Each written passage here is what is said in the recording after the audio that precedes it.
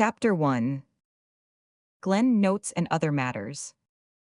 It was a warm, golden cloudy, lovable afternoon. In the big living room at Ingleside, Susan Baker sat down with a certain grim satisfaction hovering about her like an aura. It was 4 o'clock, and Susan, who had been working incessantly since 6 that morning, felt that she had fairly earned an hour of repose and gossip. Susan just then was perfectly happy. Everything had gone almost uncannily well in the kitchen that day. Dr. Jekyll had not been Mr. Hyde and so had not grated on her nerves.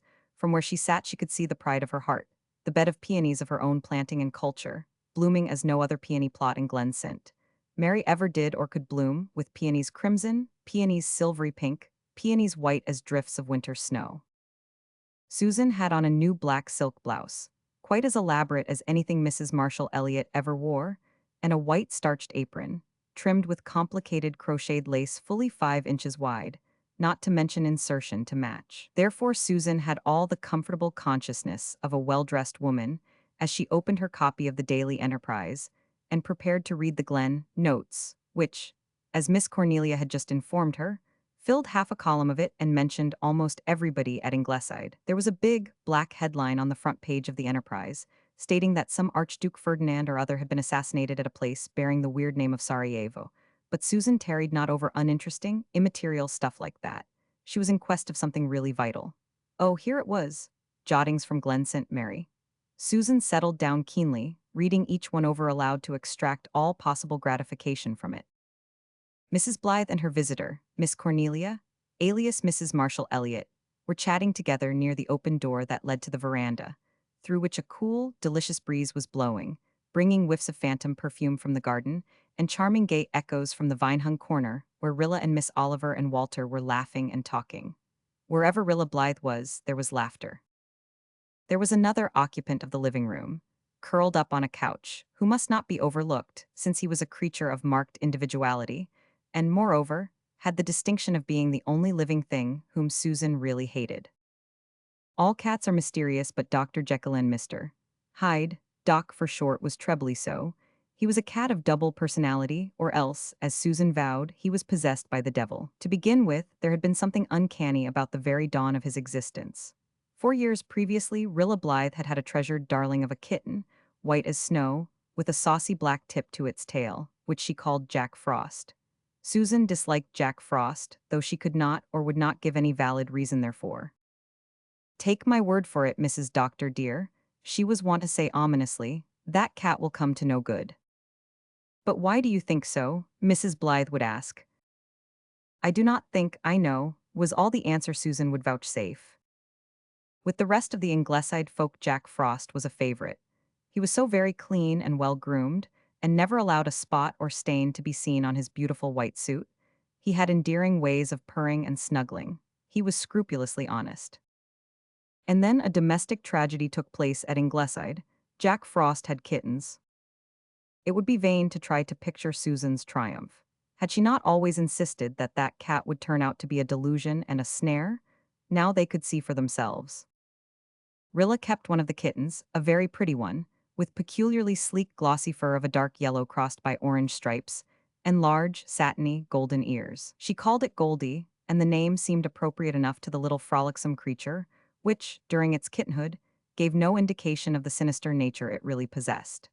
Susan, of course, warned the family that no good could be expected from any offspring of that diabolical Jack Frost, but Susan's Cassandra-like croakings were unheeded. The Blythes had been so accustomed to regard Jack Frost as a member of the male sex that they could not get out of the habit. So they continually used the masculine pronoun, although the result was ludicrous. Visitors used to be quite electrified when Rilla referred casually to Jack and his kitten, or told Goldie sternly, "Go to your mother and get him to wash your fur." "It is not decent, Mrs. Doctor dear," poor Susan would say bitterly. She herself compromised by always referring to Jack as it, or the white beast, and one heart at least did not ache when it was accidentally poisoned the following winter. In a year's time, Goldie became so manifestly an inadequate name for the orange kitten that Walter, who was just then reading Stevenson's story, changed it to Dr. Jekyll and Mr. Hyde. In his Dr. Jekyll mood, the cat was a drowsy, affectionate, domestic, cushion-loving puss, who liked petting and gloried in being nursed and patted.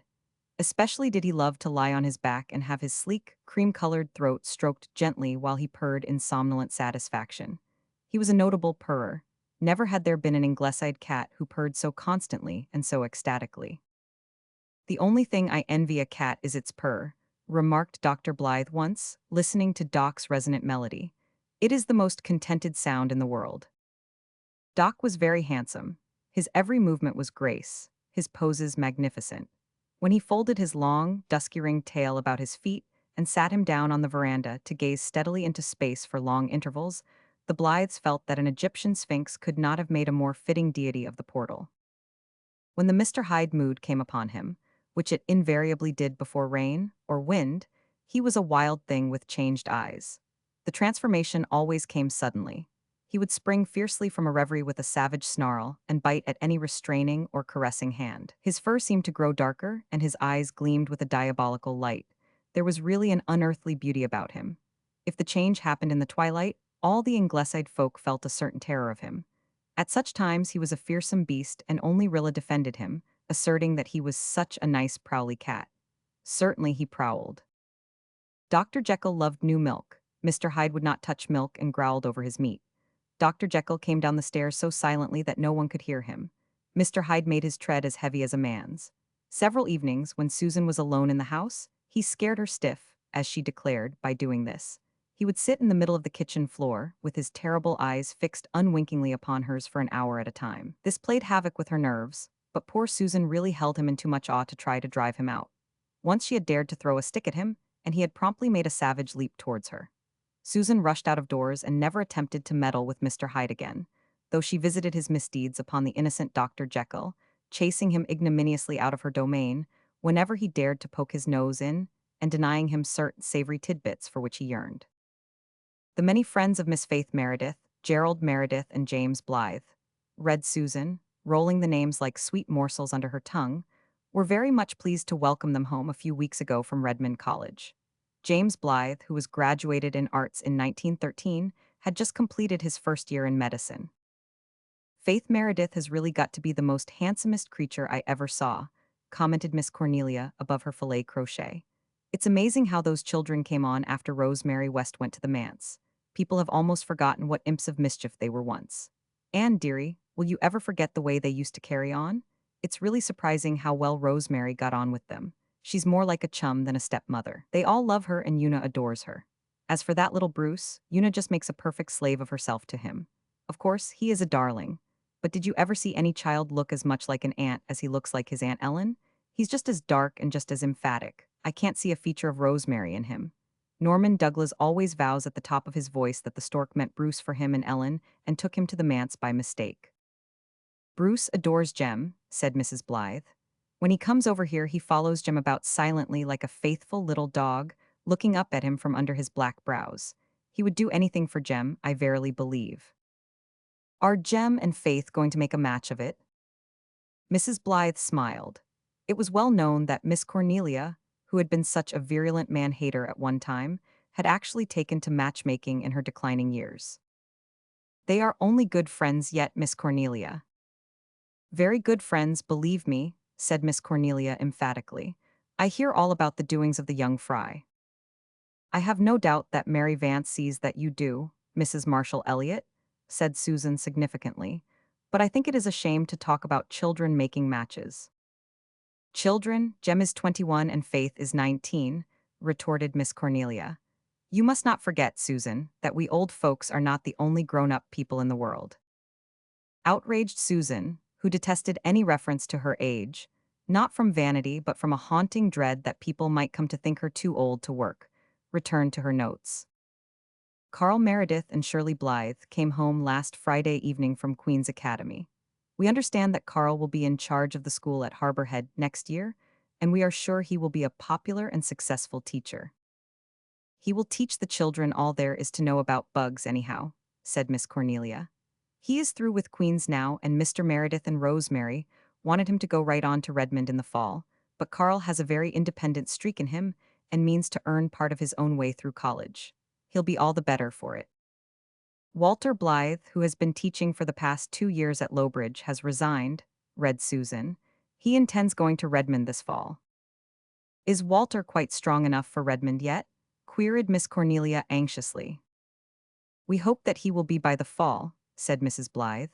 An idle summer in the open air and sunshine will do a great deal for him. Typhoid is a hard thing to get over, said Miss Cornelia emphatically, especially when one has had such a close shave as Walter had. I think he'd do well to stay out of college another year. But then he's so ambitious. Are Di and Nan going too? Yes, they both wanted to teach another year, but Gilbert thinks they had better go to Redmond this fall. I'm glad of that. They'll keep an eye on Walter and see that he doesn't study too hard. I suppose, continued Miss Cornelia, with a side glance at Susan, that after the snub I got a few minutes ago, it will not be safe for me to suggest that Jerry Meredith is making sheep's eyes at Nan. Susan ignored this and Mrs. Blythe laughed again. Dear Miss Cornelia, I have my hands full, haven't I? With all these boys and girls sweethearting around me, if I took it seriously it would quite crush me. But I don't. It is too hard yet to realize that they're grown up. When I look at those two tall sons of mine, I wonder if they can possibly be the fat, sweet, dimpled babies I kissed and cuddled and sang to slumber the other day. Only the other day, Miss Cornelia. Wasn't Jem the dearest baby in the old house of dreams? And now he's a B.A. and accused of courting. We're all growing older, sighed Miss Cornelia. The only part of me that feels old, said Mrs. Blythe, is the ankle I broke when Josie Pye dared me to walk the Barry Ridgepole in the Green Gables days. I have an ache in it when the wind is east. I won't admit that it is rheumatism, but it does ache. As for the children, they and the Merediths are planning a gay summer before they have to go back to studies in the fall. They are such a fun-loving little crowd. They keep this house in a perpetual whirl of merriment. Is Rilla going to Queen's when Shirley goes back? It isn't decided yet. I rather fancy not. Her father thinks she's not quite strong enough. She has rather outgrown her strength. She's really absurdly tall for a girl not yet 15. I'm not anxious to have her go. Why, it would be terrible not to have a single one of my babies home with me next winter. Susan and I would fall to fighting with each other to break the monotony. Susan smiled at this pleasantry. The idea of her fighting with Mrs. Dr. Dear. Does Rilla herself want to go? Asked Miss Cornelia. No, the truth is, Rilla is the only one of my flock who isn't ambitious. I really wish she had a little more ambition. She has no serious ideals at all. Her sole aspiration seems to be to have a good time. And why should she not have it, Mrs. Dr. Dear? Cried Susan, who could not bear to hear a single word against any one of the Ingleside folk, even from one of themselves. A young girl should have a good time, and that I will maintain. There will be time enough for her to think of Latin and Greek. I should like to see a little sense of responsibility in her, Susan, and you know yourself that she is abominably vain. She has something to be vain about, retorted Susan. She is the prettiest girl in Glen St. Mary. Do you think that all those over-harbor Allisters and Crawfords and Elliots could scare up a skin like Rilla's in 4 generations? They could not. No, Mrs. Dr. Dear, I know my place, but I cannot allow you to run down Rilla. Listen to this, Mrs. Marshall Elliott. Susan had found a chance to get square with Miss Cornelia for her digs at the children's love affairs. She read the item with gusto. Miller Douglas has decided not to go west. He says old PEI is good enough for him, and he will continue to farm for his aunt, Mrs. Alec Davis. Susan looked keenly at Miss Cornelia. I have heard, Mrs. Marshall Elliott, that Miller is courting Mary Vance. This shot pierced Miss Cornelia's armor. Her sonsy face flushed. I won't have Miller Douglas hanging round Mary, she said crisply. He comes of a low family. His father was a sort of outcast from the Douglases. They never really counted him in, and his mother was one of those terrible Dillons from the Harbor Head. I think I have heard, Mrs. Marshall Elliott, that Mary Vance's own parents were not what you could call aristocratic. Mary Vance has had a good bringing up, and she is a smart, clever, capable girl, retorted Miss Cornelia. She is not going to throw herself away on Miller Douglas, believe me. She knows my opinion on the matter, and Mary has never disobeyed me yet. Well, I do not think you need worry, Mrs. Marshall Elliott, for Mrs. Alec Davis is as much against it as you could be, and says no nephew of hers is ever going to marry a nameless nobody like Mary Vance. Susan returned to her mutton, feeling that she had got the best of it in this passage of arms, and read another note. We are pleased to hear that Miss Oliver has been engaged as teacher for another year. Miss Oliver will spend her well-earned vacation at her home in Lowbridge. I'm so glad Gertrude is going to stay, said Mrs. Blythe. We would miss her horribly. And she has an excellent influence over Rilla, who worships her. They are chums in spite of the difference in their ages. I thought I heard she was going to be married. I believe it was talked of, but I understand it is postponed for a year. Who is the young man? Robert Grant. He is a young lawyer in Charlottetown. I hope Gertrude will be happy. She has had a sad life with much bitterness in it, and she feels things with a terrible keenness. Her first youth is gone, and she is practically alone in the world. This new love that has come into her life seems such a wonderful thing to her that I think she hardly dares believe in its permanence. When her marriage had to be put off, she was quite in despair, though it certainly wasn't Mr. Grant's fault. There were complications in the settlement of his father's estate. His father died last winter, and he could not marry till the tangles were unraveled. But I think Gertrude felt it was a bad omen, and that her happiness would somehow elude her yet. It does not do, Mrs. Doctor dear, to set your affections too much on a man, remarked Susan solemnly. Mr. Grant is quite as much in love with Gertrude as she is with him, Susan. It is not he whom she distrusts, it is fate. She has a little mystic streak in her. I suppose some people would call her superstitious. She has an odd belief in dreams, and we have not been able to laugh it out of her. I must own, too, that some of her dreams. But there, it would not do to let Gilbert hear me hinting such heresy. What have you found of much interest, Susan? Susan had given an exclamation. Listen to this, Mrs. Doctor dear. Mrs. Sophia Crawford has given up her house at Lowbridge and will make her home in future with her niece, Mrs. Albert Crawford. Why, that is my own cousin Sophia, Mrs. Doctor dear. We quarreled when we were children over who should get a Sunday school card with the words, God is love, wreathed in rosebuds on it, and have never spoken to each other since. And now she is coming to live right across the road from us. You will have to make up the old quarrel, Susan. It will never do to be at outs with your neighbors. Cousin Sophia began the quarrel, so she can begin the making up also, Mrs. Doctor dear, said Susan loftily. If she does, I hope I am a good enough Christian to meet her halfway.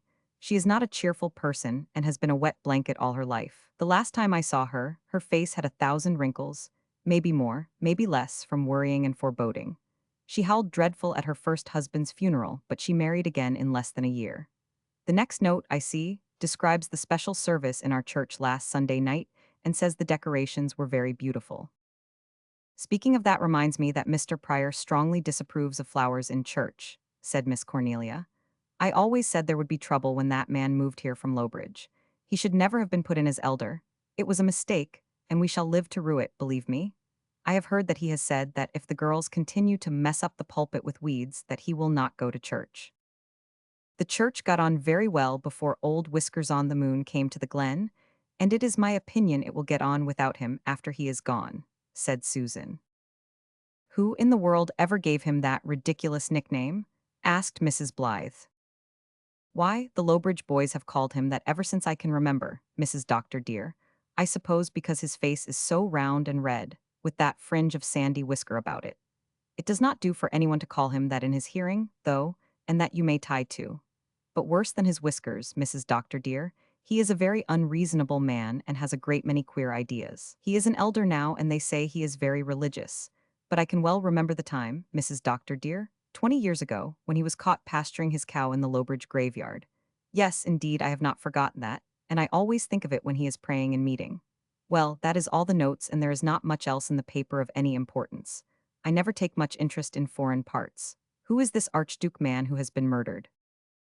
What does it matter to us? Asked Miss Cornelia, unaware of the hideous answer to her question which Destiny was even then preparing.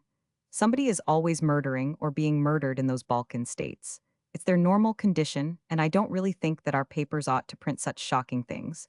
The Enterprise is getting far too sensational with its big headlines. Well, I must be getting home. No, Anne dearie, it's no use asking me to stay to supper. Marshall has got to thinking that if I'm not home for a meal, it's not worth eating, just like a man, so off I go. Merciful goodness, Anne dearie, what is the matter with that cat? Is he having a fit? This, as Doc suddenly bounded to the rug at Miss Cornelia's feet, laid back his ears, swore at her, and then disappeared with one fierce leap through the window. Oh no, he's merely turning into Mr. Hyde, which means that we shall have rain or high wind before morning. Doc is as good as a barometer. Well, I am thankful he has gone on the rampage outside this time, and not into my kitchen, said Susan. And I am going out to see about supper. With such a crowd as we have at Ingleside now, it behooves us to think about our meals betimes. Chapter 2. Dew of Morning. Outside, the Ingleside lawn was full of golden pools of sunshine and plots of alluring shadows. Rilla Blythe was swinging in the hammock under the big Scotch pine, Gertrude Oliver sat at its roots beside her, and Walter was stretched at full length on the grass, lost in a romance of chivalry, wherein old heroes and beauties of dead and gone centuries lived vividly again for him. Rilla was the baby of the Blythe family and was in a chronic state of secret indignation because nobody believed she was grown up. She was so nearly 15 that she called herself that, and she was quite as tall as Di and Nan. Also, she was nearly as pretty as Susan believed her to be. She had great, dreamy, hazel eyes, a milky skin dappled with little golden freckles, and delicately arched eyebrows, giving her a demure, questioning look which made people, especially lads in their teens, want to answer it. Her hair was ruddily brown, and a little dent in her upper lip looked as if some good fairy had pressed it in with her finger at Rilla's christening. Rilla, whose best friends could not deny her share of vanity, thought her face would do very well, but worried over her figure, and wished her mother could be prevailed upon to let her wear longer dresses. She, who had been so plump and roly-poly in the old Rainbow Valley days, was incredibly slim now, in the arms and legs period. Jem and Shirley harrowed her soul by calling her Spider. Yet she somehow escaped awkwardness. There was something in her movements that made you think she never walked but always danced.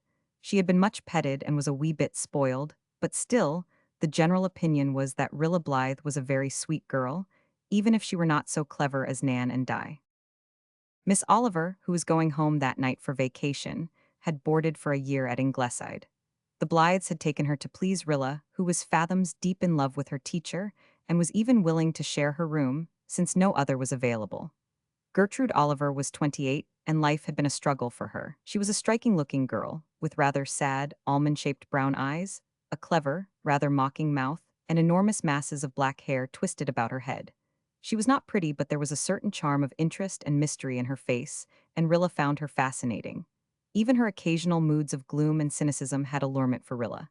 These moods came only when Miss Oliver was tired. At all other times, she was a stimulating companion, and the gay set at Ingleside never remembered that she was so much older than themselves.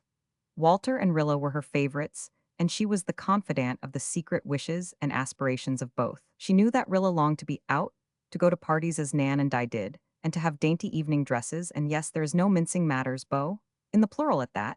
As for Walter, Miss Oliver knew that he had written a sequence of sonnets to Rosamond, i.e. Faith Meredith, and that he aimed at a professorship of English literature in some big college. She knew his passionate love of beauty and his equally passionate hatred of ugliness. She knew his strength and his weakness. Walter was, as ever, the handsomest of the Ingleside boys. Miss Oliver found pleasure in looking at him for his good looks. He was so exactly like what she would have liked her own son to be. Glossy black hair, brilliant dark gray eyes, faultless features, and a poet to his fingertips. That sonnet sequence was really a remarkable thing for a lad of 20 to write. Miss Oliver was no partial critic, and she knew that Walter Blythe had a wonderful gift. Rilla loved Walter with all her heart. He never teased her as Jem and Shirley did. He never called her Spider. His pet name for her was Rilla Myrilla, a little pun on her real name, Marilla. She had been named after Aunt Marilla of Green Gables, but Aunt Marilla had died before Rilla was old enough to know her very well, and Rilla detested the name as being horribly old-fashioned and prim. Why couldn't they have called her by her first name, Bertha, which was beautiful and dignified, instead of that silly Rilla? She did not mind Walter's version, but nobody else was allowed to call her that, except Miss Oliver now and then. Rilla My Rilla, in Walter's musical voice, sounded very beautiful to her, like the lilt and ripple of some silvery brook. She would have died for Walter if it would have done him any good, so she told Miss Oliver. Rilla was as fond of italics as most girls of 15 are, and the bitterest drop in her cup was her suspicion that he told Di more of his secrets than he told her. He thinks I'm not grown up enough to understand, she had once lamented rebelliously to Miss Oliver. But I am, and I would never tell them to a single soul, not even to you, Miss Oliver. I tell you all my own. I just couldn't be happy if I had any secret from you, dearest, but I would never betray his. I tell him everything, I even show him my diary. And it hurts me dreadfully when he doesn't tell me things. He shows me all his poems, though. They are marvelous, Miss Oliver. Oh, I just live in the hope that someday I shall be to Walter what Wordsworth's sister Dorothy was to him. Wordsworth never wrote anything like Walter's poems, nor Tennyson either. I wouldn't say just that. Both of them wrote a great deal of trash, said Miss Oliver dryly. Then, repenting, as she saw a hurt look in Rilla's eye, she added hastily, "But I believe Walter will be a great poet, too, some day, and you will have more of his confidence as you grow older." When Walter was in the hospital with typhoid last year, I was almost crazy, sighed Rilla, a little importantly. They never told me how ill he really was until it was all over. Father wouldn't let them. I'm glad I didn't know. I couldn't have borne it. I cried myself to sleep every night as it was. But sometimes, concluded Rilla bitterly, she liked to speak bitterly now, and then in imitation of Miss Oliver. Sometimes I think Walter cares more for Dog Monday than he does for me. Dog Monday was the Ingleside dog, so called because he had come into the family on a Monday when Walter had been reading Robinson Crusoe. He really belonged to Jem, but was much attached to Walter also. He was lying beside Walter now with nose snuggled against his arm, thumping his tail rapturously, whenever Walter gave him an absent pat. Monday was not a collie or a setter or a hound or a Newfoundland. He was just, as Jem said, plain dog, very plain dog, uncharitable people added.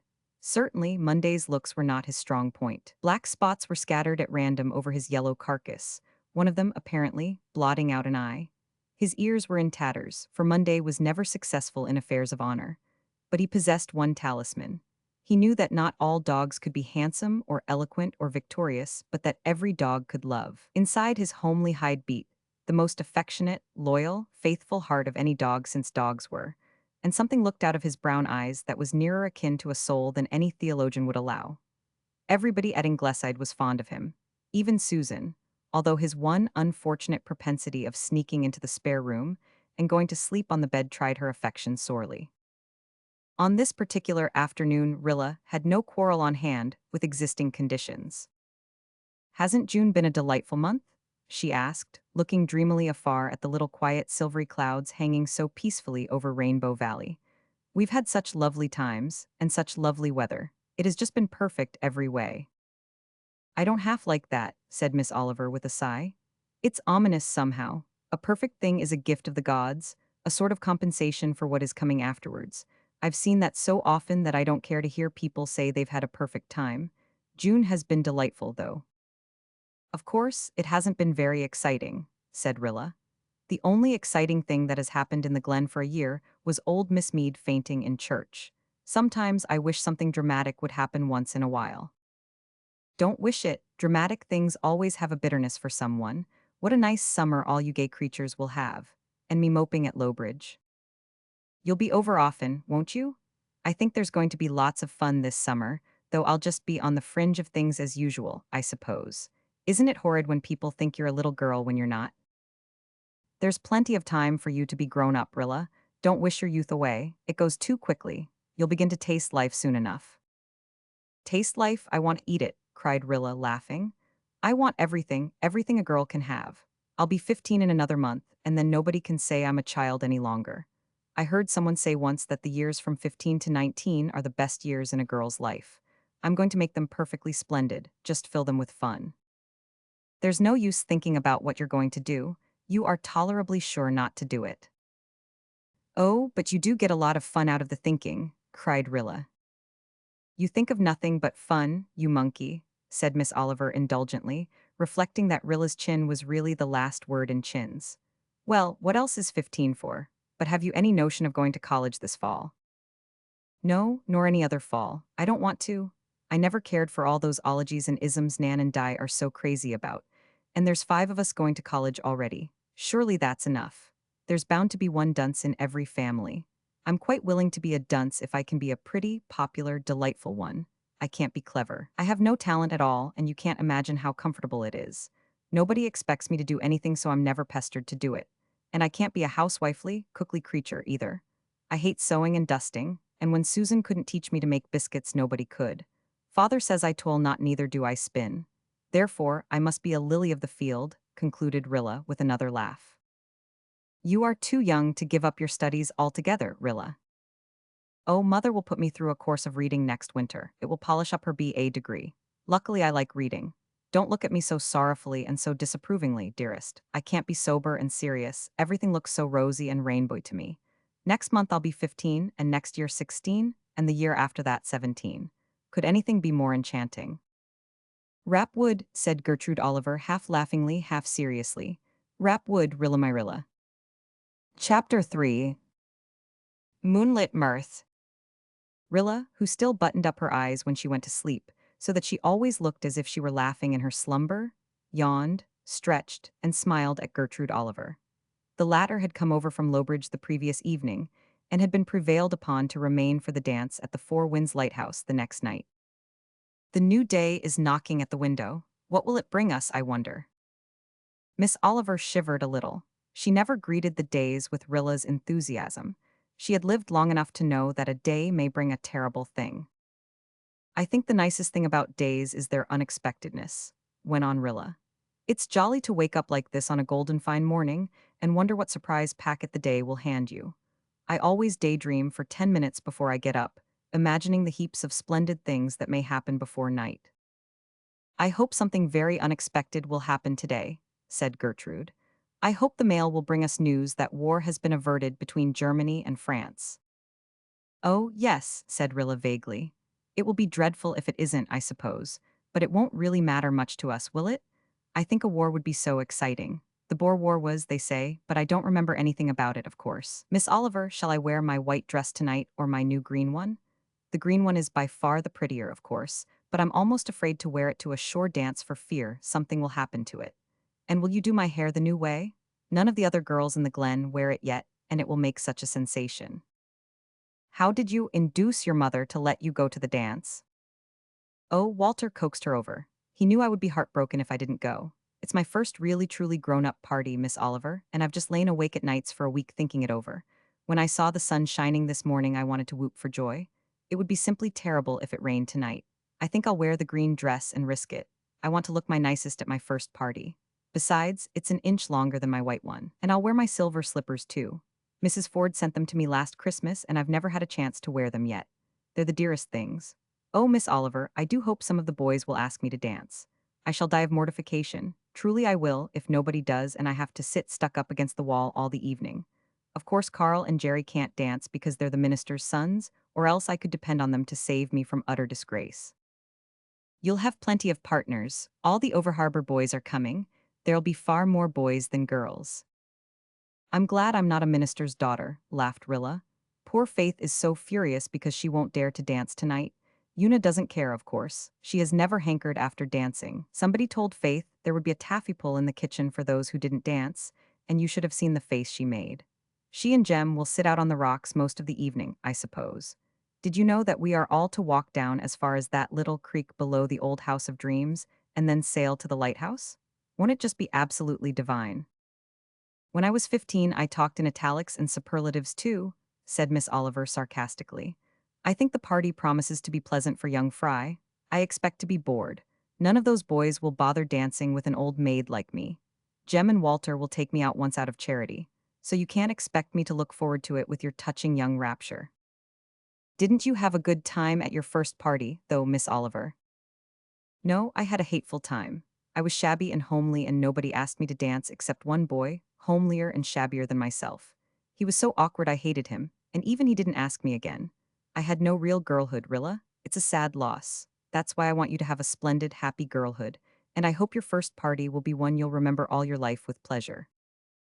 I dreamed last night I was at the dance, and right in the middle of things I discovered I was dressed in my kimono and bedroom shoes, sighed Rilla. I woke up with a gasp of horror. Speaking of dreams, I had an odd one, said Miss Oliver absently. It was one of those vivid dreams I sometimes have. They are not the vague jumble of ordinary dreams, they are as clear-cut and real as life. What was your dream? I was standing on the veranda steps, here at Ingleside, looking down over the fields of the glen. All at once, far in the distance, I saw a long, silvery, glistening wave breaking over them. It came nearer and nearer, just a succession of little white waves like those that break on the sandshore sometimes. The glen was being swallowed up. I thought surely the waves will not come near Ingleside, but they came nearer and nearer, so rapidly. Before I could move or call, they were breaking right at my feet, and everything was gone. There was nothing but a waste of stormy water where the glen had been.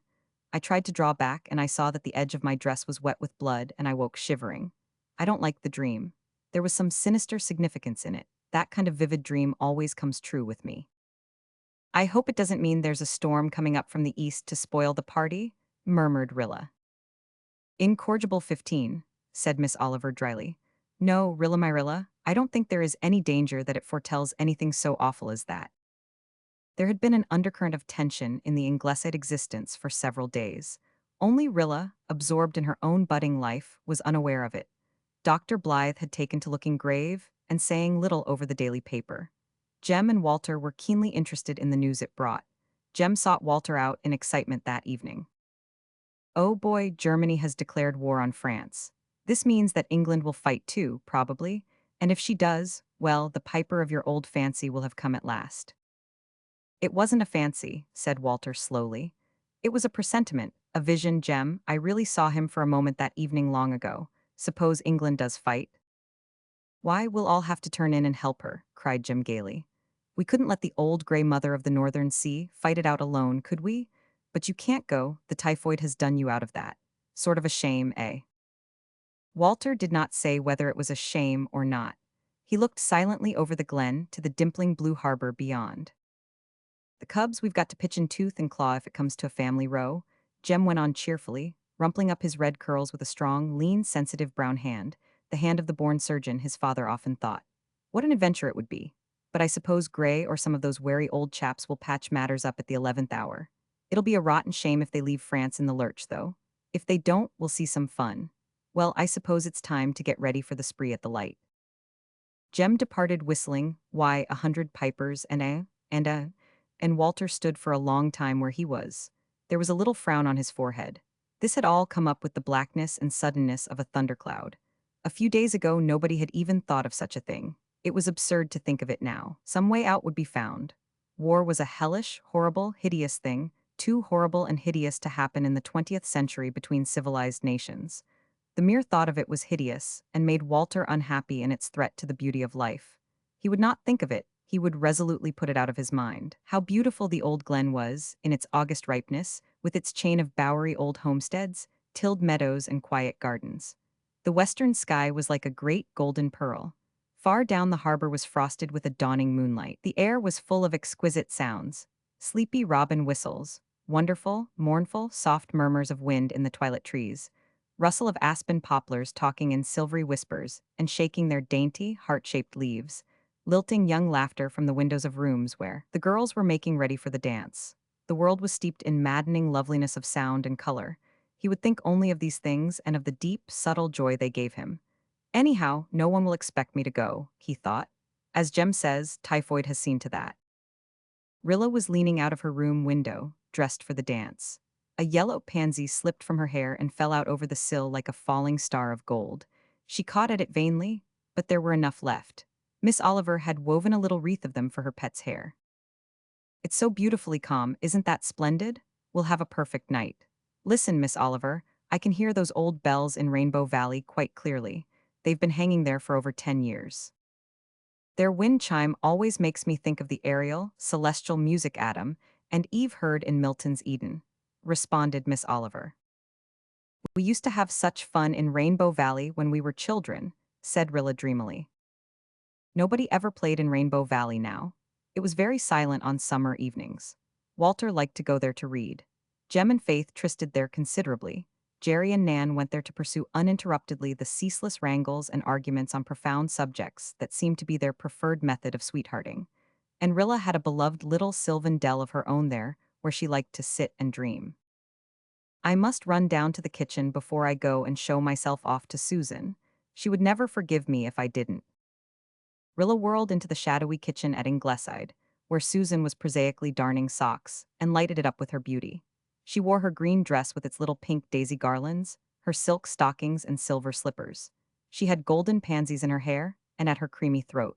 She was so pretty and young and glowing that even Cousin Sophia Crawford was compelled to admire her, and Cousin Sophia Crawford admired few transient earthly things. Cousin Sophia and Susan had made up, or ignored, their old feud since the former had come to live in the glen, and Cousin Sophia often came across in the evenings to make a neighborly call.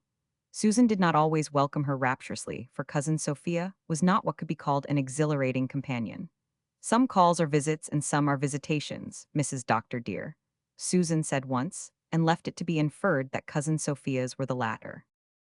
Cousin Sophia had a long, pale, wrinkled face, a long, thin nose, a long, thin mouth, and very long, thin, pale hands, generally folded resignedly on her black calico lap. Everything about her seemed long and thin and pale. She looked mournfully upon Rilla Blythe and said sadly, "Is your hair all your own?" "Of course it is," cried Rilla indignantly. "Ah, well," Cousin Sophia sighed, "it might be better for you if it wasn't. Such a lot of hair takes from a person's strength. It's a sign of consumption, I've heard, but I hope it won't turn out like that in your case. I suppose you'll all be dancing tonight, even the minister's boys most likely. I suppose his girls won't go that far. Ah, well, I never held with dancing. I knew a girl once who dropped dead while she was dancing. How anyone could ever dance aga, after a judgment like that I cannot comprehend." "Did she ever dance again?" asked Rilla pertly. "I told you she dropped dead. Of course she never danced again, poor creature. She was a Kirk from Lowbridge. You ain't going off like that with nothing on your bare neck, are you?" "It's a hot evening," protested Rilla, "but I'll put on a scarf when we go on the water. I knew of a boatload of young folks who went sailing on that harbor 40 years ago just such a night as this, just exactly such a night as this," said Cousin Sophia lugubriously. "And they were upset and drowned, every last one of them. I hope nothing like that'll happen to you tonight. Do you ever try anything for the freckles? I used to find plantain juice real good." "You certainly should be a judge of freckles, Cousin Sophia," said Susan, rushing to Rilla's defense. "You were more speckled than any toad when you was a girl.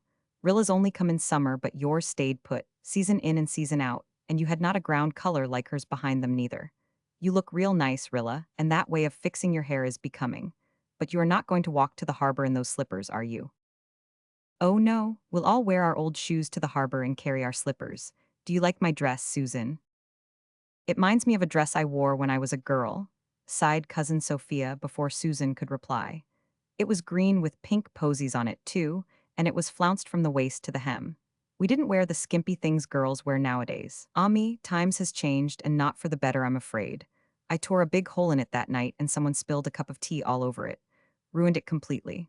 But I hope nothing will happen to your dress. It ordered to be a bit longer, I'm thinking. Your legs are so terrible long and thin."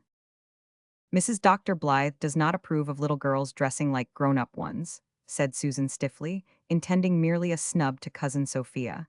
But Rilla felt insulted. A little girl, indeed. She whisked out of the kitchen in high dudgeon. Another time she wouldn't go down to show herself off to Susan, who thought nobody was grown up until she was 60. And that horrid Cousin Sophia with her digs about freckles and legs. What business had an old beanpole like that to talk of anybody else being long and thin? Rilla felt all her pleasure in herself and her evening clouded and spoiled. The very teeth of her soul were set on edge, and she could have sat down and cried. But later on her spirits rose again, when she found herself one of the gay crowd bound for the Four Winds Light. The Blythes left Ingleside to the melancholy music of howls from Dog Monday, who was locked up in the barn, lest he make an uninvited guest at the light. They picked up the Merediths in the village, and others joined them as they walked down the old harbor road. Mary Vance, resplendent in blue crepe with lace overdress, came out of Miss Cornelia's gate and attached herself to Rilla and Miss Oliver, who were walking together, and who did not welcome her overwarmly. Rilla was not very fond of Mary Vance. She had never forgotten the humiliating day when Mary had chased her through the village with a dried codfish. Mary Vance, to tell the truth, was not exactly popular with any of her set. Still, they enjoyed her society. She had such a biting tongue that it was stimulating. "Mary Vance is a habit of ours. We can't do without her even when we are furious with her," Di Blythe had once said. Most of the little crowd were paired off after a fashion. Jem walked with Faith Meredith, of course, and Jerry Meredith with Nan Blythe. Di and Walter were together, deep in confidential conversation, which Rilla envied. Carl Meredith was walking with Miranda Pryor, more to torment Joe Milgrave than for any other reason. Joe was known to have a strong hankering for the said Miranda, which shyness prevented him from indulging on all occasions. Joe might summon enough courage to amble up beside Miranda if the night were dark, but here, in this moonlit dusk, he simply could not do it. So he trailed along after the procession and thought things not lawful to be uttered of Carl Meredith. Miranda was the daughter of Whiskers on the Moon. She did not share her father's unpopularity, but she was not much run after, being a pale, neutral little creature, somewhat addicted to nervous giggling. She had silvery blonde hair and her eyes were big china blue orbs that looked as if she had been badly frightened when she was little and had never got over it. She would much rather have walked with Joe than with Carl, with whom she did not feel in the least at home. Yet it was something of an honor, too, to have a college boy beside her, and a son of the manse at that. Shirley Blythe was with Una Meredith, and both were rather silent because such was their nature.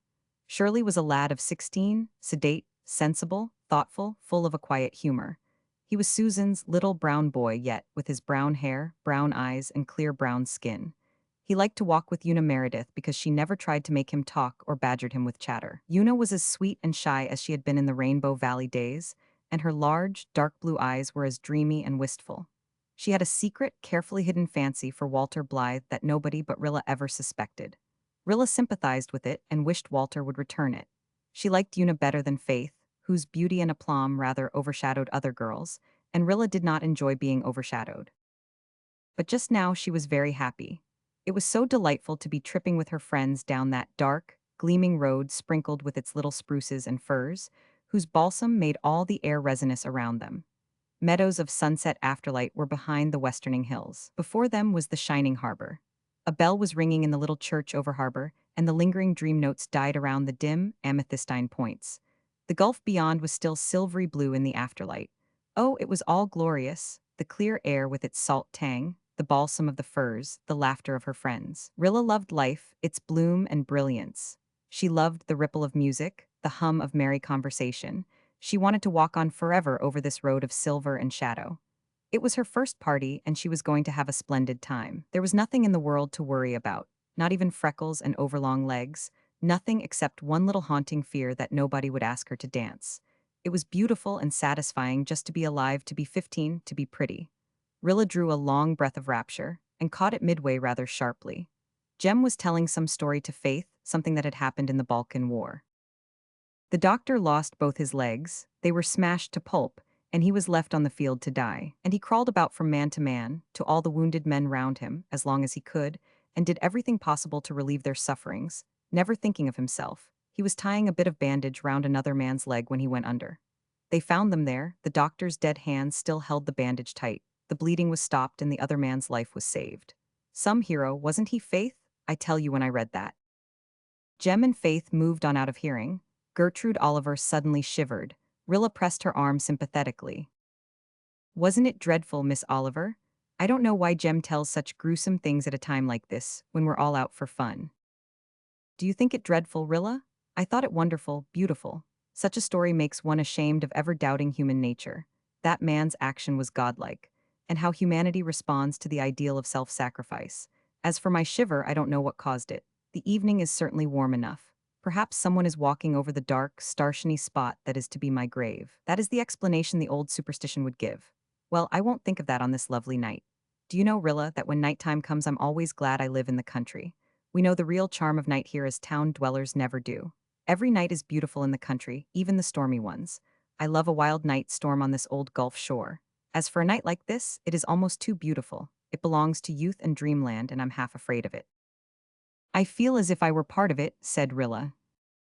Ah yes, you're young enough not to be afraid of perfect things. Well, here we are at the House of Dreams. It seems lonely this summer. The Fords didn't come. Mr. and Mrs. Ford and Persis didn't. Kenneth did, but he stayed with his mother's people over harbor.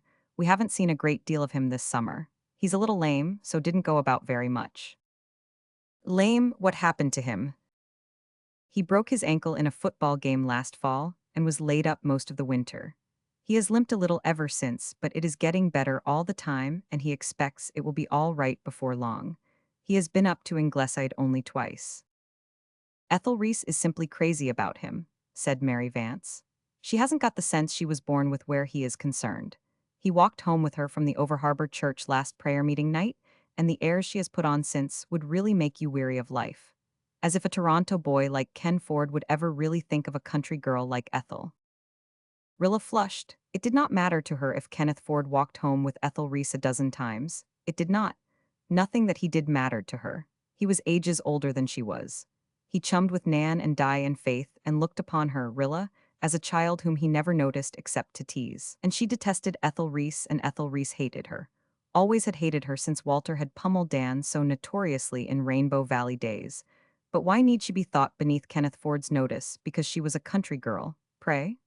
As for Mary Vance, she was getting to be an out-and-out gossip and thought of nothing but who walked home with people. There was a little pier on the harbor shore below the House of Dreams, and two boats were moored there.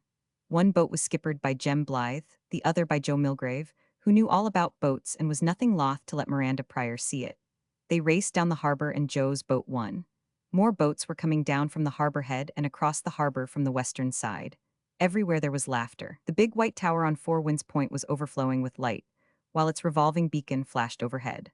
A family from Charlottetown, relatives of the light's keeper, were summering at the light, and they were giving the party to which all the young people of Four Winds and Glen St. Mary and Over Harbor had been invited. As Jem's boat swung in below the lighthouse, Rilla desperately snatched off her shoes and donned her silver slippers behind Miss Oliver's screening back. A glance had told her that the rock-cut steps climbing up to the light were lined with boys, and lighted by Chinese lanterns, and she was determined she would not walk up those steps in the heavy shoes her mother had insisted on her wearing for the road. The slippers pinched abominably, but nobody would have suspected it as Rilla tripped smilingly up the steps, her soft dark eyes glowing and questioning, her color deepening richly on her round, creamy cheeks. The very minute she reached the top of the steps, an Over Harbor boy asked her to dance, and the next moment they were in the pavilion that had been built seaward of the lighthouse for dances. It was a delightful spot, roofed over with fir boughs and hung with lanterns. Beyond was the sea in a radiance that glowed and shimmered, to the left the moonlit crests and hollows of the sand dunes, to the right the rocky shore with its inky shadows and its crystalline coves. Rilla and her partner swung in among the dancers. She drew a long breath of delight. What witching music Ned Burr of the Upper Glen was coaxing from his fiddle, it was really like the magical pipes of the old tale which compelled all who heard them to dance. How cool and fresh the Gulf breeze blew, how white and wonderful the moonlight was over everything. This was life, enchanting life. Rilla felt as if her feet and her soul both had wings. Chapter 4. The Piper Pipes. Rilla's first party was a triumph, or so it seemed at first. She had so many partners that she had to split her dances. Her silver slippers seemed verily to dance of themselves, and though they continued to pinch her toes and blister her heels, that did not interfere with her enjoyment in the least. Ethel Reese gave her a bad 10 minutes by beckoning her mysteriously out of the pavilion and whispering, with a Reese-like smirk, that her dress gaped behind, and that there was a stain on the flounce. Rilla rushed miserably to the room in the lighthouse, which was fitted up for a temporary ladies' dressing room, and discovered that the stain was merely a tiny grass smear, and that the gap was equally tiny where a hook had pulled loose. Irene Howard fastened it up for her and gave her some oversweet, condescending compliments. Rilla felt flattered by Irene's condescension. She was an Upper Glen girl of 19 who seemed to like the society of the younger girls, spiteful friends said, because she could queen it over them without rivalry. But Rilla thought Irene quite wonderful and loved her for her patronage. Irene was pretty and stylish. She sang divinely and spent every winter in Charlottetown taking music lessons. She had an aunt in Montreal who sent her wonderful things to wear. She was reported to have had a sad love affair. Nobody knew just what, but its very mystery allured. Rilla felt that Irene's compliments crowned her evening. She ran gaily back to the pavilion and lingered for a moment in the glow of the lanterns at the entrance looking at the dancers. A momentary break in the whirling throng gave her a glimpse of Kenneth Ford standing at the other side. Rilla's heart skipped a beat, or if that be a physiological impossibility, she thought it did. So he was here after all. She had concluded he was not coming, not that it mattered in the least. Would he see her? Would he take any notice of her? Of course he wouldn't ask her to dance, that couldn't be hoped for. He thought her just a mere child. He had called her Spider not 3 weeks ago when he had been at Ingleside one evening. She had cried about it upstairs afterwards and hated him. But her heart skipped a beat when she saw that he was edging his way round the side of the pavilion towards her. Was he coming to her? Was he? Was he? Yes, he was. He was looking for her. He was here beside her. He was gazing down at her with something in his dark gray eyes that Rilla had never seen in them. Oh, it was almost too much to bear. And everything was going on as before. The dancers were spinning round. The boys who couldn't get partners were hanging about the pavilion. Canoodling couples were sitting out on the rocks. Nobody seemed to realize what a stupendous thing had happened. Kenneth was a tall lad, very good-looking, with a certain careless grace of bearing that somehow made all the other boys seem stiff and awkward by contrast. He was reported to be awesomely clever, with the glamour of a faraway city and a big university hanging around him. He had also the reputation of being a bit of a lady killer. But that probably accrued to him from his possession of a laughing, velvety voice, which no girl could hear without a heartbeat, and a dangerous way of listening, as if she were saying something that he had longed all his life to hear. "Is this Rilla my Rilla?" he asked in a low tone. "Yeth," said Rilla, and immediately wished she could throw herself headlong down the lighthouse rock or otherwise vanish from a jeering world. Rilla had lisped in early childhood, but she had grown out of it. Only on occasions of stress and strain did the tendency reassert itself. She hadn't lisped for a year, and now at this very moment, when she was so especially desirous of appearing grown up and sophisticated, she must go and lisp like a baby. It was too mortifying. She felt as if tears were going to come into her eyes. The next minute she would be blubbering, yes, just blubbering. She wished Kenneth would go away. She wished he had never come. The party was spoiled. Everything had turned to dust and ashes. And he had called her Rilla my Rilla, not Spider or Kid or Puss, as he had been used to call her when he took any notice whatever of her. She did not at all resent his using Walter's pet name for her. It sounded beautifully in his low, caressing tones, with just the faintest suggestion of emphasis on the my. It would have been so nice if she had not made a fool of herself. She dared not look up lest she should see laughter in his eyes. So she looked down, and as her lashes were very long and dark and her lids very thick and creamy, the effect was quite charming and provocative, and Kenneth reflected that Rilla Blythe was going to be the beauty of the Ingleside girls after all. He wanted to make her look up, to catch again that little demure, questioning glance. She was the prettiest thing at the party, there was no doubt of that. What was he saying? Rilla could hardly believe her ears. "Can we have a dance?" "Yes," said Rilla. She said it with such a fierce determination not to lisp that she fairly blurted the word out. Then she writhed in spirit again. It sounded so bold, so eager, as if she were fairly jumping at him. What would he think of her? Oh, why did dreadful things like this happen, just when a girl wanted to appear at her best? Kenneth drew her in among the dancers. "I think this game ankle of mine is good for one hop around at least," he said. "How is your ankle?" said Rilla. Oh, why couldn't she think of something else to say? She knew he was sick of inquiries about his ankle. She had heard him say so at Ingleside, heard him tell Di he was going to wear a placard on his breast announcing to all and sundry that the ankle was improving, etc. And now she must go and ask this stale question again.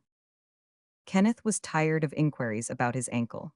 But then he had not often been asked about it by lips with such an adorable kissable dent just above them. Perhaps that was why he answered very patiently that it was getting on well and didn't trouble him much if he didn't walk or stand too long at a time. "They tell me it will be as strong as ever in time, but I'll have to cut football out this fall." They danced together and Rilla knew every girl in sight envied her. After the dance, they went down the rock steps and Kenneth found a little flat and they rowed across the moonlit channel to the sandshore. They walked on the sand till Kenneth's ankle made protest and then they sat down among the dunes. Kenneth talked to her as he had talked to Nan and Di. Rilla, overcome with a shyness she did not understand, could not talk much and thought he would think her frightfully stupid. But in spite of this, it was all very wonderful. The exquisite moonlit night, the shining sea, the tiny little wavelets swishing on the sand, the cool and freakish wind of night crooning in the stiff grasses on the crest of the dunes, the music sounding faintly and sweetly over the channel. "A merry lilt o' moonlight for mermaid in revelry," quoted Kenneth softly from one of Walter's poems. And just he and she alone together in the glamour of sound and sight. If only her slippers didn't bite so. And if only she could talk cleverly like Miss Oliver. Nay, if she could only talk as she did herself to other boys. But words would not come. She could only listen and murmur little commonplace sentences now and again. But perhaps her dreamy eyes and her dented lip and her slender throat talked eloquently for her. At any rate, Kenneth seemed in no hurry to suggest going back, and when they did go back, supper was in progress. He found a seat for her near the window of the lighthouse kitchen and sat on the sill beside her while she ate her ices and cake. Rilla looked about her and thought how lovely her first party had been. She would never forget it. The room re-echoed to laughter and jest. Beautiful young eyes sparkled and shone. From the pavilion outside came the lilt of the fiddle and the rhythmic steps of the dancers. There was a little disturbance among a group of boys crowded about the door. A young fellow pushed through and halted on the threshold, looking about him rather somberly. It was Jack Elliott from Over Harbor, a McGill medical student, a quiet chap not much addicted to social doings. He had been invited to the party but had not been expected to come since he had to go to Charlottetown that day and could not be back until late. Yet here he was, and he carried a folded paper in his hand. Gertrude Oliver looked at him from her corner and shivered again. She had enjoyed the party herself, after all, for she had foregathered with a Charlottetown acquaintance who, being a stranger and much older than most of the guests, felt himself rather out of it, and had been glad to fall in with this clever girl who could talk of world doings and outside events with the zest and vigor of a man. In the pleasure of his society, she had forgotten some of her misgivings of the day. Now they suddenly returned to her. What news did Jack Elliot bring? Lines from an old poem flashed unbidden into her mind. There was a sound of revelry by night. Hush, hark, a deep sound strikes like a rising knell. Why should she think of that now? Why didn't Jack Elliot speak, if he had anything to tell? Why did he just stand there, glowering importantly? Ask him, she said feverishly to Alan Dolly. But somebody else had already asked him. The room grew very silent all at once. Outside, the fiddler had stopped for a rest, and there was silence there too. Afar off, they heard the low moan of the Gulf, the presage of a storm already on its way up the Atlantic. A girl's laugh drifted up from the rocks and died away, as if frightened out of existence by the sudden stillness. England declared war on Germany today, said Jack Elliot slowly. The news came by wire just as I left town. God help us, whispered Gertrude Oliver under her breath. My dream, the first wave has broken. She looked at Alan Dolly and tried to smile. Is this Armageddon? She asked. I am afraid so, he said gravely. A chorus of exclamations had arisen round them, light surprise and idle interest for the most part. Few there realized the import of the message, fewer still realized that it meant anything to them.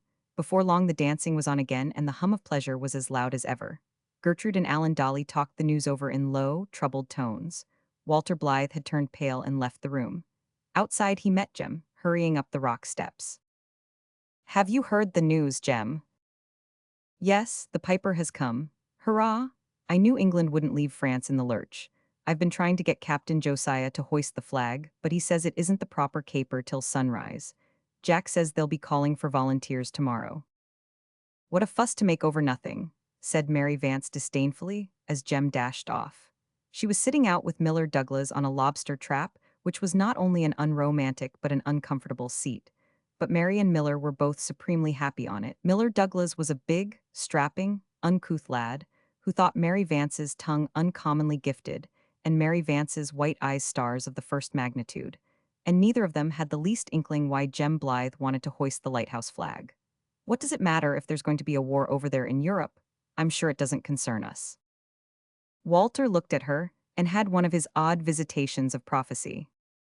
Before this war is over, he said, or something said through his lips, every man and woman and child in Canada will feel it. You, Mary, will feel it to your heart's core. You will weep tears of blood over it. The piper has come, and he will pipe until every corner of the world has heard his awful and irresistible music. It will be years before the dance of death is over. Years, Mary. And in those years millions of hearts will break. Fancy now, said Mary, who always said that when she couldn't think of anything else to say. She didn't know what Walter meant, but she felt uncomfortable. Walter Blythe was always saying odd things. That old piper of his, she hadn't heard anything about him since their playdays in Rainbow Valley, and now here he was bobbing up again. She didn't like it, and that was the long and short of it. Aren't you painting it rather strong, Walter? Asked Harvey Crawford, coming up just then. This war won't last for years. It'll be over in a month or two. England will just wipe Germany off the map in no time. Do you think a war for which Germany has been preparing for 20 years will be over in a few weeks? Said Walter passionately. This isn't a paltry struggle in a Balkan corner, Harvey. It is a death grapple. Germany comes to conquer or to die. And do you know what will happen if she conquers? Canada will be a German colony. Well, I guess a few things will happen before that, said Harvey, shrugging his shoulders. The British Navy would have to be licked for one, and for another, Miller here now, and we'd raise a dust, wouldn't we, Miller? No Germans need apply for this old country, eh? Harvey ran down the steps laughing. I declare, I think all you boys talk the craziest stuff, said Mary Vance in disgust. She got up and dragged Miller off to the rock shore. It didn't happen often that they had a chance for a talk together. Mary was determined that this one shouldn't be spoiled by Walter Blythe's silly blather about pipers and Germans and such like absurd things. They left Walter standing alone on the rock steps, looking out over the beauty of Four Winds with brooding eyes that saw it not. The best of the evening was over for Rilla, too. Ever since Jack Elliott's announcement, she had sensed that Kenneth was no longer thinking about her. She felt suddenly lonely and unhappy. It was worse than if he had never noticed her at all. Was life like this, something delightful happening and then, just as you were reveling in it, slipping away from you? Rilla told herself pathetically that she felt years older than when she had left home that evening. Perhaps she did, perhaps she was. Who knows? It does not do to laugh at the pangs of youth. They are very terrible because youth has not yet learned that this too will pass away. Rilla sighed and wished she were home, in bed, crying into her pillow. Tired? Said Kenneth, gently but absently. Oh, so absently. He really didn't care a bit whether she were tired or not, she thought. Kenneth, she ventured timidly, you don't think this war will matter much to us in Canada, do you? Matter? Of course it will matter to the lucky fellows who will be able to take a hand. I won't, thanks to this confounded ankle. Rotten luck, I call it. I don't see why we should fight England's battles, cried Rilla. She's quite able to fight them herself. That isn't the point. We are part of the British Empire. It's a family affair. We've got to stand by each other. The worst of it is, it will be over before I can be of any use. Do you mean that you would really volunteer to go if it wasn't for your ankle? Asked Rilla incredulously. Sure I would, you see they'll go by thousands. Jem will be off, I'll bet a cent. Walter won't be strong enough yet, I suppose. And Jerry Meredith, he'll go. And I was worrying about being out of football this year. Rilla was too startled to say anything. Jem and Jerry? Nonsense. Why father and Mr. Meredith wouldn't allow it, they weren't through college. Oh, why hadn't Jack Elliott kept his horrid news to himself? Mark Warren came up and asked her to dance. Rilla went, knowing Kenneth didn't care whether she went or stayed. An hour ago on the sandshore he had been looking at her as if she were the only being of any importance in the world. And now she was nobody. His thoughts were full of this great game, which was to be played out on blood-stained fields with empires for stakes, a game in which womankind could have no part. Women, thought Rilla miserably, just had to sit and cry at home. But all this was foolishness. Kenneth couldn't go, he admitted that himself, and Walter couldn't, thank goodness for that, and Jem and Jerry would have more sense. She wouldn't worry, she would enjoy herself. But how awkward Mark Warren was, how he bungled his steps. Why, for mercy's sake, did boys try to dance who didn't know the first thing about dancing, and who had feet as big as boats? There, he had bumped her into somebody. She would never dance with him again. She danced with others, though the zest was gone out of the performance, and she had begun to realize that her slippers hurt her badly. Kenneth seemed to have gone, at least nothing was to be seen of him. Her first party was spoiled, though it had seemed so beautiful at one time. Her head ached, her toes burned. And worse was yet to come. She had gone down with some over-harbor friends to the rock shore where they all lingered as dance after dance went on above them. It was cool and pleasant, and they were tired. Rilla sat silent, taking no part in the gay conversation. She was glad when someone called down that the over-harbor boats were leaving. A laughing scramble up the lighthouse rock followed. A few couples still whirled about in the pavilion, but the crowd had thinned out. Rilla looked about her for the Glen group. She could not see one of them. She ran into the lighthouse. Still, no sign of anybody. In dismay, she ran to the rock steps, down which the over-harbor guests were hurrying. She could see the boats below. Where was Jem's? Where was Joe's? Why, Rilla Blythe, I thought you'd be gone home long ago, said Mary Vance, who was waving her scarf at a boat skimming up the channel, skippered by Miller Douglas. Where are the rest? Gasped Rilla. Why, they're gone. Jem went an hour ago. Una had a headache. And the rest went with Joe about 15 minutes ago. See, they're just going around Birch Point. I didn't go because it's getting rough and I knew I'd be seasick. I don't mind walking home from here. It's only a mile and a half. I supposed you'd gone. Where were you? Down on the rocks with Jem and Molly Crawford. Oh, why didn't they look for me? They did, but you couldn't be found. Then they concluded you must have gone in the other boat. Don't worry. You can stay all night with me and we'll phone up to Ingleside where you are.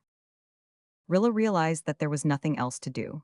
Her lips trembled and tears came into her eyes. She blinked savagely. She would not let Mary Vance see her crying. But to be forgotten like this, to think nobody had thought it worthwhile to make sure where she was, not even Walter. Then she had a sudden dismayed recollection. My shoes, she exclaimed. I left them in the boat.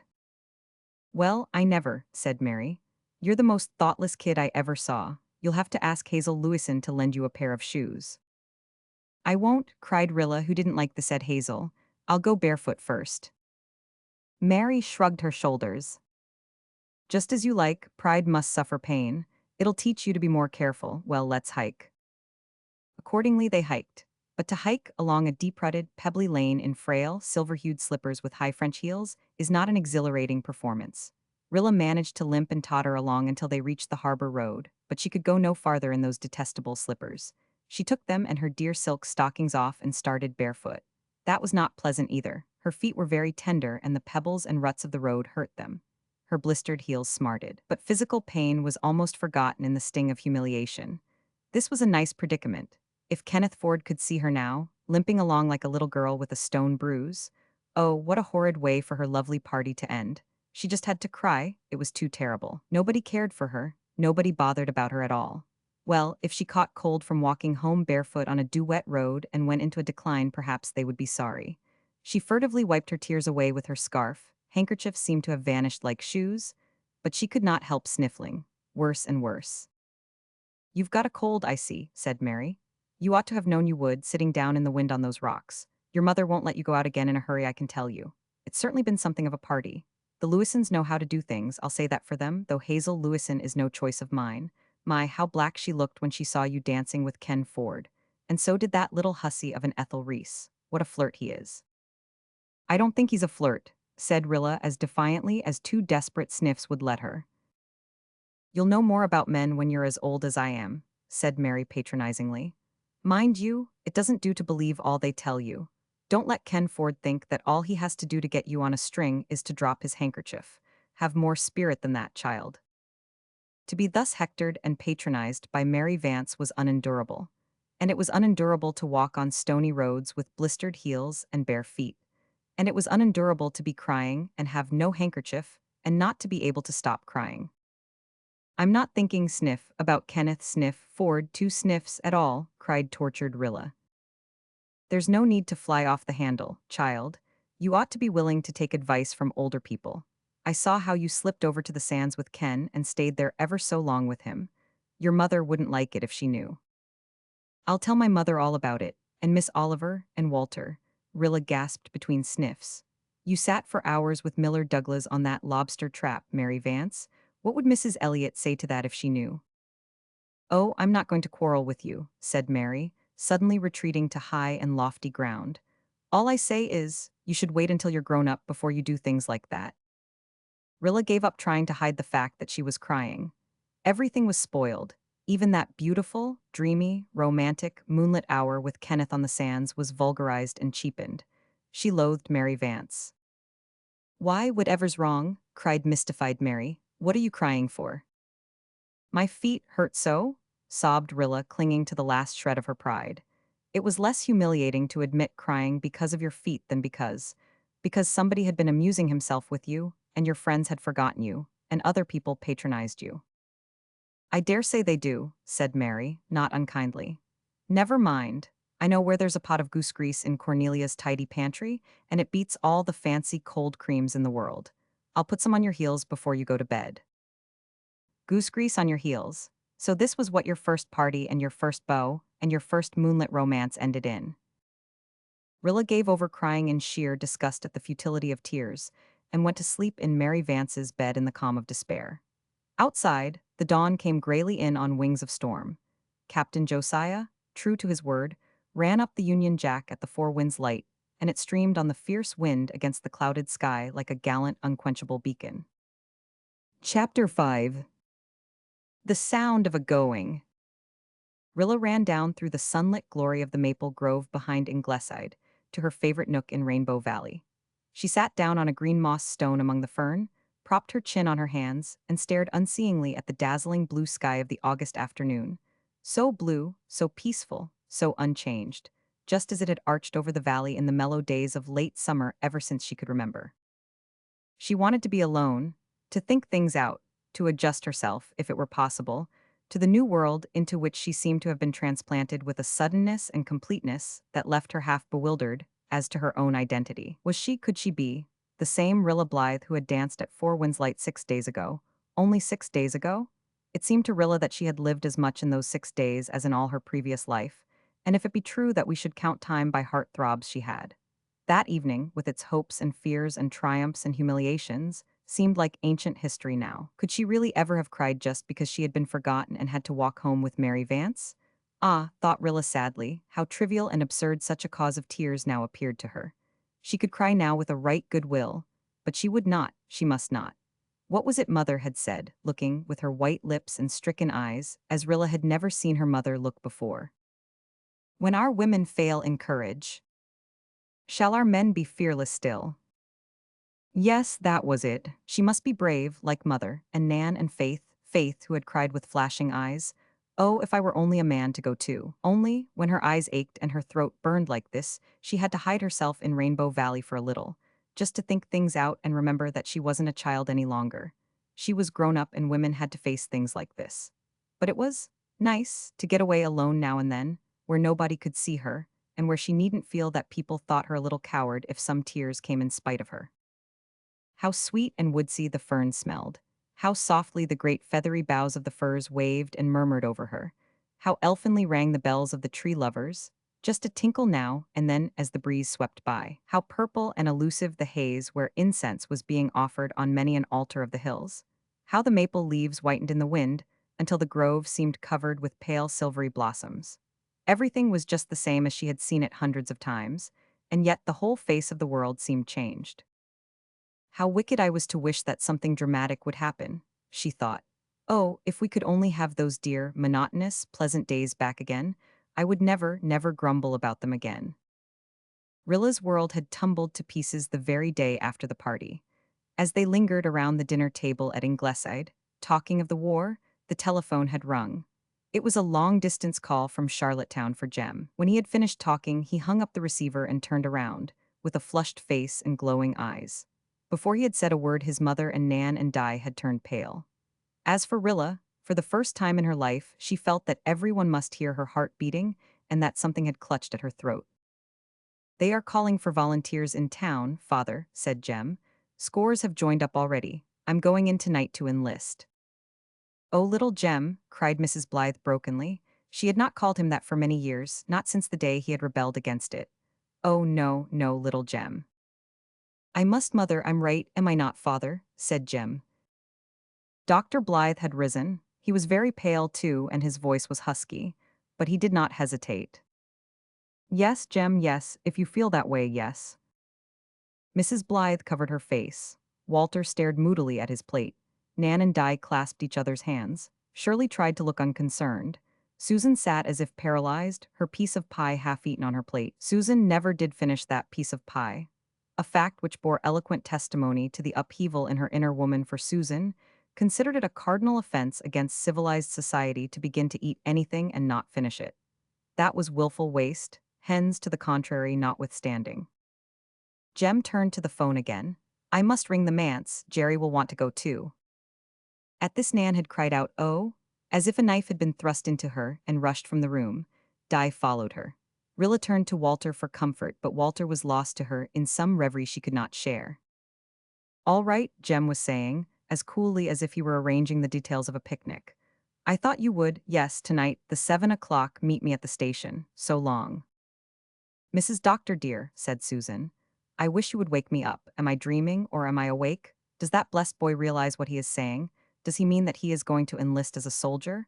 You do not mean to tell me that they want children like him. It is an outrage. Surely you and the doctor will not permit it. We can't stop him, said Mrs. Blythe chokingly. Oh, Gilbert. Dr. Blythe came up behind his wife and took her hand gently, looking down into the sweet gray eyes that he had only once before seen filled with such imploring anguish as now. They both thought of that other time, the day years ago in the House of Dreams when little Joyce had died. Would you have him stay, Anne, when the others are going? When he thinks it his duty, would you have him so selfish and small-souled? No, no, but oh, our firstborn son, he's only a lad, Gilbert. I'll try to be brave after a while, just now I can't. It's all come so suddenly. Give me time. The doctor and his wife went out of the room. Jem had gone, Walter had gone, Shirley got up to go. Rilla and Susan remained staring at each other across the deserted table. Rilla had not yet cried, she was too stunned for tears. Then she saw that Susan was crying, Susan, whom she had never seen shed a tear before. Oh, Susan, will he really go? She asked. It is just ridiculous, that is what it is, said Susan. She wiped away her tears, gulped resolutely and got up. I'm going to wash the dishes. That has to be done, even if everybody has gone crazy. There now, dearie, do not you cry. Jem will go, most likely, but the war will be over long before he gets anywhere near it. Let us take a brace and not worry your poor mother. In the Enterprise today, it was reported that Lord Kitchener says the war will last 3 years, said Rilla dubiously. "I am not acquainted with Lord Kitchener," said Susan, composedly, "but I dare say he makes mistakes as often as other people. Your father says it will be over in a few months, and I have as much faith in his opinion as I have in Lord Anybody's. So just let us be calm and trust in the Almighty, and get this place tidied up. I am done with crying, which is a waste of time, and discourages everybody." Jem and Jerry went to Charlottetown that night, and 2 days later they came back in khaki. The Glen hummed with excitement over it. Life at Ingleside had suddenly become a tense, strained, thrilling thing. Mrs. Blythe and Nan were brave and smiling and wonderful. Already Mrs. Blythe and Miss Cornelia were organizing a Red Cross. The doctor and Mr. Meredith were rounding up the men for a patriotic society. Rilla, after the first shock, reacted to the romance of it all, in spite of her heartache. Jem certainly looked magnificent in his uniform. It was splendid to think of the lads of Canada answering so speedily and fearlessly and uncalculatingly to the call of their country. Rilla carried her head high among the girls whose brothers had not so responded. In her diary she wrote, "He goes to do what I had done. Had Douglas's daughter been his son," and was sure she meant it. If she were a boy, of course she would go too. She hadn't the least doubt of that. She wondered if it was very dreadful of her to feel glad that Walter hadn't got strong as soon as they had wished after the fever. "I couldn't bear to have Walter go," she wrote. "I love Jim ever so much, but Walter means more to me than anyone in the world, and I would die if he had to go. He seems so changed these days. He hardly ever talks to me. I suppose he wants to go too, and feels badly because he can't. He doesn't go about with Jem and Jerry at all." I shall never forget Susan's face when Jem came home in his khaki. It worked and twisted as if she were going to cry, but all she said was, "You look almost like a man in that, Jem." Jem laughed. He never minds because Susan thinks him just a child still. "Everybody seems busy but me. I wish there was something I could do, but there doesn't seem to be anything. Mother and Nan and Di are busy all the time, and I just wander about like a lonely ghost. What hurts me terribly, though, is that Mother's smiles and Nan's just seem put on from the outside. Mother's eyes never laugh now. It makes me feel that I shouldn't laugh either, that it's wicked to feel laughy. And it's so hard for me to keep from laughing, even if Jem is going to be a soldier. But when I laugh, I don't enjoy it either, as I used to do. There's something behind it all that keeps hurting me, especially when I wake up in the night. Then I cry because I am afraid that Kitchener of Khartoum is right, and the war will last for years and Jem may be. But no, I won't write it. It would make me feel as if it were really going to happen.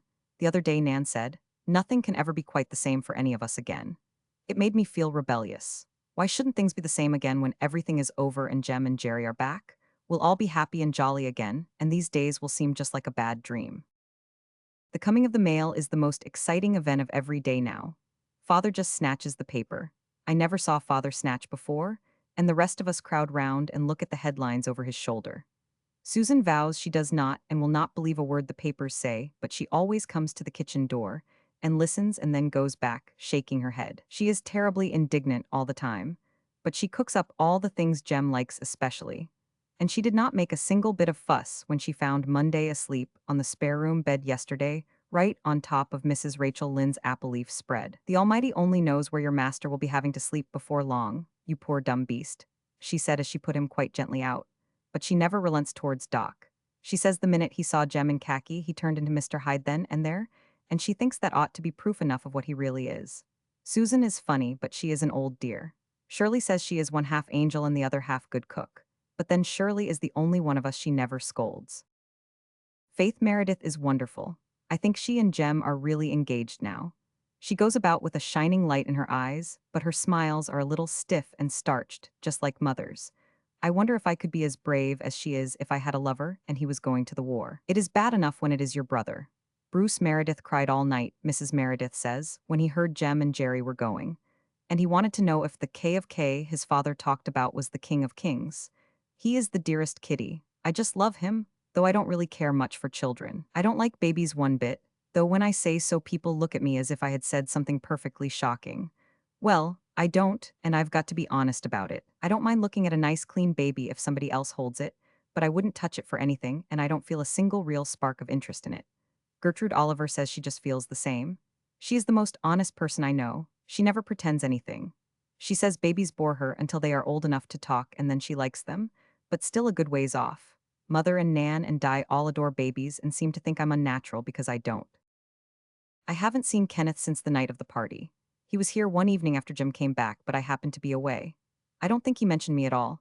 At least nobody told me he did, and I was determined I wouldn't ask. But I don't care in the least. All that matters absolutely nothing to me now.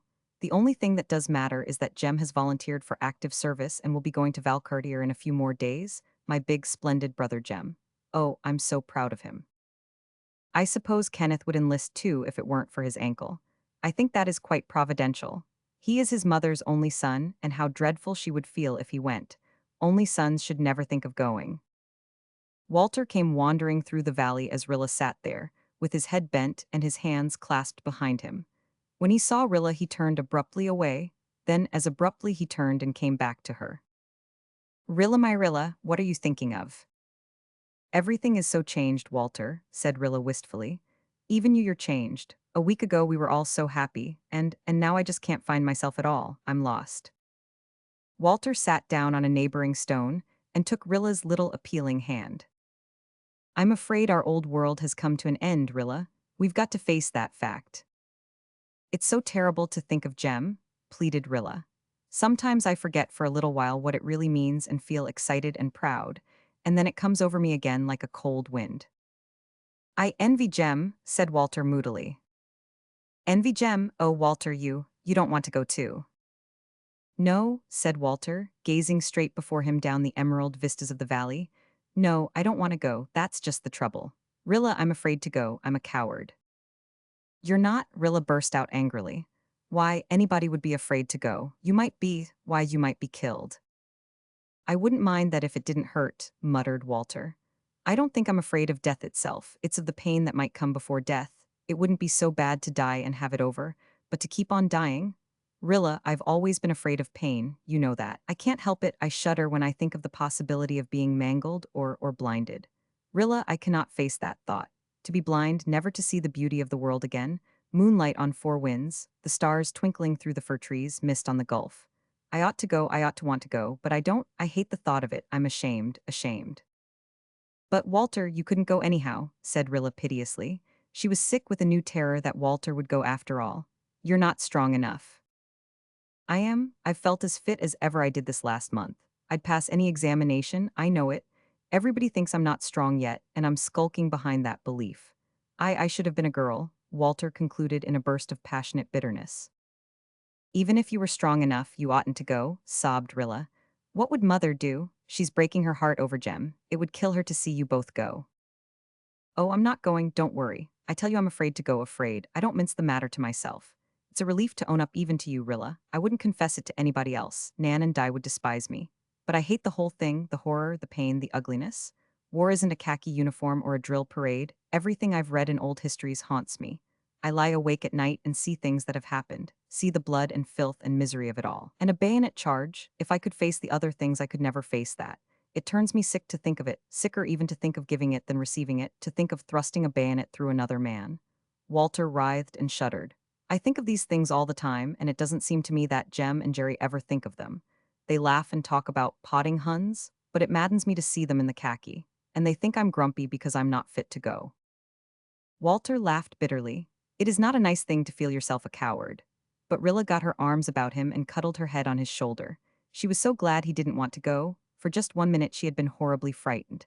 And it was so nice to have Walter confiding his troubles to her, not Di. She didn't feel so lonely and superfluous any longer. Don't you despise me, Rilla my Rilla? Asked Walter wistfully. Somehow it hurt him to think Rilla might despise him, hurt him as much as if it had been Di. He realized suddenly how very fond he was of this adoring kid sister with her appealing eyes and troubled, girlish face. No, I don't. Why, Walter, hundreds of people feel just as you do. You know what that verse of Shakespeare in the old Fifth Reader says? The brave man is not he who feels no fear.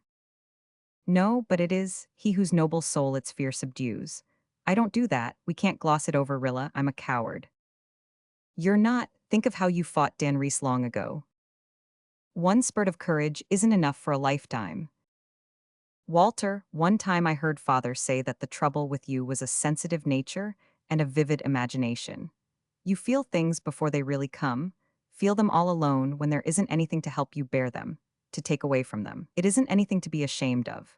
When you and Jem got your hands burned when the grass was fired on the sandhills 2 years ago, Jem made twice the fuss over the pain that you did. As for this horrid old war, There'll be plenty to go without you. It won't last long. I wish I could believe it. Well, it's supper time, Rilla. You'd better run. I don't want anything. Neither do I couldn't eat a mouthful.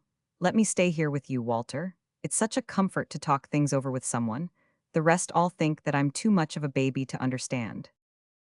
So they too sat there in the old valley until the evening star shone through a pale gray, gauzy cloud over the maple grove, and a fragrant dewy darkness filled their little sylvan dell. It was one of the evenings Rilla was to treasure in remembrance all her life, the first one on which Walter had ever talked to her as if she were a woman and not a child.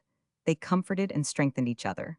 Walter felt, for the time being at least, that it was not such a despicable thing after all to dread the horror of war, and Rilla was glad to be made the confidant of his struggles, to sympathize with and encourage him. She was of importance to somebody. When they went back to Ingleside, they found callers sitting on the veranda.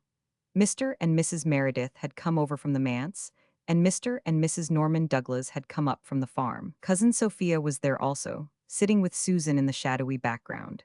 Mrs. Blythe and Nan and Di were away, but Dr. Blythe was home, and so was Dr. Jekyll, sitting in golden majesty on the top step. And of course they were all talking of the war, except Dr. Jekyll, who kept his own counsel and looked contempt as only a cat can. When two people foregathered in those days, they talked of the war. And old Highland Sandy of the Harbor Head talked of it when he was alone and hurled anathemas at the Kaiser across all the acres of his farm. Walter slipped away, not caring to see or be seen, but Rilla sat down on the steps, where the garden mint was dewy and pungent. It was a very calm evening with a dim, golden afterlight irradiating the glen. She felt happier than at any time in the dreadful week that had passed. She was no longer haunted by the fear that Walter would go. I'd go myself if I was 20 years younger, Norman Douglas was shouting. Norman always shouted when he was excited. I'd show the Kaiser a thing or two. Did I ever say there wasn't a hell? Of course there's a hell, dozens of hells, hundreds of hells, where the Kaiser and all his brood are bound for. I knew this war was coming, said Mrs. Norman triumphantly. I saw it coming right along. I could have told all those stupid Englishmen what was ahead of them. I told you, John Meredith, years ago what the Kaiser was up to, but you wouldn't believe it. You said he would never plunge the world in war. Who was right about the Kaiser, John? You or I? Tell me that. You were, I admit, said Mr. Meredith. It's too late to admit it now, said Mrs. Norman, shaking her head, as if to intimate that if John Meredith had admitted it sooner there might have been no war. Thank God, England's navy is ready, said the doctor. Amen to that, nodded Mrs. Norman. Bat blind as most of them were, somebody had foresight enough to see to that. Maybe England'll manage not to get into trouble over it, said Cousin Sophia plaintively. I dunno, but I'm much afraid. One would suppose that England was in trouble over it already, up to her neck, Sophia Crawford, said Susan. But your ways of thinking are beyond me, and always were. It is my opinion that the British Navy will settle Germany in a jiffy, and that we are all getting worked up over nothing. Susan spat out the words as if she wanted to convince herself more than anybody else. She had her little store of homely philosophies to guide her through life, but she had nothing to buckler her against the thunderbolts of the week that had just passed. What had an honest, hard-working, Presbyterian old maid of Glen, St. Mary, to do with a war thousands of miles away? Susan felt that it was indecent that she should have to be disturbed by it. The British Army will settle Germany, shouted Norman. Just wait till it gets into line, and the Kaiser will find that real war is a different thing from parading round Berlin with your mustaches cocked up. Britain hasn't got an army, said Mrs. Norman emphatically. You needn't glare at me, Norman. Glaring won't make soldiers out of Timothy Stalks. 100,000 men will just be a mouthful for Germany's millions. There'll be some tough chewing in the mouthful, I reckon, persisted Norman valiantly. Germany'll break her teeth on it. Don't you tell me one Britisher isn't a match for 10 foreigners. I could polish off a dozen of 'em myself with both hands tied behind my back. I am told, said Susan, that old Mr. Pryor does not believe in this war. I am told that he says England went into it just because she was jealous of Germany, and that she did not really care in the least what happened to Belgium. I believe he's been talking some such rot, said Norman. I haven't heard him. When I do, Whiskers on the Moon won't know what happened to him. That precious relative of mine, Kitty Alec, holds forth to the same effect, I understand. Not before me, though. Somehow, folks don't indulge in that kind of conversation in my presence. Lord love you, they've a kind of presentiment, so to speak, that it wouldn't be healthy for their complaint. I am much afraid that this war has been sent as a punishment for our sins, said Cousin Sophia, unclasping her pale hands from her lap and reclasping them solemnly over her stomach. The world is very evil. The times are waxing late. Parson here's got something of the same idea, chuckled Norman. Haven't you, Parson? That's why you preached t'other night on the text, without shedding of blood there is no remission of sins. I didn't agree with you, wanted to get up in the pew and shout out that there wasn't a word of sense in what you were saying, but Ellen here, she held me down. I never have any fun sassing parsons since I got married. Without shedding of blood there is no anything, said Mr. Meredith, in the gentle, dreamy way which had an unexpected trick of convincing his hearers. Everything, it seems to me, has to be purchased by self-sacrifice. Our race has marked every step of its painful ascent with blood, and now torrents of it must flow again. No, Mrs. Crawford, I don't think the war has been sent as a punishment for sin. I think it is the price humanity must pay for some blessing, some advance great enough to be worth the price, which we may not live to see, but which our children's children will inherit. If Jerry is killed, will you feel so fine about it? Demanded Norman, who had been saying things like that all his life and never could be made to see any reason why he shouldn't. Now, never mind kicking me in the shins, Ellen. I want to see if Parson meant what he said, or if it was just a pulpit frill. Mr. Meredith's face quivered. He had had a terrible hour alone in his study on the night Jem and Jerry had gone to town, but he answered quietly. Whatever I felt, it could not alter my belief. My assurance that a country whose sons are ready to lay down their lives in her defense will win a new vision because of their sacrifice. You do mean it, Parson. I can always tell when people mean what they say. It's a gift that was born in me. Makes me a terror to most parsons, that. But I've never caught you yet saying anything you didn't mean. I'm always hoping I will. That's what reconciles me to going to church. It'd be such a comfort to me, such a weapon to batter Ellen here with when she tries to civilize me. Well, I'm off over the road to see Ob. Crawford, a minute. The gods be good to you all. The old pagan, muttered Susan, as Norman strode away. She did not care if Ellen Douglas did hear her. Susan could never understand why fire did not descend from heaven upon Norman Douglas when he insulted ministers the way he did. But the astonishing thing was Mr. Meredith seemed really to like his brother-in-law. Rilla wished they would talk of something besides war. She had heard nothing else for a week, and she was really a little tired of it. Now that she was relieved from her haunting fear that Walter would want to go, it made her quite impatient. But she supposed, with a sigh, that there would be 3 or 4 months of it yet. In Chapter 6, Susan, Rilla, and Dog Monday make a resolution. The big living room at Ingleside was snowed over with drifts of white cotton. Word had come from Red Cross headquarters that sheets and bandages would be required. Nan and Di and Rilla were hard at work. Mrs. Blythe and Susan were upstairs in the boys' room, engaged in a more personal task. With dry, anguished eyes, they were packing up Jem's belongings. He must leave for Valcartier the next morning. They had been expecting the word, but it was none the less dreadful when it came. Rilla was basting the hem of a sheet for the first time in her life. When the word had come that Jem must go, she had her cry out among the pines in Rainbow Valley, and then she had gone to her mother. Mother, I want to do something. I'm only a girl. I can't do anything to win the war, but I must do something to help at home. The cotton has come up for the sheets, said Mrs. Blythe. You can help Nan and Di make them up. And Rilla, don't you think you could organize a junior Red Cross among the young girls? I think they would like it better and do better work by themselves than if mixed up with the older people. But, Mother, I've never done anything like that. We will all have to do a great many things in the months ahead of us that we have never done before, Rilla. Well, Rilla took the plunge. I'll try, Mother, if you'll tell me how to begin. I have been thinking it all over, and I have decided that I must be as brave and heroic and unselfish as I can possibly be. Mrs. Blythe did not smile at Rilla's italics. Perhaps she did not feel like smiling, or perhaps she detected a real grain of serious purpose behind Rilla's romantic pose. So here was Rilla hemming sheets and organizing a junior Red Cross in her thoughts as she hemmed.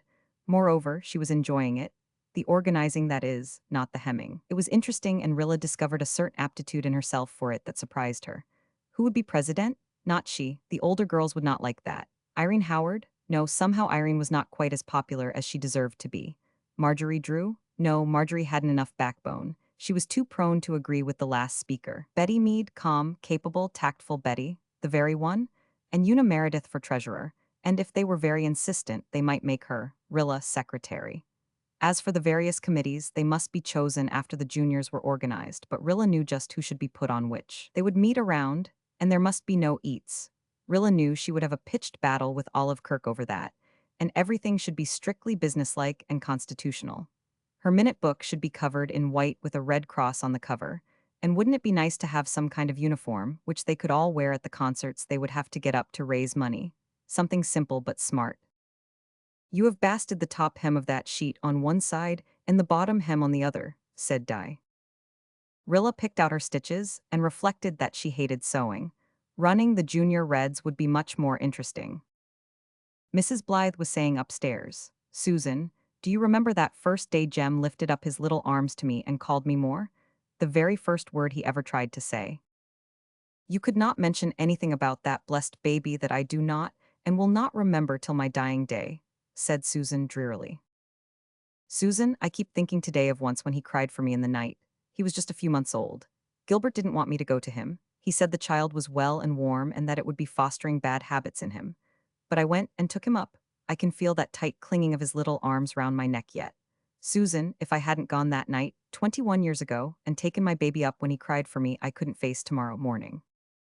I do not know how we are going to face it anyhow, Mrs. Doctor dear, but do not tell me that it will be the final farewell. He will be back on leave before he goes overseas, will he not? We hope so, but we are not very sure. I am making up my mind that he will not, so that there will be no disappointment to bear.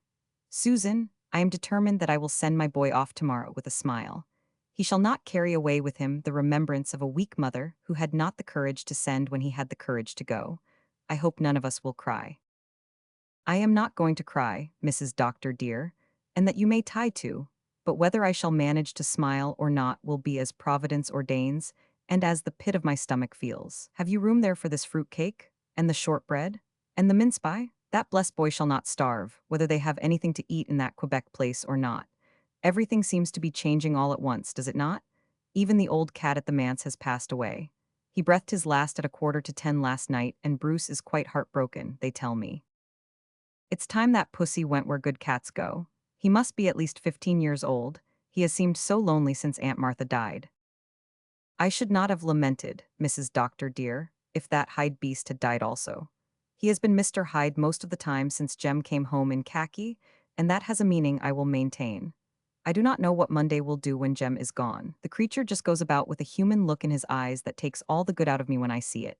Ellen West used to be always railing at the Kaiser, and we thought her crazy, but now I see that there was a method in her madness. This tray is packed, Mrs. Doctor dear, and I will go down and put in my best licks preparing supper. I wish I knew when I would cook another supper for Jem, but such things are hidden from our eyes. Jem Blythe and Jerry Meredith left next morning. It was a dull day, threatening rain, and the clouds lay in heavy gray rolls over the sky, but almost everybody in the Glen and Four Winds and Harbor Head and Upper Glen and Over Harbor, except Whiskers on the Moon, was there to see them off. The Blythe family and the Meredith family were all smiling. Even Susan, as Providence did ordain, wore a smile, though the effect was somewhat more painful than tears would have been.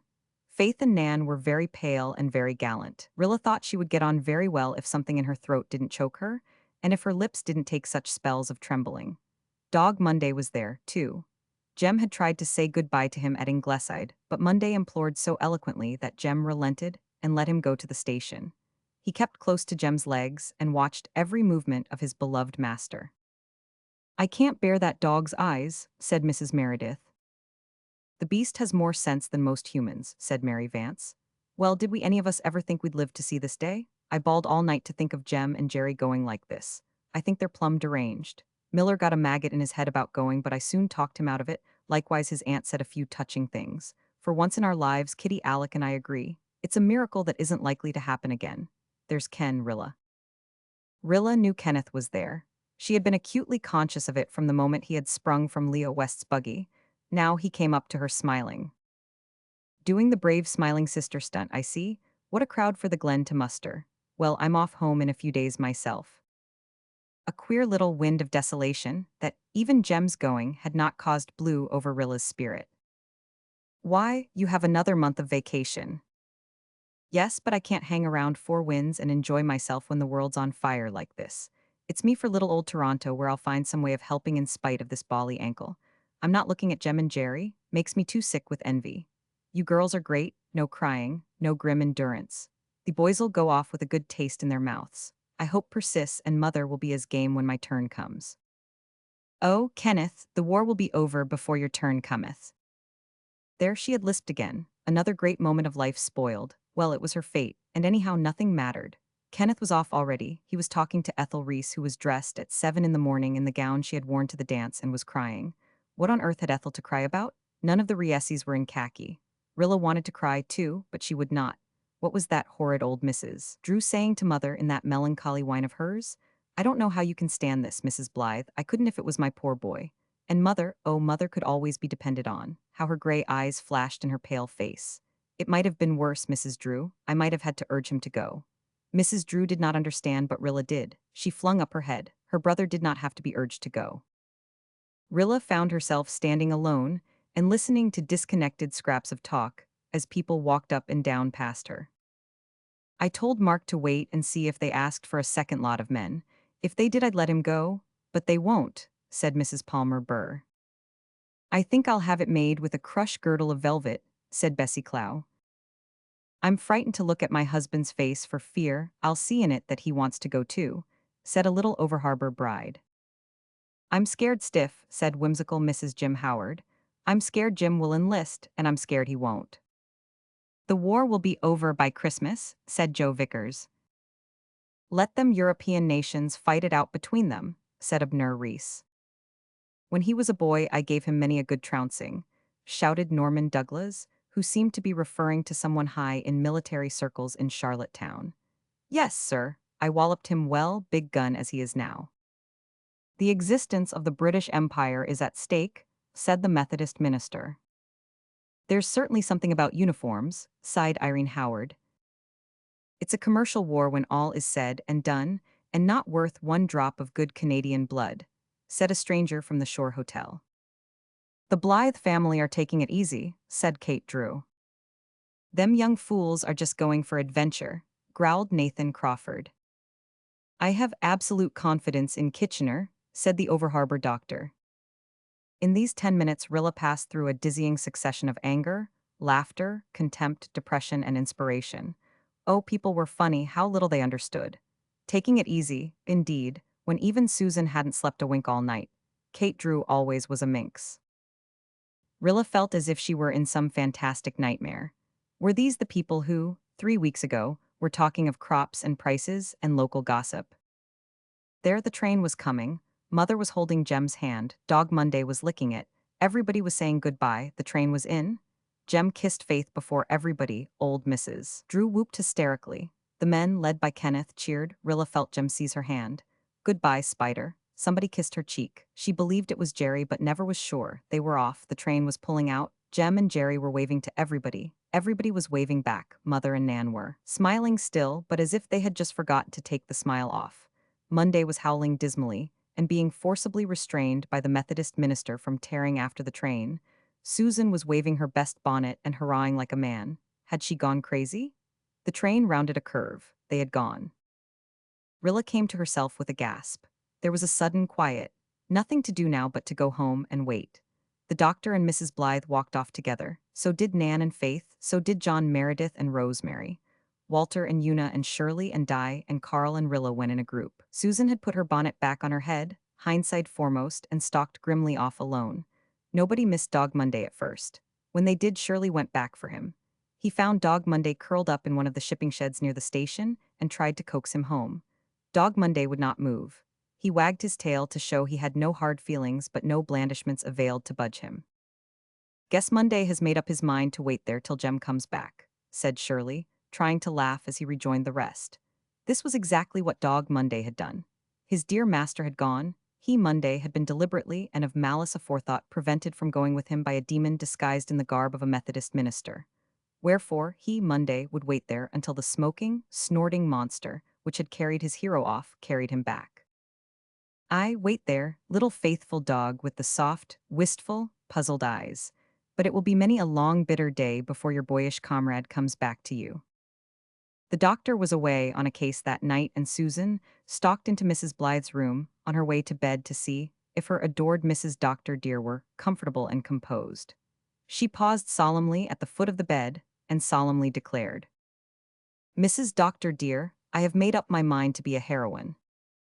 Mrs. Dr. Dear found herself violently inclined to laugh, which was manifestly unfair, since she had not laughed when Rilla had announced a similar heroic determination. To be sure, Rilla was a slim, white-robed thing, with a flower-like face and starry young eyes aglow with feeling, whereas Susan was arrayed in a gray flannel nightgown of straight simplicity and had a strip of red woolen worsted tied around her gray hair as a charm against neuralgia. But that should not make any vital difference. Was it not the spirit that counted? Yet Mrs. Blythe was hard put to it not to laugh. "I am not," proceeded Susan firmly, "going to lament or whine or question the wisdom of the Almighty any more as I have been doing lately. Whining and shirking and blaming Providence do not get us anywhere. We have just got to grapple with whatever we have to do, whether it is weeding the onion patch or running the government. I shall grapple. Those blessed boys have gone to war, and we women, Mrs. Dr. Dear, must tarry by the stuff and keep a stiff upper lip." Chapter 7. A War Baby and a Soup Tureen. Liege and Namur and now Brussels? The doctor shook his head.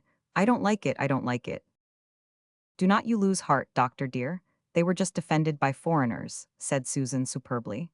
"Wait you till the Germans come against the British. There will be a very different story to tell, and that you may tie to." The doctor shook his head again, but a little less gravely. Perhaps they all shared subconsciously in Susan's belief that the thin gray line was unbreakable, even by the victorious rush of Germany's ready millions. At any rate, when the terrible day came, the first of many terrible days, with the news that the British army was driven back, they stared at each other in blank dismay. It can't be true," gasped Nan, taking a brief refuge in temporary incredulity. "I felt that there was to be bad news today," said Susan, "for that cat creature turned into Mr. Hyde this morning without rhyme or reason for it, and that was no good omen." "A broken, a beaten, but not a demoralized army," muttered the doctor from a London dispatch. "Can it be England's army of which such a thing is said?" "It will be a long time now before the war is ended," said Mrs. Blythe despairingly. Susan's faith, which had for a moment been temporarily submerged, now reappeared triumphantly. "Remember, Mrs. Dr. Dear, that the British Army is not the British Navy. Never forget that. And the Russians are on their way, too, though Russians are people I do not know much about and consequently will not tie to." "The Russians will not be in time to save Paris," said Walter gloomily. "Paris is the heart of France and the road to it is open. Oh, I wish—" He stopped abruptly and went out. After a paralyzed day, the Ingleside folk found it was possible to carry on, even in the face of ever-darkening bad news. Susan worked fiercely in her kitchen, the doctor went out on his round of visits, Nan and Di returned to their Red Cross activities. Mrs. Blythe went to Charlottetown to attend a Red Cross convention. Rilla, after relieving her feelings by a stormy fit of tears in Rainbow Valley and an outburst in her diary, remembered that she had elected to be brave and heroic. And she thought, it really was heroic to volunteer to drive about the Glen and Four Winds one day, collecting promised Red Cross supplies with Abner Crawford's old gray horse. One of the Ingleside horses was lame, and the doctor needed the other, so there was nothing for it but the Crawford nag, a placid, unhasting, thick-skinned creature with an amiable habit of stopping every few yards to kick a fly off one leg with the foot of the other. Rilla felt that this, coupled with the fact that the Germans were only 50 miles from Paris, was hardly to be endured.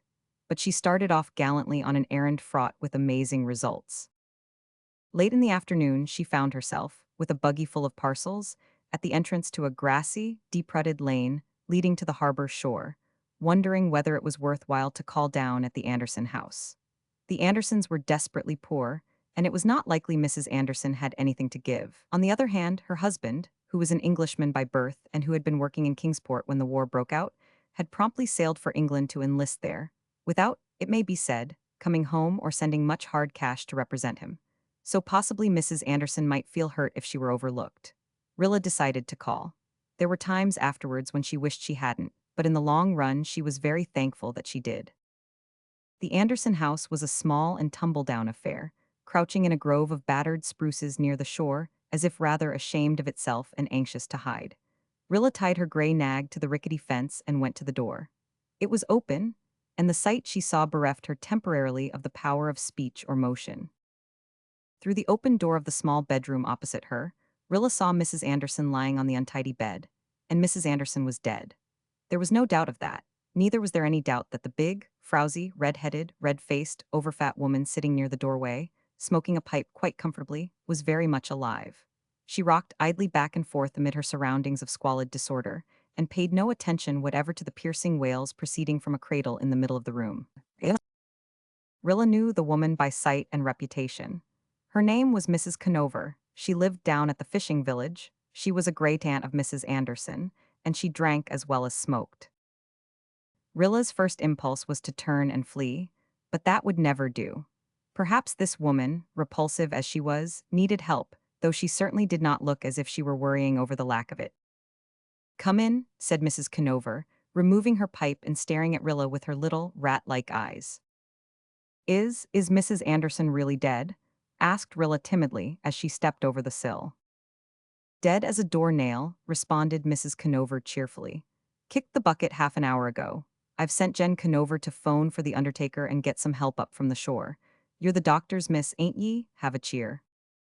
Rilla did not see any chair which was not cluttered with something. She remained standing. "Wasn't it very sudden?" "Well, she's been opining ever since that worthless Jim lit out for England, which I say it's a pity as he ever left. It's my belief she was took for death when she heard the news. That young un there was born a fortnight ago, and since then she's just gone down, and today she up and died, without a soul expecting it."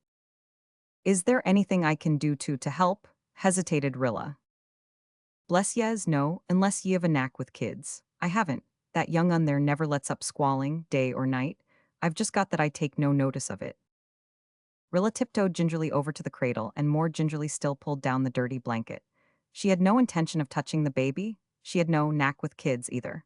She saw an ugly midget with a red, distorted little face, rolled up in a piece of dingy old flannel. She had never seen an uglier baby.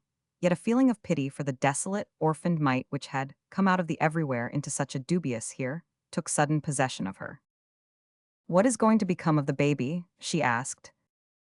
"Lord knows," said Mrs. Conover candidly. "Min worried awful over that before she died. She kept on a-saying, 'Oh, what will become of my poor baby,' till it really got on my nerves. I ain't going to trouble myself with it, I can tell yez. I brung up a boy that my sister left, and he skinned out as soon as he got to be some good, and won't give me a mite o' help in my old age, ungrateful whelp as he is.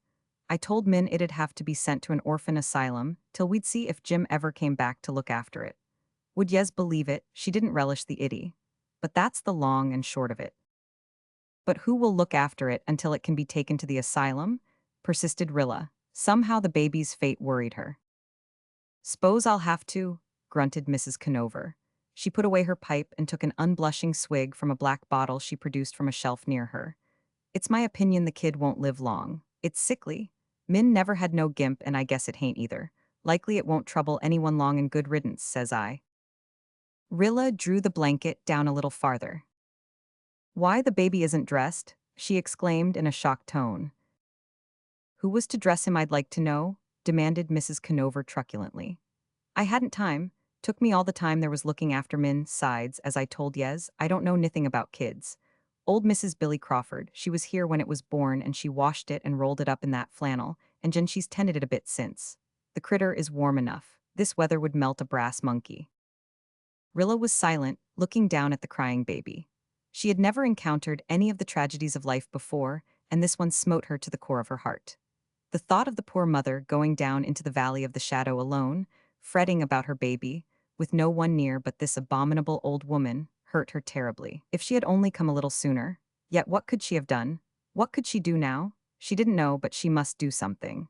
She hated babies, but she simply could not go away and leave that poor little creature with Mrs. Conover, who was applying herself again to her black bottle and would probably be helplessly drunk before anybody came. "I can't stay," thought Rilla. "Mr. Crawford said I must be home by supper time because he wanted the pony this evening himself. Oh, what can I do?" She made a sudden, desperate, impulsive resolution. "I'll take the baby home with me," she said. "Can I?" "Sure, if Yez wants to," said Mrs. Conover amiably. "I hain't any objection, take it and welcome." I can't carry it, said Rilla. I have to drive the horse and I'd be afraid I'd drop it. Is there a basket anywhere that I could put it in? Not as I knows on. There ain't much here of anything, I can tell yes. Min was poor and as shiftless as Jim. Effie opens that drawer over there, yes'll find a few baby claws. Best take them along. Rilla got the clothes, the cheap, sleazy garments the poor mother had made ready as best she could. But this did not solve the pressing problem of the baby's transportation. Rilla looked helplessly round. Oh, for mother or Susan? Her eyes fell on an enormous blue soup tureen at the back of the dresser. May I have this to lay him in? She asked. Well, tain't mine, but I guess yez kin take it. Don't smash it if yez can help. Jim might make a fuss about it if he comes back alive, which he sure will, seein' he ain't any good. He brung that old tureen out from England with him, said it had always been in the family. Him and Min never used it, never had enough soup to put in it, but Jim thought the world of it. He was mighty particular about some things, but didn't worry him none that there weren't much in the way eatables to put in the dishes. For the first time in her life, Rilla Blythe touched a baby, lifted it, rolled it in a blanket, trembling with nervousness lest she drop it or break it. Then she put it in the soup tureen. Is there any fear of it smothering? She asked anxiously. Not much odds if it do, said Mrs. Conover. Horrified Rilla loosened the blanket round the baby's face a little. The mite had stopped crying and was blinking up at her. It had big dark eyes in its ugly little face. Better not let the wind blow on it, admonished Mrs. Conover. Take its breath if it do. Rilla wrapped the tattered little quilt around the soup tureen. Will you hand this to me after I get into the buggy, please? Sure I will, said Mrs. Conover, getting up with a grunt. And so it was that Rilla Blythe, who had driven to the Anderson house, a self-confessed hater of babies, drove away from it carrying one in a soup tureen on her lap. Rilla thought she would never get to Ingleside. In the soup tureen there was an uncanny silence. In one way she was thankful the baby did not cry, but she wished it would give an occasional squeak to prove that it was alive. Suppose it were smothered. Rilla dared not unwrap it to see, lest the wind, which was now blowing a hurricane, should take its breath, whatever dreadful thing that might be. She was a thankful girl when at last she reached harbor at Ingleside. Rilla carried the soup tureen to the kitchen and set it on the table under Susan's eyes. Susan looked into the tureen, and for once in her life was so completely floored that she had not a word to say. What in the world is this? Asked the doctor, coming in. Rilla poured out her story. I just had to bring it, Father, she concluded. I couldn't leave it there. What are you going to do with it? Asked the doctor coolly. Rilla hadn't exactly expected this kind of question. We can keep it here for a while, can't we, until something can be arranged? She stammered confusedly. Dr. Blythe walked up and down the kitchen for a moment or two, while the baby stared at the white walls of the soup tureen, and Susan showed signs of returning animation. Presently, the doctor confronted Rilla. A young baby means a great deal of additional work and trouble in a household, Rilla. Nan and Di are leaving for Redmond next week, and neither your mother nor Susan is able to assume so much extra care under present conditions. If you want to keep that baby here, you must attend to it yourself. Me, Rilla was dismayed into being ungrammatical. Why, Father, I couldn't. Younger girls than you have had to look after babies. My advice and Susan's is at your disposal. If you cannot, then the baby must go back to Meg Conover. Its lease of life will be short if it does, for it is evident that it is a delicate child and requires particular care. I doubt if it would survive even if sent to an orphan's home, but I cannot have your mother and Susan overtaxed.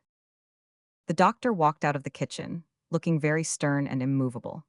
In his heart, he knew quite well that the small inhabitant of the big soup tureen would remain at Ingleside, but he meant to see if Rilla could not be induced to rise to the occasion. Rilla sat looking blankly at the baby. It was absurd to think she could take care of it, but that poor little frail, dead mother who had worried about it, that dreadful old Meg Conover. Susan, what must be done for a baby? She asked dolefully. You must keep it warm and dry and wash it every day, and be sure the water is neither too hot nor too cold, and feed it every 2 hours. If it has colic, you put hot things on its stomach, said Susan, rather feebly and flatly for her. The baby began to cry again. It must be hungry, it has to be fed anyhow, said Rilla desperately. Tell me what to get for it, Susan, and I'll get it. Under Susan's directions, a ration of milk and water was prepared, and a bottle obtained from the doctor's office. Then Rilla lifted the baby out of the soup tureen and fed it.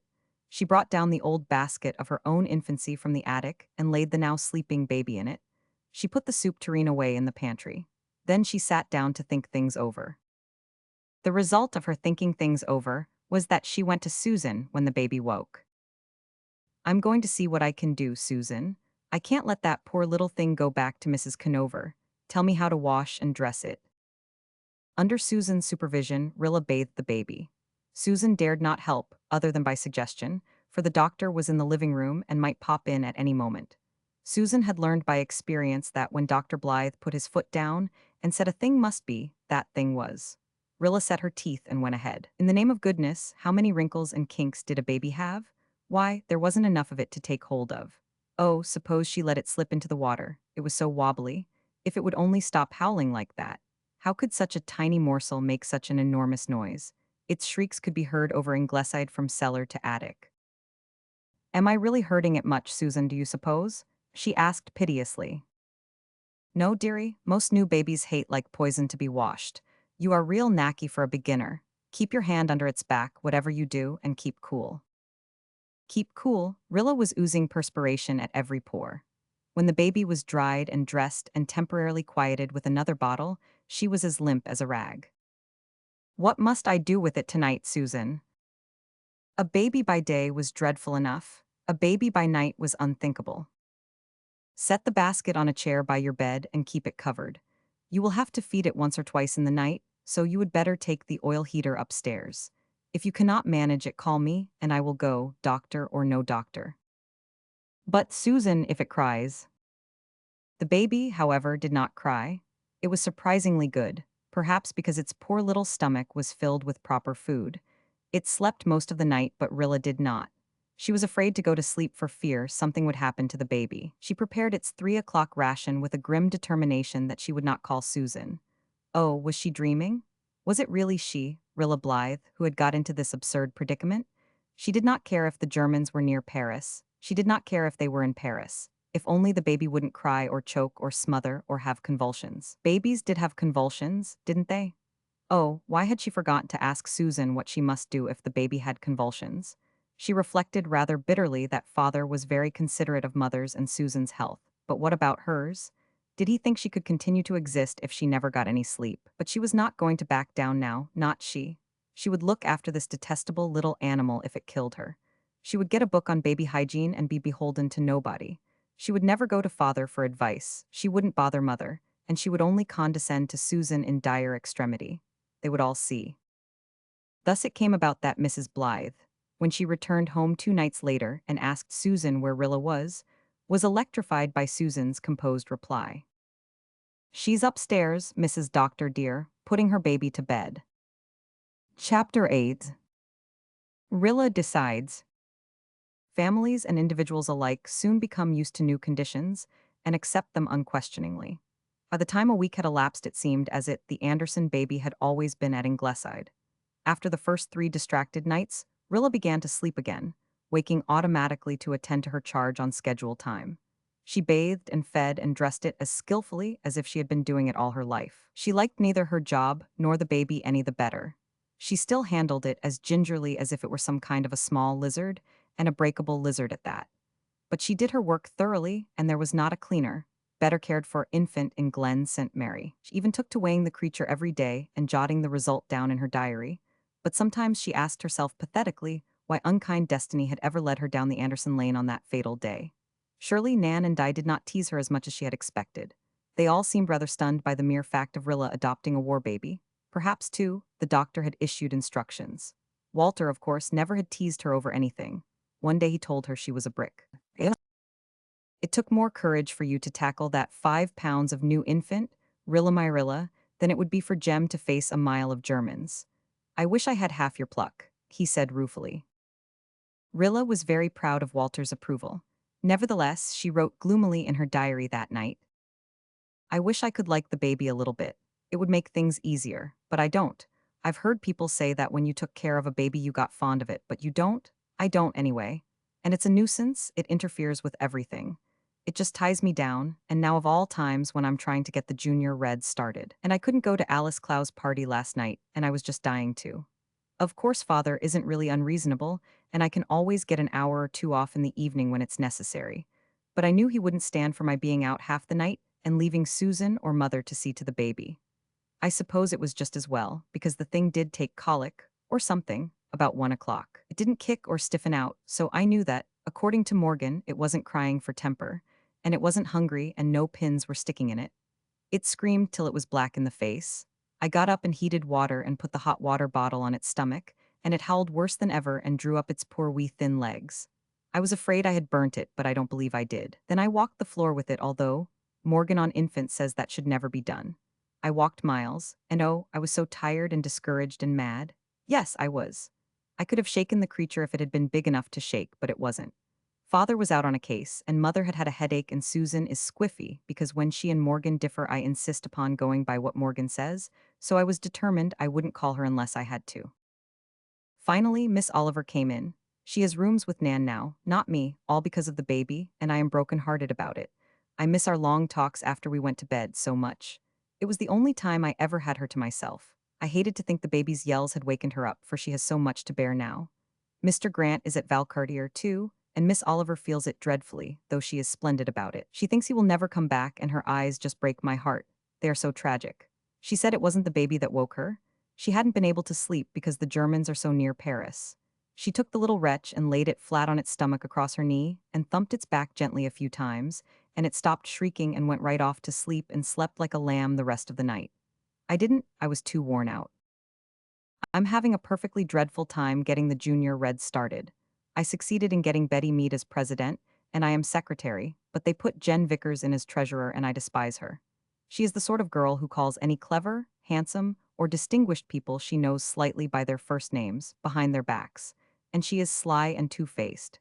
Una doesn't mind, of course. She is willing to do anything that comes to hand, and never minds whether she has an office or not. She is just a perfect angel, while I am only angelic in spots and demonic in other spots. I wish Walter would take a fancy to her, but he never seems to think about her in that way, although I heard him say once she was like a tea rose. She is too, and she gets imposed upon just because she is so sweet and willing, but I don't allow people to impose on Rilla Blythe, and that you may tie to, as Susan says. Just as I expected, Olive was determined we should have lunch served at our meetings. We had a battle royal over it. The majority was against eats, and now the minority is sulking. Irene Howard was on the eat side, and she has been very cool to me ever since, and it makes me feel miserable. I wonder if Mother and Mrs. Elliot have problems in the senior society too. I suppose they have, but they just go on calmly in spite of everything. I go on, but not calmly. I rage and cry, but I do it all in private and blow off steam in this diary, and when it's over I vow I'll show them. I never sulk. I detest people who sulk. Anyhow, we've got the society started and we're to meet once a week, and we're all going to learn to knit. Shirley and I went down to the station again to try to induce Dog Monday to come home, but we failed. All the family have tried and failed. 3 days after Jem had gone, Walter went down and brought Monday home by main force in the buggy and shut him up for 3 days. Then Monday went on a hunger strike and howled like a banshee night and day. We had to let him out or he would have starved to death. So we have decided to let him alone, and Father has arranged with the butcher near the station to feed him with bones and scraps. Besides, one of us goes down nearly every day to take him something. He just lies curled up in the shipping shed, and every time a train comes in he will rush over to the platform, wagging his tail expectantly, and tear around to everyone who comes off the train. And then, when the train goes and he realizes that Jem has not come, he creeps dejectedly back to his shed with his disappointed eyes and lies down patiently to wait for the next train. Mr. Gray, the station master, says there are times when he can hardly help crying from sheer sympathy. One day some boys threw stones at Monday, and old Johnny Mead, who never was known to take notice of anything before, snatched up a meat axe in the butcher's shop and chased them through the village. Nobody has molested Monday since. Kenneth Ford has gone back to Toronto. He came up 2 evenings ago to say goodbye. I wasn't home. Some clothes had to be made for the baby and Mrs. Meredith offered to help me, so I was over at the manse, and I didn't see Kenneth. Not that it matters. He told Nan to say goodbye to Spider for him, and tell me not to forget him wholly in my absorbing maternal duties. If he could leave such a frivolous, insulting message as that for me, it shows plainly that our beautiful hour on the sandshore meant nothing to him, and I am not going to think about him or it again. Fred Arnold was at the manse and walked home with me. He is the new Methodist minister's son and very nice and clever, and would be quite handsome if it were not for his nose. It is a really dreadful nose. When he talks of commonplace things, it does not matter so much, but when he talks of poetry and ideals, the contrast between his nose and his conversation is too much for me, and I want to shriek with laughter. It is really not fair, because everything he said was perfectly charming, and if somebody like Kenneth had said it, I would have been enraptured. When I listened to him with my eyes cast down, I was quite fascinated. But as soon as I looked up and saw his nose, the spell was broken. He wants to enlist, too, but can't because he is only 17. Mrs. Elliot met us as we were walking through the village and could not have looked more horrified if she caught me walking with the Kaiser himself.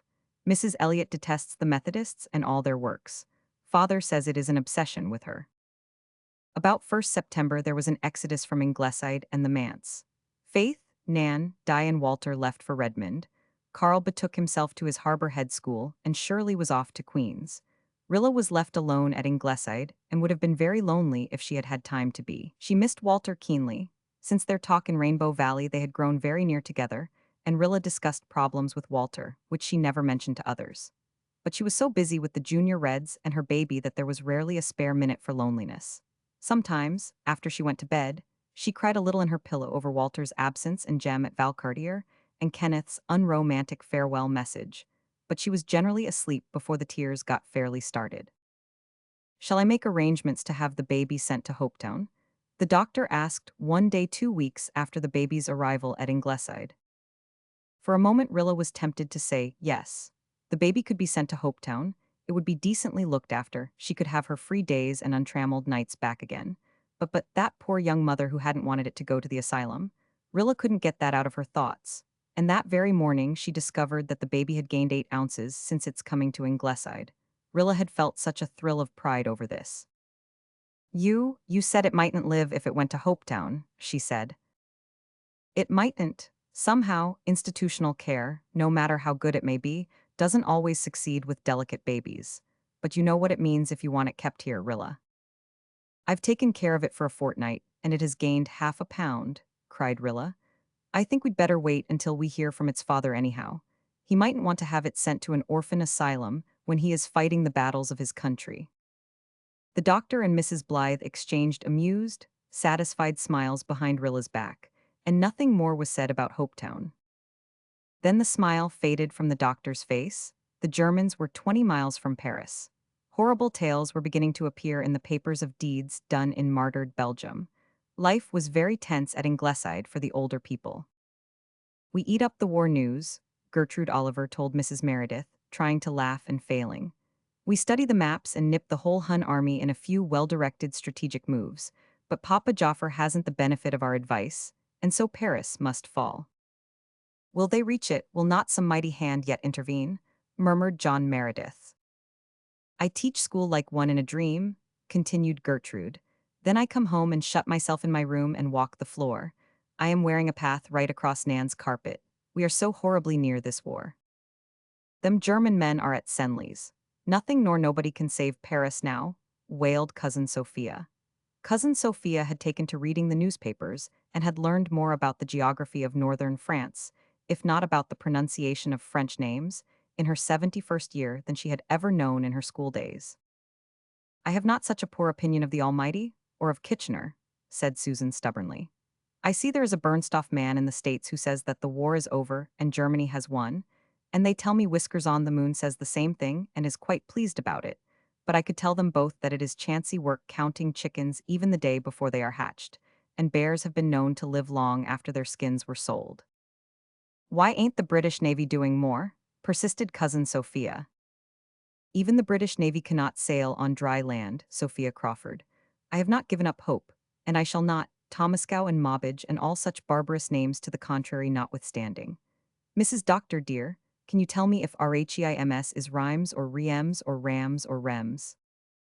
I believe it's really more like rangs, Susan. Oh, those French names, groaned Susan. They tell me the Germans has about ruined the church there, sighed cousin Sophia. I always thought the Germans was Christians. A church is bad enough, but their doings in Belgium are far worse, said Susan grimly. When I heard the doctor reading about them bayoneting the babies, Mrs. Doctor dear, I just thought, oh, what if it were our little gem? I was stirring the soup when that thought came to me, and I just felt that if I could have lifted that saucepan full of that boiling soup and thrown it at the Kaiser, I would not have lived in vain.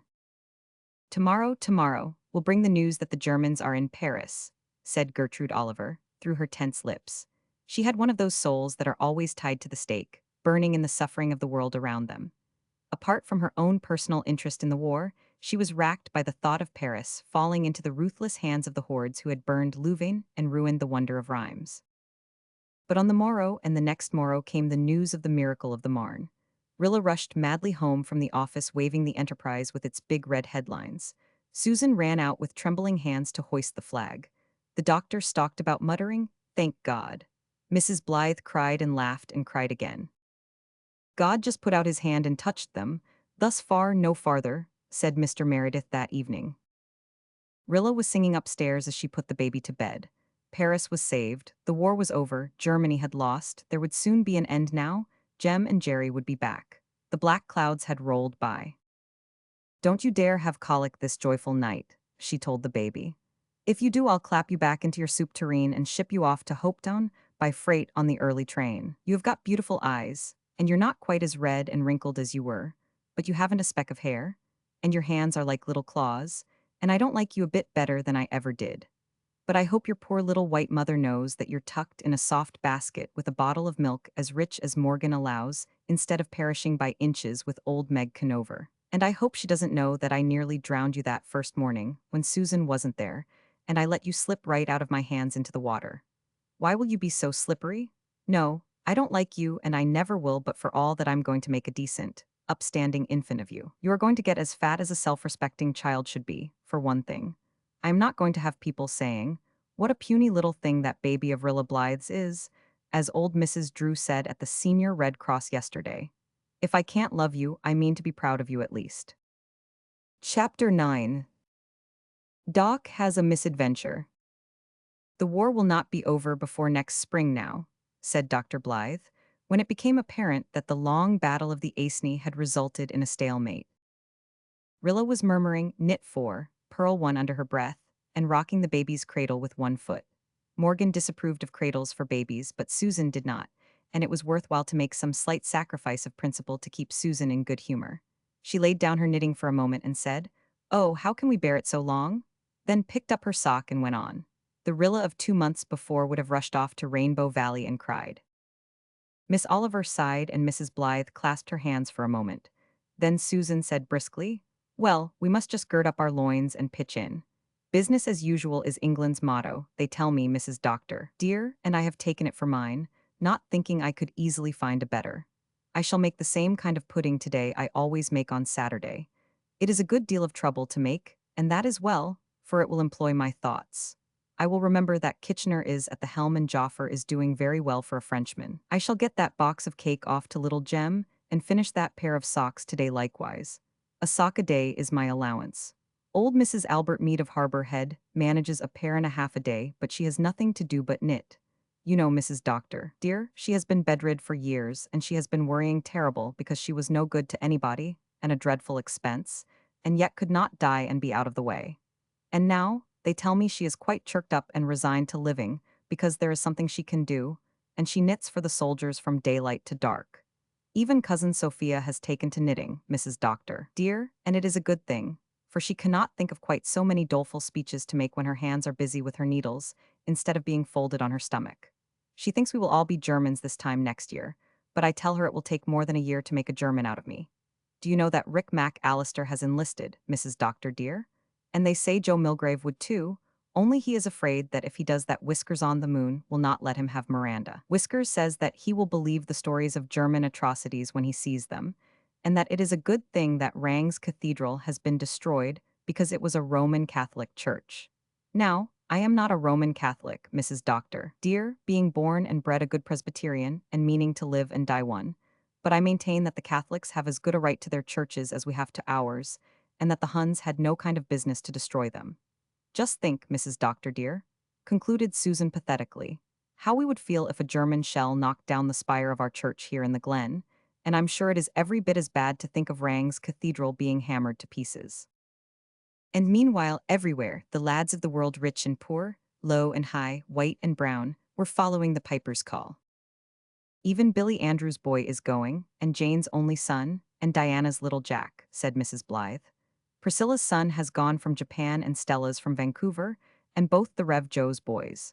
Philippa writes that her boys went right away, not being afflicted with her indecision.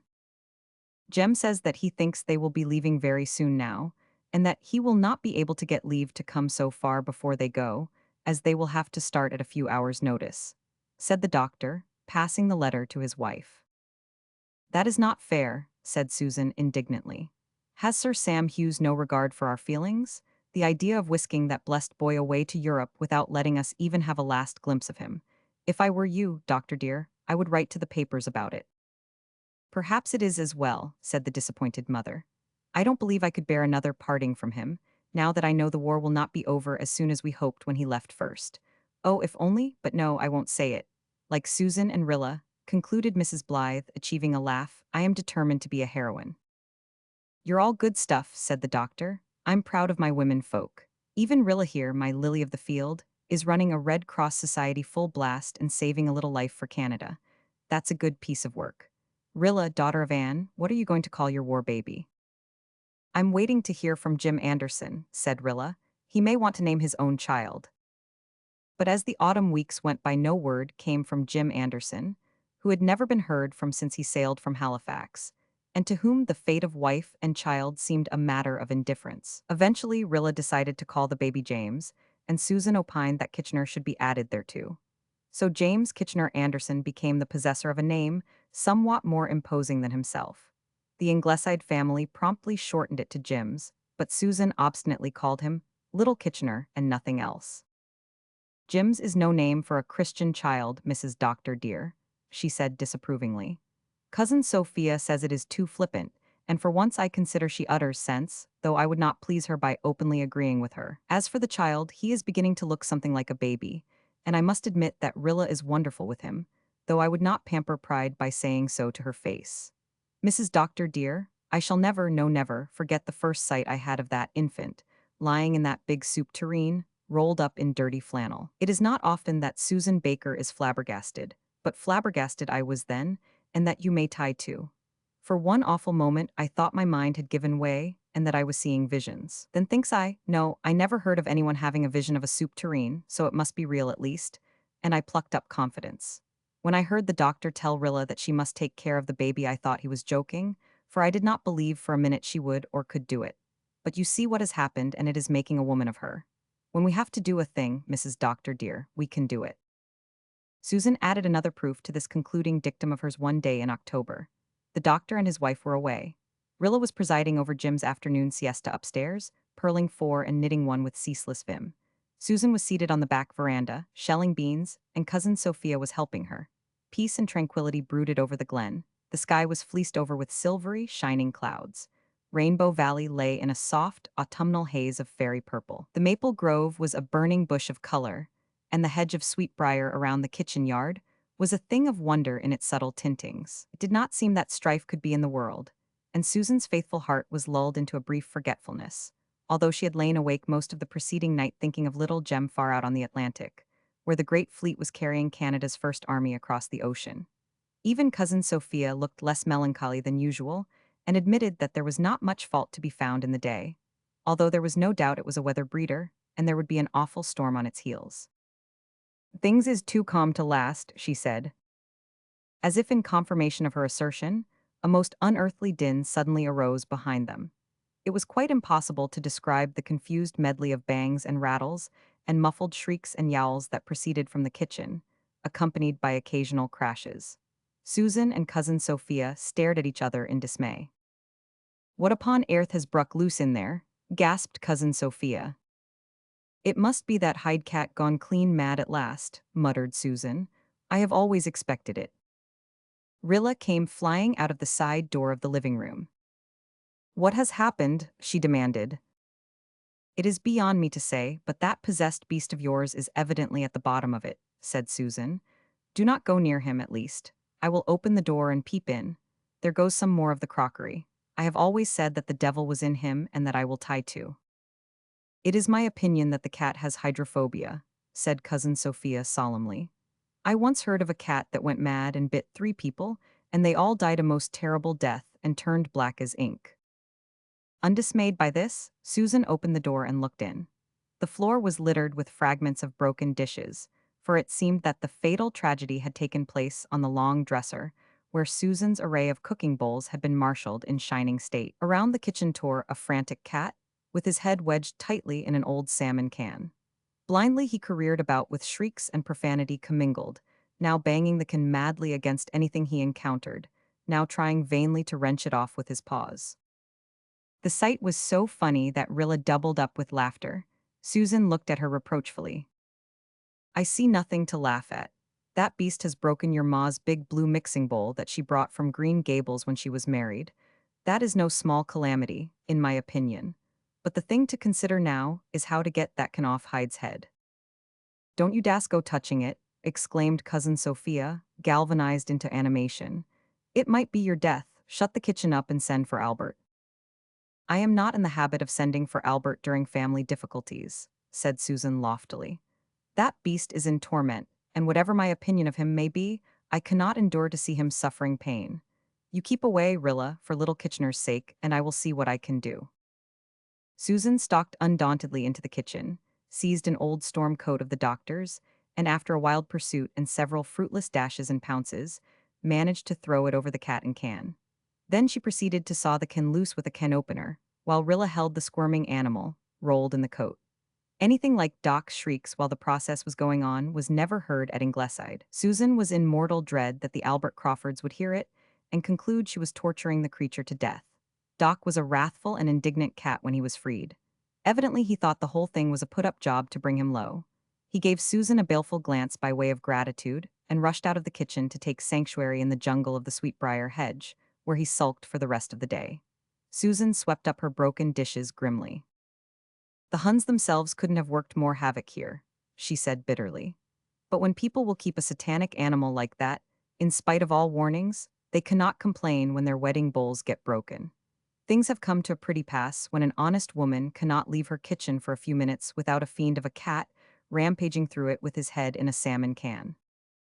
Chapter 10. The Troubles of Rilla. October passed out and the dreary days of November and December dragged by. The world shook with the thunder of contending armies. Antwerp fell. Turkey declared war. Gallant little Serbia gathered herself together and struck a deadly blow at her oppressor. And in quiet, hill-girdled Glen St. Mary, thousands of miles away, hearts beat with hope and fear over the varying dispatches from day to day. A few months ago, said Miss Oliver, we thought and talked in terms of Glen St. Mary. Now, we think and talk in terms of military tactics and diplomatic intrigue. There was just one great event every day, the coming of the mail. Even Susan admitted that from the time the mail courier's buggy rumbled over the little bridge between the station and the village until the papers were brought home and read, she could not work properly. I must take up my knitting then and knit hard till the papers come, Mrs. Doctor dear. Knitting is something you can do, even when your heart is going like a trip hammer, and the pit of your stomach feels all gone, and your thoughts are catawampus. Then when I see the headlines, be they good or be they bad, I calm down and am able to go about my business again. It is an unfortunate thing that the mail comes in just when our dinner rush is on, and I think the government could arrange things better. But the drive on Calais has failed, as I felt perfectly sure it would, and the Kaiser will not eat his Christmas dinner in London this year.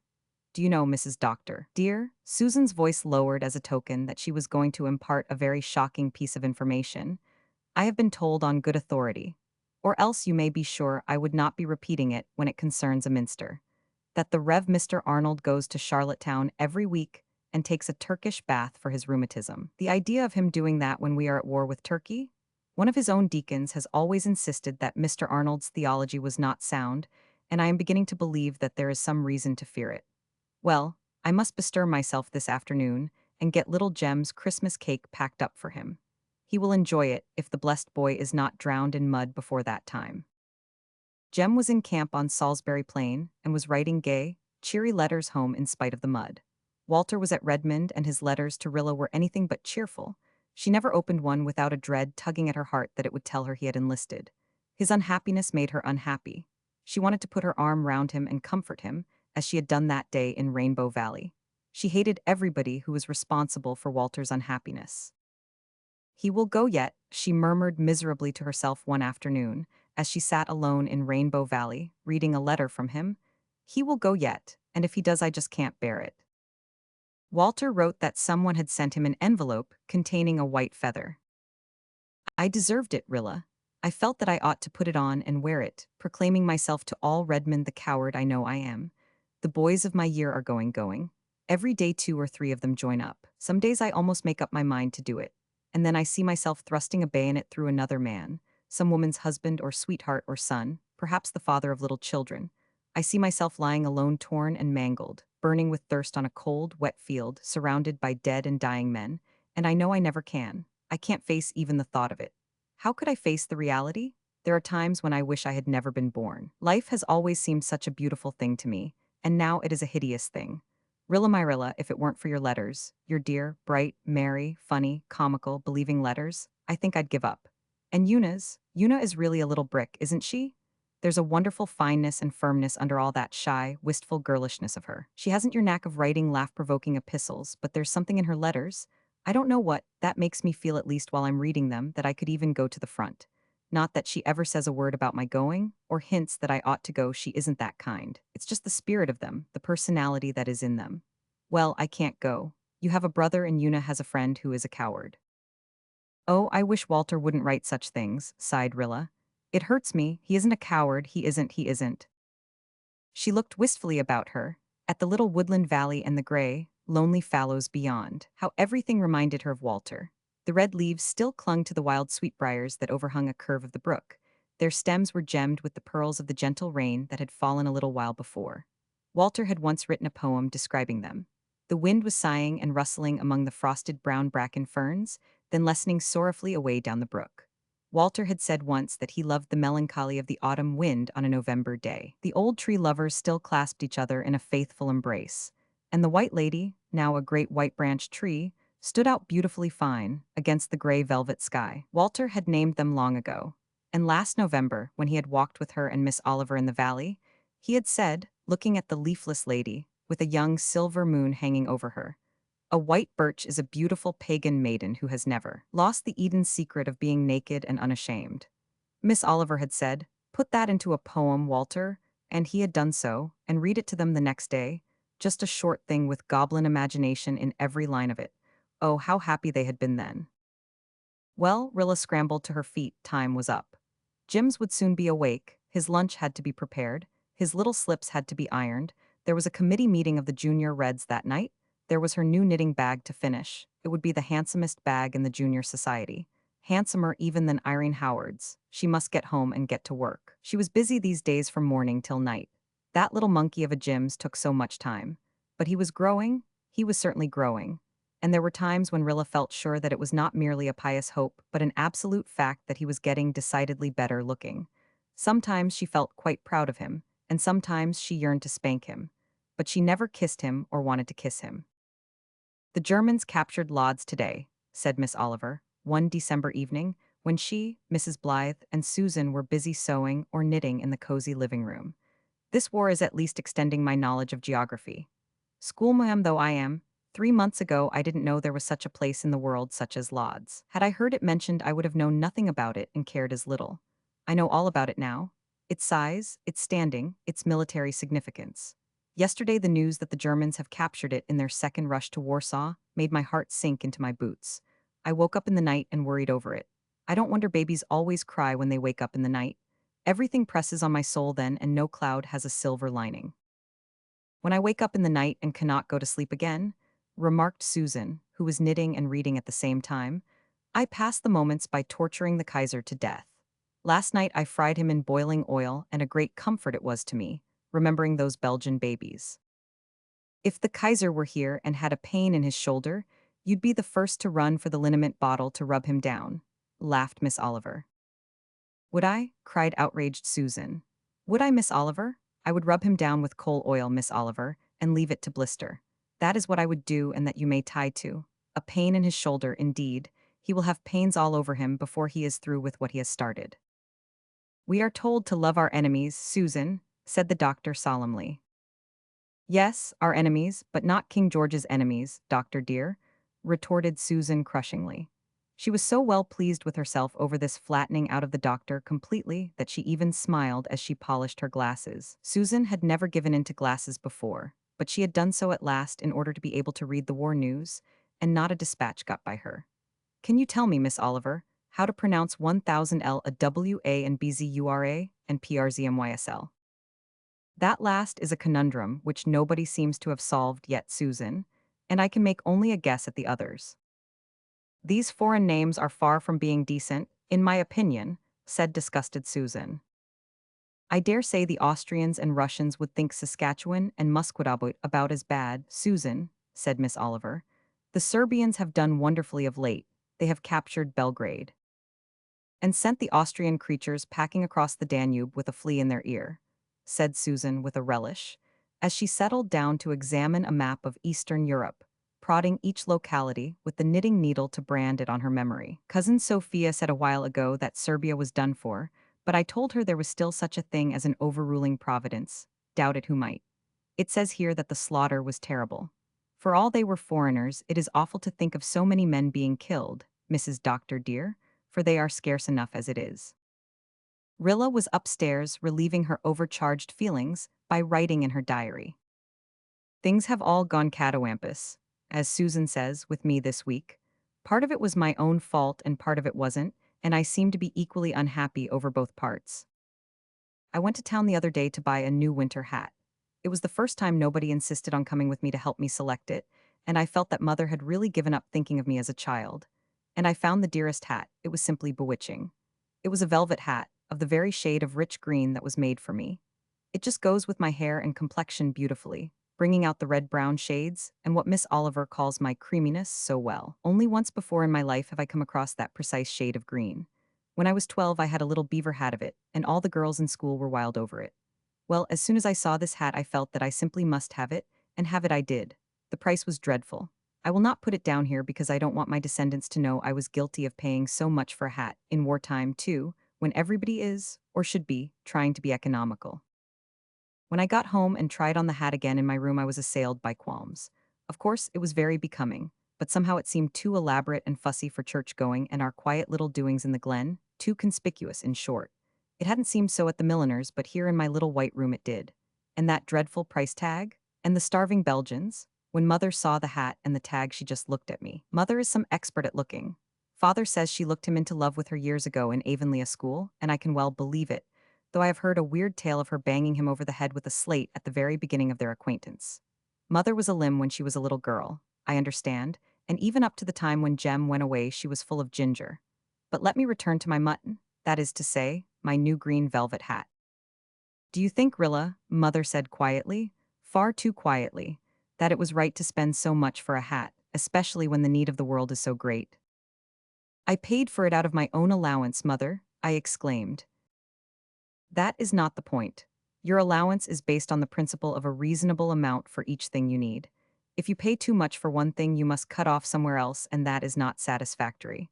But if you think you did right, Rilla, I have no more to say. I leave it to your conscience. I wish Mother would not leave things to my conscience. And anyway, what was I to do? I couldn't take that hat back. I had worn it to a concert in town. I had to keep it. I was so uncomfortable that I flew into a temper, a cold, calm, deadly temper. Mother, I said haughtily, I am sorry you disapprove of my hat. Not of the hat exactly, said Mother, though I consider it in doubtful taste for so young a girl, but of the price you paid for it. Being interrupted didn't improve my temper, so I went on, colder and calmer and deadlier than ever, just as if Mother had not spoken. But I have to keep it now.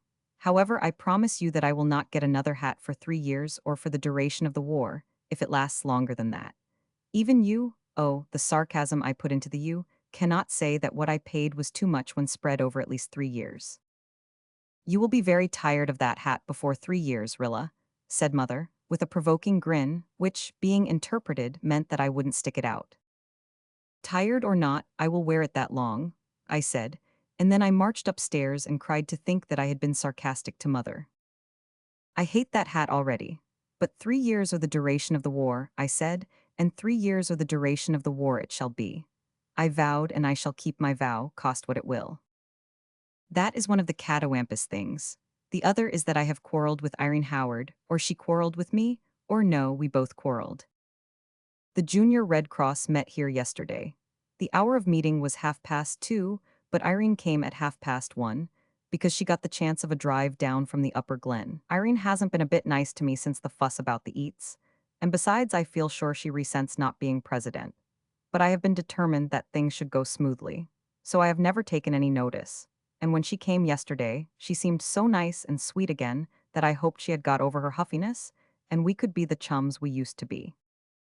But as soon as we sat down, Irene began to rub me the wrong way. I saw her cast a look at my new knitting bag. All the girls have always said Irene was jealous-minded, and I would never believe them before. But now, I feel that perhaps she is. The first thing she did was to pounce on Jim's. Irene pretends to adore babies, pick him out of his cradle and kiss him all over his face. Now, Irene knows perfectly well that I don't like to have Jim's kissed like that. It is not hygienic.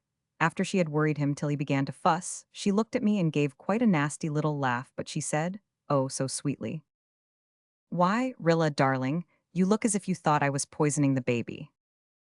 "Oh no, I don't, Irene," I said every bit as sweetly. "But you know Morgan says that the only place a baby should be kissed is on its forehead, for fear of germs, and that is my rule with Jim's." "Dear me, am I so full of germs?" said Irene plaintively. I knew she was making fun of me and I began to boil inside, but outside no sign of a simmer. I was determined I would not scrap with Irene. Then she began to bounce Jims. Now, Morgan says bouncing is almost the worst thing that can be done to a baby. I never allow Jims to be bounced, but Irene bounced him and that exasperating child liked it.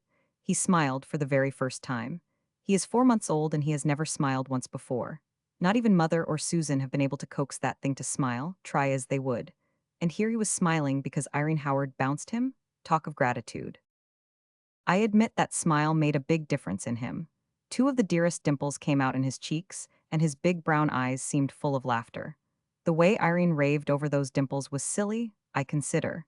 You would have supposed she thought she had really brought them into existence. But I sewed steadily and did not enthuse, and soon Irene got tired of bouncing Jims and put him back in his cradle. He did not like that after being played with, and he began to cry and was fussy the rest of the afternoon, whereas if Irene had only left him alone, he would not have been a bit of trouble. Irene looked at him and said, "Does he often cry like that?" As if she had never heard a baby crying before. I explained patiently that children have to cry so many minutes per day in order to expand their lungs. Morgan says so. If Jims didn't cry at all, I'd have to make him cry for at least 20 minutes, I said. Oh, indeed, said Irene, laughing as if she didn't believe me. Morgan on the care of infants was upstairs or I would soon have convinced her. Then she said Jims didn't have much hair. She had never seen a 4 months old baby so bald. Of course, I knew Jims hadn't much hair, yet, but Irene said it in a tone that seemed to imply it was my fault that he hadn't any hair. I said I had seen dozens of babies every bit as bald as Jims, and Irene said, oh very well, she hadn't meant to offend me, when I wasn't offended. It went on like that the rest of the hour. Irene kept giving me little digs all the time. The girls have always said she was revengeful like that if she were peeved about anything, but I never believed it before. I used to think Irene just perfect, and it hurt me dreadfully to find she could stoop to this. But I corked up my feelings and sewed away for dear life on a Belgian child's nightgown. Then Irene told me the meanest, most contemptible thing that someone had said about Walter. I won't write it down. I can't. Of course, she said it made her furious to hear it and all that, but there was no need for her to tell me such a thing even if she did hear it. She simply did it to hurt me.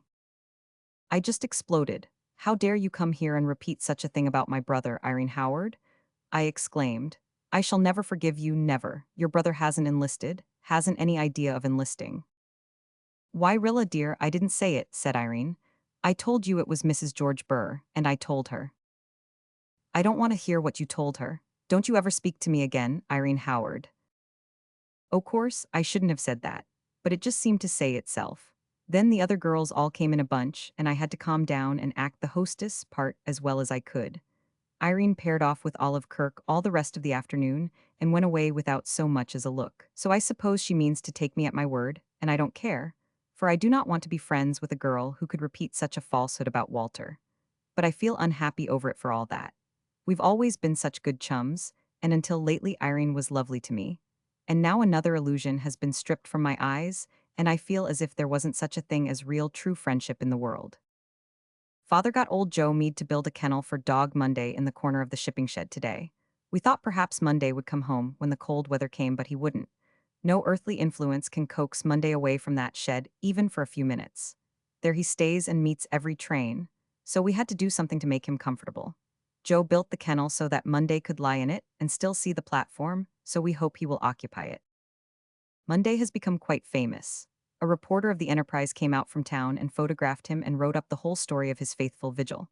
It was published in the Enterprise and copied all over Canada. But that doesn't matter to poor little Monday. Jem has gone away. Monday doesn't know where or why, but he will wait until he comes back. Somehow it comforts me. It's foolish, I suppose, but it gives me a feeling that Jem will come back, or else Monday wouldn't keep on waiting for him. Jims is snoring beside me in his cradle. It is just a cold that makes him snore, not adenoids. Irene had a cold yesterday, and I know she gave it to him, kissing him.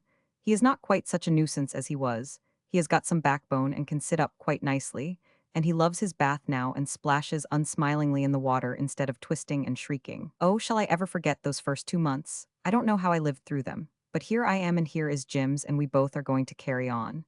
I tickled him a little bit tonight when I undressed him. I wouldn't bounce him, but Morgan doesn't mention tickling, just to see if he would smile for me as well as Irene. And he did, and out popped the dimples. What a pity his mother couldn't have seen them. I finished my 6th pair of socks today.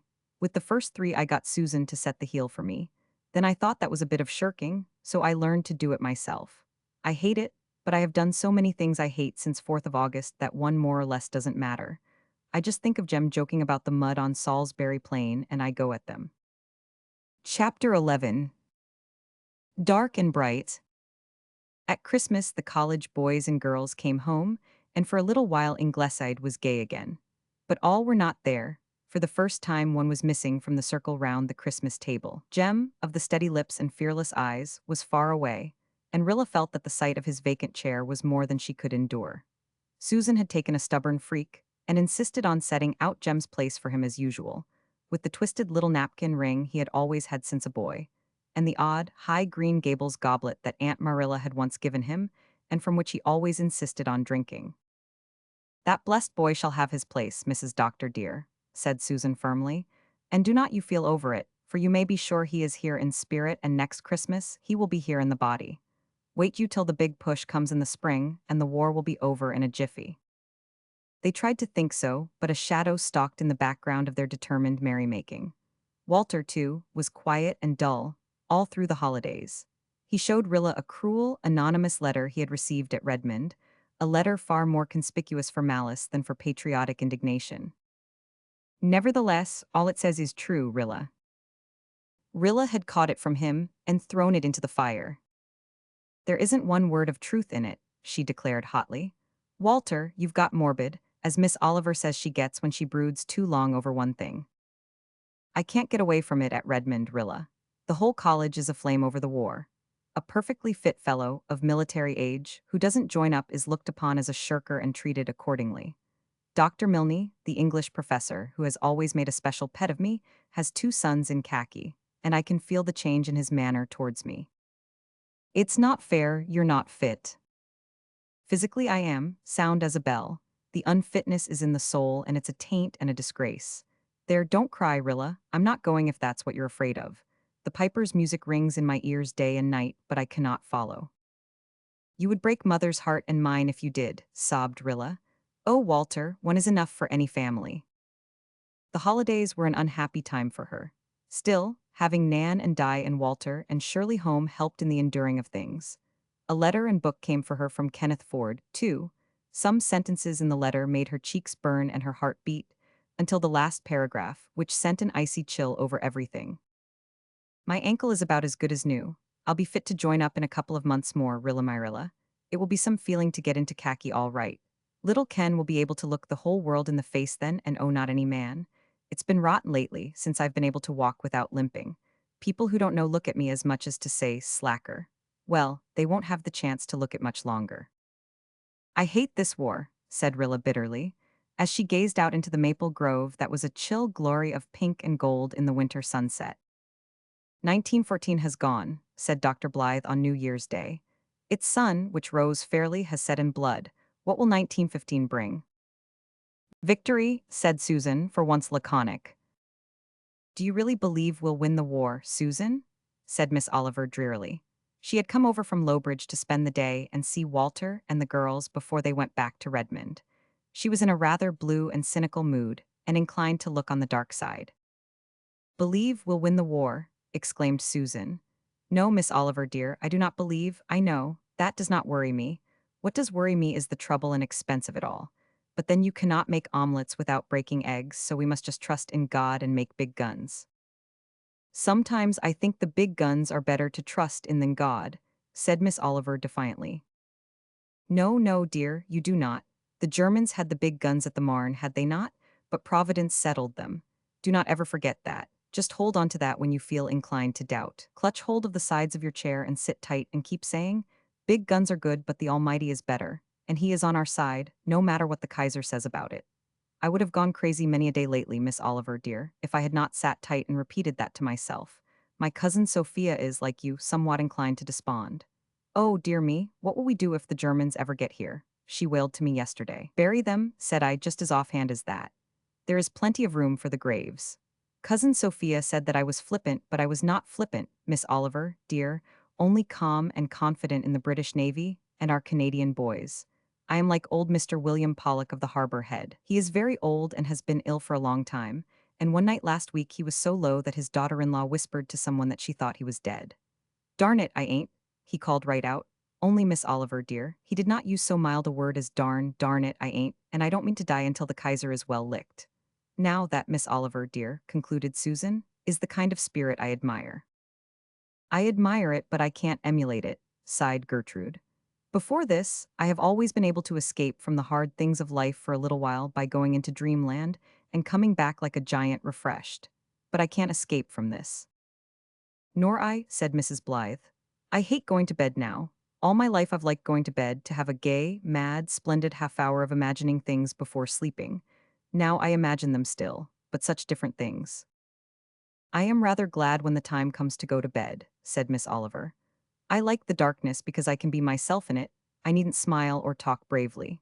But sometimes my imagination gets out of hand too, and I see what you do, terrible things, terrible years to come. I am very thankful that I never had any imagination to speak of, said Susan. I have been spared that. I see by this paper that the Crown Prince is killed again. Do you suppose there is any hope of his staying dead this time? And I also see that Woodrow Wilson is going to write another note. I wonder, concluded Susan, with the bitter irony she had of late begun to use when referring to the poor president, if that man's schoolmaster is alive. In January, Jims was 5 months old, and Rilla celebrated the anniversary by shortening him. He weighs 14 pounds, she announced jubilantly, just exactly what he should weigh at 5 months, according to Morgan. There was no longer any doubt in anybody's mind that Jims was getting positively pretty. His little cheeks were round and firm and faintly pink, his eyes were big and bright, his tiny paws had dimples at the root of every finger. He had even begun to grow hair, much to Rilla's unspoken relief. There was a pale golden fuzz all over his head that was distinctly visible in some lights. He was a good infant, generally sleeping and digesting as Morgan decreed. Occasionally he smiled, but he had never laughed, in spite of all efforts to make him. This worried Rilla also, because Morgan said that babies usually laughed aloud from the 3rd to the 5th month. Jims was 5 months and had no notion of laughing. Why hadn't he? Wasn't he normal? One night Rilla came home late from a recruiting meeting at the Glen, where she had been giving patriotic recitations. Rilla had never been willing to recite in public before. She was afraid of her tendency to lisp, which had a habit of reviving if she were doing anything that made her nervous. When she had first been asked to recite at the Upper Glen meeting, she had refused. Then she began to worry over her refusal. Was it cowardly? What would Jem think if he knew? After 2 days of worry, Rilla phoned to the president of the Patriotic Society that she would recite. She did, and lisped several times, and lay awake most of the night in an agony of wounded vanity. Then 2 nights after she recited again at Harbor Head. She had been at Lowbridge and Over Harbor since then, and had become resigned to an occasional lisp. Nobody except herself seemed to mind it, and she was so earnest and appealing and shining-eyed. More than one recruit joined up because Rilla's eyes seemed to look right at him when she passionately demanded, how could men die better than fighting for the ashes of their fathers and the temples of their gods? Or assured her audience with thrilling intensity that one crowded hour of glorious life was worth an age without a name. Even stolid Miller Douglas was so fired one night that it took Mary Vance a good hour to talk him back to sense. Mary Vance said bitterly that if Rilla Blythe felt as bad as she had pretended to feel over Jem's going to the front, she wouldn't be urging other girls' brothers and friends to go. On this particular night, Rilla was tired and cold, and very thankful to creep into her warm nest and cuddle down between her blankets, though as usual with a sorrowful wonder how Jem and Jerry were faring. She was just getting warm and drowsy when Jim suddenly began to cry, and kept on crying. Rilla curled herself up in her bed and determined she would let him cry. She had Morgan behind her for justification. Jim's was warm, physically comfortable. His cry wasn't the cry of pain, and had his little tummy as full as was good for him.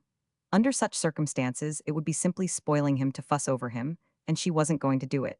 He could cry until he got good and tired and ready to go to sleep again. Then Rilla's imagination began to torment her. Suppose, she thought, I was a tiny, helpless creature only 5 months old, with my father somewhere in France and my poor little mother, who had been so worried about me, in the graveyard. Suppose I was lying in a basket in a big black room, without one speck of light, and nobody within miles of me, for all I could see or know. Suppose there wasn't a human being anywhere who loved me, for a father who had never seen me couldn't love me very much, especially when he had never written a word to or about me. Wouldn't I cry too? Wouldn't I feel just so lonely and forsaken and frightened that I'd have to cry? Rilla hopped out. She picked Jims out of his basket and took him into her own bed. His hands were cold, poor mite, but he had promptly ceased to cry. And then, as she held him close to her in the darkness, suddenly Jims laughed, a real, gurgly, chuckly, delighted, delightful laugh. "Oh, you dear little thing," exclaimed Rilla. "Are you so pleased at finding you're not all alone, lost in a huge, big black room?" Then she knew she wanted to kiss him, and she did. She kissed his silky, scented little head, she kissed his chubby little cheek, she kissed his little cold hands. She wanted to squeeze him, to cuddle him, just as she used to squeeze and cuddle her kittens. Something delightful and yearning and brooding seemed to have taken possession of her. She had never felt like this before. In a few minutes Jims was sound asleep. And, as Rilla listened to his soft, regular breathing and felt the little body warm and contented against her, she realized that, at last, she loved her war baby. He has got to be such a darling, she thought drowsily as she drifted off to slumberland herself. In February, Jem and Jerry and Robert Grant were in the trenches, and a little more tension and dread was added to the Ingleside life. In March, Ypres, as Susan called it, had come to have a bitter significance. The daily list of casualties had begun to appear in the papers, and no one at Ingleside ever answered the telephone without a horrible cold shrinking. For it might be the station master, phoning up to say a telegram had come from overseas. No one at Ingleside ever got up in the morning without a sudden piercing wonder over what the day might bring. And I used to welcome the morning so, thought Rilla. Yet the round of life and duty went steadily on, and every week or so, one of the Glen lads, who had just the other day been a rollicking schoolboy, went into khaki. "It is bitter cold out tonight, Mrs. Doctor dear," said Susan, coming in out of the clear starlit crispness of the Canadian winter twilight. "I wonder if the boys in the trenches are warm." "How everything comes back to this war," cried Gertrude Oliver. "We can't get away from it, not even when we talk of the weather. I never go out these dark, cold nights myself without thinking of the men in the trenches, not only our men but everybody's men. I would feel the same if there were nobody I knew at the front. When I snuggle down in my comfortable bed, I am ashamed of being comfortable. It seems as if it were wicked of me to be so when many are not." "I saw Mrs. Meredith down at the store," said Susan, "and she tells me that they are really troubled over Bruce. He takes things so much to heart. He has cried himself to sleep for a week over the starving Belgians. 'Oh, mother,' he will say to her, so beseeching-like, 'surely the babies are never hungry?' 'Oh, not the babies, mother. Just say the babies are not hungry, mother.' And she cannot say it because it would not be true, and she is at her wit's end. They try to keep such things from him, but he finds them out, and then they cannot comfort him. It breaks my heart to read about them myself, Mrs. Doctor. Dear, and I cannot console myself with the thought that the tales are not true.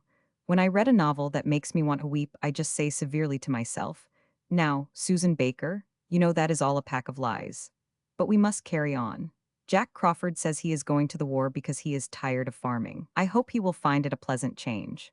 And Mrs. Richard Elliot Overharbour is worrying herself sick because she used to be always scolding her husband about smoking up the parlor curtains. Now that he has enlisted, she wishes she had never said a word to him. You know Josiah Cooper and William Daly, Mrs. Doctor dear. They used to be fast friends, but they quarreled 20 years ago and have never spoken since. Well, the other day Josiah went to William and said right out, let us be friends. Tain't any time to be holding grudges. William was real glad and held out his hand, and they sat down for a good talk. And in less than half an hour they had quarreled again, over how the war ought to be fought. Josiah holding that the Dardanelles expedition was rank folly, and William maintaining that it was the one sensible thing the Allies had done. And now they are madder at each other than ever, and William says Josiah is as bad a pro-German as Whiskers on the Moon. Whiskers on the Moon vows he is no pro-German but calls himself a pacifist, whatever that may be. It is nothing proper, or Whiskers would not be it, and that you may tie to. He says that the big British victory at New Chapelle cost more than it was worth, and he has forbid Joe Milgrave to come near the house because Joe ran up his father's flag when the news came. Have you noticed, Mrs. Doctor dear, that the Tsar has changed that Prish name to Permissal, which proves that the man had good sense, Russian though he is? Joe Vickers told me in the store that he saw a very queer-looking thing in the sky tonight over Lowbridge Way. Do you suppose it could have been a Zeppelin, Mrs. Doctor dear? I do not think it very likely, Susan. Well, I would feel easier about it if Whiskers on the Moon were not living in the glen. They say he was seen going through strange maneuvers with a lantern in his backyard one night lately. Some people think he was signaling. To whom or what? Ah, that is the mystery, Mrs. Doctor dear.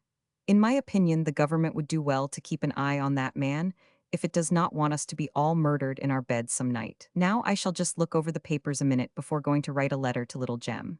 Two things I never did, Mrs. Doctor dear, were write letters and read politics. Yet here I am doing both regular, and I find there is something in politics after all. Whatever Woodrow Wilson means I cannot fathom, but I am hoping I will puzzle it out yet. Susan, in her pursuit of Wilson and politics, presently came upon something that disturbed her, and exclaimed in a tone of bitter disappointment, that devilish Kaiser has only a boil after all. Don't swear, Susan, said Dr. Blythe, pulling a long face. Devilish is not swearing, Doctor dear. I have always understood that swearing was taking the name of the Almighty in vain. Well, it isn't, refined, said the doctor, winking at Miss Oliver. No, Doctor dear, the devil and the Kaiser, if so be that they are really two different people, are not refined, and you cannot refer to them in a refined way. So I abide by what I said, although you may notice that I am careful not to use such expressions when young Rilla is about. And I maintain that the papers have no right to say that the Kaiser has pneumonia and raise people's hopes, and then come out and say he has nothing but a boil. A boil, indeed, I wish he was covered with them. Susan stalked out to the kitchen and settled down to write to Jem, deeming him in need of some home comfort from certain passages in his letter that day. We're in an old wine cellar tonight, Dad, he wrote, in water to our knees. Rats everywhere, no fire, a drizzling rain coming down, rather dismal. But it might be worse.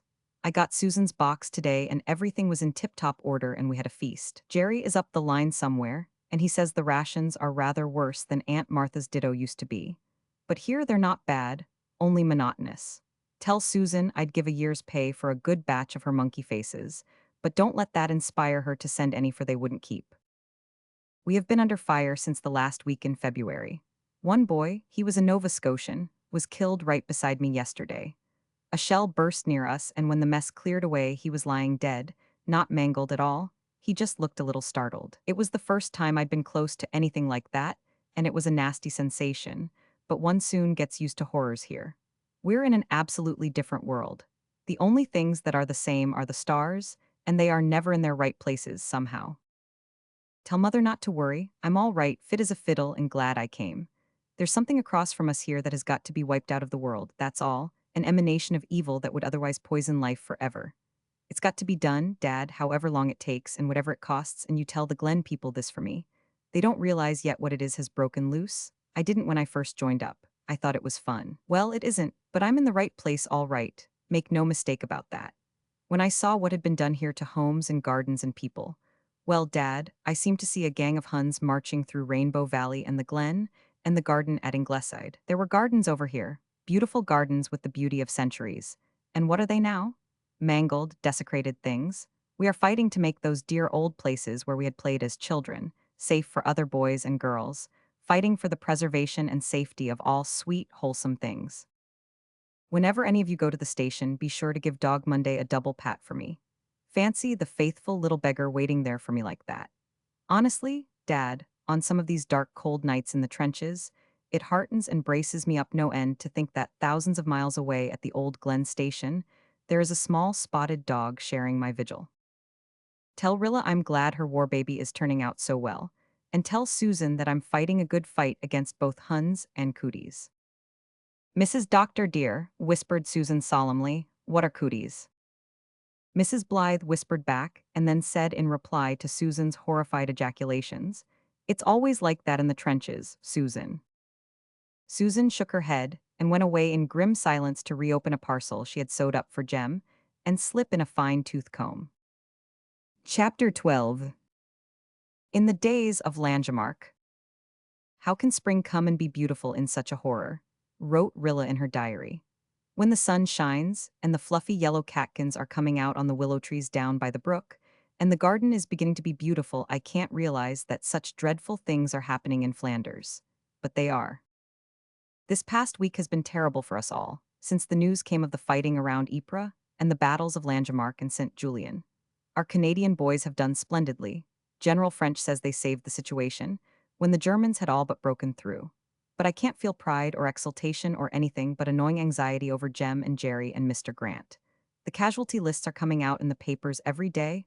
Oh, there are so many of them. I can't bear to read them for fear I'd find Jem's name, for there have been cases where people have seen their boys' names in the casualty lists before the official telegram came. As for the telephone, for a day or two I just refused to answer it, because I thought I could not endure the horrible moment that came between saying, hello, and hearing the response. That moment seemed 100 years long, for I was always dreading to hear, there is a telegram for Dr. Blythe. Then, when I had shirked for a while, I was ashamed of leaving it all for Mother or Susan, and now I make myself go. But it never gets any easier. Gertrude teaches school and reads compositions and sets examination papers just as she always has done, but I know her thoughts are over in Flanders all the time. Her eyes haunt me. And Kenneth is in khaki now, too. He has got a lieutenant's commission and expects to go overseas in midsummer, so he wrote me. There wasn't much else in the letter. He seemed to be thinking of nothing but going overseas. I shall not see him again before he goes. Perhaps I will never see him again. Sometimes I ask myself if that evening at Four Winds was all a dream. It might as well be. It seems as if it happened in another life lived years ago, and everybody has forgotten it but me. Walter and Nan and Di came home last night from Redmond. When Walter stepped off the train, Dog Monday rushed to meet him, frantic with joy. I suppose he thought Jem would be there too. After the first moment, he paid no attention to Walter and his pats, but just stood there, wagging his tail nervously and looking past Walter at the other people coming out, with eyes that made me choke up. For I couldn't help thinking that, for all we knew, Monday might never see Jem come off that train again. Then, when all the people were out, Monday looked up at Walter, gave his hand a little lick as if to say, I know it isn't your fault he didn't come. Excuse me for feeling disappointed. And then he trotted back to his shed, with that funny little sidelong waggle of his that always makes it seem that his hind legs are traveling directly away from the point at which his forelegs are aiming. We tried to coax him home with us. Di even got down and kissed him between the eyes and said, Monday, old duck, won't you come up with us just for the evening? And Monday said he did. I am very sorry, but I can't. I've got a date to meet Jim here, and there's a train goes through at 8. It's lovely to have Walter back again, though he seems quiet and sad, just as he was at Christmas. But I'm going to love him hard and cheer him up and make him laugh as he used to. It seems to me that every day of my life Walter means more to me. The other evening Susan happened to say that the Mayflowers were out in Rainbow Valley. I chanced to be looking at Mother when Susan spoke. Her face changed and she gave a queer little choked cry. Most of the time Mother is so spunky and gay you would never guess what she feels inside, but now and then some little thing is too much for her and we see under the surface. Mayflowers, she said. Jem brought me Mayflowers last year. and she got up and went out of the room. I would have rushed off to Rainbow Valley and brought her an armful of mayflowers, but I knew that wasn't what she wanted. And after Walter got home last night, he slipped away to the valley and brought Mother home all the mayflowers he could find. Nobody had said a word to him about it. He just remembered himself that Jem used to bring Mother the first mayflowers, and so he brought them in Jem's place. It shows how tender and thoughtful he is. And yet there are people who send him cruel letters. It seems strange that we can go in with ordinary life, just as if nothing were happening overseas that concerned us, just as if any day might not bring us awful news. But we can and do. Susan is putting in the garden, and Mother and she are house cleaning, and we junior Reds are getting up a concert in aid of the Belgians. We have been practicing for a month and having no end of trouble and bother with cranky people. Miranda Pryor promised to help with the dialogue, and when she had her part, all learnt her father put his foot down and refused to allow her to help at all. I am not blaming Miranda exactly, but I do think she might have a little more spunk sometimes. If she put her foot down once in a while, she might bring her father to terms, for she is all the housekeeper he has, and what would he do if she struck? If I were in Miranda's shoes, I'd find some way of managing Whiskers on the Moon. I would horsewhip him, or bite him, if nothing else would serve. But Miranda is a meek and obedient daughter whose days should be long in the land. I couldn't get anyone else to take the part, because nobody liked it, so finally I had to take it myself. Olive Kirk is on the concert committee and goes against me in every single thing. But I got my way in asking Mrs. Channing to come out from town and sing for us anyhow. She is a beautiful singer and will draw such a crowd that we will make more than we will have to pay her. Olive Kirk thought our local talent good enough, and Minnie Clow won't sing at all now in the choruses because she would be so nervous before Mrs. Channing. And Minnie is the only good alto we have. There are times when I am so exasperated that I feel tempted to wash my hands of the whole affair. But after I dance round my room a few times in sheer rage, I cool down and have another whack at it. Just at present, I am racked with worry for fear the Isaac Rieses are taking whooping cough. They have all got a dreadful cold, and there are 5 of them who have important parts in the program. And if they go and develop whooping cough, what shall I do? Dick Reese's violin solo is to be one of our titbits, and Kit Reese is in every tableau, and the 3 small girls have the cutest flag drill. I've been toiling for weeks to train them in it, and now it seems likely that all my trouble will go for nothing. Jim's cut his first tooth today. I am very glad, for he is nearly 9 months old, and Mary Vance has been insinuating that he is awfully backward about cutting his teeth. He has begun to creep but doesn't crawl as most babies do. He trots about on all 4s and carries things in his mouth like a little dog. Nobody can say he isn't up to schedule time in the matter of creeping anyway, way ahead of it indeed, since 10 months is Morgan's average for creeping. He is so cute, it will be a shame if his dad never sees him. His hair is coming on nicely too, and I am not without hope that it will be curly. Just for a few minutes while I've been writing of Jim's and the concert, I've forgotten Ypres and the poison gas and the casualty lists. Now it all rushes back, worse than ever. Oh, if we could just know that Jem is all right. I used to be so furious with Jem when he called me Spider. And now, if he would just come whistling through the hall and call out, "Hello, Spider," as he used to do, I would think it the loveliest name in the world. Rilla put away her diary and went out to the garden. The spring evening was very lovely. The long, green, seaward-looking glen was filled with dusk, and beyond it were meadows of sunset. The harbor was radiant, purple here, azure there, opal elsewhere. The maple grove was beginning to be misty green. Rilla looked about her with wistful eyes. Who said that spring was the joy of the year? It was the heartbreak of the year. And the pale purply mornings and the daffodil stars and the wind in the old pine were so many separate pangs of the heartbreak. Would life ever be free from dread again? "It's good to see PEI twilight once more," said Walter, joining her. "I didn't really remember that the sea was so blue and the roads so red and the wood nooks so wild and fairy haunted. Yes, the fairies still abide here. I vow I could find scores of them under the violets in Rainbow Valley." Rilla was momentarily happy. This sounded like the Walter of yore. She hoped he was forgetting certain things that had troubled him. "And isn't the sky blue over Rainbow Valley?" she said, responding to his mood. "Blue, blue, you'd have to say blue 100 times before you could express how blue it is." Susan wandered by, her head tied up with a shawl, her hands full of garden implements. Doc, stealthy and wild-eyed, was shadowing her steps among the spirea bushes. "The sky may be blue," said Susan, "but that cat has been hide all day, so we will likely have rain tonight, and by the same token I have rheumatism in my shoulder."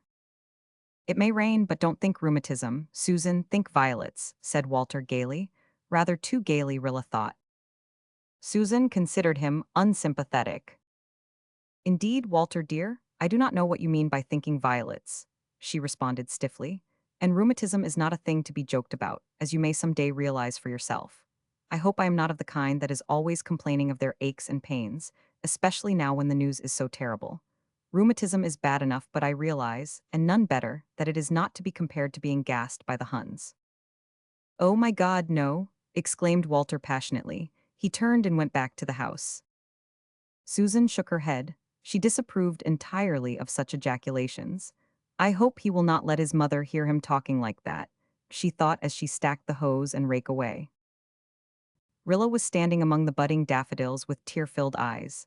Her evening was spoiled. She detested Susan, who had somehow hurt Walter, and had Jem been gassed? Had he died in torture? I can't endure this suspense any longer, said Rilla desperately. But she endured it as the others did for another week. Then a letter came from Jem. He was all right. I've come through without a scratch, Dad. Don't know how I or any of us did it. You'll have seen all about it in the papers. I can't write of it, but the Huns haven't got through, they won't get through. Jerry was knocked stiff by a shell one time, but it was only the shock. He was all right in a few days. Grant is safe too. Nan had a letter from Jerry Meredith. I came back to consciousness at dawn, he wrote. Couldn't tell what had happened to me but thought that I was done for. I was all alone and afraid, terribly afraid. Dead men were all around me, lying on the horrible gray, slimy fields. I was woefully thirsty, and I thought of David and the Bethlehem water, and of the old spring in Rainbow Valley under the maples. I seemed to see it just before me, and you standing laughing on the other side of it, and I thought it was all over with me. And I didn't care. Honestly, I didn't care. I just felt a dreadful childish fear of loneliness and of those dead men around me, and a sort of wonder how this could have happened to me. Then they found me and carted me off, and before long I discovered that there wasn't really anything wrong with me. I'm going back to the trenches tomorrow. Every man is needed there that can be got. Laughter is gone out of the world, said Faith Meredith, who had come over to report on her letters. I remember telling old Mrs. Taylor long ago that the world was a world of laughter, but it isn't so any longer. It's a shriek of anguish, said Gertrude Oliver. We must keep a little laughter, girls, said Mrs. Blythe. A good laugh is as good as a prayer sometimes, only sometimes, she added under her breath. She had found it very hard to laugh during the 3 weeks she had just lived through, she, Anne Blythe, to whom laughter had always come so easily and freshly. And what hurt most was that Rilla's laughter had grown so rare, Rilla whom she used to think laughed overmuch. Was all the child's girlhood to be so clouded? Yet how strong and clever and womanly she was growing. How patiently she knitted and sewed and manipulated those uncertain junior reds, and how wonderful she was with Jims. She really could not do better for that child than if she had raised a baker's dozen, Mrs. Doctor dear, Susan had avowed solemnly. Little did I ever expect it of her on the day she landed here with that soup tureen. Chapter 13. A Slice of Humble Pie. I am very much afraid, Mrs. Doctor dear, said Susan, who had been on a pilgrimage to the station with some choice bones for Dog Monday, that something terrible has happened. Whiskers-on-the-Moon came off the train from Charlottetown and he was looking pleased. I do not remember that I ever saw him with a smile on in public before. Of course he may have just been getting the better of somebody in a cattle deal, but I have an awful presentiment that the Huns have broken through somewhere.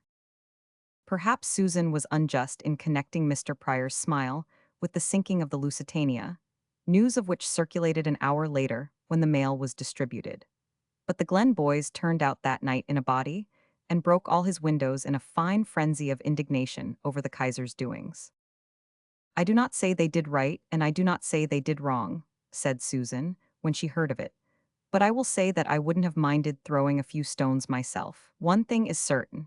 Whiskers-on-the-Moon said in the post office the day the news came, in the presence of witnesses, that folks who could not stay home after they had been warned deserved no better fate.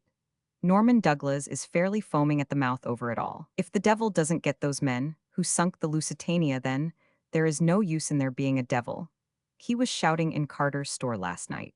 Norman Douglas always has believed that anybody who opposed him was on the side of the devil, but a man like that is bound to be right once in a while. Bruce Meredith is worrying over the babies who were drowned.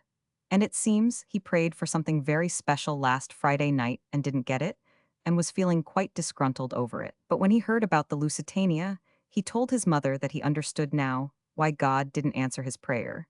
He was too busy attending to the souls of all the people who went down on the Lusitania. That child's brain is 100 years older than his body, Mrs. Dr. Dear. As for the Lusitania, it is an awful occurrence, whatever way you look at it. But Woodrow Wilson is going to write a note about it, so why worry? A pretty president? And Susan banged her pots about wrathfully. President Wilson was rapidly becoming anathema in Susan's kitchen. Mary Vance dropped in one evening to tell the Ingleside folks that she had withdrawn all opposition to Miller Douglas's enlisting.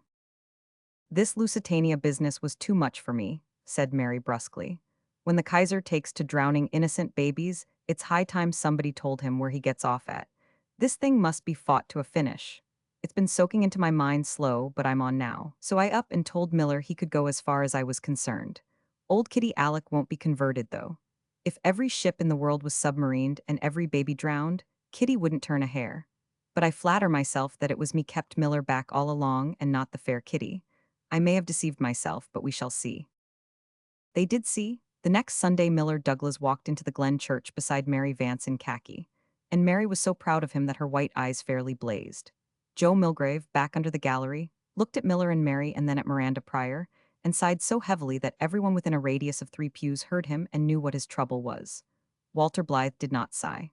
But Rilla, scanning his face anxiously, saw a look that cut into her heart. It haunted her for the next week, and made an undercurrent of soreness in her soul, which was externally being harrowed up by the near approach of the Red Cross concert and the worries connected therewith. The Reese cold had not developed into whooping cough, so that tangle was straightened out.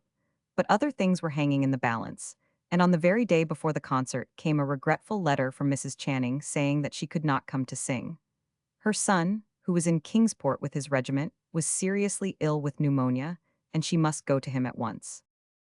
The members of the concert committee looked at each other in blank dismay. What was to be done? This comes of depending on outside help, said Olive Kirk disagreeably. We must do something, said Rilla, too desperate to care for Olive's manner. We've advertised the concert everywhere, and crowds are coming. There's even a big party coming out from town, and we were short enough of music as it was. We must get someone to sing in Mrs. Channing's place.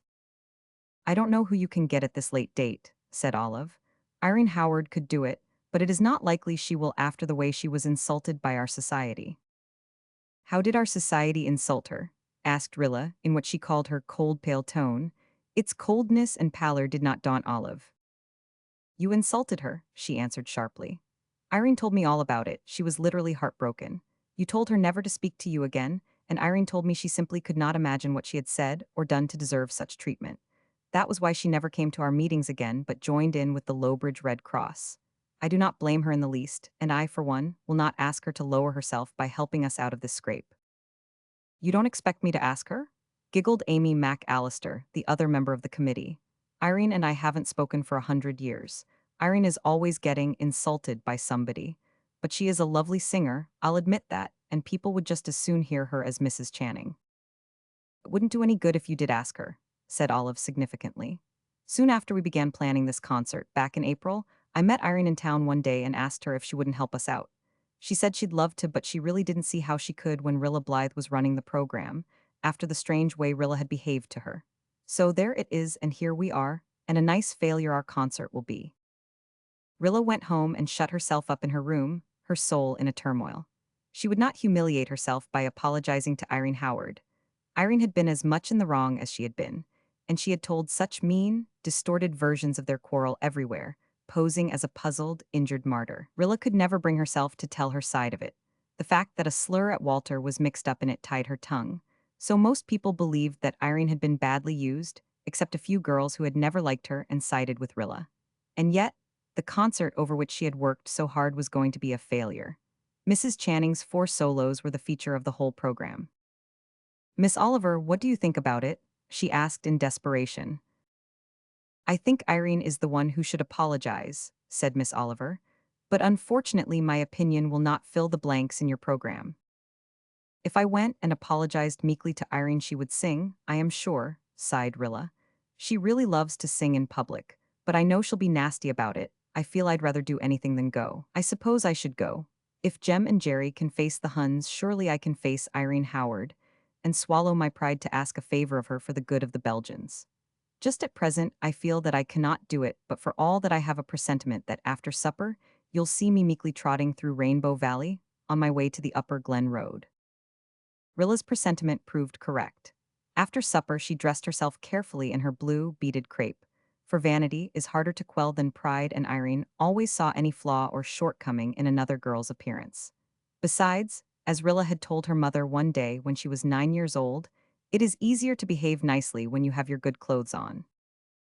Rilla did her hair very becomingly and donned a long raincoat for fear of a shower. But all the while her thoughts were concerned with the coming distasteful interview, and she kept rehearsing mentally her part in it. She wished it were over. She wished she had never tried to get up a Belgian relief concert. She wished she had not quarreled with Irene. After all, disdainful silence would have been much more effective in meeting the slur upon Walter. It was foolish and childish to fly out as she had done. Well, she would be wiser in the future. But meanwhile, a large and very unpalatable slice of humble pie had to be eaten, and Rilla Blythe was no fonder of that wholesome article of diet than the rest of us. By sunset, she was at the door of the Howard house, a pretentious abode, with white scrollwork round the eaves and an eruption of bay windows on all its sides. Mrs. Howard, a plump, voluble dame, met Rilla gushingly and left her in the parlor while she went to call Irene. Rilla threw off her raincoat and looked at herself critically in the mirror over the mantel. Hair, hat, and dress were satisfactory, nothing there for Miss Irene to make fun of. Rilla remembered how clever and amusing she used to think Irene's biting little comments about other girls. Well, it had come home to her now. Presently, Irene skimmed down, elegantly gowned, with her pale, straw-colored hair done in the latest and most extreme fashion, and an over-luscious atmosphere of perfume enveloping her. "Why, how do you do, Miss Blythe?" she said sweetly. "This is a very unexpected pleasure." Rilla had risen to take Irene's chilly fingertips, and now, as she sat down again, she saw something that temporarily stunned her. Irene saw it too, as she sat down, and a little amused, impertinent smile appeared on her lips and hovered there during the rest of the interview. On one of Rilla's feet was a smart little steel-buckled shoe and a filmy blue silk stocking. The other was clad in a stout and rather shabby boot and black lisle. Poor Rilla, she had changed, or begun to change her boots and stockings after she had put on her dress. This was the result of doing one thing with your hands and another with your brain. Oh, what a ridiculous position to be in, and before Irene Howard of all people. Irene, who was staring at Rilla's feet as if she had never seen feet before. And once she had thought Irene's manner perfection. Everything that Rilla had prepared to say vanished from her memory. Vainly trying to tuck her unlucky foot under her chair, she blurted out a blunt statement. "I have come to ask a favor of you, Irene." There, lisping, oh, she had been prepared for humiliation, but not to this extent. Really, there were limits. "Yes," said Irene in a cool, questioning tone, lifting her shallowly set, insolent eyes to Rilla's crimson face for a moment, and then dropping them again as if she could not tear them from their fascinated gaze at the shabby boot and the gallant shoe. Rilla gathered herself together. She would not lisp, she would be calm and composed.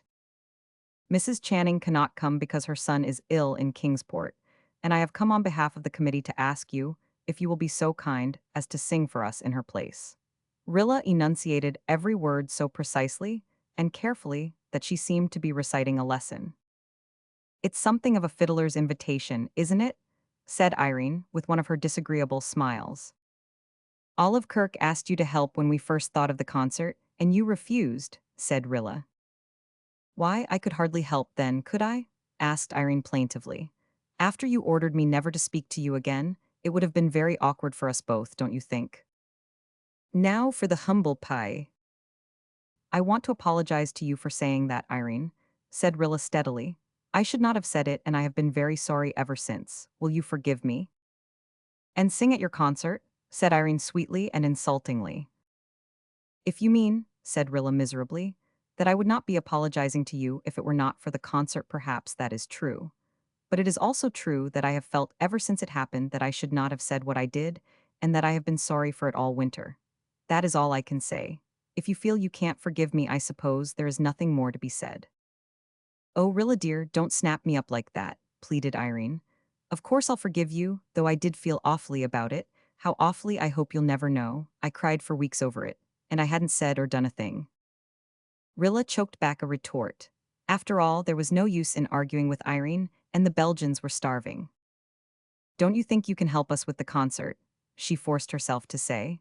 Oh, if only Irene would stop looking at that boot. Rilla could just hear her giving Olive Kirk an account of it. I don't see how I really can at the last moment like this, protested Irene. There isn't time to learn anything new. Oh, you have lots of lovely songs that nobody in the Glen ever heard before, said Rilla, who knew Irene had been going to town all winter for lessons, and that this was only a pretext. They will all be new down there. But I have no accompanist, protested Irene. Una Meredith can accompany you, said Rilla. Oh, I couldn't ask her, sighed Irene. We haven't spoken since last fall. She was so hateful to me the time of our Sunday school concert that I simply had to give her up. Dear, was Irene at feud with everybody. As for Una Meredith being hateful to anybody, the idea was so farcical that Rilla had much ado to keep from laughing in Irene's very face. Miss Oliver is a beautiful pianist and can play any accompaniment at sight, said Rilla desperately. She will play for you, and you could run over your songs easily tomorrow evening at Ingleside before the concert. But I haven't anything to wear. My new evening dress isn't home from Charlottetown yet, and I simply cannot wear my old one at such a big affair. It is too shabby and old-fashioned. Our concert, said Rilla slowly, is in aid of Belgian children who are starving to death. Don't you think you could wear a shabby dress once for their sake, Irene? Oh, don't you think those accounts we get of the conditions of the Belgians are very much exaggerated? Said Irene. I'm sure they can't be actually starving, in the 20th century. The newspapers always color things so highly. Rilla concluded that she had humiliated herself enough. There was such a thing as self-respect. No more coaxing, concert or no concert. She got up, boot and all. I am sorry you can't help us, Irene, but since you cannot, we must do the best we can. Now this did not suit Irene at all.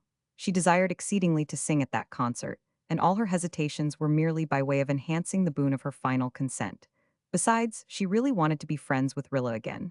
Rilla's wholehearted, ungrudging adoration had been very sweet incense to her, and Ingleside was a very charming house to visit, especially when a handsome college student like Walter was home. She stopped looking at Rilla's feet. Rilla, darling, don't be so abrupt. I really want to help you if I can manage it. Just sit down and let's talk it over. I'm sorry, but I can't. I have to be home soon. Jim's has to be settled for the night. Oh, yes, the baby you are bringing up by the book. It's perfectly sweet of you to do it when you hate children so. How cross you were just because I kissed him. But we'll forget all that and be chums again, won't we? Now about the concert. I dare say I can run into town on the morning train after my dress, and out again on the afternoon one in plenty of time for the concert, if you'll ask Miss Oliver to play for me. I couldn't. She's so dreadfully haughty and supercilious that she simply paralyses poor little me. Rilla did not waste time or breath defending Miss Oliver. She coolly thanked Irene, who had suddenly become very amiable and gushing, and got away. She was very thankful the interview was over, but she knew now that she and Irene could never be the friends they had been. Friendly, yes, but friends, no, nor did she wish it. All winter she had felt under her other and more serious worries, a little feeling of regret for her lost chum. Now it was suddenly gone. Irene was not, as Mrs. Elliot would say, of the race that knew Joseph. Rilla did not say or think that she had outgrown Irene. Had the thought occurred to her, she would have considered it absurd when she was not yet 17 and Irene was 20. But it was the truth. Irene was just what she had been a year ago, just what she would always be. Rilla Blythe's nature in that year had changed and matured and deepened. She found herself seeing through Irene with a disconcerting clearness, discerning under all her superficial sweetness, her pettiness, her vindictiveness, her insincerity, her essential cheapness. Irene had lost forever her faithful worshipper. But not until Rilla had traversed the upper Glen Road and found herself in the moon-dappled solitude of Rainbow Valley did she fully recover her composure of spirit. Then she stopped under a tall wild plum that was ghostly white and fair in its misty spring bloom and laughed. There is only one thing of importance just now, and that is that the Allies win the war, she said aloud. Therefore, it follows without dispute that the fact that I went to see Irene Howard with odd shoes and stockings on is of no importance whatever. Nevertheless, I, Bertha Marilla Blythe, swear solemnly with the moon as witness. Rilla lifted her hand dramatically to the said moon, that I will never leave my room again without looking carefully at both my feet. Chapter 14. The Valley of Decision. Susan kept the flag flying at Ingleside all the next day, in honor of Italy's declaration of war. And not before it was time, Mrs. Doctor dear, considering the way things have begun to go on the Russian front. Say what you will, those Russians are kittle cattle, the Grand Duke Nicholas to the contrary notwithstanding. It is a fortunate thing for Italy that she has come in on the right side. But whether it is as fortunate for the Allies, I will not predict, until I know more about Italians than I do now. However, she will give that old reprobate of a Francis Joseph something to think about. A pretty emperor indeed, with one foot in the grave, and yet plotting wholesale murder. And Susan thumped and kneaded her bread with as much vicious energy as she could have expended in punching Francis Joseph himself if he had been so unlucky as to fall into her clutches. Walter had gone to town on the early train, and Nan offered to look after Jims for the day and so set Rilla free.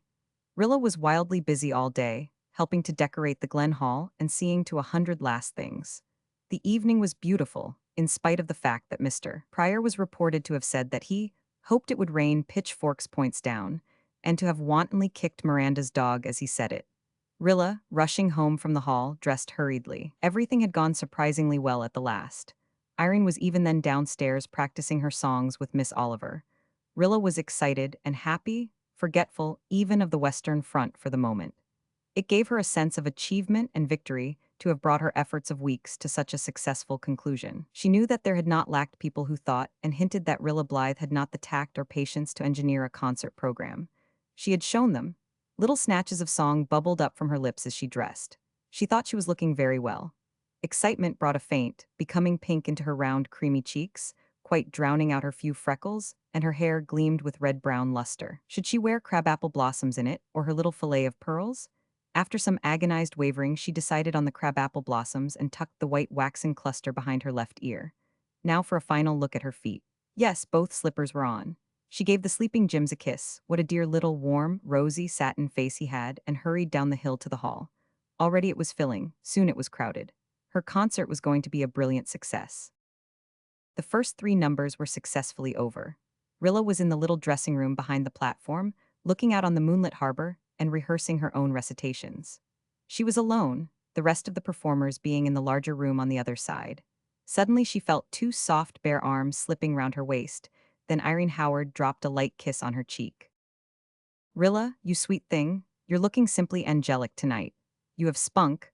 I thought you would feel so badly over Walter's enlisting that you'd hardly be able to bear up at all, and here you are as cool as a cucumber.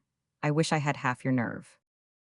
Rilla stood perfectly still. She felt no emotion whatever, she felt nothing.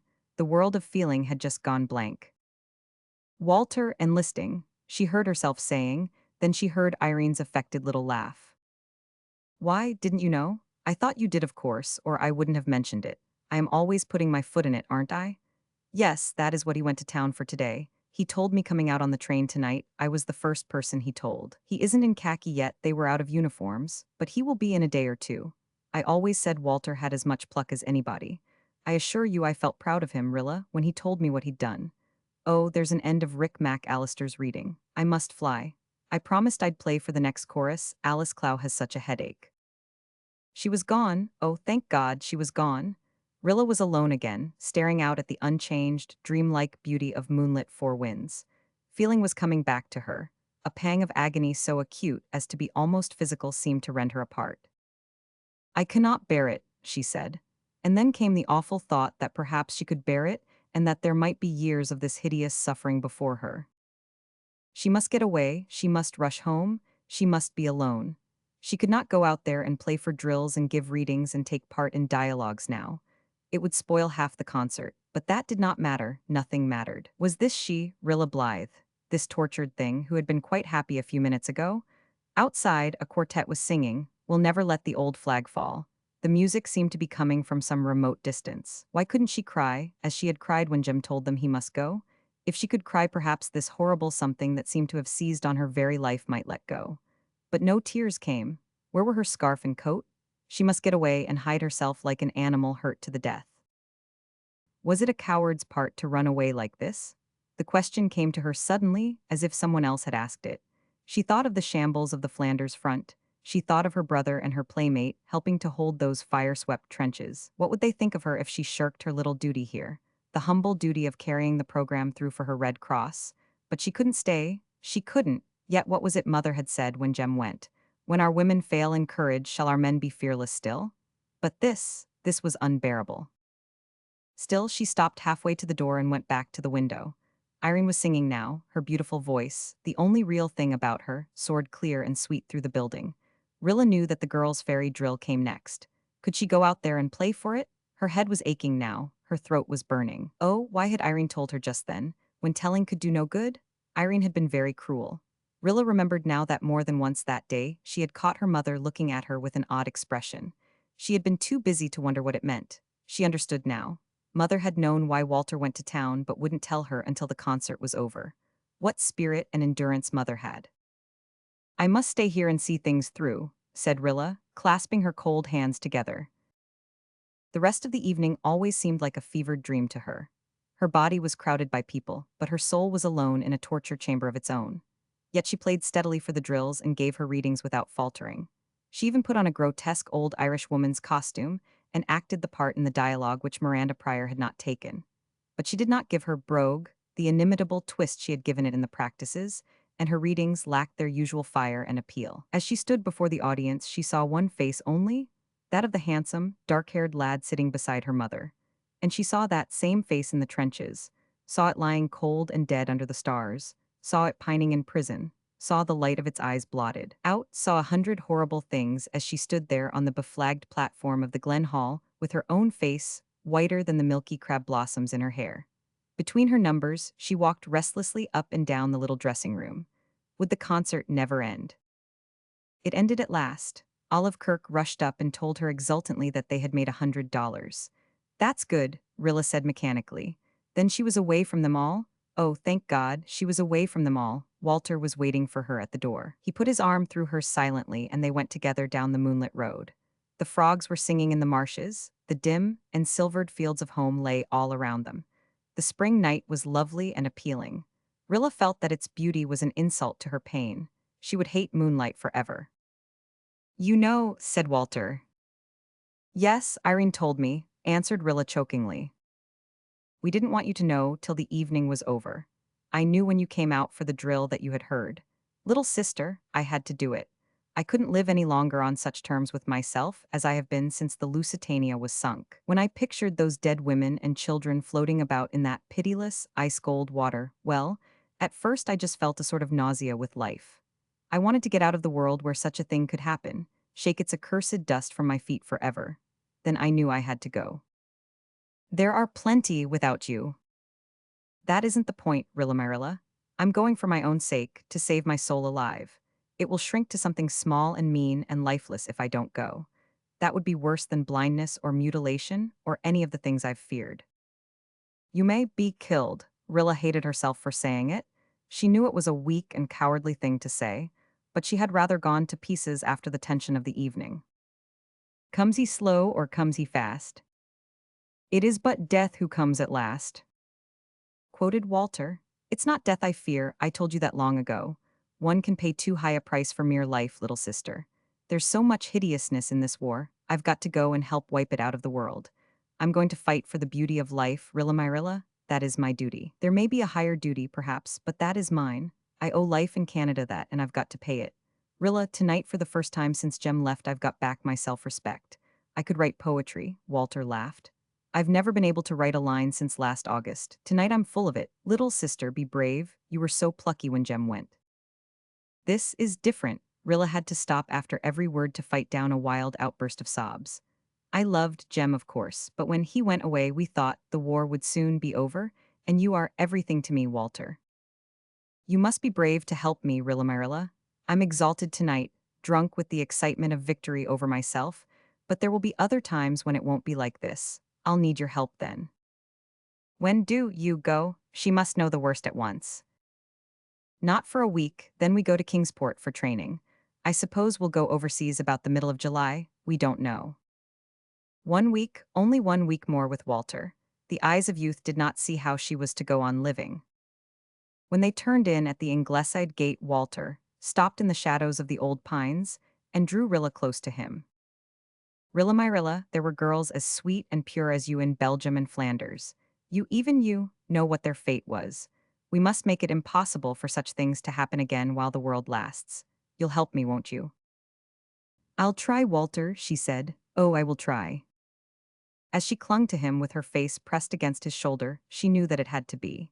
She accepted the fact then and there. He must go, her beautiful Walter with his beautiful soul and dreams and ideals. And she had known all along that it would come sooner or later. She had seen it coming to her, coming, as one sees the shadow of a cloud drawing near over a sunny field, swiftly and inescapably. Amid all her pain, she was conscious of an odd feeling of relief in some hidden part of her soul, where a little dull, unacknowledged soreness had been lurking all winter. No one, no one could ever call Walter a slacker now. Rilla did not sleep that night. Perhaps no one at Ingleside did except Jim's. The body grows slowly and steadily, but the soul grows by leaps and bounds. It may come to its full stature in an hour. From that night, Rilla Blythe's soul was the soul of a woman in its capacity for suffering, for strength, for endurance. When the bitter dawn came, she rose and went to her window. Below her was a big apple tree, a great swelling cone of rosy blossom. Walter had planted it years ago when he was a little boy. Beyond Rainbow Valley, there was a cloudy shore of morning with little ripples of sunrise breaking over it. The far, cold beauty of a lingering star shone above it. Why, in this world of springtime loveliness, must hearts break? Rilla felt arms go about her lovingly, protectingly. It was Mother, pale, large-eyed Mother. "Oh, Mother, how can you bear it?" she cried wildly. "Rilla, dear, I've known for several days that Walter meant to go. I've had time to rebel and grow reconciled. We must give him up. There is a call greater and more insistent than the call of our love. He has listened to it. We must not add to the bitterness of his sacrifice." "Our sacrifice is greater than his," cried Rilla passionately. "Our boys give only themselves, we give them." Before Mrs. Blythe could reply, Susan stuck her head in at the door, never troubling over such frills of etiquette as knocking. Her eyes were suspiciously red, but all she said was, "Will I bring up your breakfast, Mrs. Doctor dear?" "No, no, Susan, we will all be down presently. Do you know that Walter has joined up?" "Yes, Mrs. Doctor dear. The doctor told me last night. I suppose the Almighty has his own reasons for allowing such things. We must submit and endeavor to look on the bright side. It may cure him of being a poet, at least." Susan still persisted in thinking that poets and tramps were tarred with the same brush, and that would be something, but thank God, she muttered in a lower tone, that Shirley is not old enough to go. "Isn't that the same thing as thanking him that some other woman's son has to go in Shirley's place?" asked the doctor, pausing on the threshold. "No, it is not, Doctor dear," said Susan defiantly, as she picked up Jim's, who was opening his big dark eyes and stretching up his dimpled paws. "Do not you put words in my mouth that I would never dream of uttering. I am a plain woman and cannot argue with you, but I do not thank God that anybody has to go. I only know that it seems they do have to go, unless we all want to be Kaiserized. For I can assure you that the Monroe Doctrine, whatever it is nothing to tie to, with Woodrow Wilson behind it. The Huns, Doctor dear, will never be brought to book by notes. And now," concluded Susan, tucking Jim's in the crook of her gaunt arms and marching downstairs, "having cried my cry and said my say, I shall take a brace, and if I cannot look pleasant, I will look as pleasant as I can." Chapter 15. Until the day break. "The Germans have recaptured Przemysl," said Susan despairingly, looking up from her newspaper, "and now I suppose we will have to begin calling it by that uncivilized name again." Cousin Sophia was in when the mail came, and when she heard the news she hove a sigh up from the depths of her stomach, Mrs. Doctor dear, and said, "Ah yes, and they will get Petrograd next, I have no doubt." I said to her, "My knowledge of geography is not so profound as I wish it was, but I have an idea that it is quite a walk from Przemysl to Petrograd." Cousin Sophia sighed again and said, "The Grand Duke Nicholas is not the man I took him to be." "Do not let him know that," said I. "It might hurt his feelings, and he has likely enough to worry him as it is. But you cannot cheer Cousin Sophia up, no matter how sarcastic you are, Mrs. Doctor dear." She sighed for the third time and groaned out, "But the Russians are retreating fast," and I said, "Well, what of it? They have plenty of room for retreating, have they not?" But all the same, Mrs. Doctor dear, though I would never admit it to Cousin Sophia, I do not like the situation on the Eastern Front. Nobody else liked it either. But all summer the Russian retreat went on, a long drawn-out agony. I wonder if I shall ever again be able to await the coming of the mail with feelings of composure. Never to speak of pleasure, said Gertrude Oliver. The thought that haunts me night and day is, will the Germans smash Russia completely and then hurl their Eastern army, flushed with victory, against the Western front? They will not, Miss Oliver dear, said Susan, assuming the role of prophetess. In the first place, the Almighty will not allow it. In the second, Grand Duke Nicholas, though he may have been a disappointment to us in some respects, knows how to run away decently and in order, and that is a very useful knowledge when Germans are chasing you. Norman Douglas declares he is just luring them on and killing 10 of them to one he loses. But I am of the opinion he cannot help himself and is just doing the best he can under the circumstances, the same as the rest of us. So do not go so far afield to borrow trouble, Miss Oliver dear, when there is plenty of it already camping on our very doorstep. Walter had gone to Kingsport the 1st of June. Nan, Di and Faith had gone also to do Red Cross work in their vacation. In mid-July, Walter came home for a week's leave before going overseas. Rilla had lived through the days of his absence on the hope of that week, and now that it had come, she drank every minute of it thirstily, hating even the hours she had to spend in sleep. They seemed such a waste of precious moments. In spite of its sadness, it was a beautiful week, full of poignant, unforgettable hours, when she and Walter had long walks and talks and silences together. He was all her own, and she knew that he found strength and comfort in her sympathy and understanding. It was very wonderful to know she meant so much to him. The knowledge helped her through moments that would otherwise have been unendurable and gave her power to smile and even to laugh a little.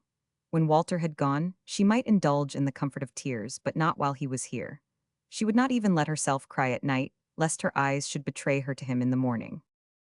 On his last evening at home, they went together to Rainbow Valley and sat down on the bank of the brook, under the White Lady, where the gay revels of olden days had been held in the cloudless years. Rainbow Valley was roofed over with a sunset of unusual splendor that night. A wonderful gray dusk just touched with starlight followed it, and then came moonshine, hinting, hiding, revealing, lighting up little dells and hollows here, leaving others in dark, velvet shadow. When I am somewhere in France, said Walter, looking around him with eager eyes on all the beauty his soul loved, I shall remember these still, dewy, moon-drenched places. The balsam of the fir trees, the peace of those white pools of moonshine, the strength of the hills, what a beautiful old biblical phrase that is. Rilla, look at those old hills around us, the hills we looked up at as children, wondering what lay for us in the great world beyond them. How calm and strong they are, how patient and changeless like the heart of a good woman. Rilla, my Rilla, do you know what you have been to me the past year? I want to tell you before I go. I could not have lived through it if it had not been for you, little loving, believing heart. Rilla dared not try to speak. She slipped her hand into Walter's and pressed it hard. And when I'm over there, Rilla, in that hell upon earth which men who have forgotten God have made, it will be the thought of you that will help me most. I know you'll be as plucky and patient as you have shown yourself to be this past year. I'm not afraid for you. I know that no matter what happens, you'll be Rilla, my Rilla, no matter what happens. Rilla repressed tear and sigh, but she could not repress a little shiver, and Walter knew that he had said enough. After a moment of silence, in which each made an unworded promise to each other, he said, now we won't be sober anymore. We'll look beyond the years, to the time when the war will be over and Jem and Jerry, and I will come marching home and we'll all be happy again. We won't be happy in the same way, said Rilla. No, not in the same way. Nobody whom this war has touched will ever be happy again in quite the same way. But it will be a better happiness, I think, little sister, a happiness we've earned. We were very happy before the war, weren't we? With a home like Ingleside and a father and mother like ours, we couldn't help being happy. But that happiness was a gift from life and love. It wasn't really ours. Life could take it back at any time. It can never take away the happiness we win for ourselves in the way of duty. I've realized that since I went into khaki. In spite of my occasional funks when I fall to living over things beforehand, I've been happy since that night in May. Rilla, be awfully good to Mother while I'm away. It must be a horrible thing to be a mother in this war. The mothers and sisters and wives and sweethearts have the hardest times. Rilla, you beautiful little thing, are you anybody's sweetheart? If you are, tell me before I go. No, said Rilla. Then, impelled by a wish to be absolutely frank with Walter in this talk that might be the last they would ever have, she added, blushing wildly in the moonlight, but if Kenneth Ford wanted me to be. I see, said Walter. And Ken's in khaki too. Poor little girlie, it's a bit hard for you all round. Well, I'm not leaving any girl to break her heart about me, thank God for that. Rilla glanced up at the manse on the hill. She could see a light in Una Meredith's window. She felt tempted to say something, then she knew she must not. It was not her secret, and anyway, she did not know, she only suspected. Walter looked about him lingeringly and lovingly. This spot had always been so dear to him. What fun they all had had here lang syne. Phantoms of memory seemed to pace the dappled paths and peep merrily through the swinging boughs. Jem and Jerry, bare-legged, sunburned schoolboys, fishing in the brook and frying trout over the old stone fireplace.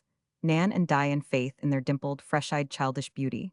Una the sweet and shy, Carl poring over ants and bugs. Little slangy, sharp-tongued, good-hearted Mary Vance. The old Walter that had been, himself lying on the grass reading poetry or wandering through palaces of fancy. They were all there around him. He could see them almost as plainly as he saw Rilla, as plainly as he had once seen the Pied Piper piping down the valley in a vanished twilight. And they said to him, those gay little ghosts of other days, "We were the children of yesterday, Walter. Fight a good fight for the children of today and tomorrow."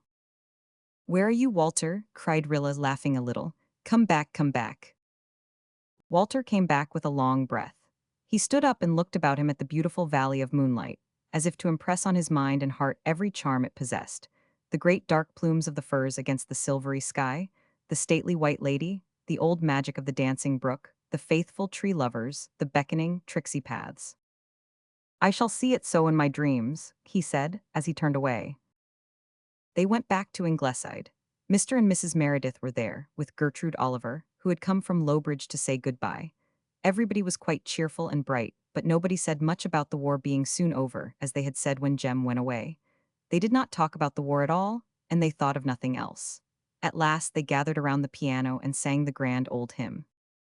"O God, our help in ages past, our hope for years to come, our shelter from the stormy blast, and our eternal home.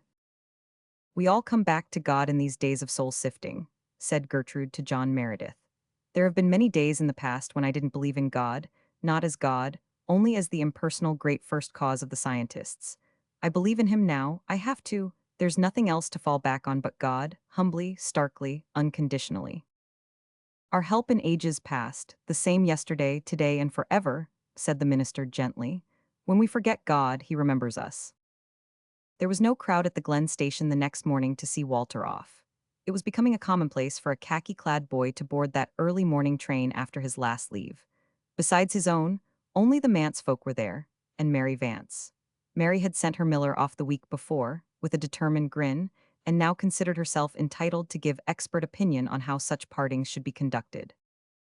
"The main thing is to smile and act as if nothing was happening," she informed the Ingleside group. "The boys all hate the sob act like poison. Miller told me I wasn't to come near the station if I couldn't keep from bawling, so I got through with my crying beforehand, and at the last I said to him, 'Good luck, Miller, and if you come back you'll find I haven't changed any, and if you don't come back I'll always be proud you went, and in any case don't fall in love with a French girl.' Miller swore he wouldn't, but you never can tell about those fascinating foreign husses. Anyhow, the last sight he had of me I was smiling to my limit. Gee, all the rest of the day my face felt as if it had been starched and ironed into a smile." In spite of Mary's advice and example, Mrs. Blythe, who had sent Jim off with a smile, could not quite manage one for Walter. But at least no one cried. Dog Monday came out of his lair in the shipping shed and sat down close to Walter, thumping his tail vigorously on the boards of the platform whenever Walter spoke to him, and looking up with confident eyes as if to say, "I know you'll find Jim and bring him back to me." "So long, old fellow," said Carl Meredith cheerfully, when the goodbyes had to be said. "Tell them over there to keep their spirits up. I am coming along presently." "Me too," said Shirley laconically, proffering a brown paw. Susan heard him and her face turned very gray. Una shook hands quietly, looking at him with wistful, sorrowful, dark blue eyes. But then Una's eyes had always been wistful. Walter bent his handsome black head in its khaki cap and kissed her with the warm, comradely kiss of a brother. He had never kissed her before, and for a fleeting moment Una's face betrayed her, if anyone had noticed. But nobody did. The conductor was shouting, "All aboard!" Everybody was trying to look very cheerful. Walter turned to Rilla. She held his hands and looked up at him. She would not see him again until the day broke and the shadows vanished, and she knew not if that daybreak would be on this side of the grave or beyond it. "Goodbye," she said. On her lips it lost all the bitterness it had won through the ages of parting and bore.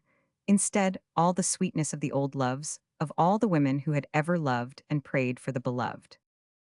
Write me often and bring Jims up faithfully, according to the Gospel of Morgan, Walter said lightly, having said all his serious things the night before in Rainbow Valley. But at the last moment he took her face between his hands and looked deep into her gallant eyes. God bless you, Rilla my Rilla, he said softly and tenderly. After all, it was not a hard thing to fight for a land that bore daughters like this. He stood on the rear platform and waved to them as the train pulled out. Rilla was standing by herself, but Una Meredith came to her, and the two girls who loved him most stood together and held each other's cold hands as the train rounded the curve of the wooded hill. Rilla spent an hour in Rainbow Valley that morning about which she never said a word to anyone. She did not even write in her diary about it. When it was over, she went home and made rompers for Jims. In the evening, she went to a junior Red Cross committee meeting and was severely businesslike. You would never suppose, said Irene Howard to Olive Kirk afterwards, that Walter had left for the front only this morning. But some people really have no depth of feeling. I often wish I could take things as lightly as Rilla Blythe. Chapter 16. Realism and Romance. Warsaw has fallen, said Dr. Blythe with a resigned air, as he brought the mail in one warm August day. Gertrude and Mrs. Blythe looked dismally at each other, and Rilla, who was feeding Jims a Morganized diet from a carefully sterilized spoon, laid the said spoon down on his tray, utterly regardless of germs, and said, "Oh, dear me," in as tragic a tone as if the news had come as a thunderbolt instead of being a foregone conclusion from the preceding week's dispatches. They had thought they were quite resigned to Warsaw's fall, but now they knew they had, as always, hoped against hope. "Now, let us take a brace," said Susan. "It is not the terrible thing we have been thinking. I read a dispatch 3 columns long in the Montreal Herald yesterday that proved that Warsaw was not important from a military point of view at all. So let us take the military point of view, Doctor dear." "I read that dispatch too, and it has encouraged me immensely," said Gertrude. "I knew then and I know now that it was a lie from beginning to end. But I am in that state of mind where even a lie is a comfort, providing it is a cheerful lie." "In that case, Miss Oliver dear, the German official reports ought to be all you need," said Susan sarcastically. "I never read them now because they make me so mad I cannot put my thoughts properly on my work after a dose of them. Even this news about Warsaw has taken the edge off my afternoon's plans. Misfortunes never come singly. I spoiled my baking of bread today, and now Warsaw has fallen, and here is little Kitchener bent on choking himself to death." Jims was evidently trying to swallow his spoon, germs and all. Rilla rescued him mechanically, and was about to resume the operation of feeding him, when a casual remark of her father's sent such a shock and thrill over her that for the second time she dropped that doomed spoon. "Kenneth Ford is down at Martin Westover Harbor," the doctor was saying. "His regiment was on its way to the front but was held up in Kingsport for some reason, and Ken got leave of absence to come over to the island." "I hope he will come up to see us," exclaimed Mrs. Blythe. "He only has a day or two off, I believe," said the doctor absently. Nobody noticed Rilla's flushed face and trembling hands. Even the most thoughtful and watchful of parents do not see everything that goes on under their very noses. Rilla made a third attempt to give the long-suffering Jims his dinner, but all she could think of was the question, would Ken come to see her before he went away? She had not heard from him for a long while. Had he forgotten her completely? If he did not come, she would know that he had. Perhaps there was even some other girl back there in Toronto. Of course there was. She was a little fool to be thinking about him at all. She would not think about him. If he came, well and good. It would only be courteous of him to make a farewell call at Ingleside, where he had often been a guest. If he did not come, well and good too. It did not matter very much. Nobody was going to fret. That was all settled comfortably. She was quite indifferent. But meanwhile Jims was being fed with a haste and recklessness that would have filled the soul of Morgan with horror. Jims himself didn't like it, being a methodical baby, accustomed to swallowing spoonfuls with a decent interval for breath between each. He protested, but his protests availed him nothing. Rilla, as far as the care and feeding of infants was concerned, was utterly demoralized. Then the telephone bell rang. There was nothing unusual about the telephone ringing. It rang on an average every 10 minutes at Ingleside. But Rilla dropped Jim's spoon again, on the carpet this time, and flew to the phone as if life depended on her getting there before anybody else. Jims, his patience exhausted, lifted up his voice and wept. "Hello, is this Ingleside?" "Yes." That you, Rilla? Yeth, yeth. Oh, why couldn't Jim stop howling for just one little minute? Why didn't somebody come in and choke him? No, who's speaking? Oh, didn't she know? Wouldn't she know that voice anywhere, at any time? It's Ken, isn't it? Sure thing, I'm here for a look-in. Can I come up to Ingleside tonight and see you? Of course. Had he used you in the singular or plural sense, presently she would wring Jim's neck. Oh, what was Ken saying? See here, Rilla, can you arrange that there won't be more than a few dozen people round? Understand? I can't make my meaning clearer over this bally rural line. There are a dozen receivers down. Did she understand? Yes, she understood.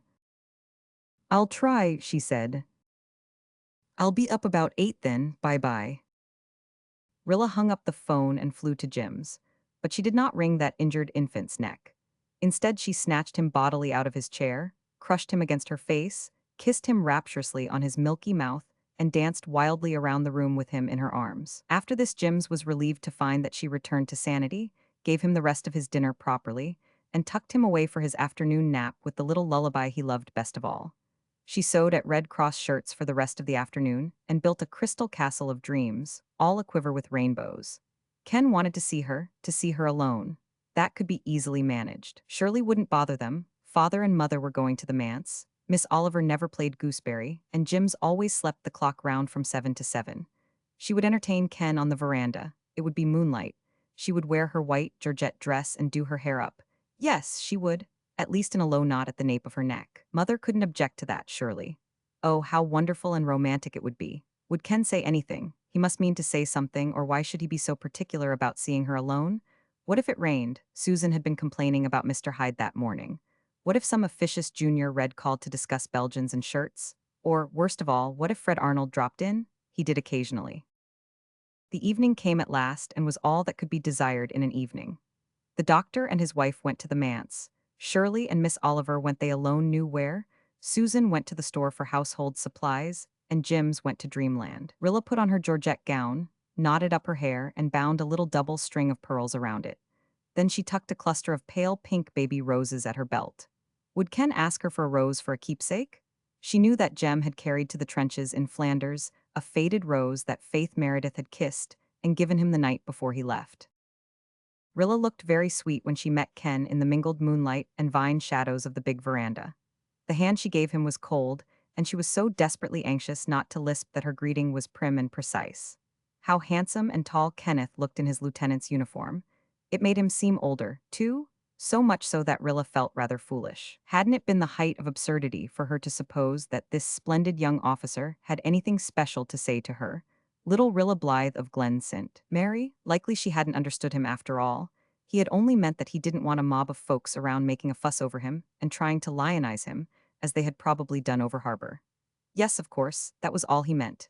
And she, little idiot, had gone and vainly imagined that he didn't want anybody but her.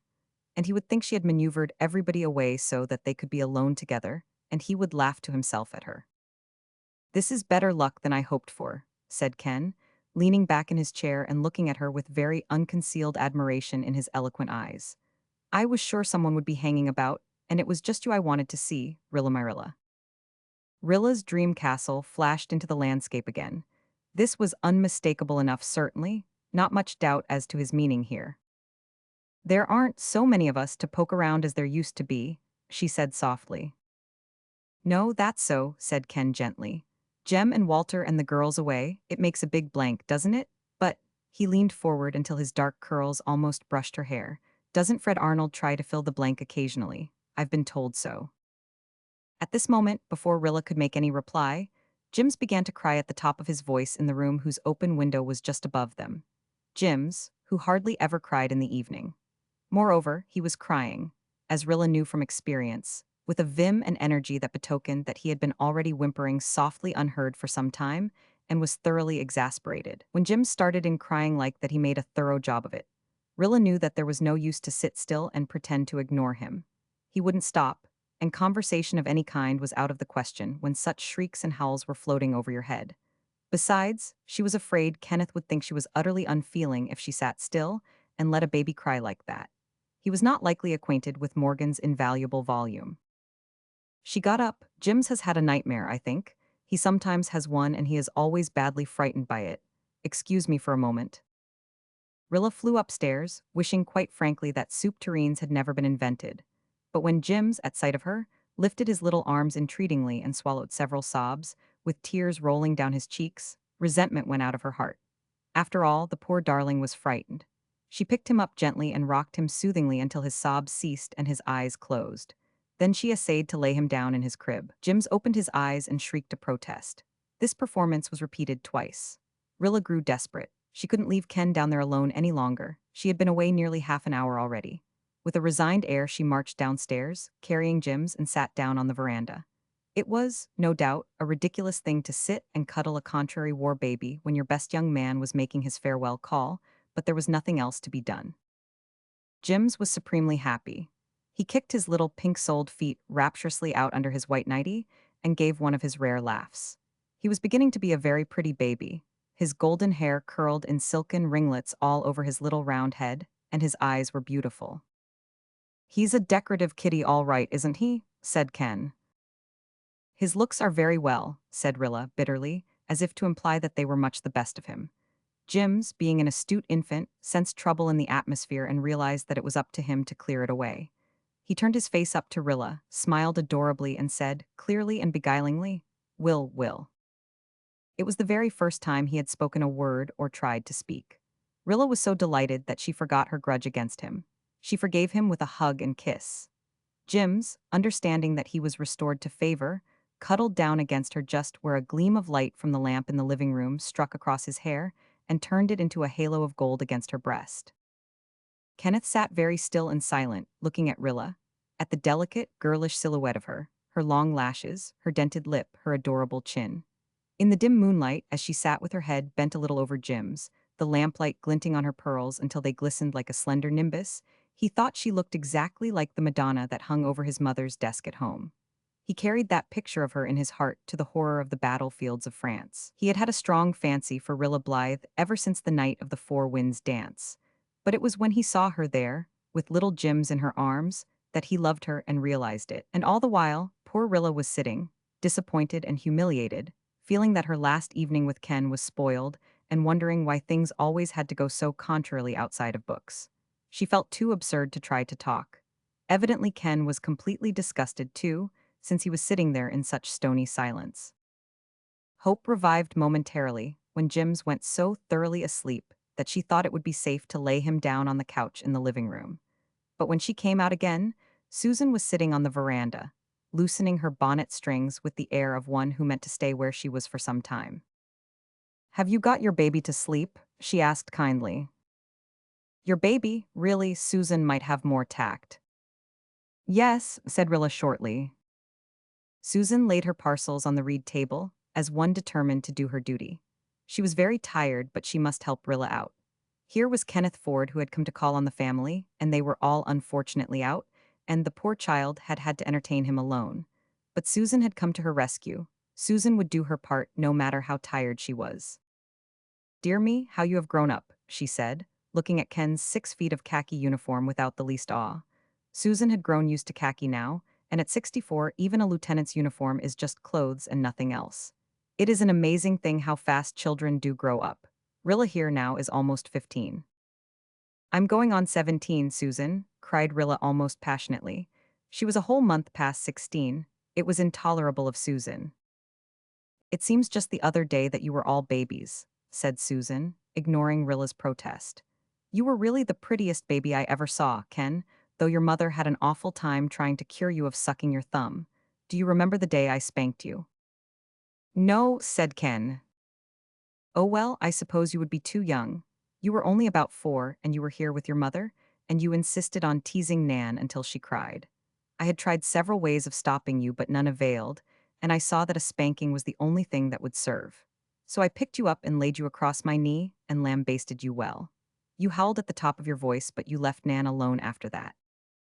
Rilla was writhing. Hadn't Susan any realization that she was addressing an officer of the Canadian Army? Apparently she had not. "Oh, what would Ken think? I suppose you do not remember the time your mother spanked you either," continued Susan, who seemed to be bent on reviving tender reminiscences that evening. I shall never, no never, forget it. She was up here one night with you when you were about 3, and you and Walter were playing out in the kitchen yard with a kitten. I had a big puncheon of rainwater by the spout which I was reserving for making soap. And you and Walter began quarreling over the kitten. Walter was at one side of the puncheon standing on a chair, holding the kitten, and you were standing on a chair at the other side. You leaned across that puncheon and grabbed the kitten and pulled. You were always a great hand for taking what you wanted without too much ceremony. Walter held on tight and the poor kitten yelled, but you dragged Walter and the kitten half over, and then you both lost your balance and tumbled into that puncheon, kitten and all. If I had not been on the spot, you would both have been drowned. I flew to the rescue and hauled you all 3 out before much harm was done, and your mother, who had seen it all from the upstairs window, came down and picked you up, dripping as you were, and gave you a beautiful spanking. Ah, said Susan with a sigh, those were happy old days at Ingleside. Must have been, said Ken. His voice sounded queer and stiff. Rilla supposed he was hopelessly enraged. The truth was he dared not trust his voice lest it betray his frantic desire to laugh. Rilla here now, said Susan, looking affectionately at that unhappy damsel, never was much spanked. She was a real well-behaved child for the most part, but her father did spank her once. She got 2 bottles of pills out of his office and dared Alice Clow to see which of them could swallow all the pills first. And if her father had not happened in the nick of time, those 2 children would have been corpses by night. As it was, they were both sick enough shortly after. But the doctor spanked Rilla then and there, and he made such a thorough job of it that she never meddled with anything in his office afterwards. We hear a great deal nowadays of something that is called moral persuasion, but in my opinion a good spanking and no nagging afterwards is a much better thing. Rilla wondered viciously whether Susan meant to relate all the family spankings, but Susan had finished with the subject and branched off to another cheerful one. I remember little Todd McAllister over harbor killed himself that very way, eating up a whole box of fruitatives because he thought they were candy. It was a very sad affair. He was, said Susan earnestly, the very cutest little corpse I ever laid my eyes on. It was very careless of his mother to leave the fruitatives where he could get them, but she was well known to be a heedless creature. One day she found a nest of 5 eggs as she was going across the fields to church with a brand new blue silk dress on. So she put them in the pocket of her petticoat, and when she got to church, she forgot all about them and sat down on them, and her dress was ruined, not to speak of the petticoat. Let me see, would not Todd be some relation of yours? Your great-grandmother West was a McAllister. Her brother Amos was a MacDonaldite in religion. I am told he used to take the jerks something fearful. But you look more like your great-grandfather West than the McAllisters. He died of a paralytic stroke quite early in life. Did you see anybody at the store? Asked Rilla desperately, in the faint hope of directing Susan's conversation into more agreeable channels. Nobody except Mary Vance, said Susan, and she was stepping round as brisk as the Irishman's flea. What terrible similes Susan used. Would Kenneth think she acquired them from the family? To hear Mary talk about Miller Douglas, you would think he was the only Glen boy who had enlisted, Susan went on. But of course she always did brag, and she has some good qualities I am willing to admit. Though I did not think so that time, she chased Rilla here through the village with a dried codfish till the poor child fell, heels over head, into the puddle before Carter Flagg's store. Rilla went cold all over with wrath and shame. Were there any more disgraceful scenes in her past that Susan could rake up? As for Ken, he could have howled over Susan's speeches, but he would not so insult the duenna of his lady, so he sat with a preternaturally solemn face which seemed to poor Rilla a haughty and offended one. I paid 11 cents for a bottle of ink tonight, complained Susan. Ink is twice as high as it was last year. Perhaps it is because Woodrow Wilson has been writing so many notes. It must cost him considerable. My cousin Sophia says Woodrow Wilson is not the man she expected him to be, but then no man ever was. Being an old maid, I do not know much about men and have never pretended to, but my cousin Sophia is very hard on them, although she married 2 of them, which you might think was a fair share. Albert Crawford's chimney blew down in that big gale we had last week, and when Sophia heard the bricks clattering on the roof, she thought it was a Zeppelin raid and went into hysterics. And Mrs. Albert Crawford says that of the 2 things she would have preferred the Zeppelin raid. Rilla sat limply in her chair like one hypnotized. She knew Susan would stop talking when she was ready to stop, and that no earthly power could make her stop any sooner. As a rule, she was very fond of Susan, but just now she hated her with a deadly hatred. It was 10 o'clock.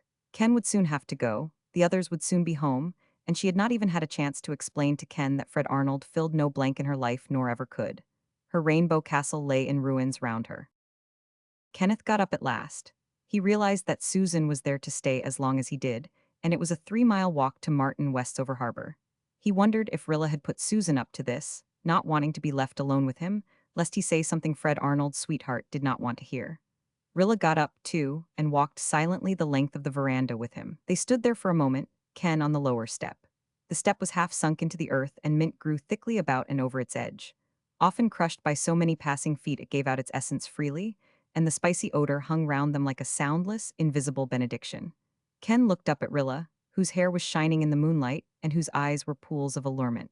All at once he felt sure there was nothing in that gossip about Fred Arnold. "Rilla," he said in a sudden, intense whisper, "you are the sweetest thing." Rilla flushed and looked at Susan. Ken looked, too, and saw that Susan's back was turned. He put his arm about Rilla and kissed her. It was the first time Rilla had ever been kissed. She thought perhaps she ought to resent it, but she didn't. Instead, she glanced timidly into Kenneth's seeking eyes, and her glance was a kiss. "Rilla, my Rilla," said Ken, "will you promise that you won't let anyone else kiss you until I come back?" "Yes," said Rilla, trembling and thrilling. Susan was turning round. Ken loosened his hold and stepped to the walk. "Goodbye," he said casually. Rilla heard herself saying it just as casually. She stood and watched him down the walk, out of the gate, and down the road. When the fir wood hid him from her sight, she suddenly said, "Oh," in a choked way, and ran down to the gate, sweet blossomy things catching at her skirts as she ran. Leaning over the gate, she saw Kenneth walking briskly down the road, over the bars of tree shadows and moonlight, his tall, erect figure gray in the white radiance. As he reached the turn, he stopped and looked back and saw her standing amid the tall white lilies by the gate. He waved his hand, she waved hers. He was gone around the turn. Rilla stood there for a little while, gazing across the fields of mist and silver. She had heard her mother say that she loved turns in roads, they were so provocative and alluring. Rilla thought she hated them. She had seen Jem and Jerry vanish from her around a bend in the road, then Walter, and now Ken. Brothers and playmate and sweetheart, they were all gone, never, it might be, to return. Yet still the piper piped and the dance of death went on. When Rilla walked slowly back to the house, Susan was still sitting by the veranda table, and Susan was sniffing suspiciously. "I have been thinking, Rilla dear, of the old days in the House of Dreams, when Kenneth's mother and father were courting, and Jem was a little baby, and you were not born or thought of. It was a very romantic affair, and she and your mother were such chums. To think I should have lived to see her son going to the front, as if she had not had enough trouble in her early life without this coming upon her. But we must take a brace and see it through." All Rilla's anger against Susan had evaporated. With Ken's kiss still burning on her lips, and the wonderful significance of the promise he had asked thrilling heart and soul, she could not be angry with anyone. She put her slim white hand into Susan's brown, work-hardened one and gave it a squeeze. Susan was a faithful old dear and would lay down her life for any one of them. "You are tired, Rilla dear, and had better go to bed," Susan said, patting her hand.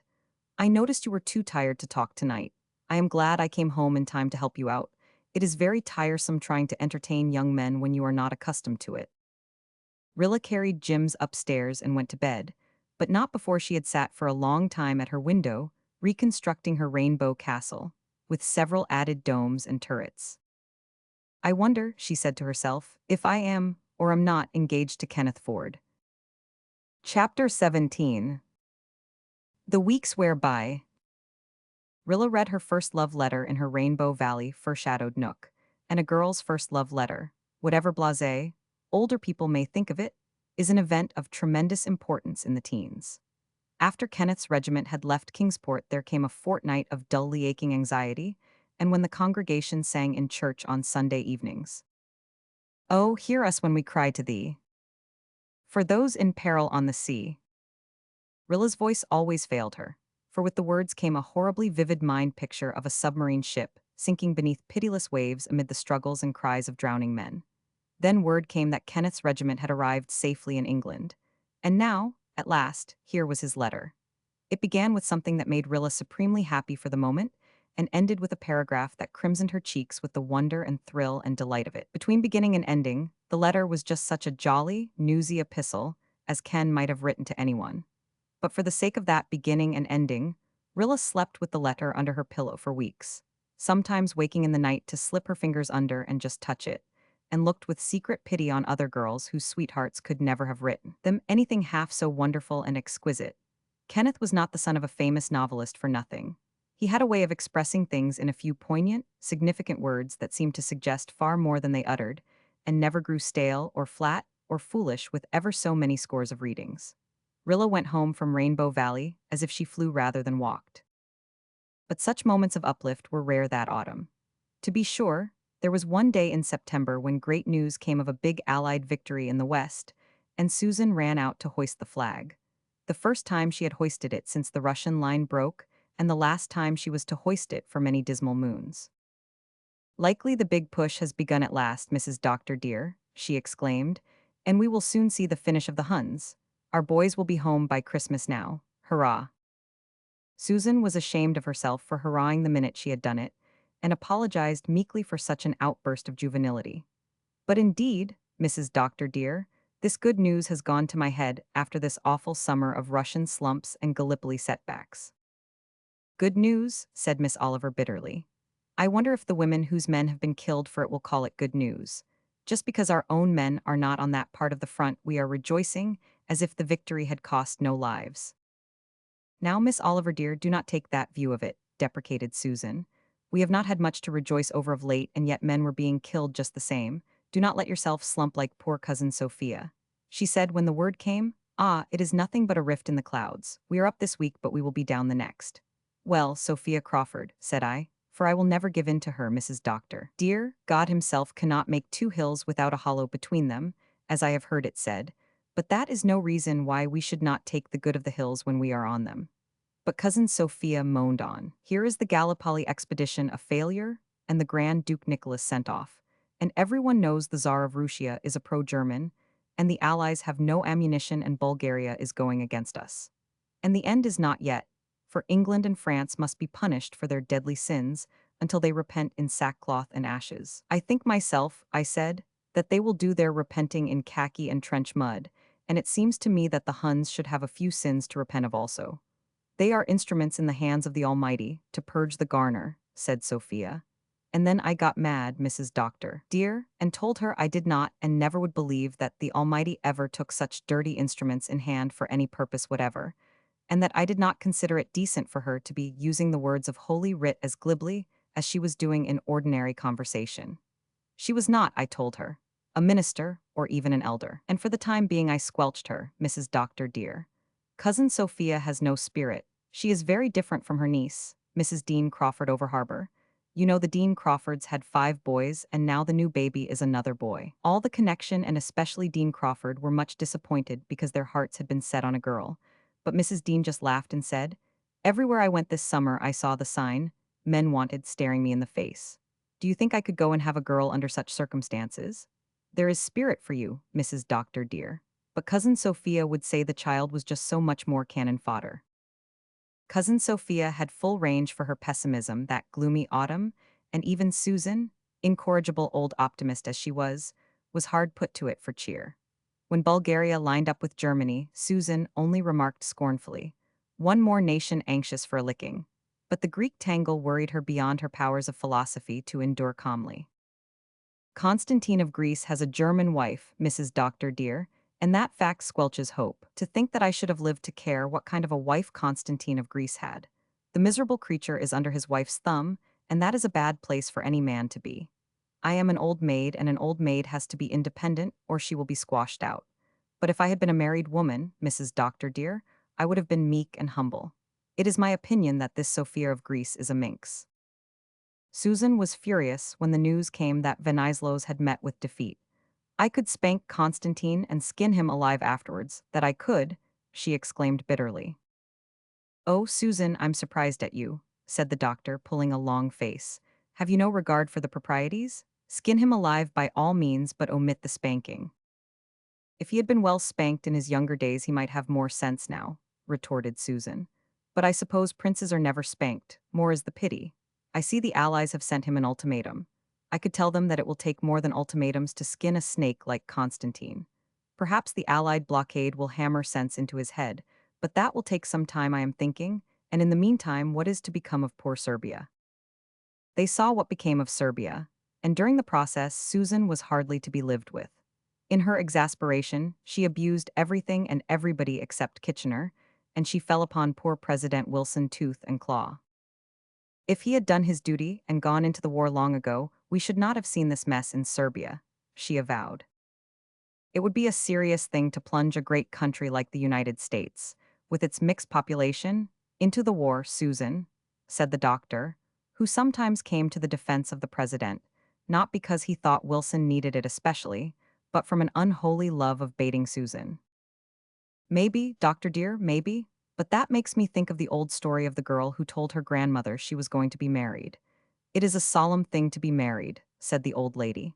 Yes, but it is a solemner thing not to be, said the girl. And I can testify to that out of my own experience, Doctor dear. And I think it is a solemner thing for the Yankees that they have kept out of the war than it would have been if they had gone into it. However, though I do not know much about them, I am of the opinion that we will see them starting something yet, Woodrow Wilson or no Woodrow Wilson, when they get it into their heads that this war is not a correspondence school. They will not, said Susan, energetically waving a saucepan with one hand and a soup ladle with the other. Be too proud to fight then. On a pale yellow, windy evening in October, Carl Meredith went away. He had enlisted on his 18th birthday. John Meredith saw him off with a set face. His two boys were gone. There was only little Bruce left now. He loved Bruce and Bruce's mother dearly. But Jerry and Carl were the sons of the bride of his youth, and Carl was the only one of all his children who had Cecilia's very eyes. As they looked lovingly out at him above Carl's uniform, the pale minister suddenly remembered the day when for the first and last time he had tried to whip Carl for his prank with the eel. That was the first time he had realized how much Carl's eyes were like Cecilia's. Now he realized it again once more. Would he ever again see his dead wife's eyes looking at him from his son's face? What a bonny, clean, handsome lad he was. It was hard to see him go.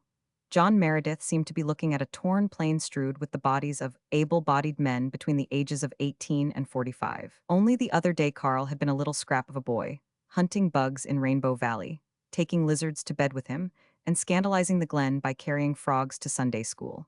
It seemed hardly right somehow that he should be an able-bodied man in khaki. Yet John Meredith had said no word to dissuade him when Carl had told him he must go. Rilla felt Carl's going keenly. They had always been cronies and playmates. He was only a little older than she was, and they had been children in Rainbow Valley together.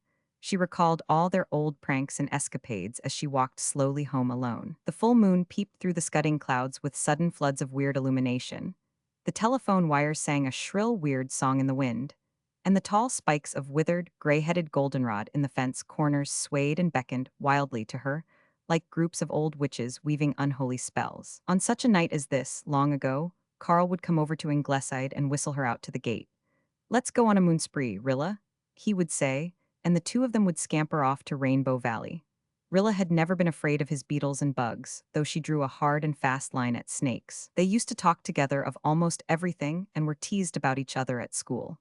But one evening, when they were about 10 years of age, they had solemnly promised, by the old spring in Rainbow Valley, that they would never marry each other. Alice Clow had crossed out their names on her slate in school that day, and it came out that both married. They did not like the idea at all, hence the mutual vow in Rainbow Valley. There was nothing like an ounce of prevention. Rilla laughed over the old memory and then sighed. That very day, a dispatch from some London paper had contained the cheerful announcement that the present moment is the darkest since the war began. It was dark enough, and Rilla wished desperately that she could do something besides waiting and serving at home, as day after day the Glen boys she had known went away. If she were only a boy, speeding in khaki by Carl's side to the Western Front, she had wished that in a burst of romance when Jem had gone without perhaps really meaning it. She meant it now. There were moments when waiting at home, in safety and comfort, seemed an unendurable thing. The moon burst triumphantly through an especially dark cloud, and shadow and silver chased each other in waves over the Glen. Rilla remembered one moonlit evening of childhood when she had said to her mother, "The moon just looks like a sorry, sorry face." She thought it looked like that still, an agonized, careworn face, as though it looked down on dreadful sights. What did it see on the Western Front, in broken Serbia? On shell-swept Gallipoli? "I am tired," Miss Oliver had said that day, in a rare outburst of impatience, "of this horrible rack of strained emotions, when every day brings a new horror or the dread of it. No, don't look reproachfully at me, Mrs. Blythe. There's nothing heroic about me today. I've slumped. I wish England had left Belgium to her fate. I wish Canada had never sent a man. I wish we'd tied our boys to our apron strings and not let one of them go. Oh, I shall be ashamed of myself in half an hour, but at this very minute I mean every word of it. Will the Allies never strike? Patience is a tired mare, but she jogs on, said Susan. While the steeds of Armageddon thunder, trampling over our hearts, retorted Miss Oliver. Susan, tell me, didn't you ever take spells of feeling that you must scream, or swear, or smash something, just because your torture reaches a point when it becomes unbearable? I have never sworn or desired to swear, Miss Oliver dear, but I will admit, said Susan, with the air of one determined to make a clean breast of it once and for all, that I have experienced occasions when it was a relief to do considerable banging. Don't you think that is a kind of swearing, Susan? What is the difference between slamming a door viciously and saying D? Miss Oliver dear, interrupted Susan, desperately determined to save Gertrude from herself, if human power could do it. You are all tired out and unstrung, and no wonder, teaching those obstreperous youngsters all day and coming home to bad war news. But just you go upstairs and lie down, and I will bring you up a cup of hot tea and a bite of toast, and very soon you will not want to slam doors or swear. Susan, you're a good soul, a very pearl of Susans. But Susan, it would be such a relief to say just one soft, low, little tiny D. I will bring you a hot water bottle for the soles of your feet, also, interposed Susan resolutely. And it would not be any relief to say that word you are thinking of, Miss Oliver, and that you may tie to. Well, I'll try the hot water bottle first, said Miss Oliver, repenting herself on teasing Susan and vanishing upstairs, to Susan's intense relief. Susan shook her head ominously as she filled the hot water bottle. The war was certainly relaxing the standards of behavior woefully. Here was Miss Oliver admittedly on the point of profanity. We must draw the blood from her brain, said Susan, and if this bottle is not effective, I will see what can be done with a mustard plaster. Gertrude rallied and carried on. Lord Kitchener went to Greece, whereat Susan foretold that Constantine would soon experience a change of heart. Lloyd George began to heckle the Allies regarding equipment and guns, and Susan said you would hear more of Lloyd George yet. The gallant Anzacs withdrew from Gallipoli, and Susan approved the step, with reservations. The siege of Kut-el-Amara began, and Susan pored over maps of Mesopotamia and abused the Turks. Henry Ford started for Europe, and Susan flayed him with sarcasm. Sir John French was superseded by Sir Douglas Haig, and Susan dubiously opined that it was poor policy to swap horses crossing a stream. Though, to be sure, Haig was a good name and French had a foreign sound, say what you might. Not a move on the great chessboard of king or bishop or pawn escaped Susan, who had once read only Glen St. Mary notes. There was a time, she said sorrowfully, when I did not care what happened outside of P.E. Island, and now a king cannot have a toothache in Russia or China, but it worries me. It may be broadening to the mind, as the doctor said, but it is very painful to the feelings. When Christmas came again, Susan did not set any vacant places at the festive board. 2 empty chairs were too much even for Susan, who had thought in September that there would not be one. This is the first Christmas that Walter was not home, Rilla wrote in her diary that night. Jem used to be away for Christmases up in Avonlea, but Walter never was.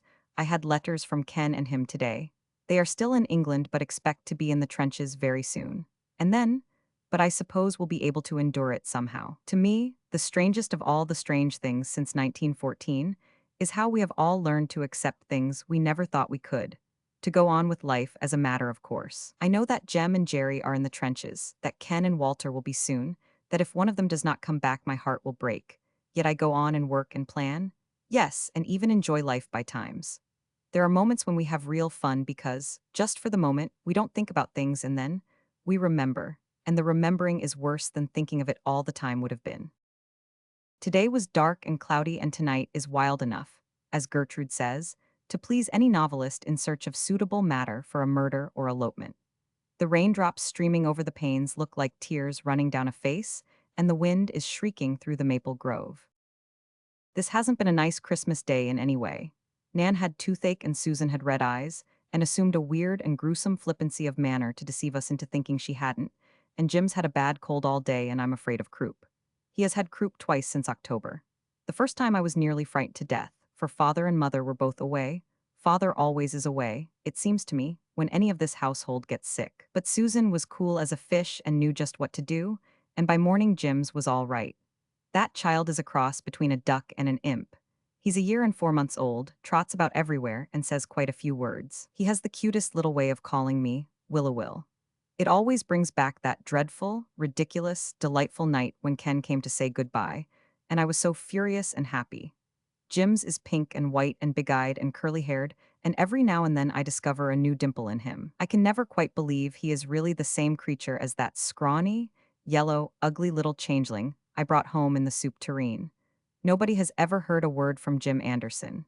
If he never comes back, I shall keep Jim's always. Everybody here worships and spoils him, or would spoil him if Morgan and I didn't stand remorselessly in the way.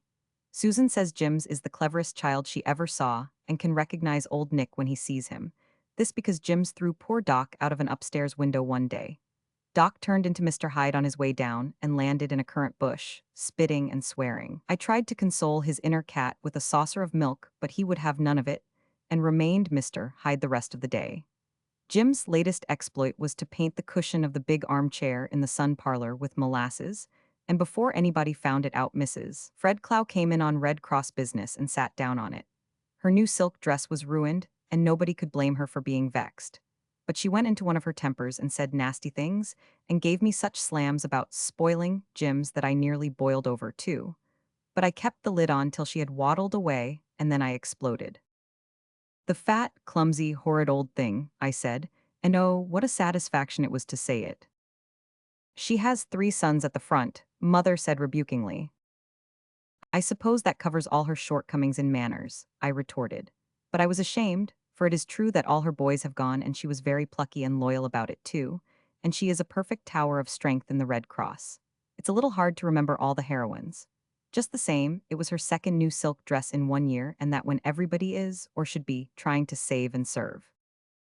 I had to bring out my green velvet hat again lately and begin wearing it. I hung on to my blue straw sailor as long as I could.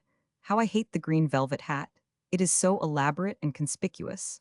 I don't see how I could ever have liked it, but I vowed to wear it and wear it I will. Shirley and I went down to the station this morning to take little Dog Monday a bang-up Christmas dinner. Dog Monday waits and watches there still, with just as much hope and confidence as ever. Sometimes he hangs around the station house and talks to people, and the rest of his time he sits at his little kennel door and watches the track unwinkingly. We never try to coax him home now. We know it is of no use. When Jem comes back, Monday will come home with him, and if Jem never comes back, Monday will wait there for him as long as his dear dog heart goes on beating. Fred Arnold was here last night. He was 18 in November and is going to enlist just as soon as his mother is over an operation she has to have. He has been coming here very often lately, and though I like him so much it makes me uncomfortable, because I am afraid he is thinking that perhaps I could care something for him. I can't tell him about Ken, because after all, what is there to tell? And yet I don't like to behave coldly and distantly when he will be going away so soon. It is very perplexing. I remember I used to think it would be such fun to have dozens of beaux, and now I'm worried to death because 2 are too many. I am learning to cook. Susan is teaching me. I tried to learn long ago, but no, let me be honest. Susan tried to teach me, which is a very different thing. I never seemed to succeed with anything and I got discouraged. But since the boys have gone away, I wanted to be able to make cake and things for them myself, and so I started in again, and this time I'm getting on surprisingly well. Susan says it is all in the way I hold my mouth, and Father says my subconscious mind is desirous of learning now, and I dare say they're both right. Anyhow, I can make dandy shortbread and fruitcake. I got ambitious last week and attempted cream puffs, but made an awful failure of them. They came out of the oven flat as flukes. I thought maybe the cream would fill them up again and make them plump, but it didn't. I think Susan was secretly pleased. She is past mistress in the art of making cream puffs, and it would break her heart if anyone else here could make them as well. I wonder if Susan tampered. But no, I won't suspect her of such a thing. Miranda Pryor spent an afternoon here a few days ago, helping me cut out certain Red Cross garments known by the charming name of vermin shirts. Susan thinks that name is not quite decent, so I suggested she call them cootie sarks, which is Old Highland Sandy's version of it. But she shook her head, and I heard her telling Mother later that, in her opinion, cooties and sarks were not proper subjects for young girls to talk about. She was especially horrified when Jem wrote in his last letter to Mother, "Tell Susan I had a fine cootie hunt this morning and caught 53. Susan positively turned pea green. Mrs. Doctor dear, she said, when I was young, if decent people were so unfortunate as to get those insects, they kept it a secret if possible. I do not want to be narrow-minded, Mrs. Doctor dear, but I still think it is better not to mention such things. Miranda grew confidential over our vermin shirts and told me all her troubles. She is desperately unhappy. She is engaged to Joe Milgrave, and Joe joined up in October and has been training in Charlottetown ever since. Her father was furious when he joined and forbade Miranda ever to have any dealing or communication with him again. Poor Joe expects to go overseas any day and wants Miranda to marry him before he goes, which shows that there have been communications in spite of whiskers on the moon. Miranda wants to marry him but cannot, and she declares it will break her heart. Why don't you run away and marry him? I said. It didn't go against my conscience in the least to give her such advice. Joe Milgrave is a splendid fellow, and Mr. Pryor fairly beamed on him until the war broke out, and I know Mr. Pryor would forgive Miranda very quickly, once it was over and he wanted his housekeeper back. But Miranda shook her silvery head dolefully. Joe wants me to, but I can't. Mother's last words to me as she lay on her dying bed were, "Never, never run away, Miranda," and I promised. Miranda's mother died 2 years ago, and it seems, according to Miranda, that her mother and father actually ran away to be married themselves.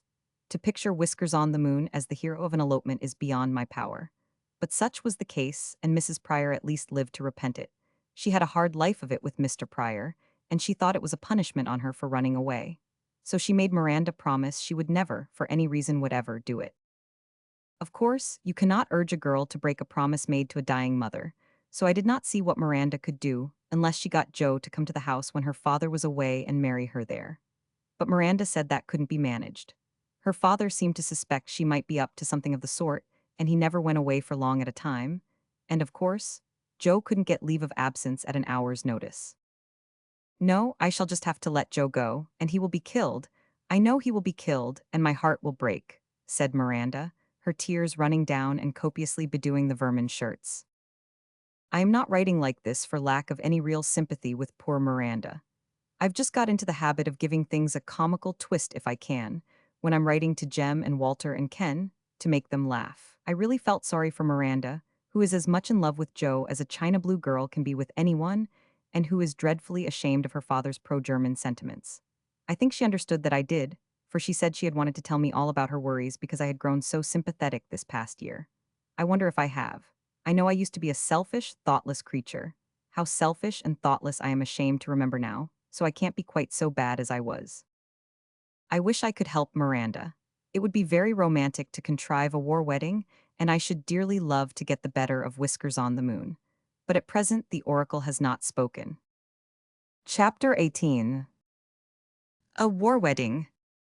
I can tell you this, Doctor dear, said Susan, pale with wrath, that Germany is getting to be perfectly ridiculous.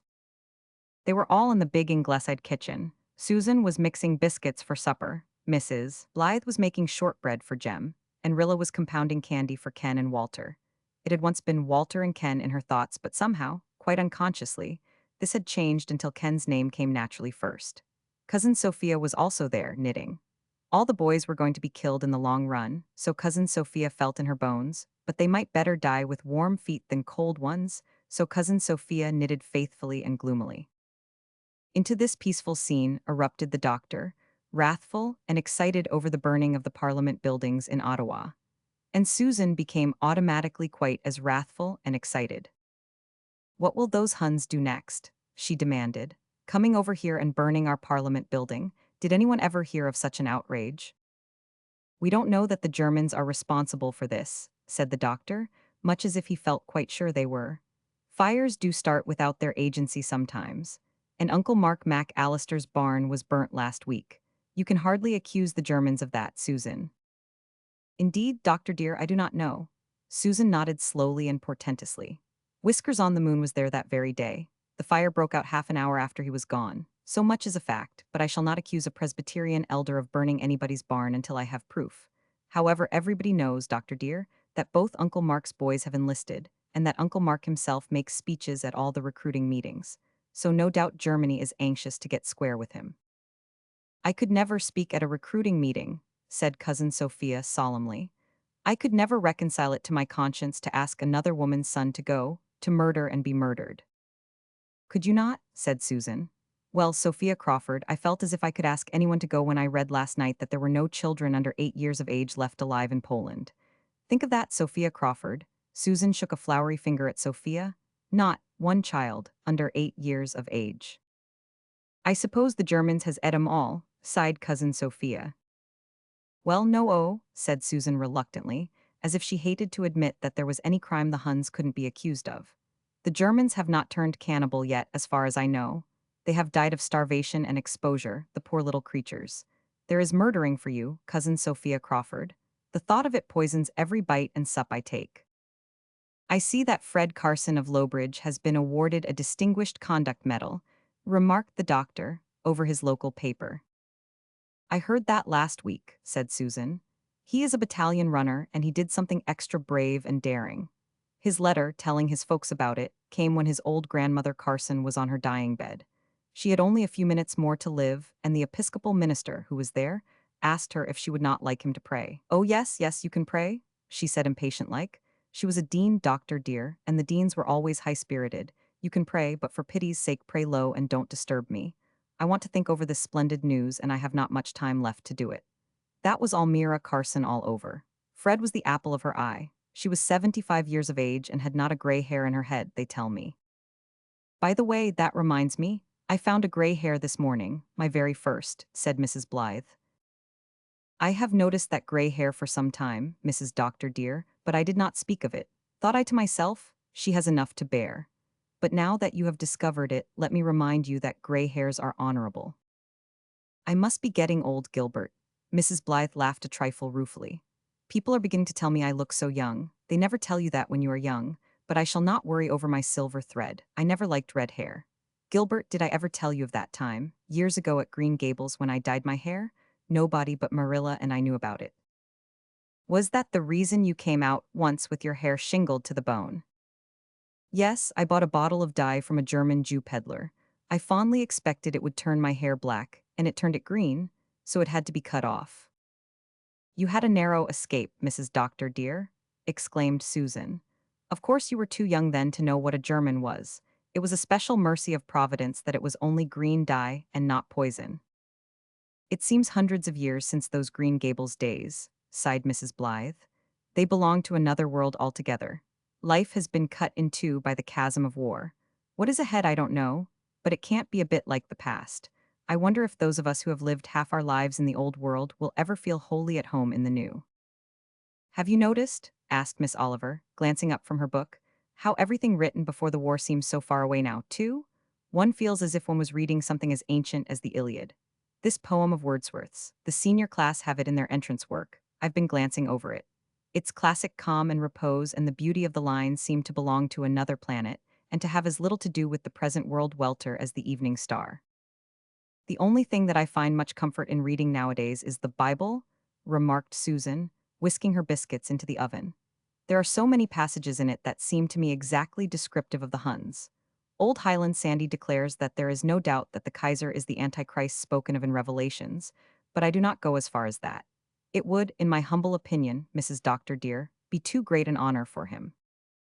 Early one morning, several days later, Miranda Pryor slipped up to Ingleside, ostensibly to get some Red Cross sewing, but in reality to talk over with sympathetic Rilla troubles that were past bearing alone. She brought her dog with her, an overfed, bandy-legged little animal, very dear to her heart, because Joe Milgrave had given it to her when it was a puppy. Mr. Pryor regarded all dogs with disfavor, but in those days he had looked kindly upon Joe as a suitor for Miranda's hand, and so he had allowed her to keep the puppy. Miranda was so grateful that she endeavored to please her father by naming her dog after his political idol, the great liberal chieftain, Sir Wilfrid Laurier, though his title was soon abbreviated to Wilfy. Sir Wilfrid grew and flourished and waxed fat, but Miranda spoiled him absurdly, and nobody else liked him. Rilla especially hated him because of his detestable trick of lying flat on his back and entreating you with waving paws to tickle his sleek stomach. When she saw that Miranda's pale eyes bore unmistakable testimony of her having cried all night, Rilla asked her to come up to her room, knowing Miranda had a tale of woe to tell, but she ordered Sir Wilfrid to remain below. "Oh, can't he come too?" said Miranda wistfully. "Poor Wilfy won't be any bother, and I wiped his paws so carefully before I brought him in. He is always so lonesome in a strange place without me, and very soon he'll be all I'll have left to remind me of Joe." Rilla yielded, and Sir Wilfrid, with his tail curled at a saucy angle over his brindled back, trotted triumphantly up the stairs before them. "Oh, Rilla," sobbed Miranda when they had reached sanctuary. "I'm so unhappy. I can't begin to tell you how unhappy I am. Truly, my heart is breaking." Rilla sat down on the lounge beside her. Sir Wilfrid squatted on his haunches before them, with his impertinent pink tongue stuck out, and listened. "What is the trouble, Miranda?" "Joe is coming home tonight on his last leave. I had a letter from him on Saturday. He sends my letters in care of Bob Crawford, because of father. And oh, Rilla, he will only have 4 days. He has to go away Friday morning, and I may never see him again." "Does he still want you to marry him?" asked Rilla. "Oh, yes, he implored me in his letter to run away and be married. But I cannot do that, Rilla, not even for Joe. My only comfort is that I will be able to see him for a little while tomorrow afternoon. Father has to go to Charlottetown on business. At least we will have one good farewell talk. But oh, afterwards? Why, Rilla, I know father won't even let me go to the station Friday morning to see Joe off." "Why in the world don't you and Joe get married tomorrow afternoon at home?" demanded Rilla. Miranda swallowed a sob in such amazement that she almost choked. Why, that is impossible, Rilla." "Why?" briefly demanded the organizer of the Junior Red Cross and the transporter of babies in soup tureens. Why, we never thought of such a thing. Joe hasn't a license, I have no dress. I couldn't be married in black, we, you." Miranda lost herself altogether, and Sir Wilfrid, seeing that she was in dire distress, threw back his head and emitted a melancholy yelp. Rilla Blythe thought hard and rapidly for a few minutes. Then she said, "Miranda, if you will put yourself into my hands, I'll have you married to Joe before 4 o'clock tomorrow afternoon." "Oh, you couldn't." "I can and I will, but you'll have to do exactly as I tell you." "Oh, I don't think, oh, father will kill me." "Nonsense, he'll be very angry, I suppose. But are you more afraid of your father's anger than you are of Joe's never coming back to you?" "No," said Miranda, with sudden firmness, "I'm not." "Will you do as I tell you then?" "Yes, I will." "Then get Joe on the long distance at once, and tell him to bring out a license and ring tonight." "Oh, I couldn't," wailed the aghast Miranda. It would be so indelicate." Rilla shut her little white teeth together with a snap. "Heaven grant me patience," she said under her breath. "I'll do it then," she said aloud. "And meanwhile, you go home and make what preparations you can. When I phone down to you to come up and help me, so come at once." As soon as Miranda, pallid, scared, but desperately resolved, had gone, Rilla flew to the telephone and put in a long-distance call for Charlottetown. She got through with such surprising quickness that she was convinced Providence approved of her undertaking, but it was a good hour before she could get in touch with Joe Milgrave at his camp. Meanwhile, she paced impatiently about, and prayed that, when she did get Joe, there would be no listeners on the line to carry news to Whiskers on the Moon. "Is that you, Joe? Rilla Blythe is speaking. Rilla, oh, never mind. Listen to this. Before you come home tonight, get a marriage license. A marriage license, yes, a marriage license, and a wedding ring. Did you get that? And will you do it? Very well, be sure you do it. It is your only chance." Flushed with triumph, for her only fear was that she might not be able to locate Joe in time, Rilla rang the prior ring. This time she had not such good luck, for she drew Whiskers on the Moon. "Is that Miranda? Oh, Mr. Pryor. Well, Mr. Pryor, will you kindly ask Miranda if she can come up this afternoon and help me with some sewing? It is very important, or I would not trouble her. Oh, thank you." Mr. Pryor had consented somewhat grumpily, but he had consented. He did not want to offend Dr. Blythe, and he knew that if he refused to allow Miranda to do any Red Cross work, public opinion would make the Glen too hot for comfort. Rilla went out to the kitchen, shut all the doors with a mysterious expression which alarmed Susan, and then said solemnly, "Susan, can you make a wedding cake this afternoon?" A wedding cake? Susan stared. Rilla had, without any warning, brought her a war baby once upon a time. Was she now, with equal suddenness, going to produce a husband? "Yes, a wedding cake, a scrumptious wedding cake, Susan, a beautiful, plummy, eggy, citron-peely wedding cake. And we must make other things too. I'll help you in the morning. But I can't help you in the afternoon, for I have to make a wedding dress, and time is the essence of the contract, Susan." Susan felt that she was really too old to be subjected to such shocks. "Who are you going to marry, Rilla?" she asked feebly. Susan, darling, I am not the happy bride. Miranda Pryor is going to marry Joe Milgrave tomorrow afternoon while her father is away in town. A war wedding, Susan? Isn't that thrilling and romantic? I never was so excited in my life. The excitement soon spread over Ingleside, infecting even Mrs. Blythe and Susan. I'll go to work on that cake at once, vowed Susan, with a glance at the clock. Mrs. Doctor, dear, will you pick over the fruit and beat up the eggs? If you will, I can have that cake ready for the oven by the evening. Tomorrow morning, we can make salads and other things. I will work all night if necessary to get the better of Whiskers on the Moon. Miranda arrived, tearful and breathless. We must fix over my white dress for you to wear, said Rilla. It will fit you very nicely with a little alteration. To work went the two girls, ripping, fitting, basting, sewing for dear life. By dint of unceasing effort they got the dress done by 7 o'clock and Miranda tried it on in Rilla's room. It's very pretty, but oh, if I could just have a veil, sighed Miranda. I've always dreamed of being married in a lovely white veil. Some good fairy evidently waits on the wishes of war brides. The door opened and Mrs. Blythe came in, her arms full of a filmy burden. Miranda dear, she said, I want you to wear my wedding veil tomorrow. It is 24 years since I was a bride at Old Green Gables, the happiest bride that ever was, and the wedding veil of a happy bride brings good luck, they say.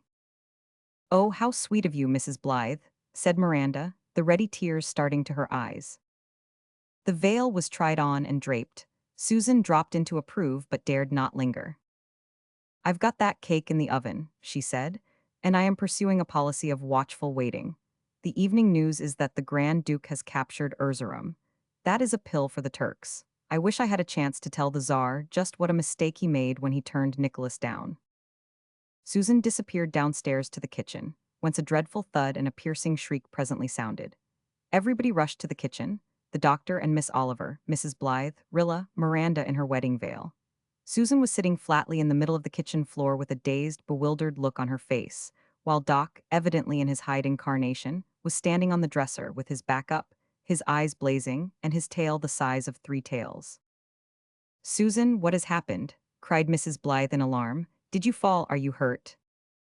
Susan picked herself up. No, she said grimly. I am not hurt, though I am jarred all over. Do not be alarmed. As for what has happened, I tried to kick that darned cat with both feet, that is what happened. Everybody shrieked with laughter. The doctor was quite helpless. Oh, Susan, Susan, he gasped, that I should live to hear you swear. I am sorry, said Susan in real distress, that I used such an expression before 2 young girls, but I said that beast was darned and darned it is. It belongs to old Nick. Do you expect it will vanish some of these days with a bang, and the odor of brimstone, Susan? It will go to its own place in due time, and that you may tie to, said Susan dourly, shaking out her rattled bones and going to her oven. I suppose my plunking down like that has shaken my cake so that it will be as heavy as lead. But the cake was not heavy. It was all a bride's cake should be, and Susan iced it beautifully. Next day she and Rilla worked all the forenoon, making delicacies for the wedding feast, and as soon as Miranda phoned up that her father was safely off, everything was packed in a big hamper and taken down to the Pryor house. Joe soon arrived in his uniform and a state of violent excitement, accompanied by his best man, Sergeant Malcolm Crawford. There were quite a few guests, for all the manse and Ingleside folk were there, and a dozen or so of Joe's relatives, including his mother, Mrs. Dead Angus Milgrave, so called cheerfully to distinguish her from another lady whose Angus was living. Mrs. Dead Angus wore a rather disapproving expression, not caring overmuch for this alliance with the house of Whiskers on the Moon. So Miranda Pryor was married to Private Joseph Milgrave on his last leave. It should have been a romantic wedding, but it was not. There were too many factors working against romance, as even Rilla had to admit. In the first place, Miranda, in spite of her dress and veil, was such a flat-faced, commonplace, uninteresting little bride. In the second place, Joe cried bitterly all through the ceremony, and this vexed Miranda unreasonably. Long afterwards she told Rilla, I just felt like saying to him then and there, if you feel so bad over having to marry me, you don't have to. But it was just because he was thinking all the time of how soon he would have to leave me. In the third place, Jims, who was usually so well-behaved in public, took a fit of shyness and contrariness combined, and began to cry at the top of his voice for Willa. Nobody wanted to take him out, because everybody wanted to see the marriage, so Rilla, who was a bridesmaid, had to take him and hold him during the ceremony. In the fourth place, Sir Wilfrid Laurier took a fit. Sir Wilfrid was entrenched in a corner of the room behind Miranda's piano. During his seizure, he made the weirdest, most unearthly noises. He would begin with a series of choking, spasmodic sounds, continuing into a gruesome gurgle, and ending up with a strangled howl. Nobody could hear a word Mr. Meredith was saying, except now and then, when Sir Wilfrid stopped for breath. Nobody looked at the bride except Susan, who never dragged her fascinated eyes from Miranda's face. All the others were gazing at the dog. Miranda had been trembling with nervousness, but as soon as Sir Wilfrid began his performance, she forgot it. All that she could think of was that her dear dog was dying, and she could not go to him. She never remembered a word of the ceremony. Rilla, who in spite of Jim's, had been trying her best to look rapt and romantic, as beseemed a war bridesmaid, gave up the hopeless attempt and devoted her energies to choking down untimely merriment. She dared not look at anybody in the room, especially Mrs. Dead Angus, for fear all her suppressed mirth should suddenly explode in a most un-young ladylike yell of laughter. But married they were, and then they had a wedding supper in the dining room, which was so lavish and bountiful that you would have thought it was the product of a month's labor. Everybody had brought something. Mrs. Dead Angus had brought a large apple pie, which she placed on a chair in the dining room and then absently sat down on it. Neither her temper nor her black silk wedding garment was improved thereby, but the pie was never missed at the gay bridal feast. Mrs. Dead Angus eventually took it home with her again. Whiskers on the Moon's pacifist pig should not get it anyhow. That evening, Mr. and Mrs. Joe, accompanied by the recovered Sir Wilfrid, departed for the Four Winds Lighthouse, which was kept by Joe's uncle, and in which they meant to spend their brief honeymoon. Una Meredith and Rilla and Susan washed the dishes, tidied up, left a cold supper and Miranda's pitiful little note on the table for Mr. Pryor, and walked home, while the mystic veil of dreamy, haunted winter twilight wrapped itself over the glen. "I would really not have minded being a war bride myself," remarked Susan sentimentally. But Rilla felt rather flat, perhaps as a reaction to all the excitement and rush of the past 36 hours. She was disappointed somehow. The whole affair had been so ludicrous, and Miranda and Joe so lachrymose and commonplace. If Miranda hadn't given that wretched dog such an enormous dinner, he wouldn't have had that fit, she said crossly. I warned her, but she said she couldn't starve the poor dog. He would soon be all she had left, etc. I could have shaken her.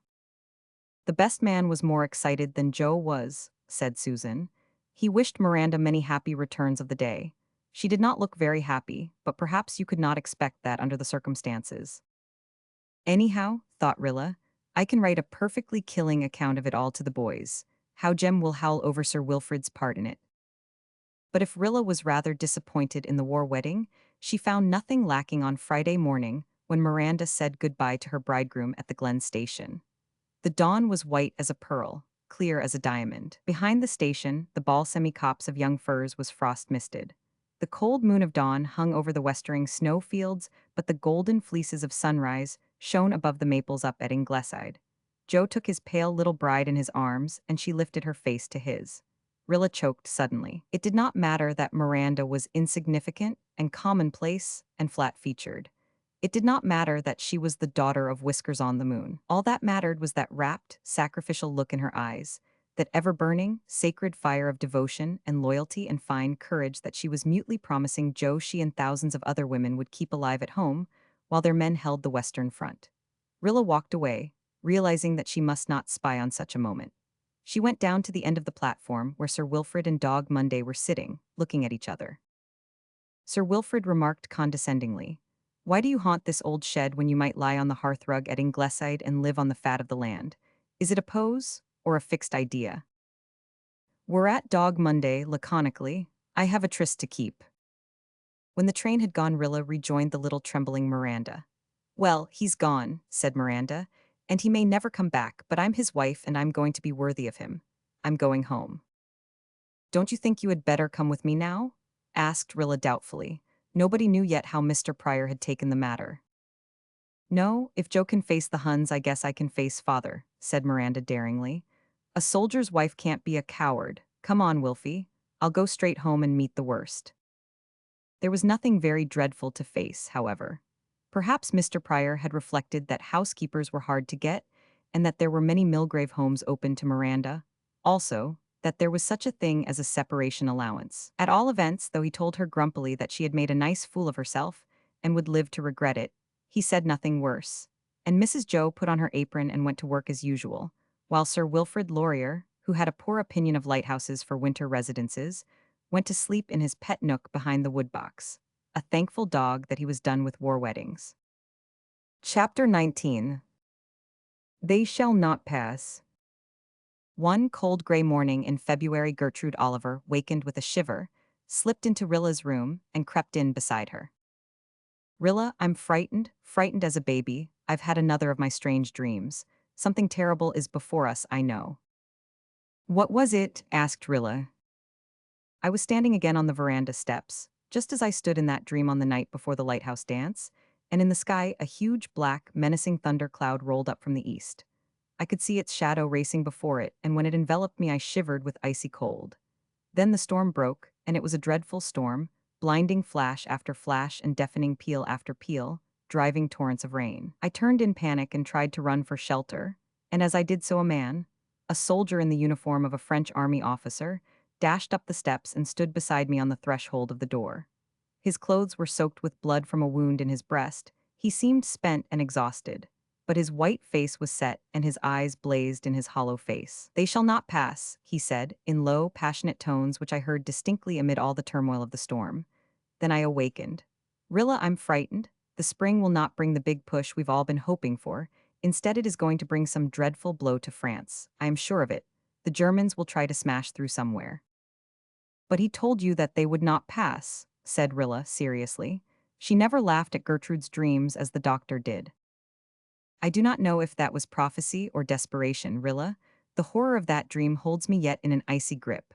We shall need all our courage before long.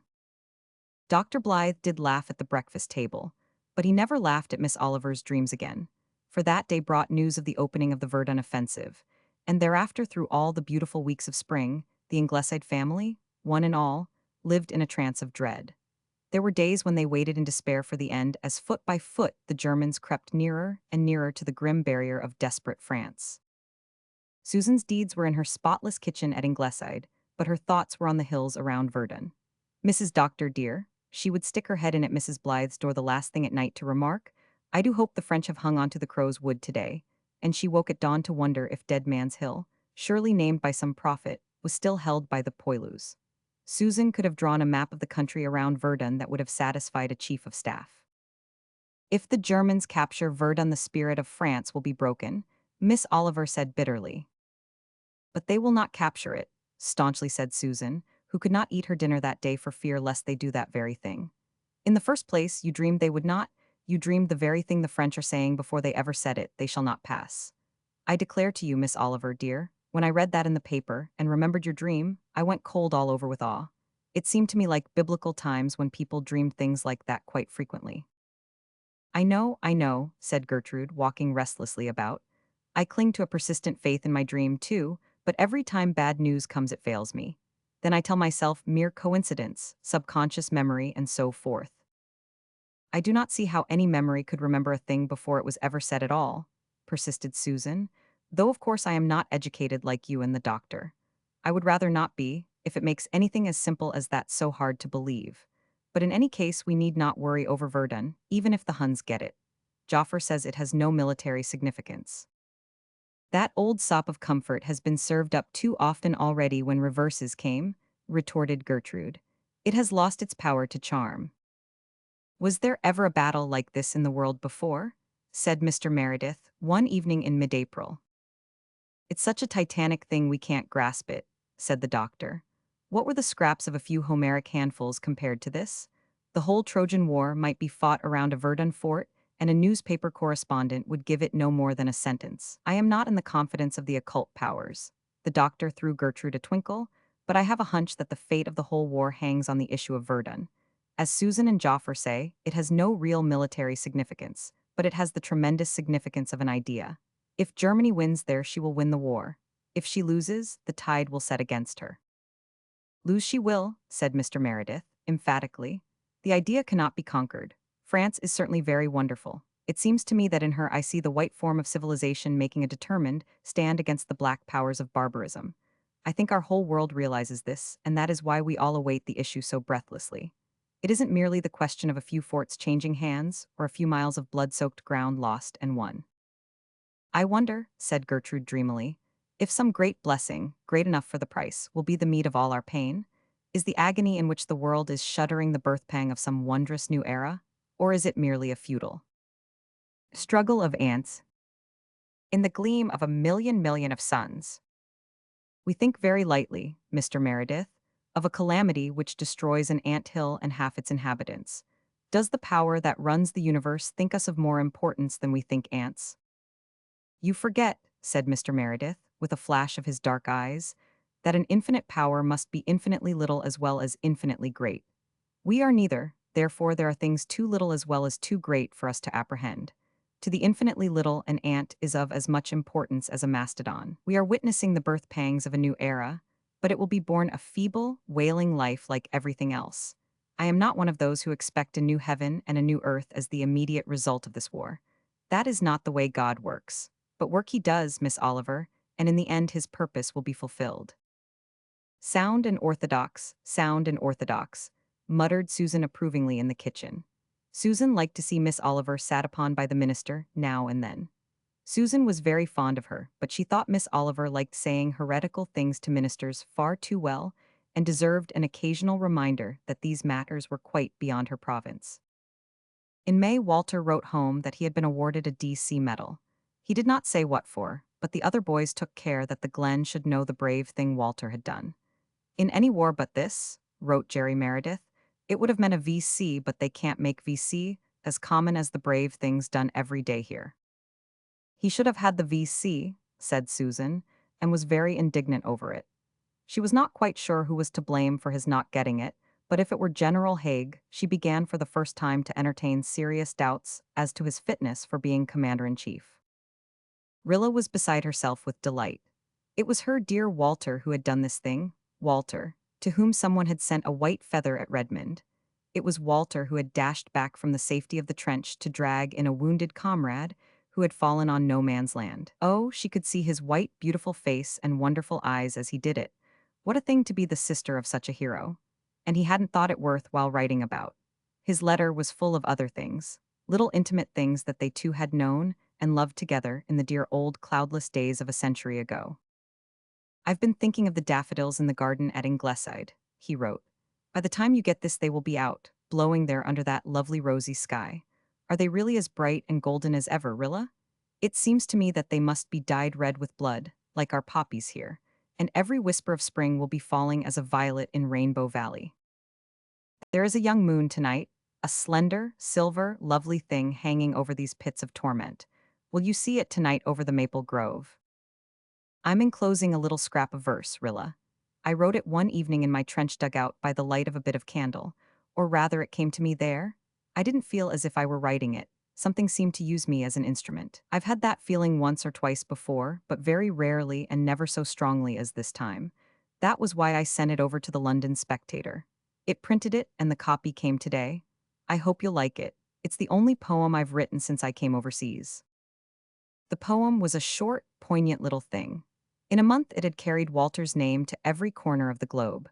Everywhere it was copied, in metropolitan dailies and little village weeklies, in profound reviews and agony columns, in Red Cross appeals and government recruiting propaganda. Mothers and sisters wept over it, young lads thrilled to it, the whole great heart of humanity caught it up as an epitome of all the pain and hope and pity and purpose of the mighty conflict, crystallized in 3 brief immortal verses.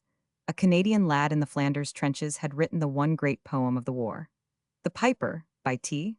Walter Blythe, was a classic from its first printing. Rilla copied it in her diary at the beginning of an entry, in which she poured out the story of the hard week that had just passed. It has been such a dreadful week, she wrote, and even though it is over and we know that it was all a mistake, that does not seem to do away with the bruises left by it. And yet it has in some ways been a very wonderful week, and I have had some glimpses of things I never realized before, of how fine and brave people can be even in the midst of horrible suffering. I am sure I could never be as splendid as Miss Oliver was. Just a week ago today, she had a letter from Mr. Grant's mother in Charlottetown, and it told her that a cable had just come saying that Major Robert Grant had been killed in action a few days before. Oh, poor Gertrude, at first she was crushed. Then after just a day she pulled herself together and went back to her school. She did not cry, I never saw her shed a tear, but oh, her face and her eyes.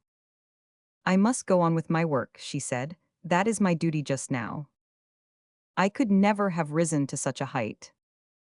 She never spoke bitterly except once, when Susan said something about spring being here at last, and Gertrude said, "Can the spring really come this year?"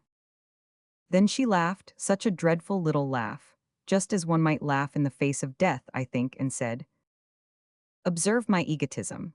Because I, Gertrude Oliver, have lost a friend, it is incredible that the spring can come as usual. The spring does not fail because of the million agonies of others, but for mine, oh, can the universe go on?" "Don't feel bitter with yourself, dear," Mother said gently. "It is a very natural thing to feel as if things couldn't go on just the same when some great blow has changed the world for us. We all feel like that." Then that horrid old cousin Sophia of Susan's piped up. She was sitting there, knitting and croaking like an old raven of bode and woe, as Walter used to call her. "You ain't as bad off as some, Miss Oliver," she said, "and you shouldn't take it so hard. There's some as has lost their husbands, that's a hard blow, and there's some as has lost their sons. You haven't lost either husband or son." "No," said Gertrude, more bitterly still. "It's true I haven't lost a husband, I have only lost the man who would have been my husband. I have lost no son, only the sons and daughters who might have been born to me, who will never be born to me now." "It isn't ladylike to talk like that," said Cousin Sophia in a shocked tone, and then Gertrude laughed right out, so wildly that Cousin Sophia was really frightened. And when poor tortured Gertrude, unable to endure it any longer, hurried out of the room, Cousin Sophia asked Mother if the blow hadn't affected Miss Oliver's mind. "I suffered the loss of two good kind partners," she said, "but it did not affect me like that." "I should think it wouldn't. Those poor men must have been thankful to die." I heard Gertrude walking up and down her room most of the night. She walked like that every night, but never so long as that night. And once I heard her give a dreadful sudden little cry as if she had been stabbed. I couldn't sleep for suffering with her, and I couldn't help her. I thought the night would never end. But it did. And then joy came in the morning, as the Bible says. Only it didn't come exactly in the morning, but well along in the afternoon. The telephone rang, and I answered it. It was old Mrs. Grant speaking from Charlottetown, and her news was that it was all a mistake. Robert wasn't killed at all. He had only been slightly wounded in the arm and was safe in the hospital out of harm's way for a time anyhow. They hadn't learned yet how the mistake had happened, but supposed there must have been another Robert Grant. I hung up the telephone and flew to Rainbow Valley. I'm sure I did fly. I can't remember my feet ever touching the ground. I met Gertrude on her way home from school in the glade of spruces where we used to play, and I just gasped out the news to her. I ought to have had more sense, of course. But I was so crazy with joy and excitement that I never stopped to think. Gertrude just dropped there among the golden young ferns as if she had been shot. The fright it gave me ought to make me sensible, in this respect at least, for the rest of my life. I thought I had killed her. I remembered that her mother had died very suddenly from heart failure when quite a young woman. It seemed years to me before I discovered that her heart was still beating. A pretty time I had. I never saw anybody faint before, and I knew there was nobody up at the house to help, because everybody else had gone to the station to meet Di and Nan coming home from Redmond. But I knew, theoretically, how people in a faint should be treated, and now I know it practically. Luckily the brook was handy, and after I had worked frantically over her for a while Gertrude came back to life. She never said one word about my news, and I didn't dare to refer to it again. I helped her walk up through the maple grove and up to her room, and then she said, "Rob is living," as if the words were torn out of her, and flung herself on her bed and cried and cried and cried. I never saw anyone cry so before. All the tears that she hadn't shed all that week came then. She cried most of last night, I think, but her face this morning looked as if she had seen a vision of some kind, and we were all so happy that we were almost afraid. Di and Nan are home for a couple of weeks. Then they go back to Red Cross work in the training camp at Kingsport. I envy them. Father says I'm doing just as good work here, with Jim's and my junior Reds, but it lacks the romance theirs must have. Cut has fallen. It was almost a relief when it did fall. We had been dreading it so long. It crushed us flat for a day, and then we picked up and put it behind us. Cousin Sophia was as gloomy as usual and came over and groaned that the British were losing everywhere. "They're good losers," said Susan grimly. When they lose a thing, they keep on looking till they find it again. Anyhow, my king and country need me now to cut potato sets for the back garden, so get you a knife and help me, Sophia Crawford. It will divert your thoughts and keep you from worrying over a campaign that you are not called upon to run. Susan is an old brick, and the way she flattens out poor cousin Sophia is beautiful to behold. As for Verdun, the battle goes on, and we seesaw between hope and fear. But I know that strange dream of Miss Oliver's foretold the victory of France. They shall not pass. Chapter 20. Norman Douglas speaks out in meeting. Where are you wandering, N.O. mine? Asked the doctor, who even yet after 24 years of marriage, occasionally addressed his wife thus when nobody was about. Anne was sitting on the veranda steps, gazing absently over the wonderful bridal world of spring blossom. Beyond the white orchard was a copse of dark young firs and creamy wild cherries, where the robins were whistling madly. For it was evening, and the fire of early stars was burning over the maple grove. Anne came back with a little sigh. I was just taking relief from intolerable realities in a dream, Gilbert, a dream that all our children were home again, and all small again, playing in Rainbow Valley. It is always so silent now, but I was imagining I heard clear voices and gay, childish sounds coming up as I used to. I could hear Jem's whistle and Walter's yodel, and the twins' laughter, and for just a few blessed minutes I forgot about the guns on the Western Front and had a little false, sweet happiness. The doctor did not answer. Sometimes his work tricked him into forgetting for a few moments the Western Front, but not often. There was a good deal of gray now in his still thick curls that had not been there 2 years ago. Yet he smiled down into the starry eyes he loved, the eyes that had once been so full of laughter, and now seemed always full of unshed tears. Susan wandered by with a hoe in her hand and her second-best bonnet on her head. I have just finished reading a piece in the Enterprise which told of a couple being married in an aeroplane. Do you think it would be legal, Doctor dear? She inquired anxiously. I think so, said the doctor gravely. Well, said Susan dubiously, it seems to me that a wedding is too solemn for anything so giddy as an aeroplane, but nothing is the same as it used to be. Well, it is half an hour yet before prayer meeting time, so I am going around to the kitchen garden to have a little evening hate with the weeds. But all the time I am strafing them, I will be thinking about this new worry in the Trentino. I do not like this Austrian caper, Mrs. Doctor dear. Nor I, said Mrs. Blythe ruefully. All the forenoon I preserved rhubarb with my hands and waited for the war news with my soul. When it came I shriveled. Well, I suppose I must go and get ready for the prayer meeting, too. Every village has its own little unwritten history, handed down from lip to lip through the generations, of tragic, comic, and dramatic events. They are told at weddings and festivals, and rehearsed around winter firesides. And in these oral annals of Glen St. Mary, the tale of the Union prayer meeting held that night in the Methodist Church was destined to fill an imperishable place. The Union prayer meeting was Mr. Arnold's idea. The county battalion, which had been training all winter in Charlottetown, was to leave shortly for overseas. The Four Winds Harbor boys belonging to it from the Glen and Over Harbor and Harbor Head and Upper Glen were all home on their last leave, and Mr. Arnold thought, properly enough, that it would be a fitting thing to hold a Union prayer meeting for them before they went away. Mr. Meredith having agreed, the meeting was announced to be held in the Methodist Church. Glen prayer meetings were not apt to be too well attended, but on this particular evening, the Methodist Church was crowded. Everybody who could go was there. Even Miss Cornelia came, and it was the first time in her life that Miss Cornelia had ever set foot inside a Methodist church. It took no less than a world conflict to bring that about. I used to hate Methodists, said Miss Cornelia calmly, when her husband expressed surprise over her going, but I don't hate them now. There is no sense in hating Methodists when there is a Kaiser or a Hindenburg in the world. So Miss Cornelia went. Norman Douglas and his wife went too. And Whiskers-on-the-Moon strutted up the aisle to a front pew, as if he fully realized what a distinction he conferred upon the building. People were somewhat surprised that he should be there, since he usually avoided all assemblages connected in any way with the war. But Mr. Meredith had said that he hoped his session would be well represented, and Mr. Pryor had evidently taken the request to heart. He wore his best black suit and white tie.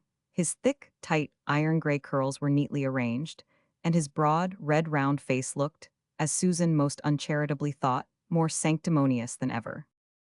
The minute I saw that man coming into the church, looking like that, I felt that mischief was brewing, Mrs. Doctor dear, she said afterwards. What form it would take I could not tell, but I knew from face of him that he had come there for no good. The prayer meeting opened conventionally and continued quietly. Mr. Meredith spoke first with his usual eloquence and feeling. Mr. Arnold followed with an address which even Miss Cornelia had to confess was irreproachable in taste and subject matter. And then Mr. Arnold asked Mr. Pryor to lead in prayer. Miss Cornelia had always averred that Mr. Arnold had no gumption. Miss Cornelia was not apt to err on the side of charity in her judgment of Methodist ministers, but in this case, she did not greatly overshoot the mark. The Rev. Mr. Arnold certainly did not have much of that desirable, indefinable quality known as gumption, or he would never have asked Whiskers on the Moon to lead in prayer at a khaki prayer meeting. He thought he was returning the compliment to Mr. Meredith, who, at the conclusion of his address, had asked a Methodist deacon to lead. Some people expected Mr. Pryor to refuse grumpily, and that would have made enough scandal. But Mr. Pryor bounded briskly to his feet, unctuously said, "Let us pray," and forthwith prayed. In a sonorous voice which penetrated to every corner of the crowded building, Mr. Pryor poured forth a flood of fluent words, and was well on in his prayer before his dazed and horrified audience awakened to the fact that they were listening to a pacifist appeal of the rankest sort. Mr. Pryor had at least the courage of his convictions, or perhaps, as people afterwards said, he thought he was safe in a church, and that it was an excellent chance to air certain opinions he dared not voice elsewhere, for fear of being mobbed. He prayed that the unholy war might cease, that the deluded armies being driven to slaughter on the Western Front might have their eyes opened to their iniquity and repent, while yet there was time, that the poor young men present in khaki, who had been hounded into a path of murder and militarism, should yet be rescued. Mr. Pryor had got this far without let or hindrance, and so paralyzed were his hearers, and so deeply imbued with their born and bred conviction that no disturbance must ever be made in a church, no matter what the provocation, that it seemed likely that he would continue unchecked to the end. But one man at least in that audience was not hampered by inherited or acquired reverence for the sacred edifice. Norman Douglas was, as Susan had often vowed crisply, nothing more or less than a pagan. But he was a rampantly patriotic pagan, and when the significance of what Mr. Pryor was saying fully dawned on him, Norman Douglas suddenly went berserk. With a positive roar, he bounded to his feet in his side pew, facing the audience, and shouted in tones of thunder, "Stop, stop, stop that abominable prayer. What an abominable prayer." Every head in the church flew up. A boy in khaki at the back gave a faint cheer. Mr. Meredith raised a deprecating hand, but Norman was past caring for anything like that. Eluding his wife's restraining grasp, he gave one mad spring over the front of the pew and caught the unfortunate Whiskers on the Moon by his coat collar. Mr. Pryor had not stopped when so bidden, but he stopped now, perforce, for Norman, his long red beard literally bristling with fury, was shaking him until his bones fairly rattled and punctuating his shakes with a lurid assortment of abusive epithets. "You blatant beast, shake, you malignant carrion, shake, you pig-headed varmint, shake, you putrid pup, shake, you pestilential parasite, shake, you Hunnish scum, shake, you indecent reptile, you," Norman choked for a moment. Everybody believed that the next thing he would say, church or no church, would be something that would have to be spelt with asterisks. But at that moment, Norman encountered his wife's eye, and he fell back with a thud on Holy Writ. "You whited sepulchre?" he bellowed with a final shake and cast Whiskers on the Moon from him with a vigor which impelled that unhappy pacifist to the very verge of the choir entrance door. Mr. Pryor's once ruddy face was ashen, but he turned at bay. "I'll have the law on you for this," he gasped. Do," roared Norman, making another rush, but Mr. Pryor was gone. He had no desire to fall a second time into the hands of an avenging militarist. Norman turned to the platform for one graceless, triumphant moment. "Don't look so flabbergasted, Parsons," he boomed. "You couldn't do it. Nobody would expect it of the cloth, but somebody had to do it.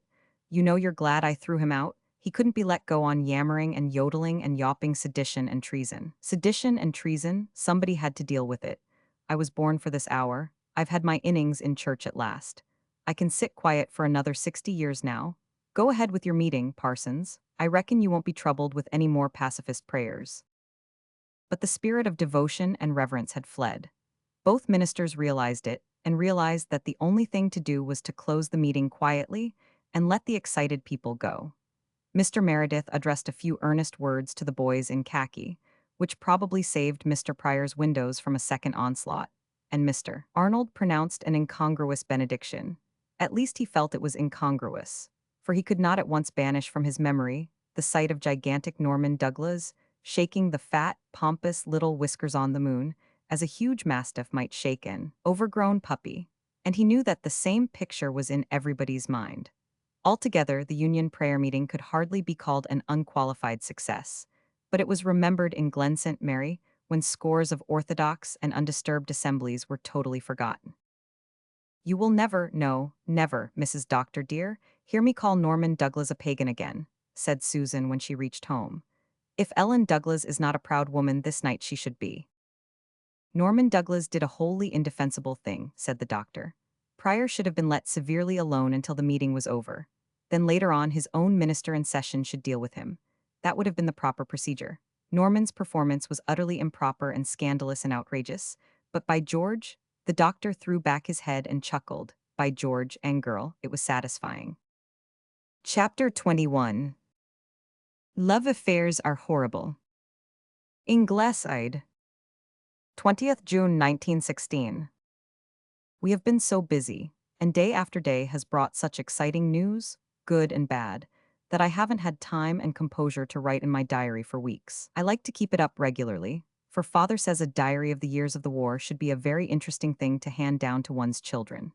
The trouble is, I like to write a few personal things in this blessed old book that might not be exactly what I'd want my children to read. I feel that I shall be a far greater stickler for propriety, in regard to them, than I am for myself. The first week in June was another dreadful one.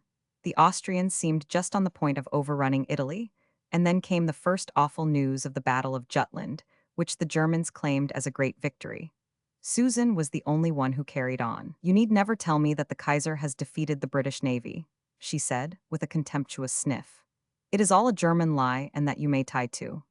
And when a couple of days later we found out that she was right and that it had been a British victory instead of a British defeat, we had to put up with a great many I told you so's, but we endured them very comfortably. It took Kitchener's death to finish Susan. For the first time I saw her down and out. We all felt the shock of it, but Susan plumbed the depths of despair. The news came at night by phone, but Susan wouldn't believe it until she saw the Enterprise headline the next day. She did not cry or faint or go into hysterics, but she forgot to put salt in the soup, and that is something Susan never did in my recollection. Mother and Miss Oliver and I cried, but Susan looked at us in stony sarcasm and said, "The Kaiser and his 6 sons are all alive and thriving, so the world is not left wholly desolate. Why cry, Mrs. Doctor dear?" Susan continued in this stony, hopeless condition for 24 hours, and then Cousin Sophia appeared and began to condole with her. "This is terrible news, ain't it, Susan? We might as well prepare for the worst, for it is bound to come. You said once, and well do I remember the words, Susan Baker, that you had complete confidence in God and Kitchener. Ah well, Susan Baker, there is only God left now." Whereat Cousin Sophia put her handkerchief to her eyes pathetically, as if the world were indeed in terrible straits. As for Susan, Cousin Sophia was the salvation of her. She came to life with a jerk. "Sophia Crawford, hold your peace," she said sternly. "You may be an idiot, but you need not be an irreverent idiot. It is no more than decent to be weeping and wailing because the Almighty is the sole stay of the Allies now. As for Kitchener, his death is a great loss, and I do not dispute it. But the outcome of this war does not depend on one man's life, and now that the Russians are coming on again, you will soon see a change for the better." Susan said this so energetically that she convinced herself and cheered up immediately. But Cousin Sophia shook her head. "Albert's wife wants to call the baby after Brusiloff," she said, "but I told her to wait and see what becomes of him first. Them Russians has such a habit of petering out." The Russians are doing splendidly, however, and they have saved Italy. But even when the daily news of their sweeping advance comes, we don't feel like running up the flag as we used to do. As Gertrude says, Verdun has slain all exultation.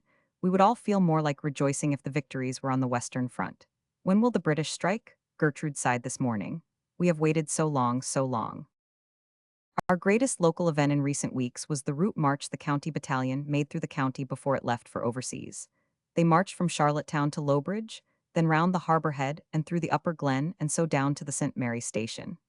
Everybody turned out to see them, except old Aunt Fanny Clow, who is bedridden, and Mr. Pryor, who hadn't been seen out even in church since the night of the Union prayer meeting the previous week. It was wonderful and heartbreaking to see that battalion marching past. There were young men and middle-aged men in it. There was Laurie McAllister from Over Harbor, who is only 16 but swore he was 18, so that he could enlist. And there was Angus Mackenzie, from the Upper Glen, who is 55 if he is a day and swore he was 44. There were two South African veterans from Lowbridge, and the three 18-year-old Baxter triplets from Harbor Head. Everybody cheered as they went by, and they cheered Foster Booth, who is 40, walking side by side with his son Charlie, who is 20. Charlie's mother died when he was born, and when Charlie enlisted, Foster said he'd never yet let Charlie go anywhere he daren't go himself, and he didn't mean to begin with the Flanders trenches. At the station, Dog Monday nearly went out of his head. He tore about and sent messages to Jem by them all. Mr. Meredith read an address and Rita Crawford recited the Piper. The soldiers cheered her like mad and cried, we'll follow, we won't break faith. And I felt so proud to think that it was my dear brother who had written such a wonderful, heart-stirring thing.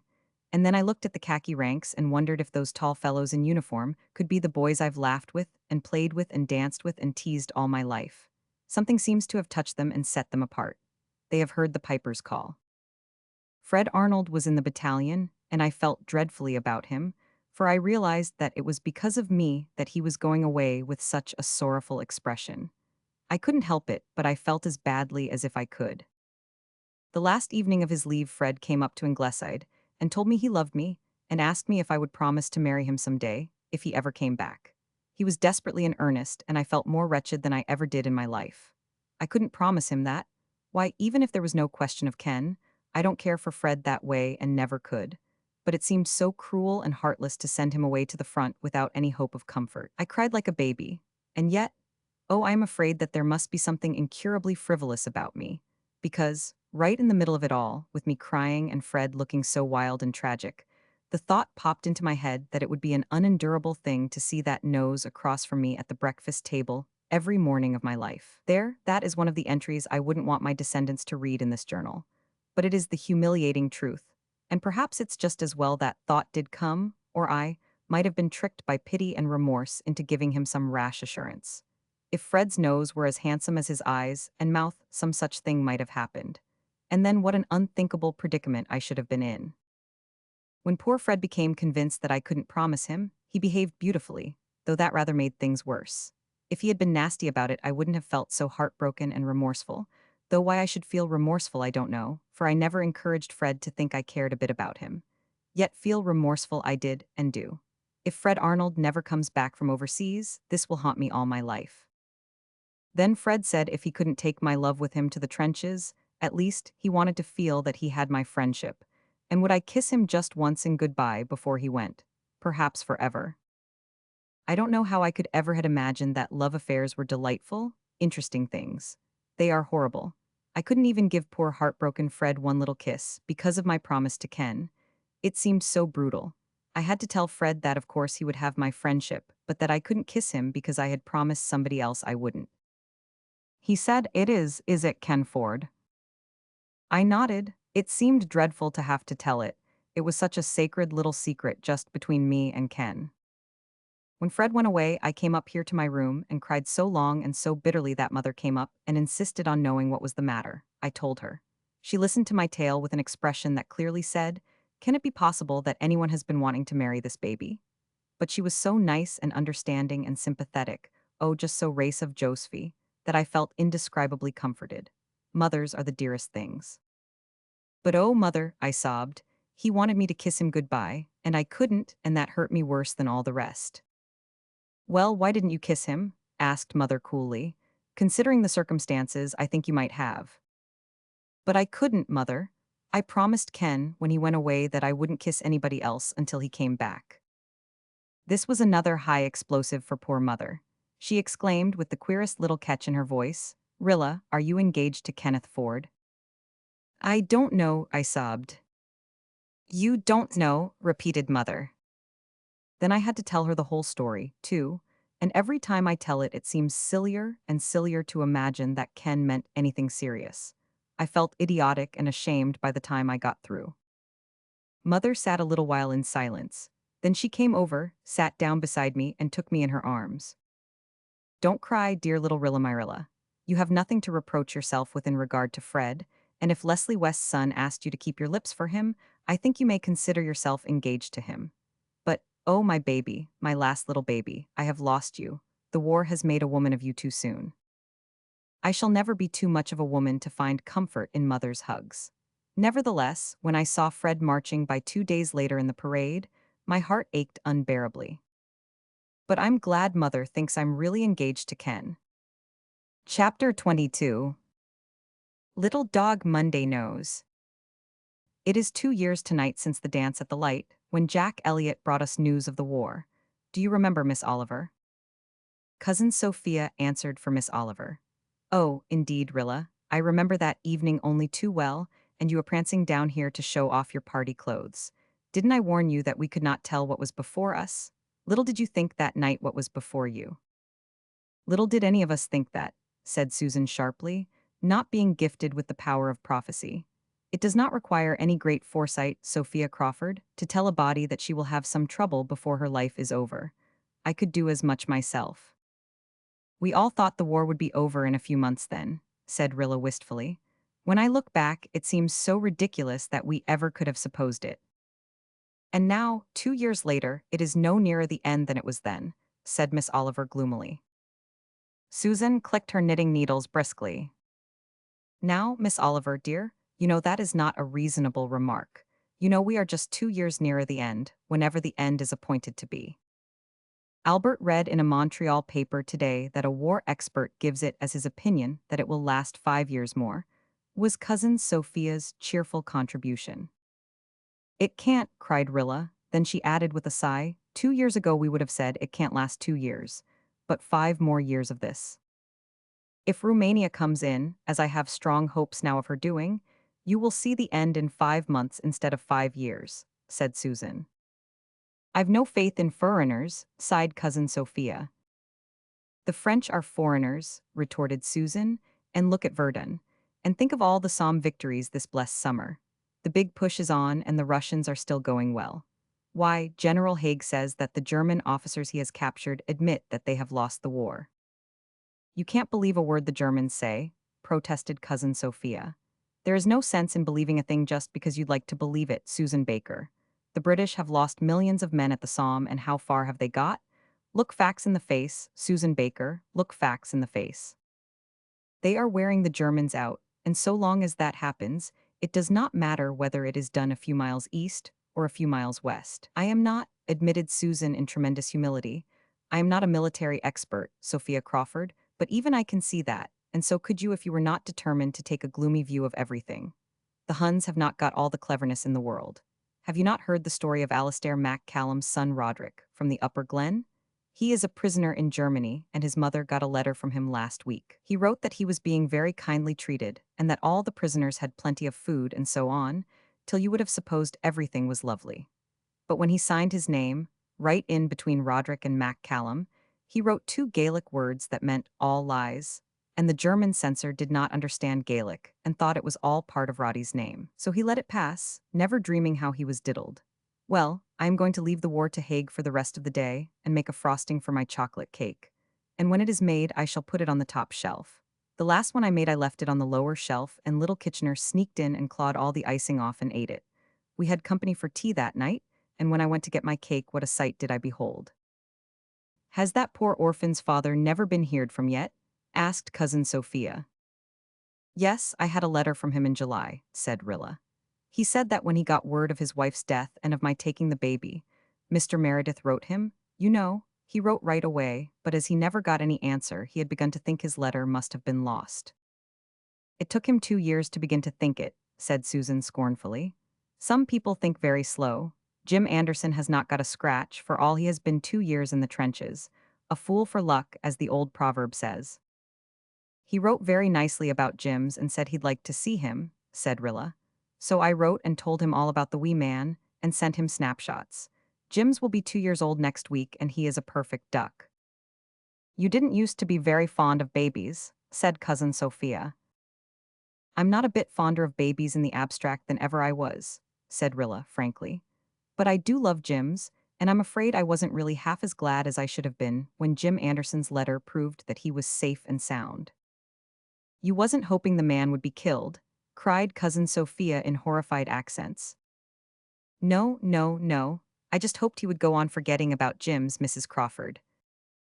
And then your pa would have the expense of raising him, said Cousin Sophia reprovingly.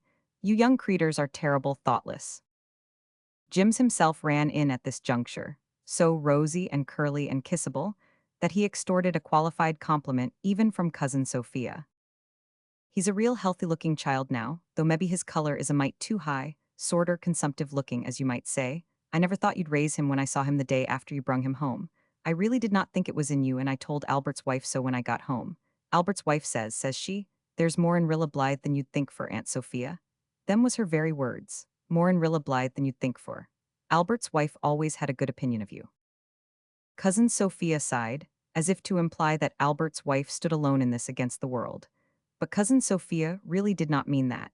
She was quite fond of Rilla in her own melancholy way, but young creeters had to be kept down. If they were not kept down, society would be demoralized.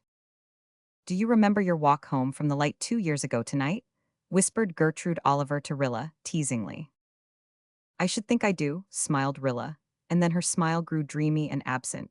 She was remembering something else, that hour with Kenneth on the sandshore. Where would Ken be tonight? And Jem and Jerry and Walter and all the other boys who had danced and moonlighted on the old Four Winds Point that evening of mirth and laughter, their last joyous unclouded evening, in the filthy trenches of the Somme front, with the roar of the guns and the groans of stricken men for the music of Ned Burr's violin, and the flash of star shells for the silver sparkles on the old blue gulf. Two of them were sleeping under the Flanders poppies, Alec Burr from the Upper Glen and Clark Manley of Lowbridge.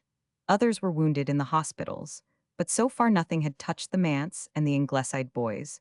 They seemed to bear charmed lives, yet the suspense never grew any easier to bear as the weeks and months of war went by. It isn't as if it were some sort of fever to which you might conclude they were immune when they hadn't taken it for 2 years, sighed Rilla. The danger is just as great and just as real as it was the first day they went into the trenches. I know this, and it tortures me every day, and yet I can't help hoping that since they've come this far unhurt they'll come through. Oh, Miss Oliver, what would it be like not to wake up in the morning feeling afraid of the news the day would bring? I can't picture such a state of things somehow. And 2 years ago this morning, I woke wondering what delightful gift the new day would give me. These are the 2 years I thought would be filled with fun. Would you exchange them, now, for 2 years filled with fun? No, said Rilla slowly. I wouldn't. It's strange. They have been 2 terrible years, and yet I have a queer feeling of thankfulness for them, as if they had brought me something very precious with all their pain. I wouldn't want to go back and be the girl I was 2 years ago, not even if I could. Not that I think I've made any wonderful progress, but I'm not quite the selfish, frivolous little doll I was then. I suppose I had a soul then, Miss Oliver, but I didn't know it. I know it now, and that is worth a great deal, worth all the suffering of the past 2 years. And still, Rilla gave a little apologetic laugh, I don't want to suffer any more, not even for the sake of more soul growth.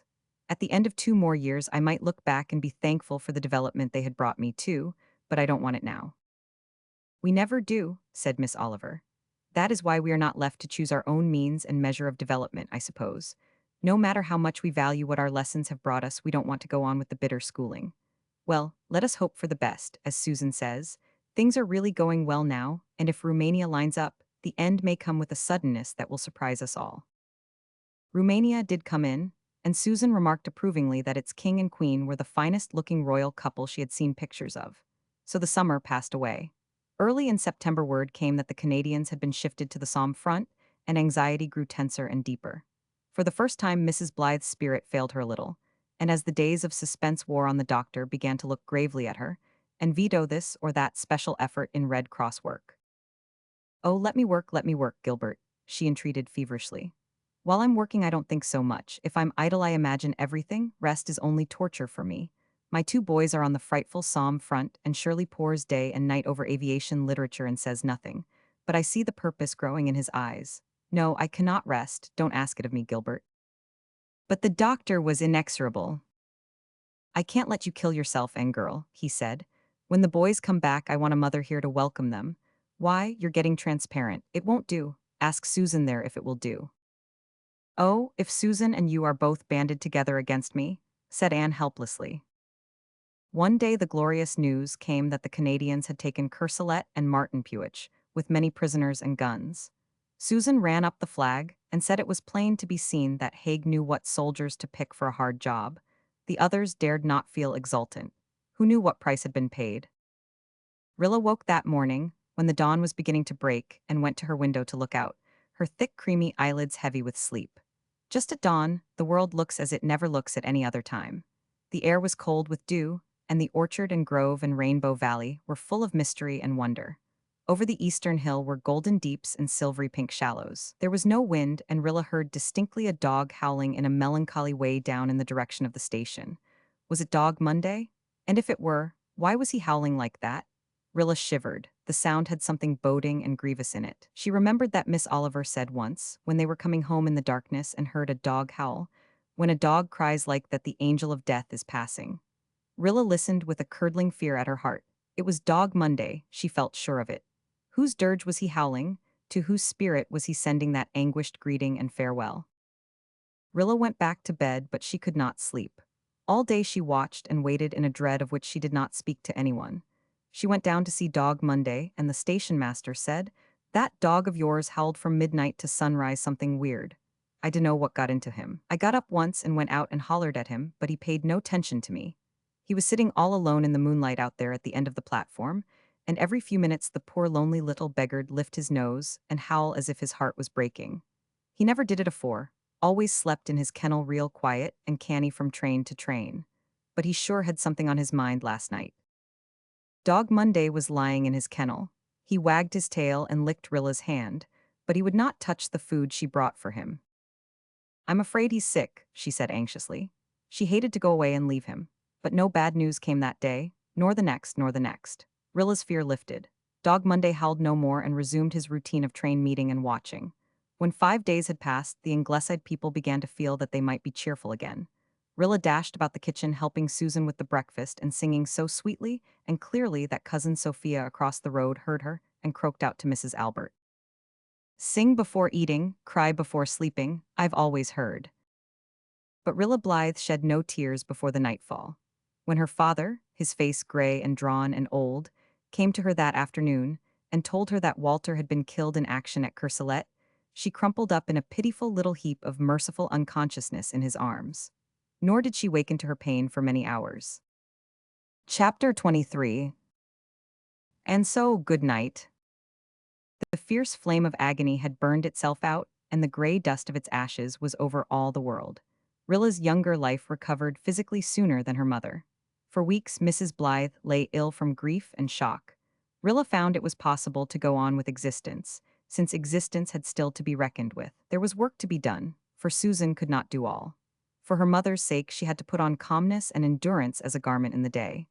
But night after night, she lay in her bed, weeping the bitter, rebellious tears of youth until at last tears were all wept out, and the little patient ache that was to be in her heart until she died took their place.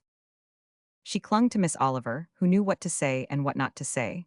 So few people did. Kind, well-meaning callers and comforters gave Rilla some terrible moments. "You'll get over it in time," Mrs. William Reese said cheerfully. Mrs. Reese had 3 stalwart sons, not one of whom had gone to the front.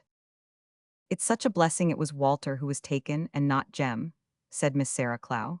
"Walter was a member of the church, and Jem wasn't. I've told Mr. Meredith many a time that he should have spoken seriously to Jem about it before he went away." "Poor, poor Walter," sighed Mrs. Reese.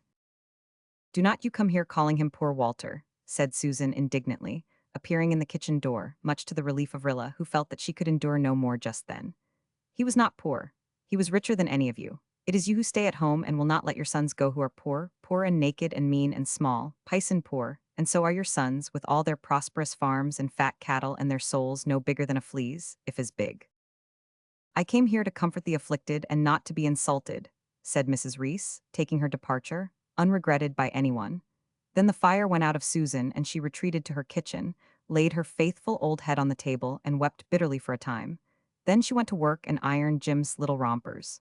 Rilla scolded her gently for it when she herself came in to do it. "I am not going to have you kill yourself working for any war baby," Susan said obstinately. "Oh, I wish I could just keep on working all the time, Susan," cried poor Rilla. "And I wish I didn't have to go to sleep.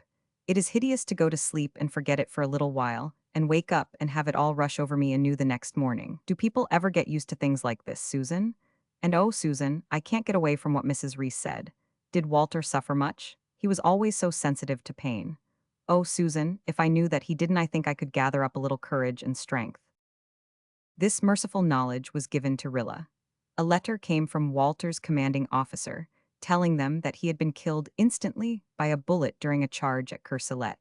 The same day, there was a letter for Rilla from Walter himself. Rilla carried it unopened to Rainbow Valley and read it there, in the spot where she had had her last talk with him. It is a strange thing to read a letter after the writer is dead. A bittersweet thing, in which pain and comfort are strangely mingled. For the first time since the blow had fallen, Rilla felt, a different thing from tremulous hope and faith, that Walter, of the glorious gift and the splendid ideals, still lived, with just the same gift and just the same ideals. That could not be destroyed, these could suffer no eclipse. The personality that had expressed itself in that last letter, written on the eve of Cursilet, could not be snuffed out by a German bullet. It must carry on, though the earthly link with things of earth were broken. "We're going over the top tomorrow, Rilla my Rilla," wrote Walter. "I wrote Mother and Di yesterday, but somehow I feel as if I must write you tonight. I hadn't intended to do any writing tonight, but I've got to. Do you remember old Mrs. Tom Crawford over harbor, who was always saying that it was laid on her to do such and such a thing? Well, that is just how I feel. It's laid on me to write you tonight, you, sister and chum of mine. There are some things I want to say before tomorrow. You and Ingleside seem strangely near me tonight. It's the first time I've felt this since I came. Always home has seemed so far away, so hopelessly far away from this hideous welter of filth and blood. But tonight it is quite close to me. It seems to me I can almost see you, hear you speak. And I can see the moonlight shining white and still on the old hills of home. It has seemed to me ever since I came here that it was impossible that there could be calm, gentle nights and unshattered moonlight anywhere in the world. But tonight somehow, all the beautiful things I have always loved seem to have become possible again, and this is good and makes me feel a deep, certain, exquisite happiness. It must be autumn at home now. The harbor is a dream and the old Glen Hills blue with haze, and Rainbow Valley a haunt of delight with wild asters blowing all over it, our old farewell summers. I always liked that name better than Aster. It was a poem in itself. Rilla, you know I've always had premonitions. You remember the Pied Piper. But no, of course you wouldn't, you were too young. One evening long ago when Nan and Di and Jem and the Merediths and I were together in Rainbow Valley, I had a queer vision or presentiment, whatever you like to call it. Rilla, I saw the Piper coming down the valley with a shadowy host behind him. The others thought I was only pretending, but I saw him for just one moment. And Rilla, last night I saw him again. I was doing sentry go and I saw him marching across no man's land from our trenches to the German trenches. The same tall, shadowy form, piping weirdly, and behind him followed boys in khaki. Rilla, I tell you I saw him. It was no fancy, no illusion. I heard his music and then he was gone. But I had seen him, and I knew what it meant. I knew that I was among those who followed him. Rilla, the Piper will pipe me west tomorrow. I feel sure of this. And Rilla, I'm not afraid. When you hear the news, remember that. I've won my own freedom here, freedom from all fear. I shall never be afraid of anything again, not of death, nor of life, if after all, I am to go on living. And life, I think, would be the harder of the two to face, for it could never be beautiful for me again. There would always be such horrible things to remember, things that would make life ugly and painful always for me. I could never forget them. But whether it's life or death, I'm not afraid, Rilla, and I am not sorry that I came. I'm satisfied. I'll never write the poems I once dreamed of writing, but I've helped to make Canada safe for the poets of the future. For the workers of the future? I and the dreamers, too. For if no man dreams, there will be nothing for the workers to fulfill. The future, not of Canada only but of the world, when the red rain of Langemarck and Verdun shall have brought forth a golden harvest. Not in a year or two, as some foolishly think, but generation later, when the seed sown now shall have had time to germinate and grow. Yes, I'm glad I came, Rilla. It isn't only the fate of the little sea-born island I love that is in the balance, nor of Canada nor of England. It's the fate of mankind. That is what we're fighting for. And we shall win, never for a moment doubt that, Rilla. For it isn't only the living who are fighting, the dead are fighting too. Such an army cannot be defeated. Is there laughter in your face yet, Rilla? I hope so. The world will need laughter and courage more than ever in the years that will come next. I don't want to preach. This isn't any time for it. But I just want to say something that may help you over the worst when you hear that I've gone west. I've a premonition about you, Rilla, as well as about myself. I think Ken will go back to you, and that there are long years of happiness for you by and by. And you will tell your children of the idea we fought and died for, Teach them it must be lived for as well as died for, else the price paid for it will have been given for naught. This will be part of your work, Rilla. And if you, all you girls back in the homeland, do it, then we who don't come back will know that you have not broken faith with us. I meant to write to Una tonight too, but I won't have time now. Read this letter to her and tell her it's really meant for you both, you two dear, fine, loyal girls. Tomorrow, when we go over the top, I'll think of you both, of your laughter, Rilla Myrilla, and the steadfastness in Una's blue eyes. Somehow I see those eyes very plainly tonight too. Yes, you'll both keep faith, I'm sure of that, you and Una. And so, good night. We go over the top at dawn. Rilla read her letter over many times. There was a new light on her pale young face when she finally stood up, amid the asters Walter had loved, with the sunshine of autumn around her. For the moment at least, she was lifted above pain and loneliness. I will keep faith, Walter, she said steadily.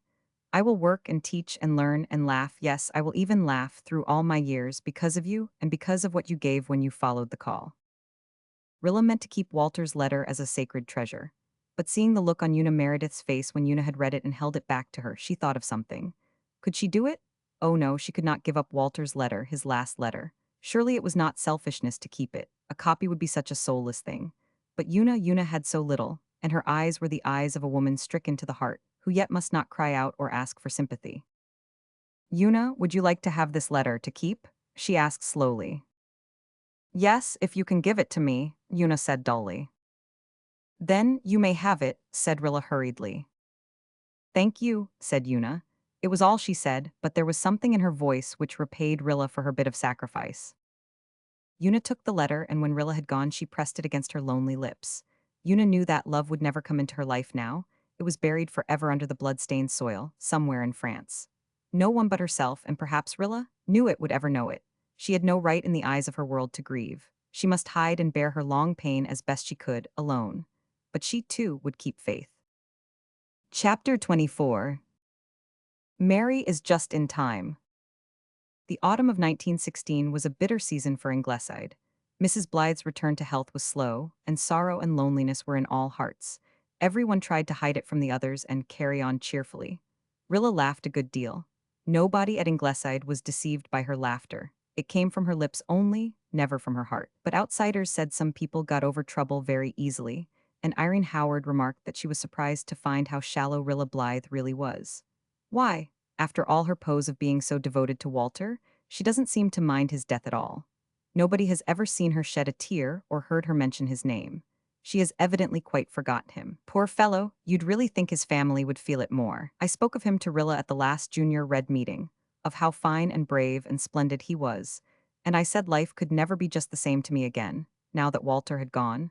We were such friends, you know? Why, I was the very first person he told about having enlisted. And Rilla answered, as coolly and indifferently as if she were speaking of an entire stranger. He was just one of many fine and splendid boys who have given everything for their country. Well, I wish I could take things as calmly, but I'm not made like that. I'm so sensitive, things hurt me terribly, I really never get over them. I asked Rilla right out why she didn't put on mourning for Walter. She said her mother didn't wish it, but everyone is talking about it. Rilla doesn't wear colors, nothing but white, protested Betty Mead. White becomes her better than anything else, said Irene significantly. And we all know black doesn't suit her complexion at all, but of course I'm not saying that is the reason she doesn't wear it. Only, it's funny. If my brother had died, I'd have gone into deep mourning. I wouldn't have had the heart for anything else. I confess I'm disappointed in Rilla Blythe. I am not then, cried Betty Mead loyally. I think Rilla is just a wonderful girl. A few years ago, I admit, I did think she was rather too vain and gigglesome, but now she is nothing of the sort. I don't think there is a girl in the Glen who is so unselfish and plucky as Rilla, or who has done her bit as thoroughly and patiently. Our Junior Red Cross would have gone on the rocks a dozen times if it hadn't been for her tact and perseverance and enthusiasm. You know that perfectly well, Irene. Why, I am not running Rilla down, said Irene, opening her eyes widely. It was only her lack of feeling I was criticizing. I suppose she can't help it. Of course, she's a born manager, everyone knows that. She's very fond of managing, too, and people like that are very necessary, I admit. So don't look at me as if I'd said something perfectly dreadful, Betty, please. I'm quite willing to agree that Rilla Blythe is the embodiment of all the virtues, if that will please you. And no doubt it is a virtue to be quite unmoved by things that would crush most people. Some of Irene's remarks were reported to Rilla, but they did not hurt her as they would once have done. They didn't matter, that was all. Life was too big to leave room for pettiness. She had a pact to keep and a work to do, and through the long, hard days and weeks of that disastrous autumn, she was faithful to her task. The war news was consistently bad, for Germany marched from victory to victory over poor Romania. Foreigners, foreigners, Susan muttered dubiously. Russians or Romanians or whatever they may be, they are foreigners and you cannot tie to them. But after Verdun I shall not give up hope. And can you tell me, Mrs. Doctor dear, if the Dobruja is a river or a mountain range, or a condition of the atmosphere? The presidential election in the United States came off in November, and Susan was red hot over that, and quite apologetic for her excitement. I never thought I would live to see the day when I would be interested in a Yankee election, Mrs. Doctor dear. It only goes to show we can never know what we will come to in this world, and therefore we should not be proud. Susan stayed up late on the evening of the 11th, ostensibly to finish a pair of socks. But she phoned down to Carter Flagg's store at intervals, and when the first report came through that Hughes had been elected, she stalked solemnly upstairs to Mrs. Blythe's room and announced it in a thrilling whisper from the foot of the bed. I thought if you were not asleep you would be interested in knowing it. I believe it is for the best. Perhaps he will just fall to writing notes, too, Mrs. Doctor dear, but I hope for better things. I never was very partial to whiskers, but one cannot have everything. When news came in the morning that, after all, Wilson was re-elected, Susan tacked to catch another breeze of optimism. Well, better a fool you know than a fool you do not know, as the old proverb has it, she remarked cheerfully. Not that I hold Woodrow to be a fool by any means, though by times you would not think he has the sense he was born with. But he is a good letter writer at least, and we do not know if the Hughes man is even that. All things being considered, I commend the Yankees. They have shown good sense, and I do not mind admitting it. Cousin Sophia wanted them to elect Roosevelt, and is much disgruntled because they would not give him a chance. I had a hankering for him myself, but we must believe that Providence overrules these matters and be satisfied, though what the Almighty means in this affair of Romania I cannot fathom, saying it with all reverence. Susan fathomed it, or thought she did, when the Asquith ministry went down and Lloyd George became premier. Mrs. Doctor dear, Lloyd George is at the helm at last. I have been praying for this for many a day. Now we shall soon see a blessed change. It took the Romanian disaster to bring it about, no less, and that is the meaning of it, though I could not see it before. There will be no more shilly-shallying. I consider that the war is as good as won, and that I shall tie to, whether Bucharest falls or not. Bucharest did fall, and Germany proposed peace negotiations. Whereat Susan scornfully turned a deaf ear and absolutely refused to listen to such proposals.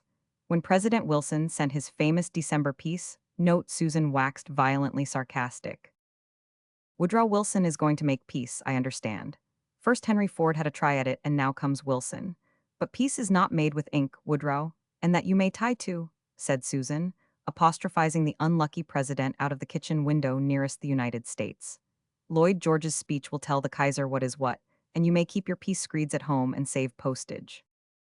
What a pity President Wilson can't hear you, Susan, said Rilla slyly. Indeed, Rilla dear, it is a pity that he has no one near him to give him good advice, as it is clear he has not in all those Democrats and Republicans, retorted Susan. I do not know the difference between them, for the politics of the Yankees is a puzzle I cannot solve, study it as I may, but as far as seeing through a grindstone goes, I am afraid, Susan shook her head dubiously, that they are all tarred with the same brush. I am thankful Christmas is over, Rilla wrote in her diary during the last week of a stormy December. We had dreaded it so, the first Christmas since Curcelet, but we had all the Merediths down for dinner and nobody tried to be gay or cheerful. We were all just quiet and friendly, and that helped. Then, too, I was so thankful that Jims had got better, so thankful that I almost felt glad, almost but not quite. I wonder if I shall ever feel really glad over anything again. It seems as if gladness were killed in me, shot down by the same bullet that pierced Walter's heart. Perhaps some day a new kind of gladness will be born in my soul, but the old kind will never live again. Winter set in awfully early this year. 10 days before Christmas we had a big snowstorm, at least we thought it big at the time. As it happened, it was only a prelude to the real performance. It was fine the next day, and Ingleside and Rainbow Valley were wonderful, with the trees all covered with snow and big drifts everywhere, carved into the most fantastic shapes by the chisel of the northeast wind. Father and Mother went up to Avonlea. Father thought the change would do Mother good, and they wanted to see poor Aunt Diana, whose son Jock had been seriously wounded a short time before. They left Susan and me to keep house, and Father expected to be back the next day. But he never got back for a week. That night it began to storm again, and it stormed unbrokenly for 4 days. It was the worst and longest storm that Prince Edward Island has known for years. Everything was disorganized. The roads were completely choked up, the trains blockaded, and the telephone wires put entirely out of commission. And then Jims took ill. He had a little cold when Father and Mother went away, and he kept getting worse for a couple of days, but it didn't occur to me that there was danger of anything serious. I never even took his temperature, and I can't forgive myself because it was sheer carelessness. The truth is I had slumped just then. Mother was away, so I let myself go. All at once I was tired of keeping up and pretending to be brave and cheerful, and I just gave up for a few days and spent most of the time lying on my face on my bed, crying. I neglected Jims, that is the hateful truth. I was cowardly and false to what I promised Walter. And if Jims had died, I could never have forgiven myself. Then, the third night after Father and Mother went away, Jim suddenly got worse.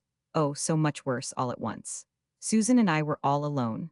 Gertrude had been at Lowbridge when the storm began and had never got back. At first we were not much alarmed. Jims has had several bouts of croup in Susan and Morgan, and I have always brought him through without much trouble. But it wasn't very long before we were dreadfully alarmed. I never saw croup like this before, said Susan. As for me, I knew, when it was too late, what kind of croup it was. I knew it was not the ordinary croup, false croup as doctors call it, but the true croup, and I knew that it was a deadly and dangerous thing. And Father was away, and there was no doctor nearer than Lowbridge, and we could not phone, and neither horse nor man could get through the drifts that night. Gallant little Jims put up a good fight for his life. Susan and I tried every remedy we could think of or find in Father's books, but he continued to grow worse. It was heartrending to see and hear him. He gasped so horribly for breath, the poor little soul, and his face turned a dreadful bluish color and had such an agonized expression, and he kept struggling with his little hands, as if he were appealing to us to help him somehow. I found myself thinking that the boys who had been gassed at the front must have looked like that, and the thought haunted me amid all my dread and misery over Jim's. And all the time, the fatal membrane in his wee throat grew and thickened, and he couldn't get it up. Oh, I was just wild. I never realized how dear Jim's was to me until that moment, and I felt so utterly helpless. And then Susan gave up. We cannot save him. Oh, if your father was here, look at him, the poor little fellow. I know not what to do. I looked at Jim's and I thought he was dying. Susan was holding him up in his crib to give him a better chance for breath, but it didn't seem as if he could breathe at all. My little war baby, with his dear ways and sweet roguish face, was choking to death before my very eyes, and I couldn't help him.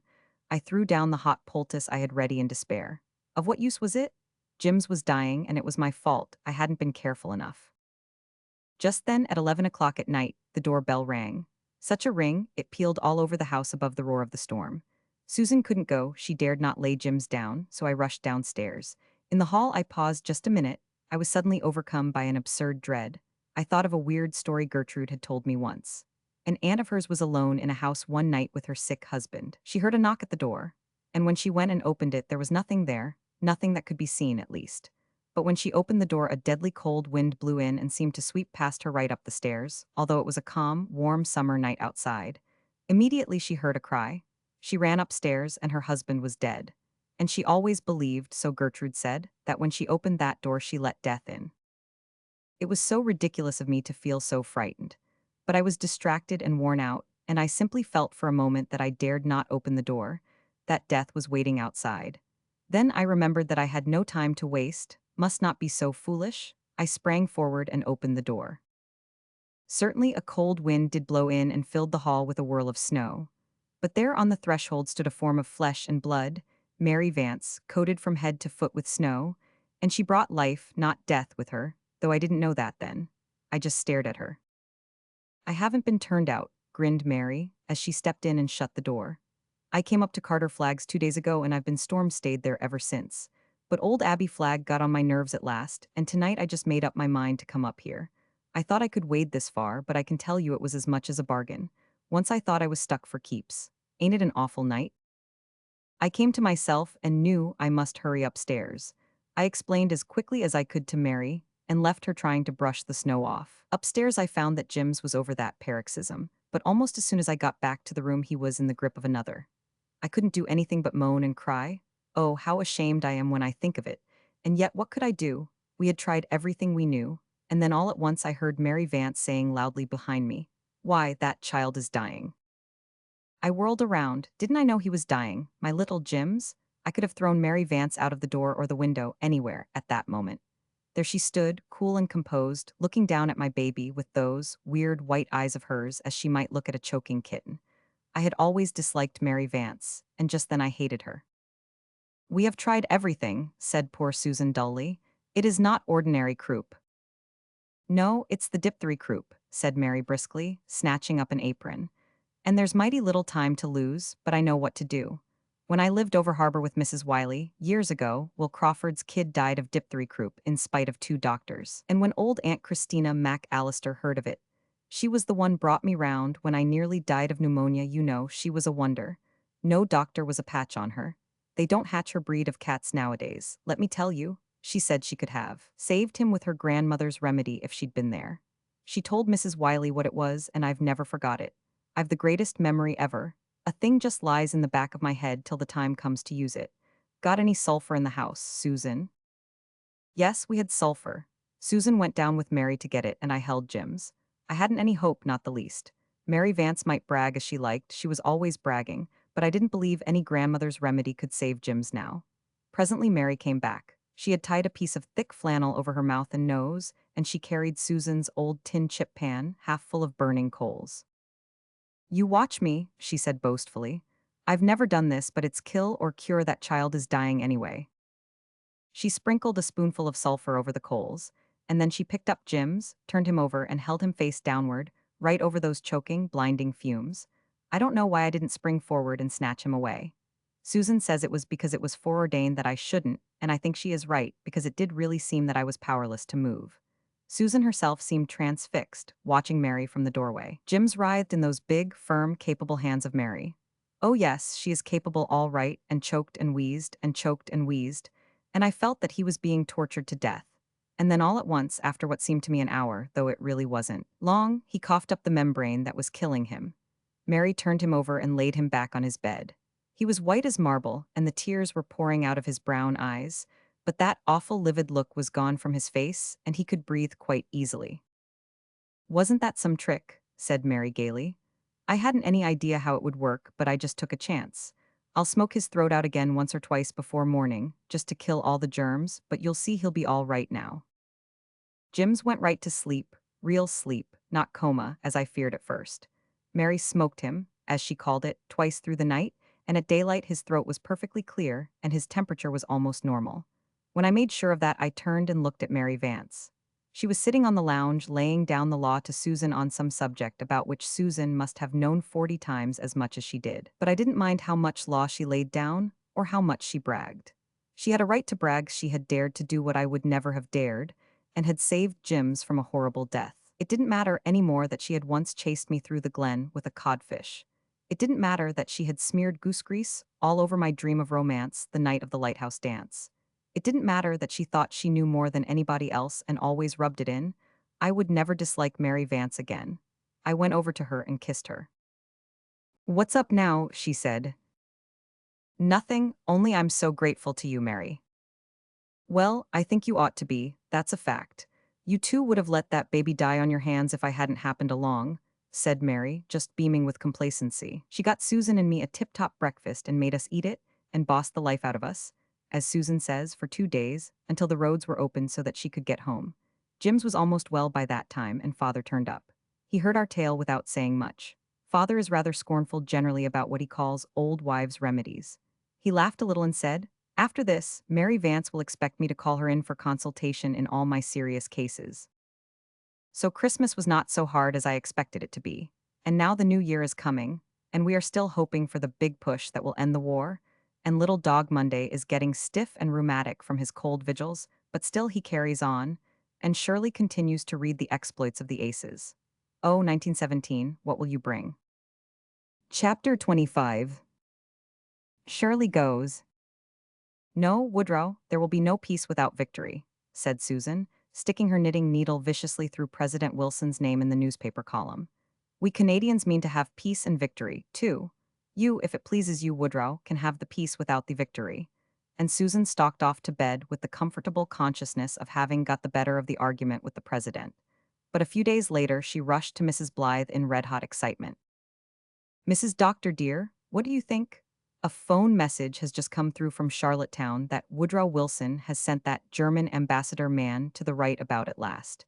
They tell me that means war. So I begin to think that Woodrow's heart is in the right place after all, wherever his head may be, and I am going to commandeer a little sugar and celebrate the occasion with some fudge, despite the howls of the food board.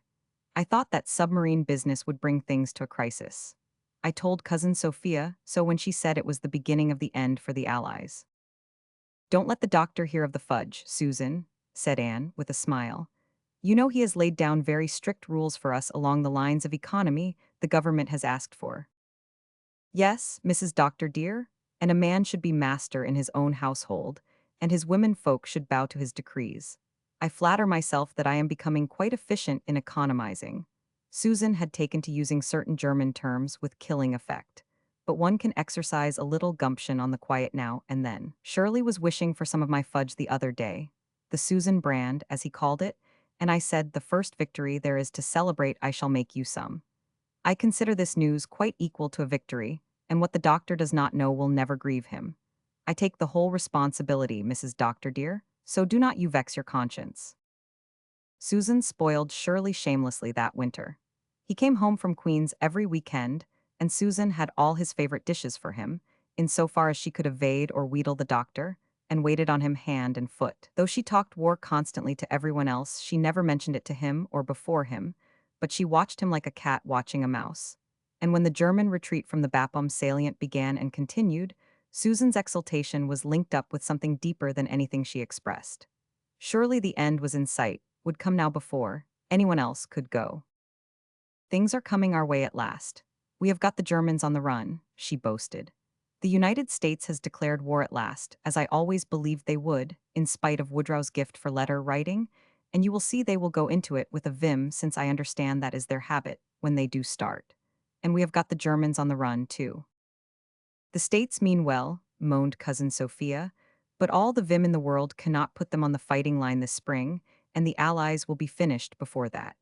The Germans are just luring them on. That man Simmons says their retreat has put the Allies in a hole. That man Simmons has said more than he will ever live to make good, retorted Susan. I do not worry myself about his opinion as long as Lloyd George is Premier of England. He will not be bamboozled and that you may tie to. Things look good to me. The U.S. is in the war, and we have got Kut and Baghdad back, and I would not be surprised to see the Allies in Berlin by June, and the Russians, too, since they have got rid of the Tsar. That, in my opinion, was a good piece of work. Time will show if it is, said Cousin Sophia, who would have been very indignant if anyone had told her that she would rather see Susan put to shame as a seer than a successful overthrow of tyranny, or even the march of the Allies down Unter den Linden. But then the woes of the Russian people were quite unknown to Cousin Sophia, while this aggravating, optimistic Susan was an ever-present thorn in her side. Just at that moment Shirley was sitting on the edge of the table in the living room, swinging his legs, a brown, ruddy, wholesome lad from top to toe, every inch of him, and saying coolly, "Mother and Dad, I was 18 last Monday. Don't you think it's about time I joined up?" The pale mother looked at him. "Two of my sons have gone and one will never return. Must I give you two, Shirley?" The age-old cry, "Joseph is not and Simeon is not, and ye will take Benjamin away." How the mothers of the Great War echoed the old patriarch's moan of so many centuries agone. "You wouldn't have me a slacker, Mother? I can get into the flying corps. What say, Dad?"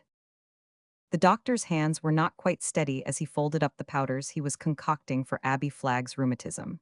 He had known this moment was coming, yet he was not altogether prepared for it. He answered slowly, "I won't try to hold you back from what you believe to be your duty. But you must not go unless your mother says you may." Shirley said nothing more. He was not a lad of many words. Anne did not say anything more just then either. She was thinking of little Joyce's grave in the old burying ground over harbor.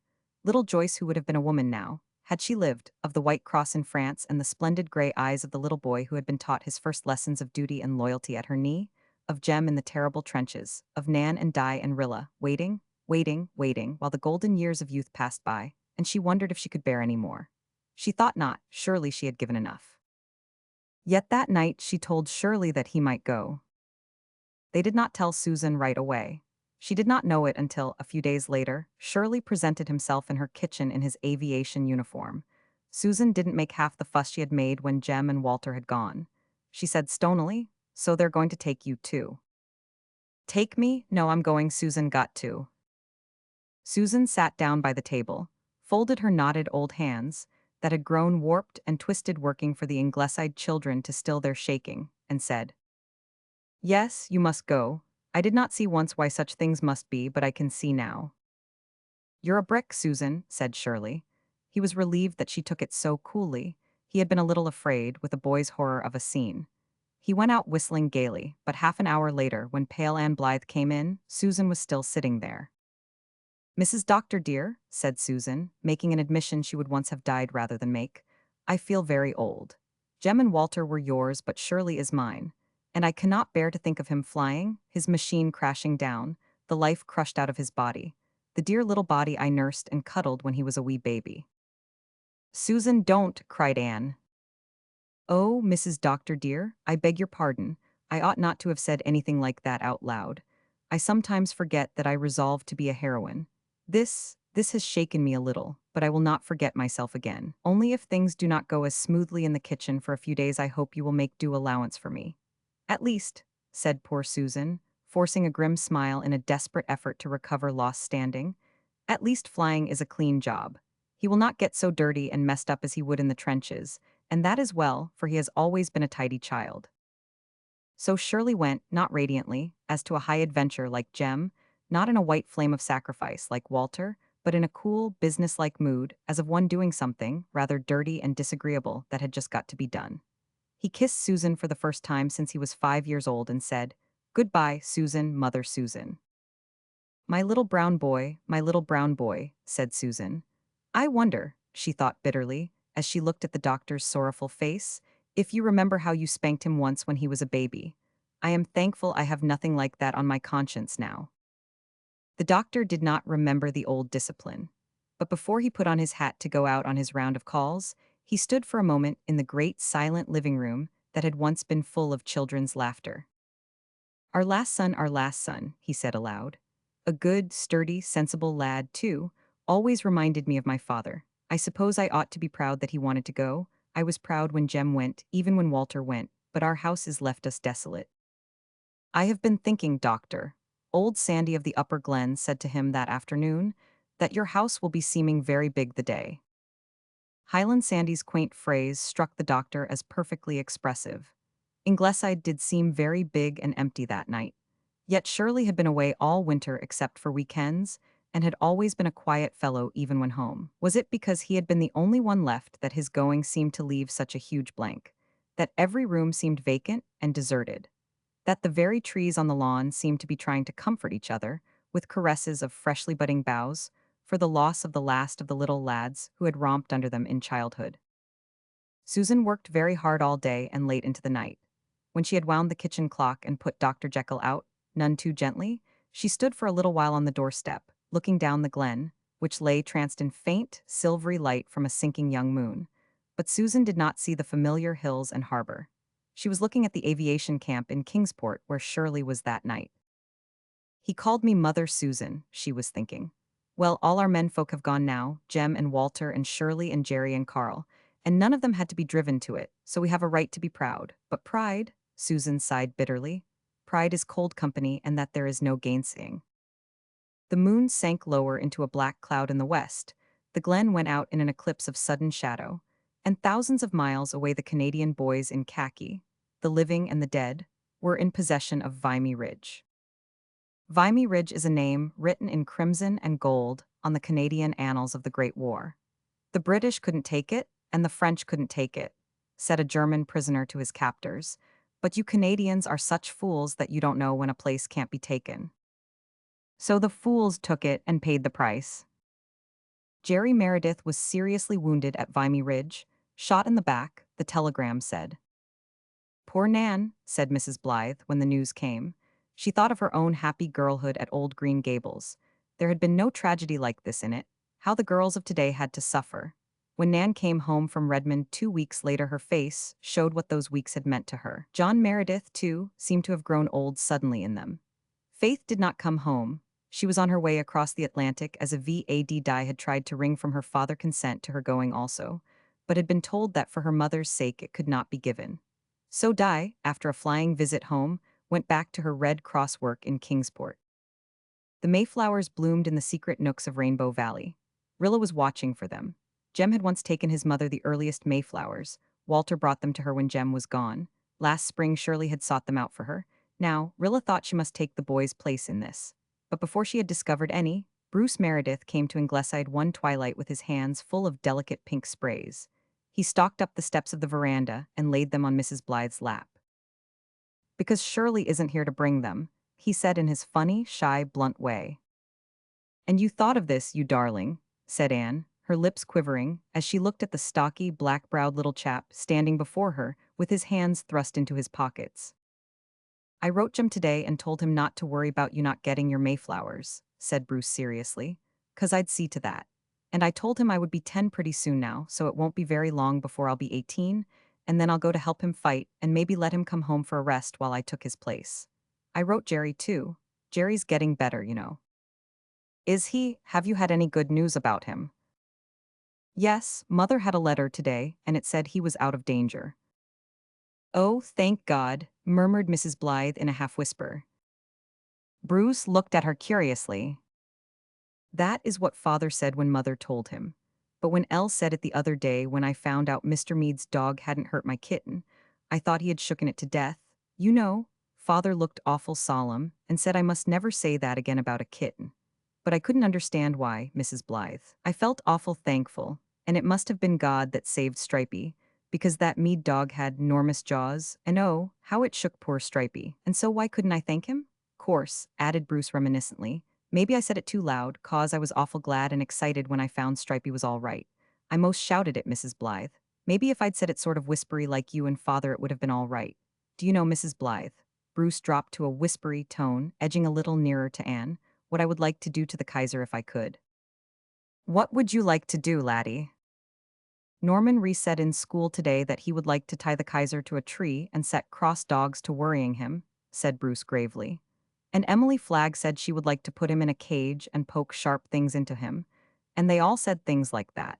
But Mrs. Blythe," Bruce took a little square paw out of his pocket and put it earnestly on Anne's knee, "I would like to turn the Kaiser into a good man, a very good man, all at once if I could. That is what I would do. Don't you think, Mrs. Blythe, that would be the very worstest punishment of all?" "Bless the child," said Susan. "How do you make out that would be any kind of a punishment for that wicked fiend?"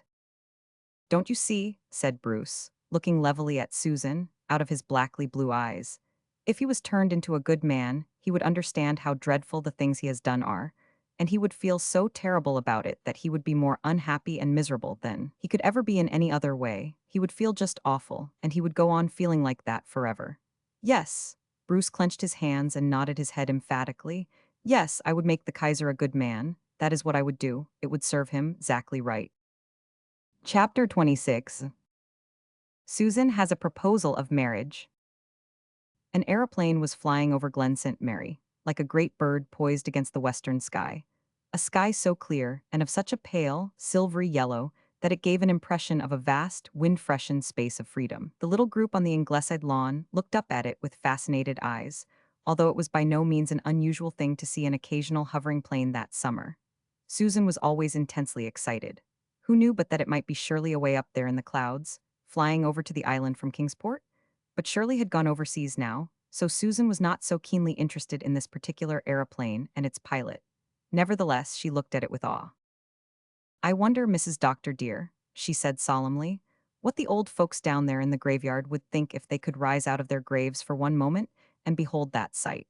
I am sure my father would disapprove of it, for he was a man who did not believe in newfangled ideas of any sort. He always cut his grain with a reaping hook to the day of his death. A mower he would not have. What was good enough for his father was good enough for him, he used to say. I hope it is not unfilial to say that I think he was wrong in that point of view, but I am not sure I go so far as to approve of aeroplanes, though they may be a military necessity. If the Almighty had meant us to fly, he would have provided us with wings. Since he did not at his plane, he meant us to stick to the solid earth. At any rate, you will never see me, Mrs. Doctor dear, cavorting through the sky in an aeroplane. But you won't refuse to cavort a bit in father's new automobile when it comes, will you, Susan? Teased Rilla. I do not expect to trust my old bones in automobiles, either, retorted Susan. But I do not look upon them as some narrow-minded people do. Whiskers on the Moon says the government should be turned out of office for permitting them to run on the island at all. He foams at the mouth, they tell me, when he sees one. The other day he saw one coming along that narrow side road by his wheat field, and Whiskers bounded over the fence and stood right in the middle of the road, with his pitchfork.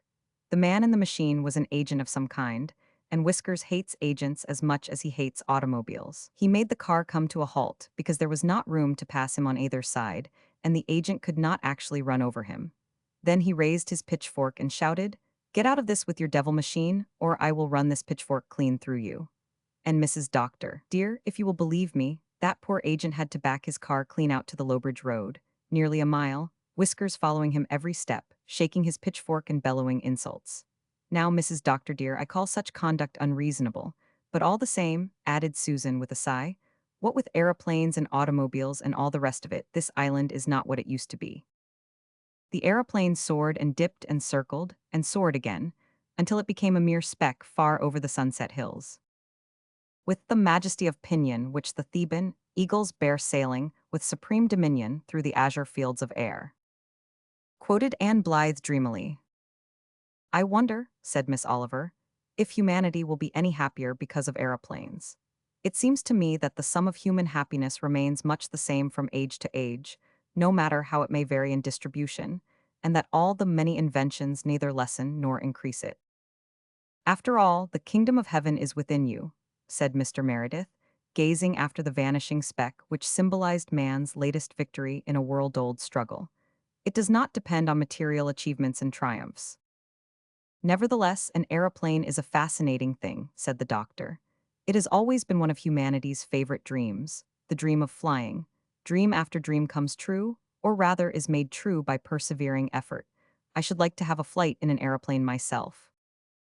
Shirley wrote me that he was dreadfully disappointed in his first flight, said Rilla.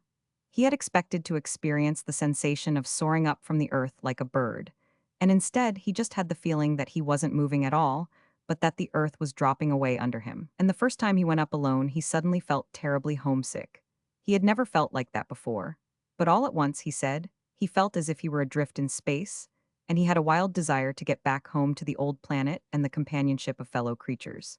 He soon got over that feeling, but he says his first flight alone was a nightmare to him because of that dreadful sensation of ghastly loneliness.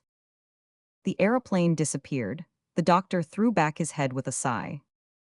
When I have watched one of those birdmen out of sight, I come back to earth with an odd feeling of being merely a crawling insect. Anne, he said, turning to his wife, do you remember the first time I took you for a buggy ride in Avonlea? That night we went to the Carmody concert, the first fall you taught in Avonlea. I had out little black mare with the white star on her forehead and a shining brand new buggy, and I was the proudest fellow in the world, barring none. I suppose our grandson will be taking his sweetheart out quite casually for an evening, fly in his aeroplane. An aeroplane won't be as nice as little Silverspot was, said Anne. A machine is simply a machine, but Silverspot, why she was a personality, Gilbert. A drive behind her had something in it that not even a flight among sunset clouds could have. No, I don't envy my grandson's sweetheart, after all. Mr. Meredith is right. The kingdom of heaven and of love and of happiness doesn't depend on externals. Besides, said the doctor gravely, our said grandson will have to give most of his attention to the aeroplane. He won't be able to let the reins lie on its back while he gazes into his lady's eyes. And I have an awful suspicion that you can't run an aeroplane with one arm. No, the doctor shook his head. I believe I'd still prefer Silverspot after all. The Russian line broke again that summer, and Susan said bitterly that she had expected it ever since Kerensky had gone and got married. Far be it from me to decry the holy state of matrimony, Mrs. Doctor dear, but I felt that, when a man was running a revolution, he had his hands full and should have postponed marriage until a more fitting season. The Russians are done for this time, and there would be no sense in shutting our eyes to the fact. But have you seen Woodrow Wilson's reply to the Pope's peace proposals? It is magnificent. I really could not have expressed the rights of the matter better myself. I feel that I can forgive Wilson everything for it. He knows the meaning of words and that you may tie to. Speaking of meanings, have you heard the latest story about Whiskers on the Moon, Mrs. Doctor? Dear, it seems he was over at the Lowbridge Road School the other day and took a notion to examine the fourth class in spelling. They have the summer term there yet, with the spring and fall vacations, being rather backward people on that road. My niece, Ella Baker, goes to that school and it was who told me the story. The teacher was not feeling well, having a dreadful headache, and she went out to get a little fresh air while Mr. Pryor was examining the class. The children got along all right with the spelling, but when Whiskers began to question them about the meanings of the words, they were all at sea because they had not learned them. Ella and the other big scholars felt terrible over it. They loved their teacher so, and it seems Mr. Pryor's brother, Abel Pryor, who is trustee of that school, is against her and has been trying to turn the other trustees over to his way of thinking. And Ella and the rest were afraid that if the fourth class couldn't tell Whiskers the meanings of the words, he would think the teacher was no good and tell Abel so, and Abel would have a fine handle. But little Sandy Logan saved the situation. He is a homeboy, but he is as smart as a steel trap, and he sized up Whiskers on the Moon right off. What does anatomy mean? Whiskers demanded. A pain in your stomach, Sandy replied, quick as a flash and never batting an eyelid. Whiskers on the Moon is a very ignorant man, Mrs. Doctor dear. He didn't know the meaning of the words himself, and he said, very good, very good. The class caught right on, at least 3 or 4 of the brighter ones did, and they kept up the fun. Jean Blaine said that acoustic meant a religious squabble, and Muriel Baker said that an agnostic was a man who had indigestion, and Jim Carter said that acerbity meant that you ate nothing but vegetable food, and so on all down the list. Whiskers swallowed it all and kept saying very good, until Ella thought that day she would trying to keep a straight face. When the teacher came in, Whiskers complimented her on the splendid understanding the children had of their lesson, and said he meant to tell the trustees what a jewel they had. It was very unusual, he said, to find a fourth class who could answer up so prompt when it came to explaining what words meant. He went off beaming. But Ella told me this as a great secret, Mrs. Doctor dear, and we must keep it as such for the sake of the Lowbridge Road teacher. It would likely be the ruin of her chances of keeping the school if Whiskers should ever find out how he had been bamboozled. Mary Vance came up to Ingleside that same afternoon to tell them that Miller Douglas, who had been wounded when the Canadians took H, had had to have his leg amputated. The Ingleside folk sympathized with Mary, whose zeal and patriotism had taken some time to kindle, but now burned with a glow as steady and bright as anyone's. Some folks have been twitting me about having a husband with only one leg. But, said Mary, rising to a lofty height, I would rather Miller with only one leg than any other man in the world with a dozen. Unless, she added as an afterthought, unless it was Lloyd George. Well, I must be going. I thought you'd be interested in hearing about Miller, so I ran up from the store. But I must hustle home, for I promised Luke McAllister I'd help him build his grain stack this evening. It's up to us girls to see that the harvest is got in, since the boys are so scarce. I've got overalls and I can tell you they're real becoming. Mrs. Alec Douglas says they're indecent and shouldn't be allowed, and even Mrs. Elliot Kinder looks askance at them. But bless you, the world moves, and anyhow there's no fun for me like shocking Kitty Alec. By the way, father, said Rilla, I'm going to take Jack Flagg's place in his father's store for a month. I promised him today that I would if you didn't object. Then he can help the farmers get the harvest in. I don't think I'd be much use in a harvest myself, though lots of the girls are, but I can set Jack free while I do his work. Jim's isn't much bother in the daytime now, and I'll always be home at night. Do you think you'll like weighing out sugar and beans and trafficking in butter and eggs? Said the doctor, twinkling. Probably not, that isn't the question. It's just one way of doing my bit. So Rilla went behind Mr. Flagg's counter for a month, and Susan went into Albert Crawford's oat fields. I am as good as any of them yet, she said proudly. Not a man of them can beat me when it comes to building a stack. When I offered to help, Albert looked doubtful. I am afraid the work will be too hard for you, he said. Try me for a day and see, said I will do my darndest. None of the Ingleside folks spoke for just a moment. Their silence meant that they thought Susan's pluck in working out quite wonderful. But Susan mistook their meaning, and her sunburned face grew red. This habit of swearing seems to be growing on me, Mrs. Doctor dear, she said apologetically. To think that I should be acquiring it at my age? It is such a dreadful example to the young girls. I am of the opinion it comes of reading the newspapers so much. They are so full of profanity, and they do not spell it with stars either, as used to be done in my young days. This war is demoralizing everybody. Susan, standing on a load of grain, her gray hair whipping in the breeze and her skirt kilted up to her knees for safety and convenience. No overalls for Susan, if you please. Neither a beautiful nor a romantic figure. But the spirit that animated her gaunt arms was the self-same one that captured Vimy Ridge and held the German legions back from Verdun. It is not the least likely, however, that this consideration was the one which appealed most strongly to Mr. Pryor when he drove past one afternoon and saw Susan pitching sheaves gamely. Smart woman that, he reflected. Worth two of many a younger one yet. I might do worse, I might do worse. If Milgrave comes home alive, I'll lose Miranda, and hired housekeepers cost more than a wife and are liable to leave a man in the lurch any time. I'll think it over. A week later, Mrs. Blythe, coming up from the village late in the afternoon, paused at the gate of Ingleside in an amazement which temporarily bereft her of the power of motion. An extraordinary sight met her eyes. Round the end of the kitchen burst Mr. Pryor, running as stout, pompous Mr. Pryor had not run in years, with terror imprinted on every lineament. A terror quite justifiable, for behind him, like an avenging fate, came Susan, with a huge, smoking iron pot grasped in her hands, and an expression in her eye that boded ill too, the object of her indignation if she should overtake him. Pursuer and pursued tore across the lawn.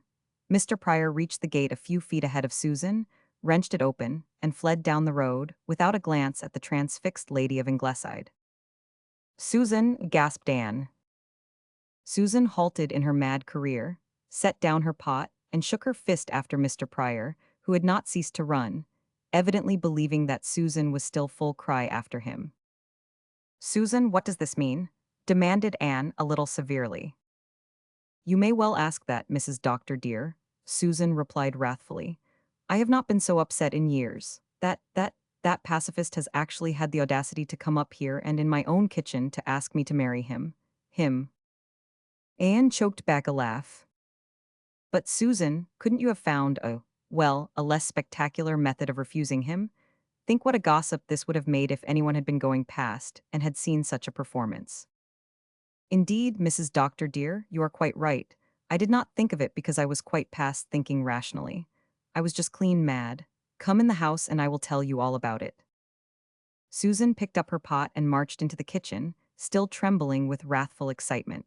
She set her pot on the stove with a vicious thud. Wait a moment until I open all the windows to air this kitchen well, Mrs. Doctor dear. There, that is better. And I must wash my hands too, because I shook hands with Whiskers on the Moon when he came in. Not that I wanted to, but when he stuck out his fat, oily hand, I did not know just what else to do at the moment.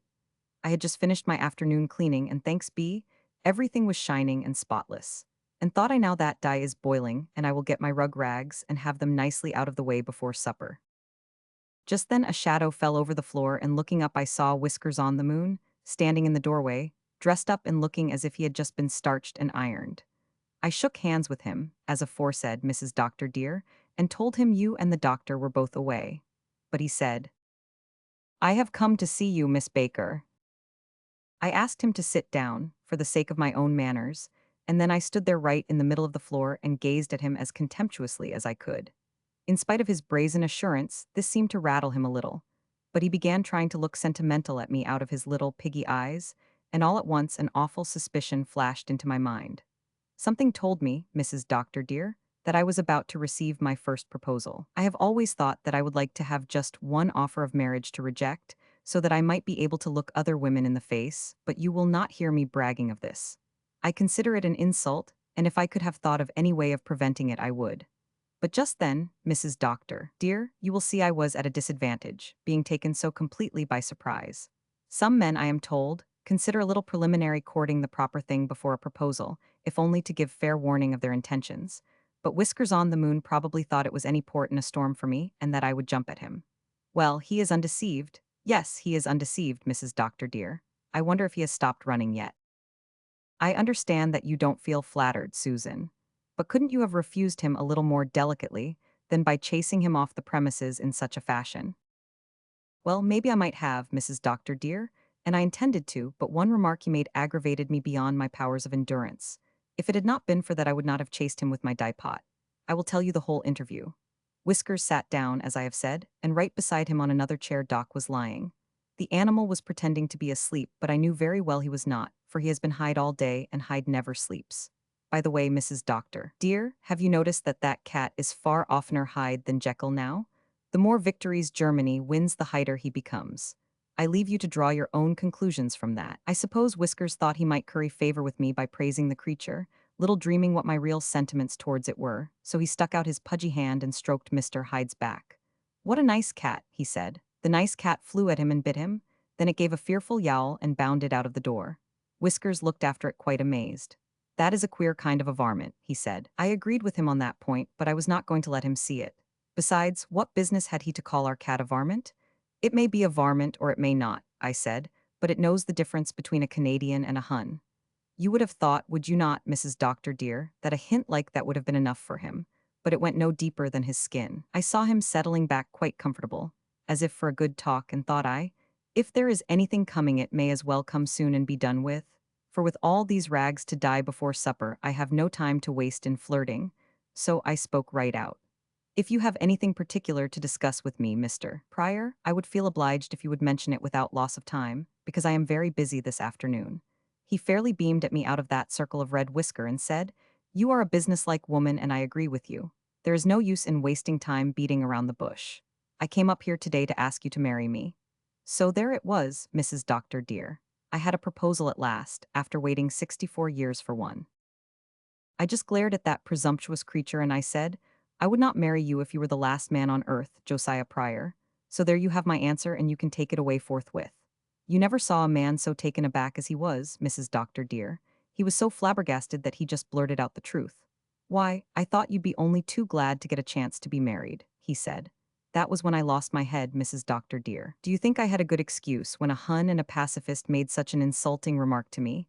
Go, I thundered, and I just caught up that iron pot. I could see that he thought I had suddenly gone insane, and I suppose he considered an iron pot full of boiling dye was a dangerous weapon in the hands of a lunatic. At any rate he went, and stood not upon the order of his going, as you saw for yourself. And I do not think we will see him back here proposing to us again in a hurry. No, I think he has learned that there is at least one single woman in Glen St. Mary who has no hankering to become Mrs. Whiskers on the Moon.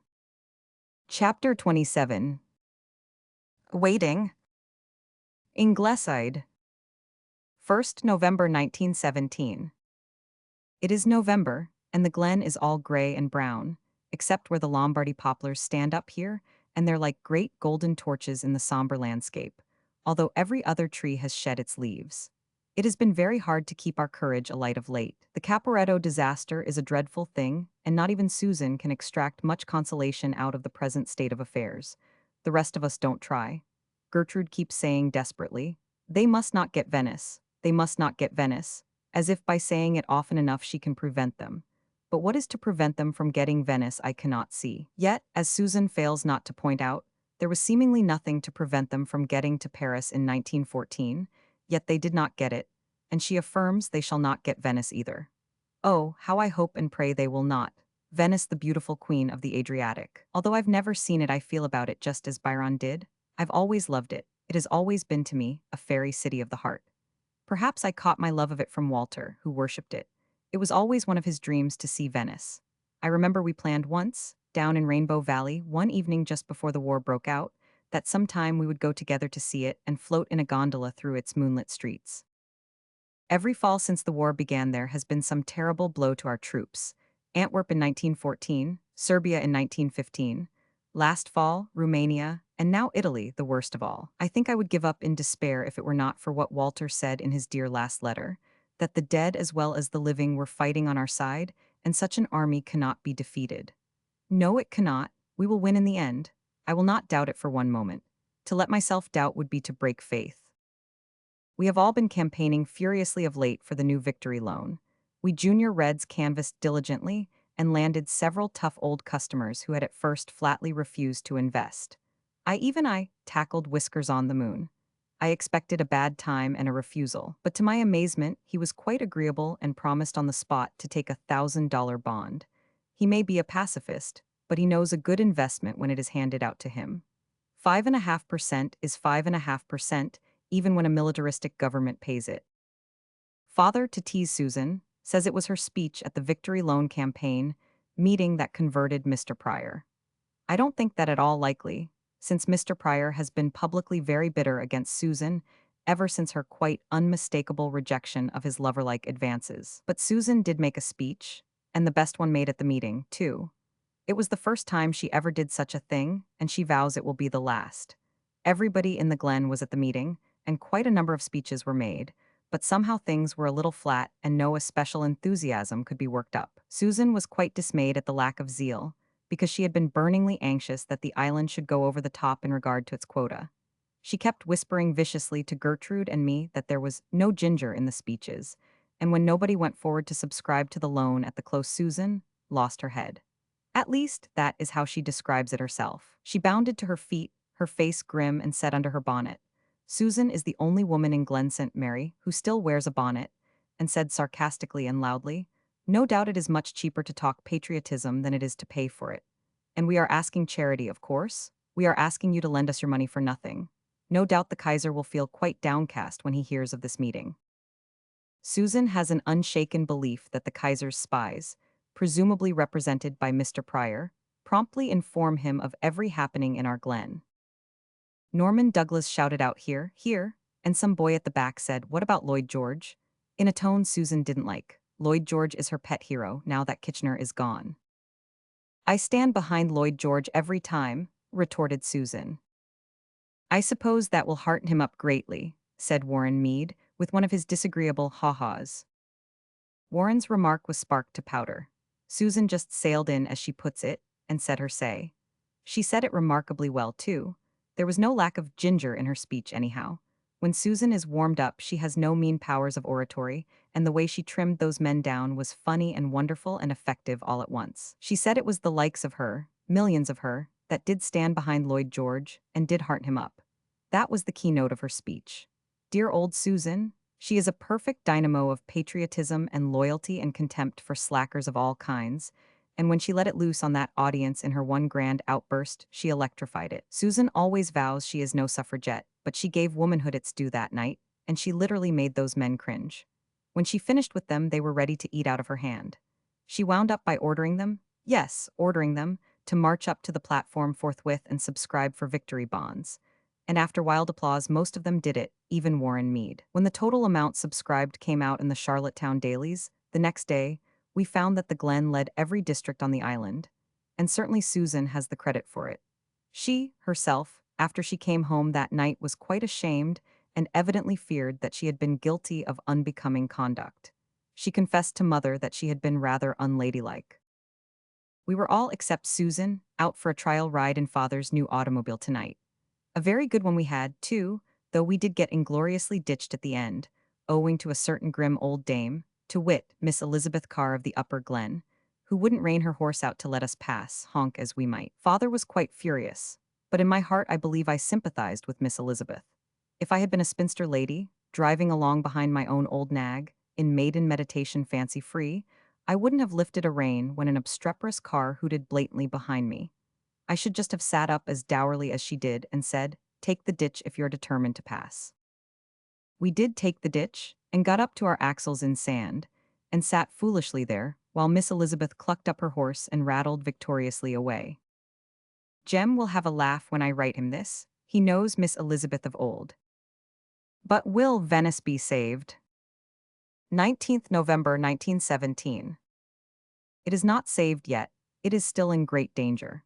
But the Italians are making a stand at last on the Pie of Line. To be sure, military critics say they cannot possibly hold it and must retreat to the Adige. But Susan and Gertrude and I say they must hold it, because Venice must be saved, so what are the military critics to do? Oh, if I could only believe that they can hold it. Our Canadian troops have won another great victory. They have stormed the Passchendaele Ridge and held it in the face of all counterattacks. None of our boys were in the battle, but oh, the casualty list of other people's boys.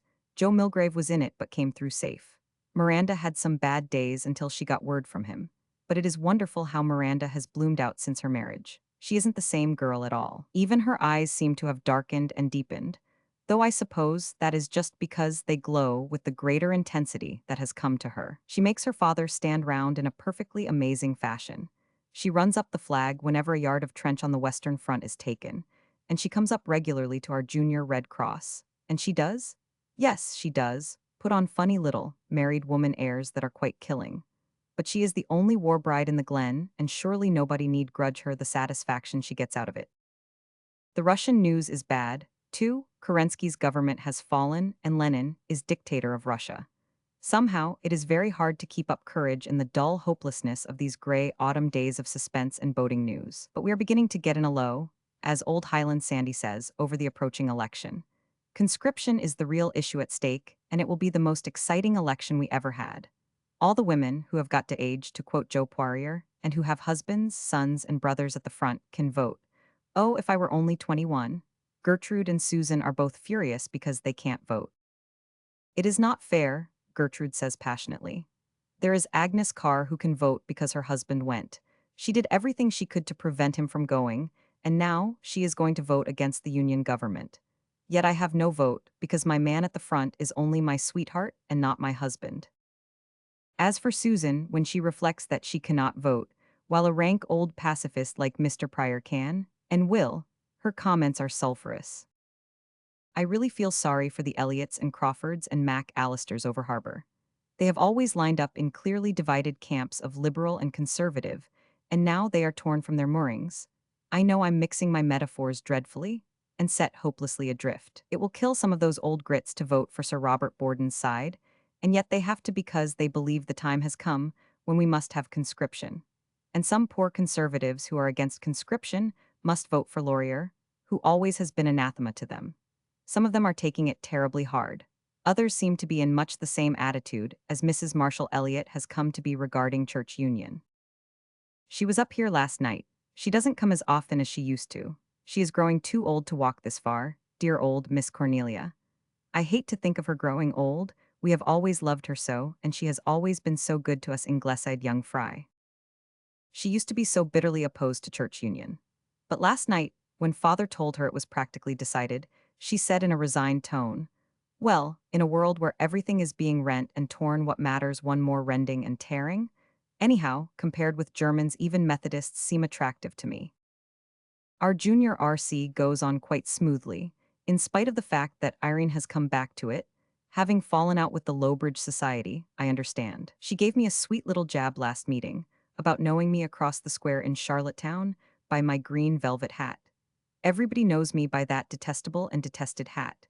This will be my 4th season for it. Even mother wanted me to get a new one this fall, but I said, no. As long as the war lasts, so long do I wear that velvet hat in winter. 23rd November 1917. The pie of line still holds, and General Byng has won a splendid victory at Cambrai. I did run up the flag for that, but Susan only said, I shall set a kettle of water on the kitchen range tonight. I notice little Kitchener always has an attack of croup after any British victory. I do hope he has no pro-German blood in his veins. Nobody knows much about his father's people. Jims has had a few attacks of croup this fall, just the ordinary croup, not that terrible thing he had last year. But whatever blood runs in his little veins, it is good, healthy blood. He is rosy and plump and curly and cute, and he says such funny things and asks such comical questions. He likes very much to sit in a special chair in the kitchen, but that is Susan's favorite chair, too, and when she wants it, out Jims must go. The last time she put him out of it, he turned around and asked solemnly, when you are dead, Susan, can I sit in that chair? Susan thought it quite dreadful, and I think that was when she began to feel anxiety about his possible ancestry. The other night I took Jims with me for a walk down to the store. It was the first time he had ever been out so late at night, and when he saw the stars he exclaimed, oh, Willa, see the big moon and all the little moons? And last Wednesday morning when he woke up, my little alarm clock had stopped because I had forgot to wind it up. Jims bounded out of his crib and ran across to me, his face quite aghast above his little blue flannel pajamas. The clock is dead, he gasped. Oh, Willa, the clock is dead. One night he was quite angry with both Susan and me because we would not give him something he wanted very much. When he said his prayers, he plumped down wrathfully, and when he came to the petition, make me a good boy, he tacked on emphatically, and please make Willa and Susan good, 'cause they're not. I don't go about quoting Jim's speeches to all I meet. That always bores me when other people do it. I just enshrine them in this old hodgepodge of a journal. This very evening, as I put Jims to bed, he looked up and asked me gravely, why can't yesterday come back, Willa? Oh, why can't it, Jims? That beautiful yesterday of dreams and laughter when our boys were home, when Walter and I read and rambled and watched new moons and sunsets together in Rainbow Valley. If it could just come back. But yesterdays never come back, little Jims, and the todays are dark with clouds, and we dare not think about the tomorrows. 11th December 1917. Wonderful news came today. The British troops captured Jerusalem yesterday. We ran up the flag, and some of Gertrude's old sparkle came back to her for a moment. After all, she said, it is worthwhile to live in the days which see the object of the Crusades attained. The ghosts of all the Crusaders must have crowded the walls of Jerusalem last night, with Coeur de Lion at their head. Susan had cause for satisfaction also. I am so thankful I can pronounce Jerusalem and Hebron, she said. They give me a real comfortable feeling after PR Zemysl and Brest-Litovsk. Well, we have got the Turks on the run, at least, and Venice is safe, and Lord Lansdowne is not to be taken seriously, and I see no reason why we should be downhearted. Jerusalem, the meteor flag of England, floats over you, the crescent is gone. How Walter would have thrilled over that. 18th December 1917. Yesterday the election came off. In the evening, Mother and Susan and Gertrude and I forgathered in the living room and waited in breathless suspense, Father having gone down to the village. We had no way of hearing the news, for Carter Flagg's store is not on our line, and when we tried to get it, Central always answered that the line was busy, as no doubt it was, for everybody for miles around was trying to get Carter's store for the same reason we were. About 10 o'clock, Gertrude went to the phone and happened to catch someone from over harbor talking to Carter Flagg. Gertrude shamelessly listened in and got for her comforting what eavesdroppers are proverbially supposed to get, to wit, unpleasant hearing. The Union government had done nothing in the West. We looked at each other in dismay. If the government had failed to carry the West, it was defeated. Canada is disgraced in the eyes of the world, said Gertrude bitterly. If everybody was like the Mark Crawfords over harbor, this would not have happened, groaned Susan. They locked their uncle up in the barn this morning and would not let him out until he promised to vote Union. That is what I call effective argument, Mrs. Doctor dear. Gertrude and I couldn't rest after all that. We walked the floor until our legs gave out and we had to sit down perforce. Mother knitted away as steadily as clockwork and pretended to be calm and serene, pretended so well that we were all deceived and envious until the next day, when I caught her raveling out 4 inches of her sock. She had knit that far past where the heel should have begun. It was 12 before Father came home. He stood in the doorway and looked at us, and we looked at him. We did not dare ask him what the news was. Then he said that it was Laurier who had done nothing in the West, and that the Union government was in with a big majority. Gertrude clapped her hands. I wanted to laugh and cry. Mother's eyes flashed with their old-time starriness, and Susan emitted a queer sound between a gasp and a whoop. This will not comfort the Kaiser much, she said. Then we went to bed, but were too excited to sleep. Really, as Susan said solemnly this morning, Mrs. Doctor dear, I think politics are too strenuous for women. 31st December 1917. Our 4th war Christmas is over. We are trying to gather up some courage wherewith to face another year of it. Germany has, for the most part, been victorious all summer, and now they say she has all her troops from the Russian front ready for a big push in the spring. Sometimes it seems to me that we just cannot live through the winter waiting for that. I had a great batch of letters from overseas this week. Shirley is at the front now, too, and writes about it all as coolly and matter-of-factly as he used to write of football at Queen's. Carl wrote that it had been raining for weeks, and that nights in the trenches always made him think of the night of long ago, when he did penance in the graveyard for running away from Henry Warren's ghost. Carl's letters are always full of jokes and bits of fun. They had a great rat hunt the night before he wrote, spearing rats with their bayonets, and he got the best bag and won the prize. He has a tame rat that knows him and sleeps in his pocket at night. Rats don't worry Carl as they do some people. He was always chummy with all little beasts. He says he is making a study of the habits of the trench rat and means to write a treatise on it someday that will make him famous. Ken wrote a short letter. His letters are all rather short now, and he doesn't often slip in those dear little sudden sentences I love so much. Sometimes I think he has forgotten all about the night he was here to say goodbye, and then there will be just a line or a word that makes me think he remembers and always will remember. For instance, today's letter hadn't a thing in it that mightn't have been written to any girl, except that he signed himself, Your Kenneth, instead of Yours, Kenneth, as he usually does. Now, did he leave that off intentionally, or was it only carelessness? I shall lie awake half the night wondering. He is a captain now, I am glad and proud, and yet Captain Ford sounds so horribly far away and high up. Ken and Captain Ford seem like two different persons. I may be practically engaged to Ken, Mother's opinion on that point is my stay and bulwark, but I can't be to Captain Ford. And Jem is a lieutenant now, won his promotion on the field. He sent me a snapshot taken in his new uniform. He looked thin and old, my boy brother Jem. I can't forget Mother's face when I showed it to her. That, my little Jem, the baby of the old house of dreams, was all she said. There was a letter from Faith, too. She is doing VAD work in England and writes hopefully and brightly. I think she is almost happy. She saw Jem on his last leave, and she is so near him she could go to him if he were wounded. That means so much to her. Oh, if I were only with her. But my work is here at home. I know Walter wouldn't have wanted me to leave Mother, and in everything I try to keep faith with him, even to the little details of daily life. Walter died for Canada. I must live for her. That is what he asked me to do. 28th January 1918. I shall anchor my storm-tossed soul to the British fleet and make a batch of bran biscuits, said Susan today to cousin Sophia, who had come in with some weird tale of a new and all-conquering submarine just launched by Germany. But Susan is a somewhat disgruntled woman at present, owing to the regulations regarding cookery. Her loyalty to the Union government is being sorely tried. It surmounted the first strain gallantly. When the order about flour came, Susan said, quite cheerfully, I am an old dog to be learning new tricks, but I shall learn to make war bread if it will help defeat the Huns. But the later suggestions went against Susan's grain.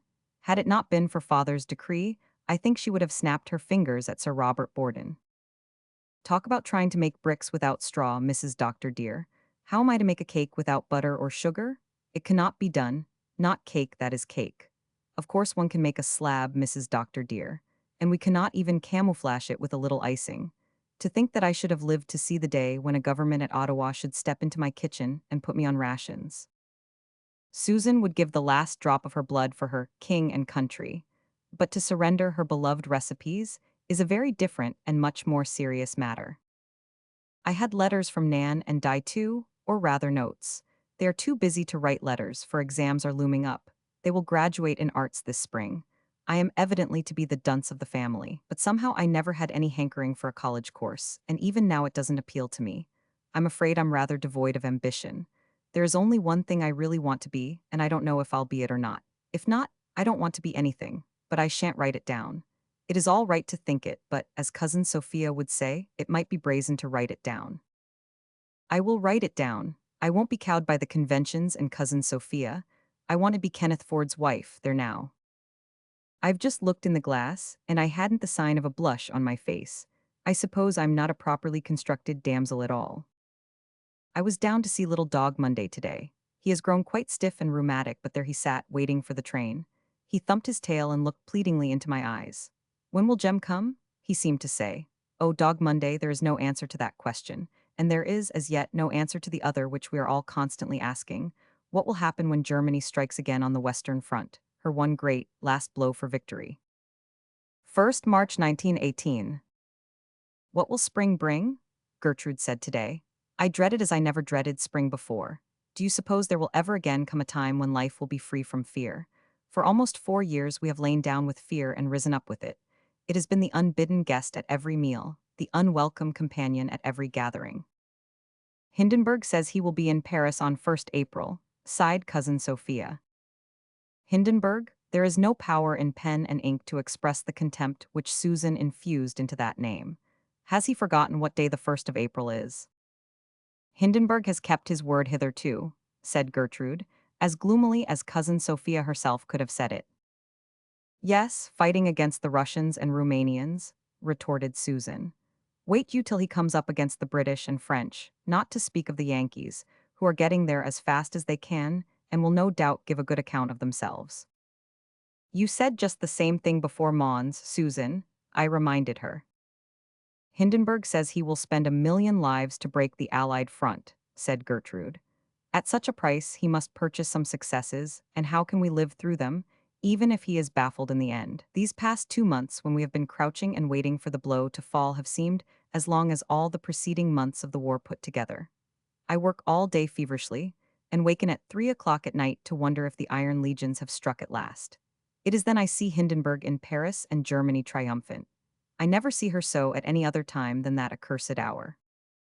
Susan looked dubious over Gertrude's adjective, but evidently concluded that the saved the situation. "I wish it were possible to take some magic draught and go to sleep for the next 3 months, and then waken to find Armageddon over," said Mother, almost impatiently. It is not often that Mother slumps into a wish like that, or at least the verbal expression of it. Mother has changed a great deal since that terrible day in September when we knew that Walter would not come back, but she has always been brave and patient. Now it seemed as if even she had reached the limit of her endurance. Susan went over to Mother and touched her shoulder. "Do not you be frightened or downhearted, Mrs. Doctor dear," she said gently. "I felt somewhat that way myself last night, and I rose from my bed and lighted my lamp and opened my Bible. And what do you think was the first verse my eyes lighted upon? It was, 'And they shall fight against thee, but they shall not prevail against thee. For I am with thee, saith the Lord of hosts, to deliver thee.' I am not gifted in the way of dreaming, as Miss Oliver is, but I knew then and there, Mrs. Doctor dear, that it was a manifest leading, and that Hindenburg will never see Paris. So I read no further but went back to my bed, and I did not waken at 3 o'clock or at any other hour before morning." I say that verse Susan read over and over again to myself. The Lord of hosts is with us, and the spirits of all just men made perfect, and even the legions and guns that Germany is massing on the Western Front must break against such a barrier. This is insert uplifted moments, but when other moments come I feel, like Gertrude, that I cannot endure any longer this awful and ominous hush before the coming storm. 23rd March 1918. Armageddon has begun, the last great fight of all. Is it, I wonder? Yesterday I went down to the post office for the mail. It was a dull, bitter day. The snow was gone, but the gray, lifeless ground was frozen hard and a biting wind was blowing. The whole glen landscape was ugly and hopeless. Then I got the paper with its big black headlines. Germany struck on the 21st. She makes big claims of guns and prisoners taken. General Haig reports that severe fighting continues. I don't like the sound of that last expression. We all find we cannot do any work that requires concentration of thought. So we all knit furiously because we can do that mechanically. At least the dreadful waiting is over, the horrible wondering where and when the blow will fall. It has fallen, but they shall not prevail against us. Oh, what is happening on the Western Front tonight as I write this? Sitting here in my room with my journal before me? Jims is asleep in his crib, and the wind is wailing around the window. Over my desk hangs Walter's picture, looking at me with his beautiful deep eyes. The Mona Lisa he gave me the last Christmas he was home hangs on one side of it, and on the other a framed copy of the Piper. It seems to me that I can hear Walter's voice repeating it, that little poem into which he put his soul, and which will therefore live forever, carrying Walter's name on through the future of our land. Everything about me is calm and peaceful and homey. Walter seems very near me. If I could just sweep aside the thin wavering little veil that hangs between, I could see him, just as he saw the Pied Piper the night before Courcelette. Over there in France tonight does the line hold. Chapter 28. Black Sunday. In March of the year of grace 1918, there was one week into which must have crowded more of searing human agony than any 7 days had ever held before in the history of the world. And in that week, there was one day when all humanity seemed nailed to the cross. On that day, the whole planet must have been agrown with universal convulsion. Everywhere the hearts of men were failing them for fear. It dawned calmly and coldly and grayly at Ingleside. Mrs. Blythe and Rilla and Miss Oliver made ready for church in a suspense tempered by hope and confidence. The doctor was away, having been summoned during the wee sma's to the Marwood household in Upper Glen, where a little war bride was fighting gallantly on her own battleground to give life, not death, to the world. Susan announced that she meant to stay home that morning, a rare decision for Susan. "But I would rather not go to church this morning, Mrs. Doctor dear," she explained. "If Whiskers-on-the-Moon were there and I saw him looking holy and pleased, as he always looks when he thinks the Huns are winning, I fear I would lose my patience and my sense of decorum and hurl a Bible or hymn book at him, thereby disgracing myself and the sacred edifice. No, Mrs. Doctor dear, I shall stay home from church till the tide turns and pray hard here." "I think I might as well stay home, too, for all the good church will do me today," Miss Oliver said to Rilla, as they walked down the hard-frozen red road to the church. "I can think of nothing but the question, does the line still hold?" "Next Sunday will be Easter," said Rilla. Will it herald death or life to our cause? Mr. Meredith preached that morning from the text, "He that endureth to the end shall be saved," and hope and confidence rang through his inspiring sentences. Rilla, looking up at the memorial tablet on the wall above their pew, sacred to the memory of Walter Cuthbert Blythe, felt herself lifted out of her dread and filled anew with courage. Walter could not have laid down his life for naught. His had been the gift of prophetic vision, and he had foreseen victory. She would cling to that belief. The line would hold. In this renewed mood, she walked home from church almost gaily. The others, too, were hopeful, and all went smiling into Ingleside. There was no one in the living room, save Jims, who had fallen asleep on the sofa, and Doc, who sat hushed in grim repose on the hearthrug, looking very hydeish indeed. No one was in the dining room either, and stranger still, no dinner was on the table, which was not even set. Where was Susan? "Can she have taken ill?" exclaimed Mrs. Blythe anxiously. "I thought it strange that she did not want to go to church this morning." The kitchen door opened, and Susan appeared on the threshold, with such a ghastly face that Mrs. Blythe cried out in sudden panic. "Susan, what is it?" "The British line is broken, and the German shells are falling on Paris," said Susan dully. The three women stared at each other, stricken. "It's not true, it's not," gasped Rilla. "The thing would be ridiculous," said Gertrude Oliver, and then she laughed horribly. "Susan, who told you this? When did the news come?" asked Mrs. Blythe. "I got it over the long-distance phone from Charlottetown half an hour ago," said Susan. "The news came to town late last night. It was Dr. Holland phoned it out, and he said it was only too true. Since then I have done nothing, Mrs. Doctor dear. I am very sorry dinner is not ready. It is the first time I have been so remiss. If you will be patient, I will soon have something for you to eat, but I am afraid I let the potatoes burn." "Dinner? Nobody wants any dinner, Susan," said Mrs. Blythe wildly. "Oh, this thing is unbelievable. It must be a nightmare." "Paris is lost, France is lost, the war is lost," gasped Rilla, amid the utter ruins of hope and confidence and belief. Oh God," moaned Gertrude Oliver, walking about the room and wringing her hands. "Oh God." Nothing else, no other words. Nothing but that age-old plea, the old, old cry of supreme agony and appeal, from the human heart whose every human staff has failed it. "Is God dead?" asked a startled little voice from the doorway of the living room. Jim stood there, flushed from sleep, his big brown eyes filled with dread. Oh Willa, is God dead?" Miss Oliver stopped walking and exclaiming, and stared at Jim's, in whose eyes tears of fright were beginning to gather. Rilla ran to his comforting, while Susan bounded up from the chair upon which she had dropped. "No," she said briskly, with a sudden return of her real self. "No, God isn't dead, nor Lloyd George either. We were forgetting that, Mrs. Doctor dear. Don't cry, little Kitchener. Bad as things are, they might be worse. The British line may be broken, but the British Navy is not. Let us tie to that. I will take a brace and get up a bite to eat, for strength we must have." They made a pretense of eating Susan's bite, but it was only a pretense. Nobody at Ingleside ever forgot that black afternoon. Gertrude Oliver walked the floor, they all walked the floor, except Susan, who got out her gray war sock. "Mrs. Doctor dear, I must knit on Sunday at last. I have never dreamed of doing it before for, say what might be said, I have considered it was a violation of the third commandment. But whether it is or whether it is not, I must knit today, or I shall go mad." "Knit if you can, Susan," said Mrs. Blythe restlessly. "I would knit if I could, but I cannot." "If we could only get fuller information," moaned Rilla. "There might be something to encourage us if we knew all." "We know that the Germans are shelling Paris," said Miss Oliver bitterly. "In that case they must have smashed through everywhere and be at the very gates. No, we have lost. Let us face the fact as other peoples in the past have had to face it. Other nations, with right on their side, have given their best and bravest, and gone down to defeat in spite of it. Ours is but one more to baffled millions who have gone before." "I won't give up like that," cried Rilla, her pale face suddenly flushing. "I won't despair. We are not conquered, no, if Germany overruns all France we are not conquered. I am ashamed of myself for this hour of despair. You won't see me slump again like that. I'm going to ring up town at once and ask for particulars." But town could not be got. The long-distance operator there was submerged by similar calls from every part of the distracted country.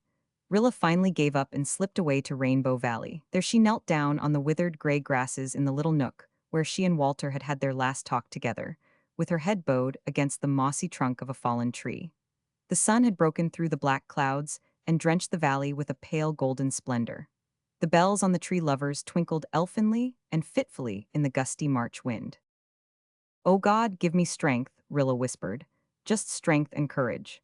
Then, like a child, she clasped her hands together and said, as simply as Jims could have done, "Please send us better news tomorrow." She knelt there a long time, and when she went back to Ingleside, she was calm and resolute. The doctor had arrived home, tired but triumphant, little Douglas Haig Marwood having made a safe landing on the shores of time. Gertrude was still pacing restlessly, but Mrs. Blythe and Susan had reacted from the shock, and Susan was already planning a new line of defense for the Channel ports. "As long as we can hold them," she declared, "the situation is saved. Paris has really no military significance." "Don't," said Gertrude sharply, as if Susan had run something into her. She thought the old worn phrase, "no military significance," nothing short of ghastly mockery under the circumstances, and more terrible to endure than the voice of despair would have been. "I heard up at Marwood's of the line being broken," said the doctor, "but this story of the Germans shelling Paris seems to be rather incredible. Even if they broke through, they were 50 miles from Paris at the nearest point, and how could they get their artillery close enough to shell it in so short a time? Depend upon it, girls, that part of the message can't be true. I'm going to try a long-distance call to town myself." The doctor was no more successful than Rilla had been, but his point of view cheered them all a little and helped them through the evening. And at 9 o'clock, a long-distance message came through at last that helped them through the night. "The line broke only in one place before St. Quentin," said the doctor as he hung up the receiver, "and the British troops are retreating in good order. That's not so bad. As for the shells that are falling on Paris, they are coming from a distance of 70 miles, from some amazing long-range gun the Germans have invented and sprung with the opening offensive. That is all the news to date, and Dr. Holland says it is reliable." "It would have been dreadful news yesterday," said Gertrude, "but compared to what we heard this morning, it is almost like good news. But still," she added, trying to smile, "I am afraid I will not sleep much tonight." "There is one thing to be thankful for at any rate, Miss Oliver, dear," said Susan, "and that is that Cousin Sophia did not come in today. I really could not have endured her on top of all the rest." Chapter 29. Wounded and Missing. "Battered but not broken" was the headline in Monday's paper, and Susan repeated it over and over to herself as she went about her work. The gap caused by the St. Quentin disaster had been patched up in time, but the Allied line was being pushed relentlessly back from the territory they had purchased in 1917 with 500,000 lives. On Wednesday, the headline was "British and French check Germans," but still the retreat went on. Back and back and back. Where would it end? Would the line break again, this time disastrously? On Saturday, the headline was "Even Berlin admits offensive checked." And for the first time in that terrible week, the Ingleside folk dared to draw a long breath. "Well, we have got 1 week over, now for the next," said Susan staunchly. "I feel like a prisoner on the rack when they stop turning it," Miss Oliver said to Rilla, as they went to church on Easter morning. "But I am not off the rack. The torture may begin again at any time." "I doubted God last Sunday," said Rilla, "but I don't doubt him today. Evil cannot win. Spirit is on our side and it is bound to outlast flesh." Nevertheless, her faith was often tried in the dark spring that followed. Armageddon was not, as they had hoped, a matter of a few days. It stretched out into weeks and months. Again and again, Hindenburg struck his savage, sudden blows with alarming, though futile success. Again and again, the military critics declared the situation extremely perilous. Again and again, Cousin Sophia agreed with the military critics. "If the Allies go back 3 miles more, the war is lost," she wailed. "Is the British Navy anchored in those 3 miles?" demanded Susan scornfully. "It is the opinion of a man who knows all about it," said Cousin Sophia solemnly. "There is no such person," retorted Susan. "As for the military critics, they do not know one blessed thing about it, any more than you or I. They have been mistaken times out of number. Why do you always look on the dark side, Sophia Crawford?" "Because there ain't any bright side, Susan Baker." "Oh, is there not? It is the 20th of April, and Hindy is not in Paris yet, although he said he would be there by April 1st. Is that not a bright spot at least?" "It is my opinion that the Germans will be in Paris before very long, and more than that, Susan Baker, they will be in Canada." Not in this part of it. The Huns shall never set foot in Prince Edward Island as long as I can handle a pitchfork," declared Susan, looking and feeling quite equal to routing the entire German army single-handed. "No, Sophia Crawford, to tell you the plain truth, I am sick and tired of your gloomy predictions. I do not deny that some mistakes have been made. The Germans would never have got back Passchendaele if the Canadians had been left there. And it was bad business trusting to those Portuguese at the Lys River. But that is no reason why you or anyone should go about proclaiming the war is lost. I do not want to quarrel with you, least of all at such a time as this, but our morale must be kept up, and I am going to speak my mind out plainly and tell you that if you cannot keep from such croaking, your room is better than your company." Cousin Sophia marched home in high dudgeon to digest her affront, and did not reappear in Susan's kitchen for many weeks. Perhaps it was just as well, for they were hard weeks, when the Germans continued to strike, now here, now there, and seemingly vital points fell to them at every blow. And one day in early May, when wind and sunshine frolicked in Rainbow Valley and the maple grove was golden green, and the harbor all blue and dimpled and white-capped, the news came about Jem. There had been a trench raid on the Canadian front. A little trench raid so insignificant that it was never even mentioned in the dispatches, and when it was over, Lieutenant James Blythe was reported, wounded and missing. "I think this is even worse than the news of his death would have been," moaned Rilla through her white lips that night. "No, no, missing leaves a little hope, Rilla," urged Gertrude Oliver. "Yes, torturing, agonized hope that keeps you from ever becoming quite resigned to the worst," said Rilla. "Oh, Miss Oliver, must we go for weeks and months, not knowing whether Jem is alive or dead? Perhaps we will never know. I cannot bear it, I cannot, Walter, and now Jem. This will kill Mother. Look at her face, Miss Oliver, and you will see that. And Faith, poor Faith, how can she bear it?" Gertrude shivered with pain. She looked up at the pictures hanging over Rilla's desk and felt a sudden hatred of Mona Lisa's endless smile. "Will not even this blot it off your face?" she thought savagely. But she said gently, "No, it won't kill your mother. She's made of finer metal than that. Besides, she refuses to believe Jem is dead. She will cling to hope, and we must all do that. Faith, you may be sure, will do it." "I cannot," moaned Rilla. "Jem was wounded. What chance would he have? Even if the Germans found him, we know how they have treated wounded prisoners. I wish I could hope, Miss Oliver. It would help, I suppose. But hope seems dead in me. I can't hope without some reason for it, and there is no reason." When Miss Oliver had gone to her own room, and Rilla was lying on her bed in the moonlight, praying desperately for a little strength, Susan stepped in like a gaunt shadow and sat down beside her. "Rilla, dear, do not you worry. Little Jem is not dead." "Oh, how can you believe that, Susan?" "Because I know. Listen you to me. When that word came this morning, the first thing I thought of was Dog Monday. And tonight, as soon as I got the supper dishes washed and the bread set, I went down to the station.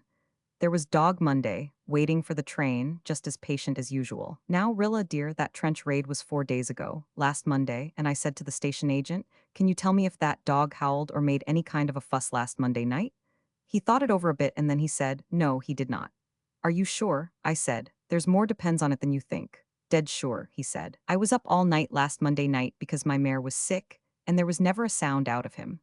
I would have heard if there had been, for the stable door was open all the time and his kennel is right across from it.'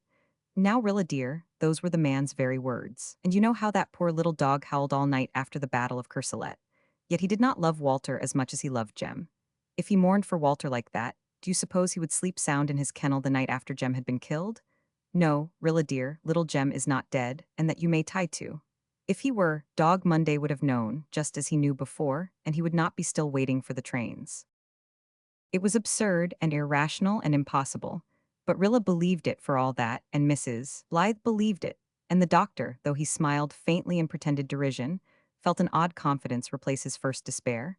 And foolish and absurd or not, they all plucked up heart and courage to carry on, just because a faithful little dog at the Glen station was still watching with unbroken faith for his master to come home. Common sense might scorn, incredulity might mutter, mere superstition. But in their hearts the folk of Ingleside stood by their belief that Dog Monday knew. Chapter 30. The Turning of the Tide. Susan was very sorrowful when she saw the beautiful old lawn of Ingleside plowed up that spring and planted with potatoes. Yet she made no protest, even when her beloved peony bed was sacrificed. But when the government passed the daylight saving law, Susan balked. There was a higher power than the Union government, to which Susan owed allegiance. Do you think it right to meddle with the arrangements of the Almighty? She demanded indignantly of the doctor. The doctor, quite unmoved, responded that the law must be observed, and the Ingleside clocks were moved on accordingly. But the doctor had no power over Susan's little alarm. I bought that with my own money, Mrs. Doctor dear, she said firmly, and it shall go on God's time and not Borden's time. Susan got up and went to bed by God's time, and regulated her own goings and comings by it. She served the meals, under protest, by Borden's time, and she had to go to church by it, which was the crowning injury. But she said her prayers by her own clock and fed the hens by it, so that there was always a furtive triumph in her eye when she looked at the doctor. She had got the better of him by so much at least. Whiskers on the Moon is very much delighted with this daylight-saving business, she told him one evening. Of course he naturally would be, since I understand that the Germans invented it. I hear he came near losing his entire wheat crop lately. Warren Mead's cows broke into the field one day last week. It was the very day the Germans captured the Kemmende Dam, which may have been a coincidence or may not, and were making fine havoc of it when Mrs. Dick Clow happened to see them from her attic window. At first, she had no intention of letting Mr. Pryor know. She told me she had just gloated over the sight of those cows pasturing on his wheat. She felt it served him exactly right. But presently she reflected that the wheat crop was a matter of great importance, and that save and serve meant that those cows must be rooted out as much as it meant anything. So she went down and phoned over to Whiskers about the matter. All the thanks she got was that he said something queer right out to her. She is not prepared to state that it was actually swearing, for you cannot be sure just what you hear over the phone, but she has her own opinion, and so have I, but I will not express it, for here comes Mr. Meredith, and Whiskers is one of his elders, so we must be discreet. Are you looking for the new star?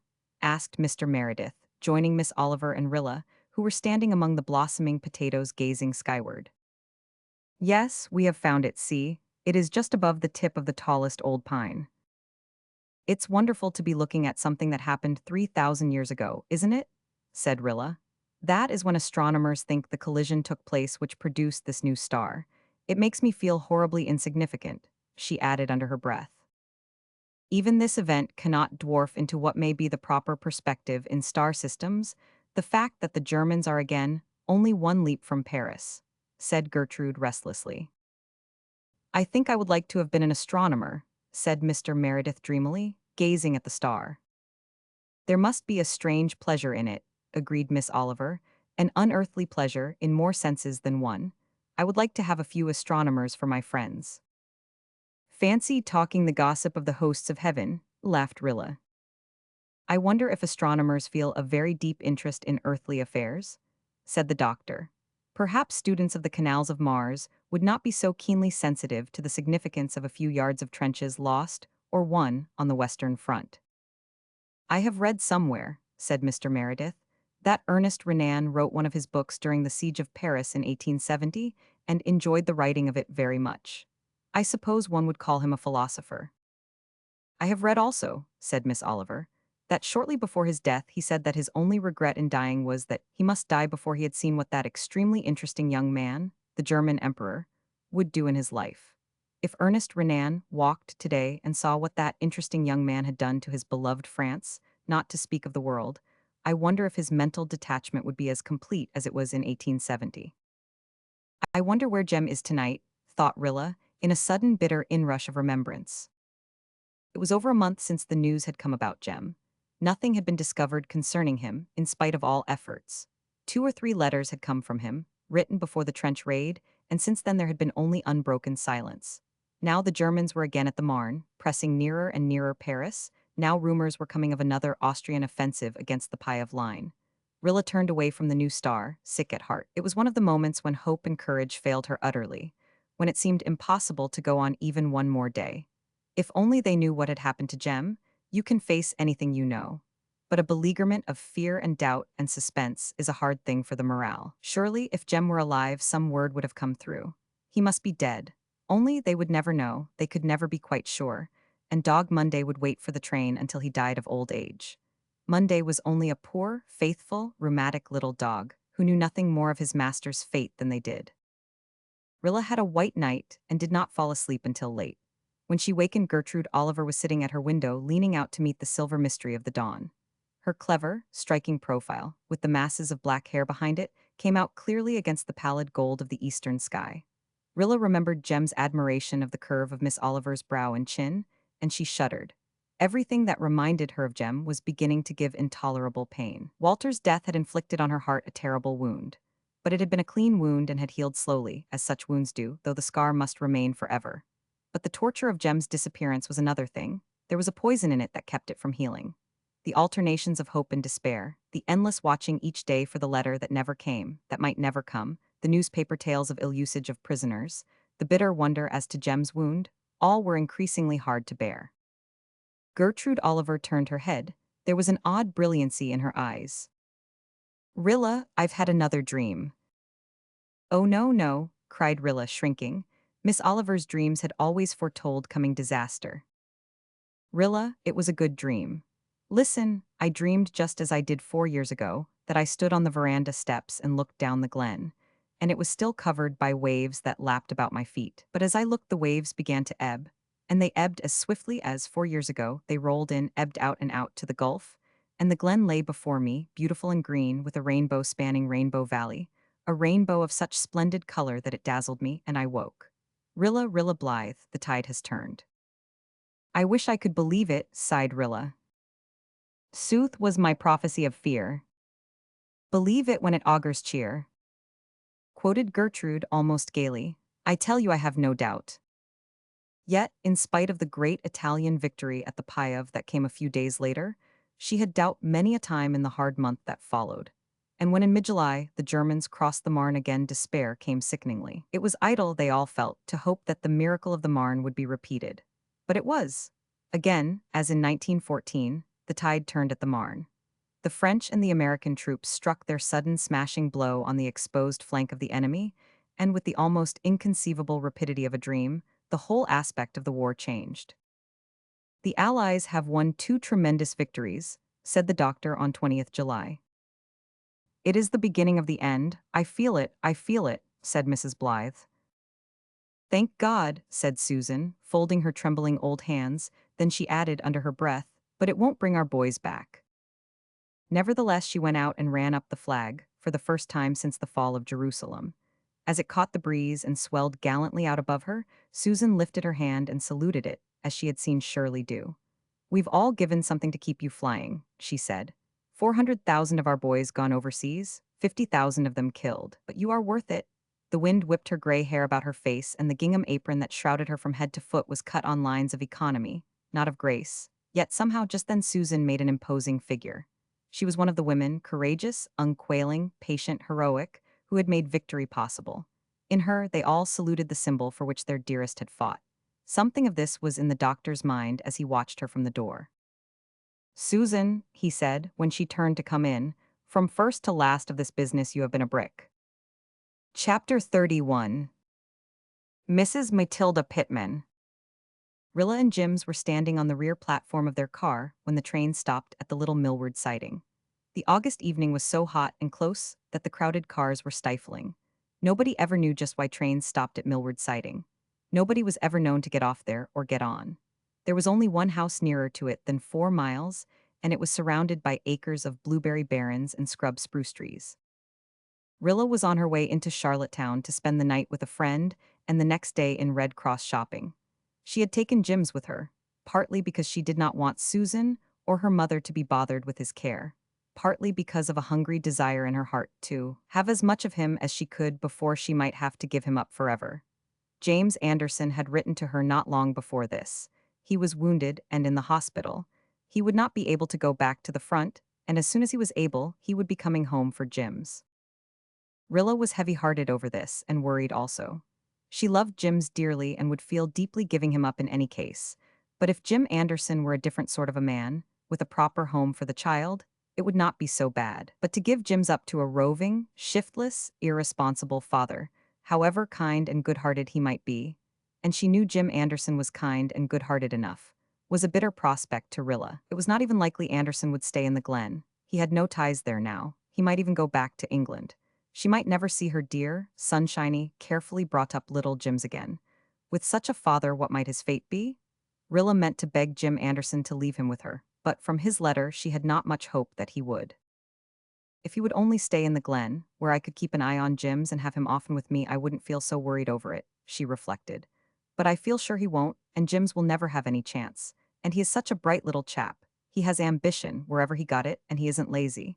But his father will never have a cent to give him any education or start in life. Jims, my little war baby, whatever is going to become of you. Jims was not in the least concerned over what was to become of him. He was gleefully watching the antics of a striped chipmunk that was frisking over the roof of the little siding. As the train pulled out, Jims leaned eagerly forward for a last look at Chippy, pulling his hand from Rilla's. Rilla was so engrossed in wondering what was to become of Jims in the future that she forgot to take notice of what was happening to him in the present. What did happen was that Jims lost his balance, shot headlong down the steps, hurtled across the little siding platform, and landed in a clump of bracken fern on the other side. Rilla shrieked and lost her head. She sprang down the steps and jumped off the train. Fortunately, the train was still going at a comparatively slow speed. Fortunately also, Rilla retained enough sense to jump the way it was going. Nevertheless, she fell and sprawled helplessly down the embankment, landing in a ditch full of a rank growth of goldenrod and fireweed. Nobody had seen what had happened, and the train whisked briskly away round a curve in the barrens. Rilla picked herself up, dizzy but unhurt, scrambled out of the ditch, and flew wildly across the platform, expecting to find Jims dead or broken in pieces. But Jims, except for a few bruises and a big fright, was quite uninjured. He was so badly scared that he didn't even cry, but Rilla, when she found that he was safe and sound, burst into tears and sobbed wildly. "Nasty old Twain," remarked Jims in disgust. "And nasty old God," he added with a scowl at the heavens. A laugh broke into Rilla's sobbing, producing something very like what her father would have called hysterics. But she caught herself up before the hysteria could conquer her. "Rilla Blythe, I'm ashamed of you. Pull yourself together immediately. Jims, you shouldn't have said anything like that." "God threw me off the Twain," declared Jims defiantly. "Somebody threw me, you didn't frow me, so it was God." "No, it wasn't. You fell because you let go of my hand and bent too far forward. I told you not to do that, so that it was your own fault." Jims looked to see if she meant it, then glanced up at the sky again. "Excuse me then, God," he remarked airily. Rilla scanned the sky also. She did not like its appearance. A heavy thundercloud was appearing in the northwest. What in the world was to be done? There was no other train that night, since the 9 o'clock special ran only on Saturdays. Would it be possible for them to reach Hannah Brewster's house, 2 miles away, before the storm broke? Rilla thought she could do it alone easily enough, but with Jims it was another matter. Were his little legs good for it? "We've got to try it," said Rilla desperately. "We might stay in the siding until the thunderstorm is over, but it may keep on raining all night, and anyway it will be pitch dark. If we can get to Hannah's, she will keep us all night." Hannah Brewster, when she had been Hannah Crawford, had lived in the glen and gone to school with Rilla. They had been good friends then, though Hannah had been 3 years the older. She had married very young and had gone to live in Millward. What with hard work and babies and a ne'er-do-well husband, her life had not been an easy one, and Hannah seldom revisited her old home. Rilla had visited her once soon after her marriage, but had not seen her or even heard of her for years. She knew, however, that she and Jims would find welcome and harborage in any house where rosy-faced, open-hearted, generous Hannah lived. For the first mile they got on very well, but the second one was harder. The road, seldom used, was rough and deep-rutted. Jims grew so tired that Rilla had to carry him for the last quarter. She reached the Brewster house, almost exhausted, and dropped Jims on the walk with a sigh of thankfulness. The sky was black with clouds, the first heavy drops were beginning to fall, and the rumble of thunder was growing very loud. Then she made an unpleasant discovery. The blinds were all down and the doors locked. Evidently the Brewsters were not at home. Rilla ran to the little barn. It too was locked. No other refuge presented itself. The bare whitewashed little house had not even a veranda or porch. It was almost dark now, and her plight seemed desperate. "I'm going to get in if I have to break a window," said Rilla resolutely. "Hannah would want me to do that. She'd never get over it if she heard I came to her house for refuge in a thunderstorm and couldn't get in." Luckily, she did not have to go to the length of actual housebreaking. The kitchen window went up quite easily. Rilla lifted Jims in and scrambled through herself, just as the storm broke in good earnest. "Oh, see all the little pieces of thunder," cried Jims in delight as the hail danced in after them. Rilla shut the window and with some difficulty found and lighted a lamp. They were in a very snug little kitchen. Opening off it on one side was a trim, nicely furnished parlor, and on the other a pantry, which proved to be well stocked. "I'm going to make myself at home," said Rilla. "I know that is just what Hannah would want me to do. I'll get a little snack for Jims and me, and then if the rain continues and nobody comes home, I'll just go upstairs to the spare room and go to bed. There is nothing like acting sensibly in an emergency. If I had not been a goose when I saw Jims fall off the train, I'd have rushed back into the car and got someone to stop it. Then I wouldn't have been in this scrape. Since I am in it, I'll make the best of it. This house," she added, looking around, "is fixed up much nicer than when I was here before. Of course, Hannah and Ted were just beginning housekeeping then, but somehow I've had the idea that Ted hasn't been very prosperous. He must have done better than I've been led to believe when they can afford furniture like this. I'm awfully glad for Hannah's sake." The thunderstorm passed, but the rain continued to fall heavily. At 11 o'clock, Rilla decided that nobody was coming home. Jims had fallen asleep on the sofa. She carried him up to the spare room and put him to bed. Then she undressed, put on a nightgown she found in the washstand drawer, and scrambled sleepily in between very nice lavender-scented sheets. She was so tired, after her adventures and exertions, that not even the oddity of her situation could keep her awake. She was sound asleep in a few minutes.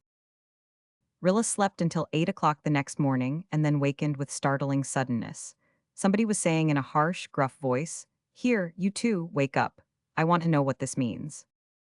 Rilla did wake up, promptly and effectually. She had never in all her life wakened up so thoroughly before. Standing in the room were three people, one of them a man, who were absolute strangers to her. The man was a big fellow with a bushy black beard and an angry scowl. Beside him was a woman, a tall, thin, angular person, with violently red hair and an indescribable hat. She looked even crosser and more amazed than the man, if that were possible. In the background was another woman, a tiny old lady who must have been at least 80. She was, in spite of her tininess, a very striking-looking personage. She was dressed in unrelieved black, had snow-white hair, a dead-white face, and snapping, vivid, coal-black eyes. She looked as amazed as the other two, but Rilla realized that she didn't look cross. Rilla also was realizing that something was wrong, fearfully wrong.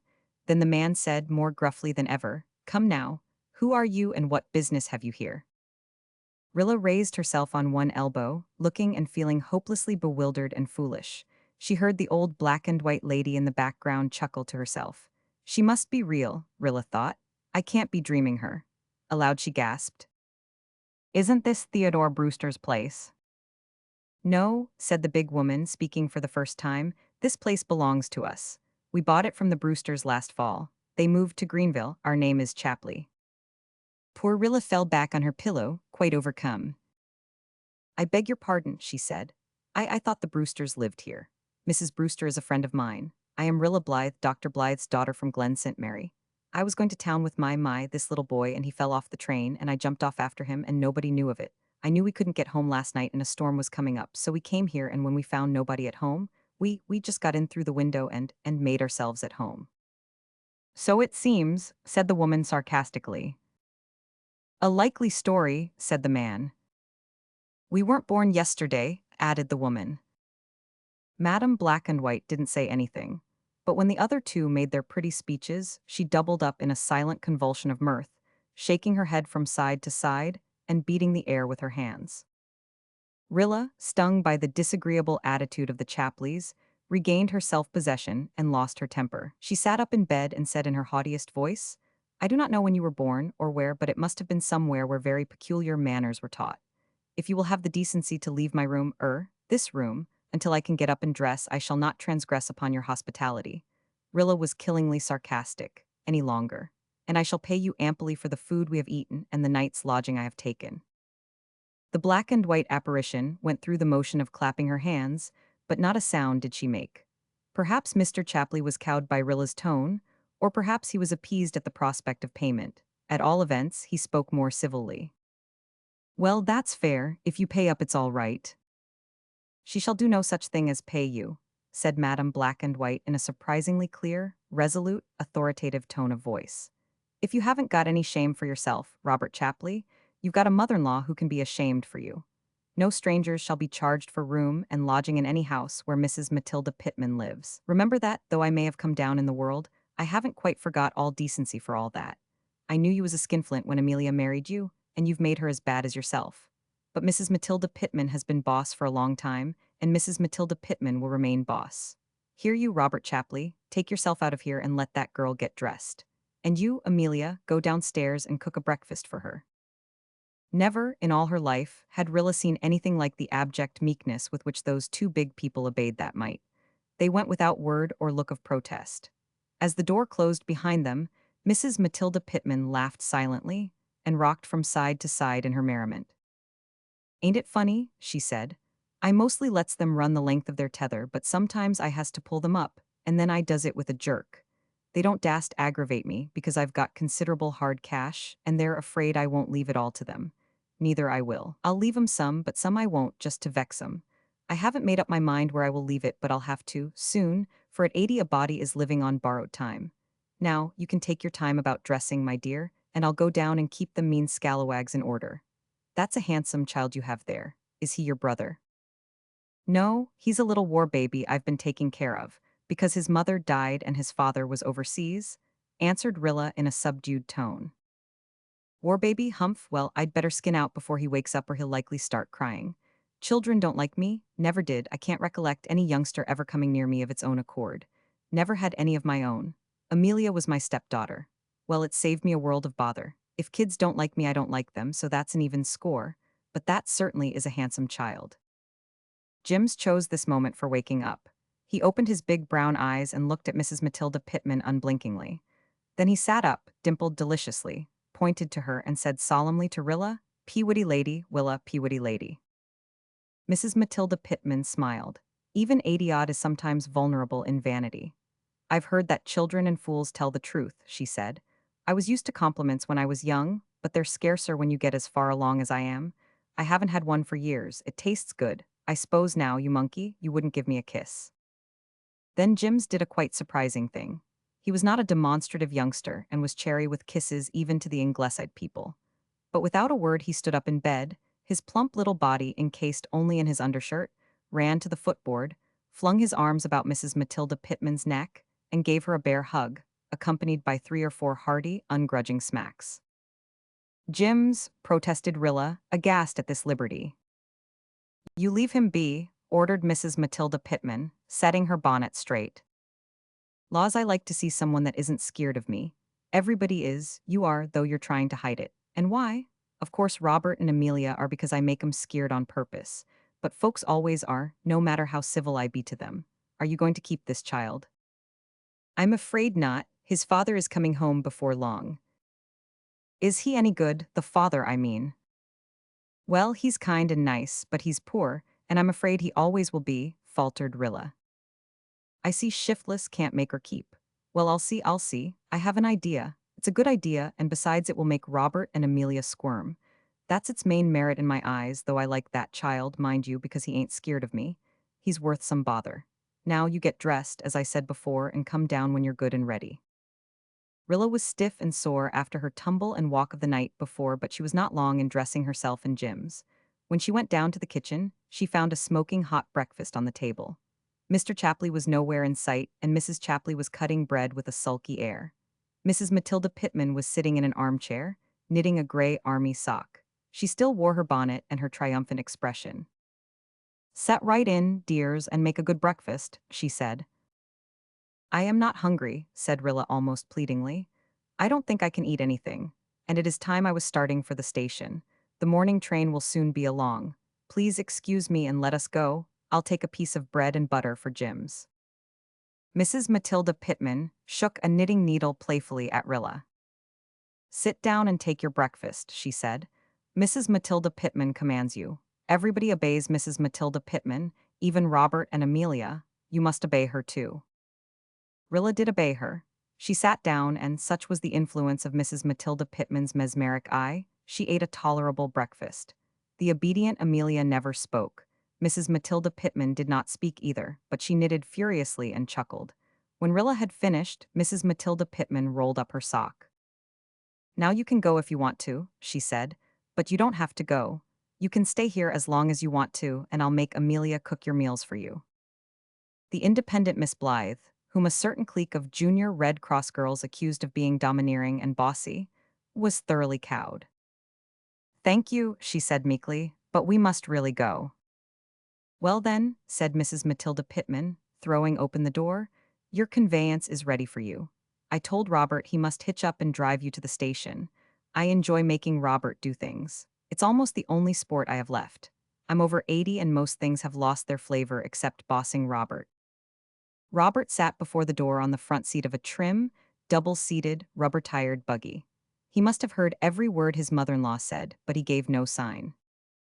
"I do wish," said Rilla, plucking up what little spirit she had left, "that you would let me, oh, ah," then she quailed again before Mrs. Matilda Pittman's eye, "recompense you for." Mrs. Matilda Pittman said before, and meant it, that she doesn't take pay for entertaining strangers, nor let other people where she lives do it, much as their natural meanness would like to do it. You go along to town and don't forget to call the next time you come this way. Don't be scared. Not that you're scared of much, I reckon, considering the way you sassed Robert back this morning. I like your spunk. Most girls nowadays are such timid, skeery creeters. When I was a girl, I wasn't afraid of nothing nor nobody. Mind you take good care of that boy. He ain't any common child. And make Robert drive round all the puddles in the road. I won't have that new buggy splashed. As they drove away, Jims threw kisses at Mrs. Matilda Pittman as long as he could see her, and Mrs. Matilda Pittman waved her sock back at him. Robert spoke no word, either good or bad, all the way to the station, but he remembered the puddles. When Rilla got out at the siding, she thanked him courteously. The only response she got was a grunt as Robert turned his horse and started for home. "Well," Rilla drew a long breath, "I must try to get back into Rilla Blythe again. I've been somebody else these past few hours. I don't know just who, some creation of that extraordinary old person's. I believe she hypnotized me. What an adventure this will be to write the boys." And then she sighed. Bitter remembrance came that there were only Jerry, Ken, Carl, and Shirley to write it to now. Jem, who would have appreciated Mrs. Matilda Pittman keenly? Where was Jem? Chapter 32. Word from Jeth, August 1918. It is 4 years tonight since the dance at the lighthouse. 4 years of war. It seems like 3 times 4. I was 15 then. I am 19 now. I expected that these past 4 years would be the most delightful years of my life, and they have been years of war, years of fear and grief and worry. But I humbly hope of a little growth in strength and character as well. Day I was going through the hall and I heard Mother saying something to Father about me. I didn't mean to listen. I couldn't help hearing her as I went along the hall and upstairs, so perhaps that is why I heard what listeners are said never to hear, something good of myself. And because it was Mother who said it, I'm going to write it here in my journal, for my comforting when days of discouragement come upon me, in which I feel that I am vain and selfish and weak, and that there is no good thing in me. Rilla has developed in a wonderful fashion these past 4 years. She used to be such an irresponsible young creature. She has changed into a capable, womanly girl, and she is such a comfort to me. Nan and Di have grown a little away from me. They have been so little at home, but Rilla has grown closer and closer to me. We are chums. I don't see how I could have got through these terrible years without her, Gilbert. There, that is just what Mother said, and I feel glad and sorry and proud and humble. It's beautiful to have my mother think that about me, but I don't deserve it quite. I'm not as good and strong as all that. There are heaps of times when I have felt cross and impatient and woeful and despairing. It is Mother and Susan who have been this family's backbone, but I have helped a little, I believe, and I am so glad and thankful. The war news has been good right along. The French and Americans are pushing the Germans back and back and back. Sometimes I am afraid it is too good to last. After nearly 4 years of disasters, one has a feeling that this constant success is unbelievable. We don't rejoice noisily over it. Susan keeps the flag up, but we go softly. The price paid has been too high for jubilation. We are just thankful that it has not been paid in vain. No word has come from Jem. We hope, because we dare not do anything else. But there are hours when we all feel, though we never say so, that such hoping is foolishness. These hours come more and more frequently as the weeks go by. And we may never know. That is the most terrible thought of all. I wonder how Faith is bearing it. To judge from her letters, she has never for a moment given up hope, but she must have had her dark hours of doubt like the rest of us. 20th August 1918. The Canadians have been in action again, and Mr. Meredith had a cable today saying that Carl had been slightly wounded and is in the hospital. It did not say where the wound was, which is unusual, and we all feel worried. There is news of a fresh victory every day now. 30th August 1918. The Merediths had a letter from Carl today. His wound was only a slight one, but it was in his right eye, and the sight is gone forever. One eye is enough to watch bugs with, Carl writes cheerfully, and we know it might have been oh so much worse if it had been both eyes, but I cried all the afternoon after I saw Carl's letter. Those beautiful, fearless blue eyes of his. There is one comfort: he will not have to go back to the front. He is coming home as soon as he is out of the hospital, the first of our boys to return. When will the others come? And there is one who will never come. At least we will not see him if he does. But oh, I think he will be there. When our Canadian soldiers return, there will be a shadow army with them, the army of the fallen. We will not see them, but they will be there. 1st September 1918. Mother and I went into Charlottetown yesterday to see the moving picture, Hearts of the World. I made an awful goose of myself. Father will never stop teasing me about it for the rest of my life. But it all seemed so horribly real, and I was so intensely interested that I forgot everything but the scenes I saw enacted before my eyes. And then, quite near the last, came a terribly exciting one. The heroine was struggling with a horrible German soldier who was trying to drag her away. I knew she had a knife. I had seen her hide it to have it in readiness, and I couldn't understand why she didn't produce it and finish the brute. I thought she must have forgotten it, and just at the tensest moment of the scene, I lost my head altogether. I just stood right up on my feet in that crowded house and shrieked at the top of my voice, "The knife is in your stocking. The knife is in your stocking." I created a sensation. The funny part was that just as I said it, the girl did snatch out the knife and stab the soldier with it. Everybody in the house laughed. I came to my senses and fell back in my seat, overcome with mortification. Mother was shaking with laughter. I could have shaken her. Why hadn't she pulled me down and choked me before I had made such an idiot of myself?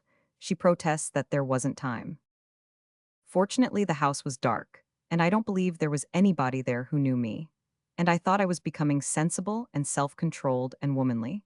It is plain I have some distance to go yet before I attain that devoutly desired consummation. 20th September 1918. In the East, Bulgaria has asked for peace, and in the West, the British have smashed the Hindenburg Line, and right here in Glen St. Merry little Bruce Meredith has done something that I think wonderful, wonderful because of the love behind it. Mrs. Meredith was here tonight and told us about it, and Mother and I cried, and Susan got up and clattered the things about the stove. Bruce always loved Jem very devotedly, and the child has never forgotten him in all these years. He has been as faithful in his way as Dog Monday was in his. We have always told him that Jem would come back, but it seems that he was in Carter Flagg's store last night, and he heard his Uncle Norman flatly declaring that Jem Blythe would never come back, and that the Ingleside folk might as well give up hoping he would. Bruce went home and cried himself to sleep. This morning his mother saw him going out of the yard, with a very sorrowful and determined look, carrying his pet kitten.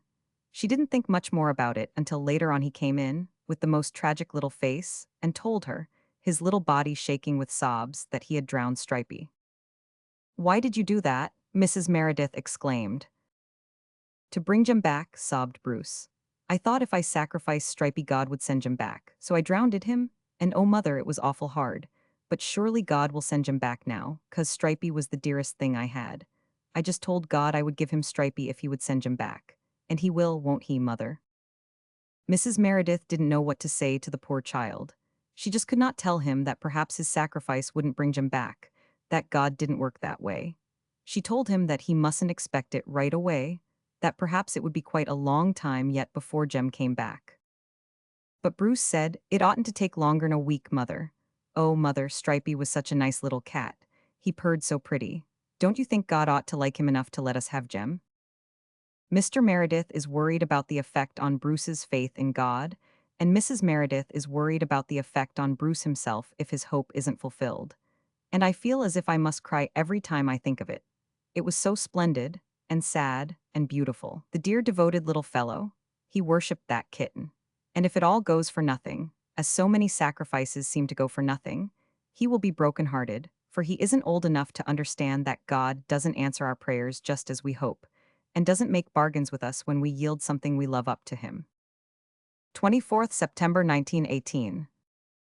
I have been kneeling at my window in the moonshine for a long time, just thanking God over and over again. The joy of last night and today has been so great that it seemed half pain, as if our hearts weren't big enough to hold it. Last night I was sitting here in my room at 11 o'clock writing a letter to Shirley. Everyone else was in bed, except Father, who was out. I heard the telephone ring and I ran out to the hall to answer it before it should waken Mother. It was long-distance calling, and when I answered it said, "This is the telegraph company's office in Charlottetown. There is an overseas cable for Dr. Blythe." I thought of Shirley, my heart stood still, and then I heard him saying, "It's from Holland." The message was, "Just arrived, escaped from Germany, quite well, writing. James Blythe." I didn't faint or fall or scream. I didn't feel glad or surprised. I didn't feel anything. I felt numb just as I did when I heard Walter had enlisted.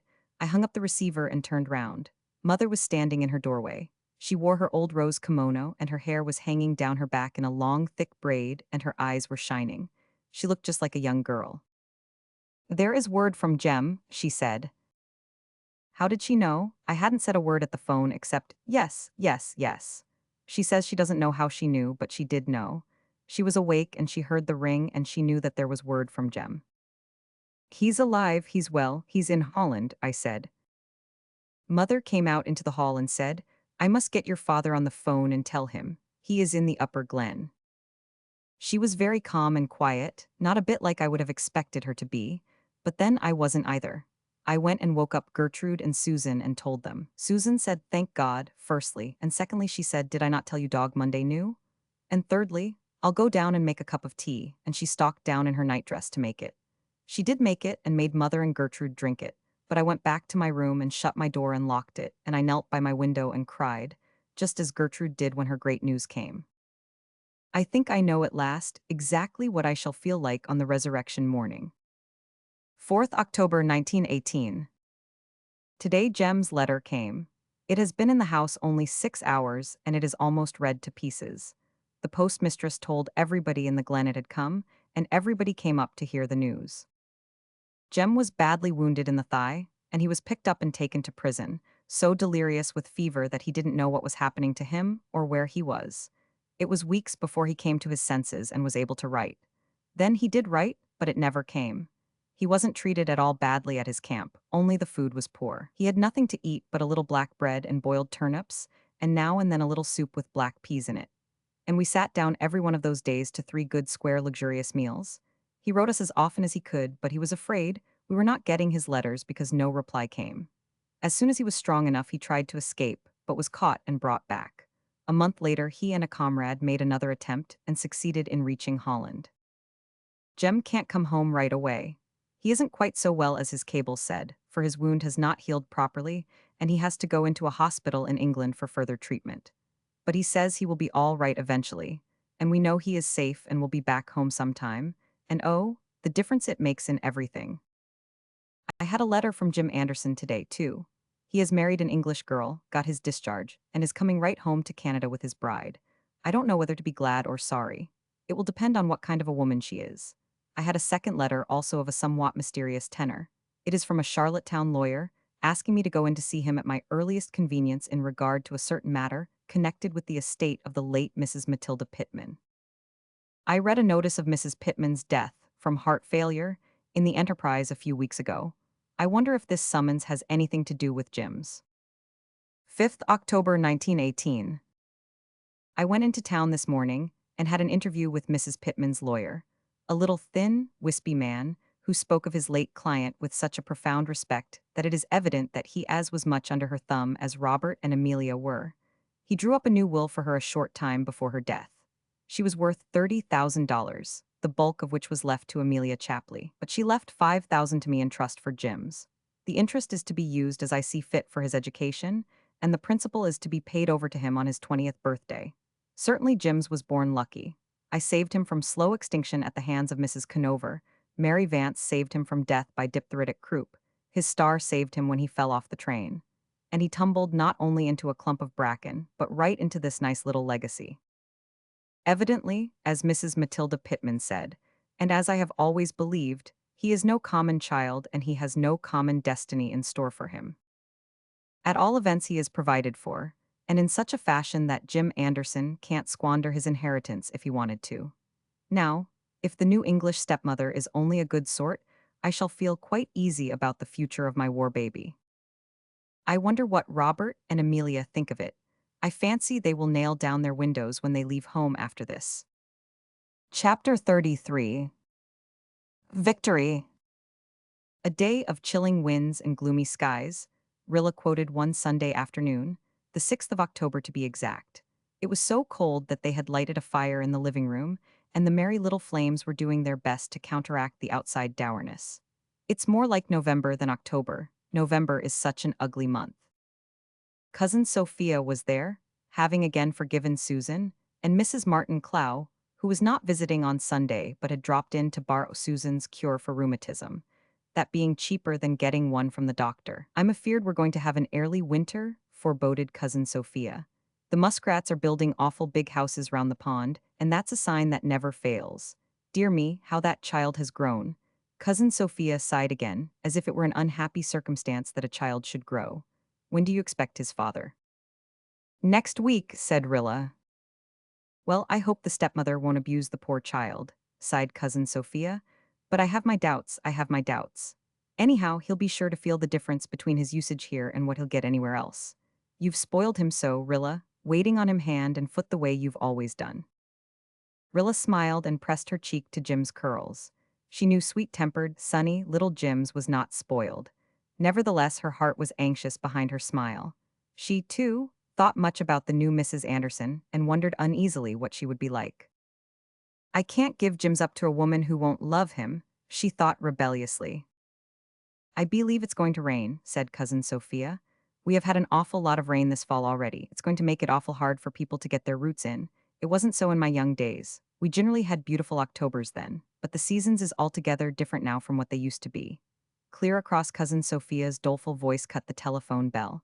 Gertrude Oliver answered it. "Yes, what, is it true? Is it official? Thank you, thank you." Gertrude turned and faced the room dramatically, her dark eyes flashing, her dark face flushed with feeling. All at once the sun broke through the thick clouds and poured through the big crimson maple outside the window. Its reflected glow enveloped her in a weird immaterial flame. She looked like a priestess performing some mystic, splendid rite. "Germany and Austria are suing for peace," she said. Rilla went crazy for a few minutes. She sprang up and danced around the room, clapping her hands, laughing, crying. "Sit down, child," said Mrs. Clow, who never got excited over anything, and so had missed a tremendous amount of trouble and delight in her journey through life. "Oh," cried Rilla, "I have walked the floor for hours in despair and anxiety in these past 4 years. Now let me walk in joy. It was worth living long, dreary years for this minute, and it would be worth living them again just to look back to it. Susan, let's run up the flag, and we must phone the news to everyone in the glen." "Can we have as much sugar as we want to now?" asked Jims eagerly. It was a never-to-be-forgotten afternoon. As the news spread, excited people ran about the village and dashed up to Ingleside.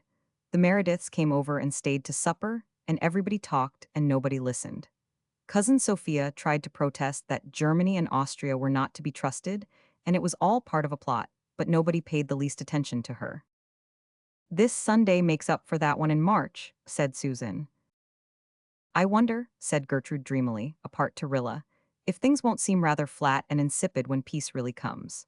After being fed for 4 years on horrors and fears, terrible reverses, amazing victories, won't anything less be tame and uninteresting? How strange and blessed and dull it will be not to dread the coming of the mail every day." "We must dread it for a little while yet, I suppose," said Rilla. "Peace won't come, can't come for some weeks yet, and in those weeks dreadful things may happen. My excitement is over. We have won the victory, but oh, what a price we have paid."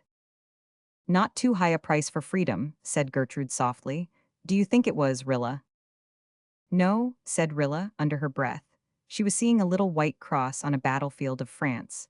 "No, not if those of us who live will show ourselves worthy of it, if we keep faith." "We will keep faith," said Gertrude. She rose suddenly. A silence fell around the table, and in the silence Gertrude repeated Walter's famous poem, The Piper. When she finished, Mr. Meredith stood up and held up his glass. "Let us drink," he said, "to the silent army, to the boys who followed when the piper summoned. For our tomorrow they gave their today, theirs is the victory." Chapter 34. Mr. Hyde goes to his own place, and Susan takes a honeymoon. Early in November, Jims left Ingleside. Rilla saw him go with many tears but a heart free from boding. Mrs. Jim Anderson, number 2, was such a nice little woman that one was rather inclined to wonder at the luck which bestowed her on Jim. She was rosy-faced and blue-eyed and wholesome, with the roundness and trigness of a geranium leaf. Rilla saw at first glance that she was to be trusted with Jim's. "I'm fond of children, miss," she said heartily. "I'm used to them. I've left 6 little brothers and sisters behind me. Jim's is a dear child, and I must say you've done wonders in bringing him up so healthy and handsome. I'll be as good to him as if he was my own, miss. And I'll make Jim toe the line all right. He's a good worker. All he needs is someone to keep him at it, and to take charge of his money. We've rented a little farm just out of the village, and we're going to settle down there. Jim wanted to stay in England, but I says, no. I hankered to try a new country, and I've always thought Canada would suit me. I'm so glad you are going to live near us. You'll let Jims come here often, won't you? I love him dearly." "No doubt you do, miss, for a lovabler child I never did see. We understand, Jim and me, what you've done for him, and you won't find us ungrateful. He can come here whenever you want him, and I'll always be glad of any advice from you about his bringing up. He is more your baby than anyone else's, I should say, and I'll see that you get your fair share of him, miss." So Jims went away, with the soup tureen, though not in it. Then the news of the armistice came, and even Glen St. Mary went mad. That night the village had a bonfire and burned the Kaiser in effigy. The fishing village boys turned out and burned all the sandhills off in one grand, glorious conflagration that extended for 7 miles. Up at Ingleside, Rilla ran laughing to her room. "Now I'm going to do a most unladylike and inexcusable thing," she said, as she pulled her green velvet hat out of its box. "I'm going to kick this hat about the room until it is without form and void, and I shall never as long as I live wear anything of that shade of green again." "You've certainly kept your vow pluckily," laughed Miss Oliver. "It wasn't pluck, it was sheer obstinacy. I'm rather ashamed of it," said Rilla, kicking joyously. "I wanted to show Mother, it's mean to want to show your own mother, most unfilial conduct, but I have shown her. And I've shown myself a few things. Oh, Miss Oliver, just for one moment I'm really feeling quite young again, young and frivolous and silly. Did I ever say November was an ugly month? Why, it's the most beautiful month in the whole year. Listen to the bells ringing in Rainbow Valley. I never heard them so clearly. They're ringing for peace and new happiness, and all the dear, sweet, sane, homey things that we can have again now, Miss Oliver. Not that I am sane just now, I don't pretend to be. The whole world is having a little crazy spell today. Soon we'll sober down and keep faith and begin to build up our new world. But just for today, let's be mad and glad." Susan came in from the outdoor sunlight, looking supremely satisfied. "Mr. Hyde is gone," she announced. "Gone? Do you mean he is dead, Susan?" "No, Mrs. Doctor dear, that beast is not dead, but you will never see him again, I feel sure of that." "Don't be so mysterious, Susan. What has happened to him?" "Well, Mrs. Doctor dear, he was sitting out on the back steps this afternoon. It was just after the news came that the armistice had been signed, and he was looking his heightest. I can assure you he was an awesome-looking beast. All at once, Mrs. Doctor dear, Bruce Meredith came around the corner of the kitchen walking on his stilts. He has been learning to walk on them lately, and came over to show me how well he could do it. Mr. Hyde just took a look, and one bound carried him over the yard fence. Then he went tearing through the maple grove in great leaps with his ears laid back. You never saw a creature so terrified, Mrs. Doctor dear. He has never returned." "Oh, he'll come back, Susan, probably chastened in spirit by his fright." "We will see, Mrs. Doctor dear, we will see. Remember, the armistice has been signed. And that reminds me that Whiskers-on-the-Moon had a paralytic stroke last night. I am not saying it is a judgment on him, because I am not in the counsels of the Almighty, but one can have one's own thoughts about it. Neither Whiskers-on-the-Moon or Mr. Hyde will be much more heard of in Glen St. Mary, Mrs. Doctor dear, and that you may tie to." Mr. Hyde certainly was heard of no more.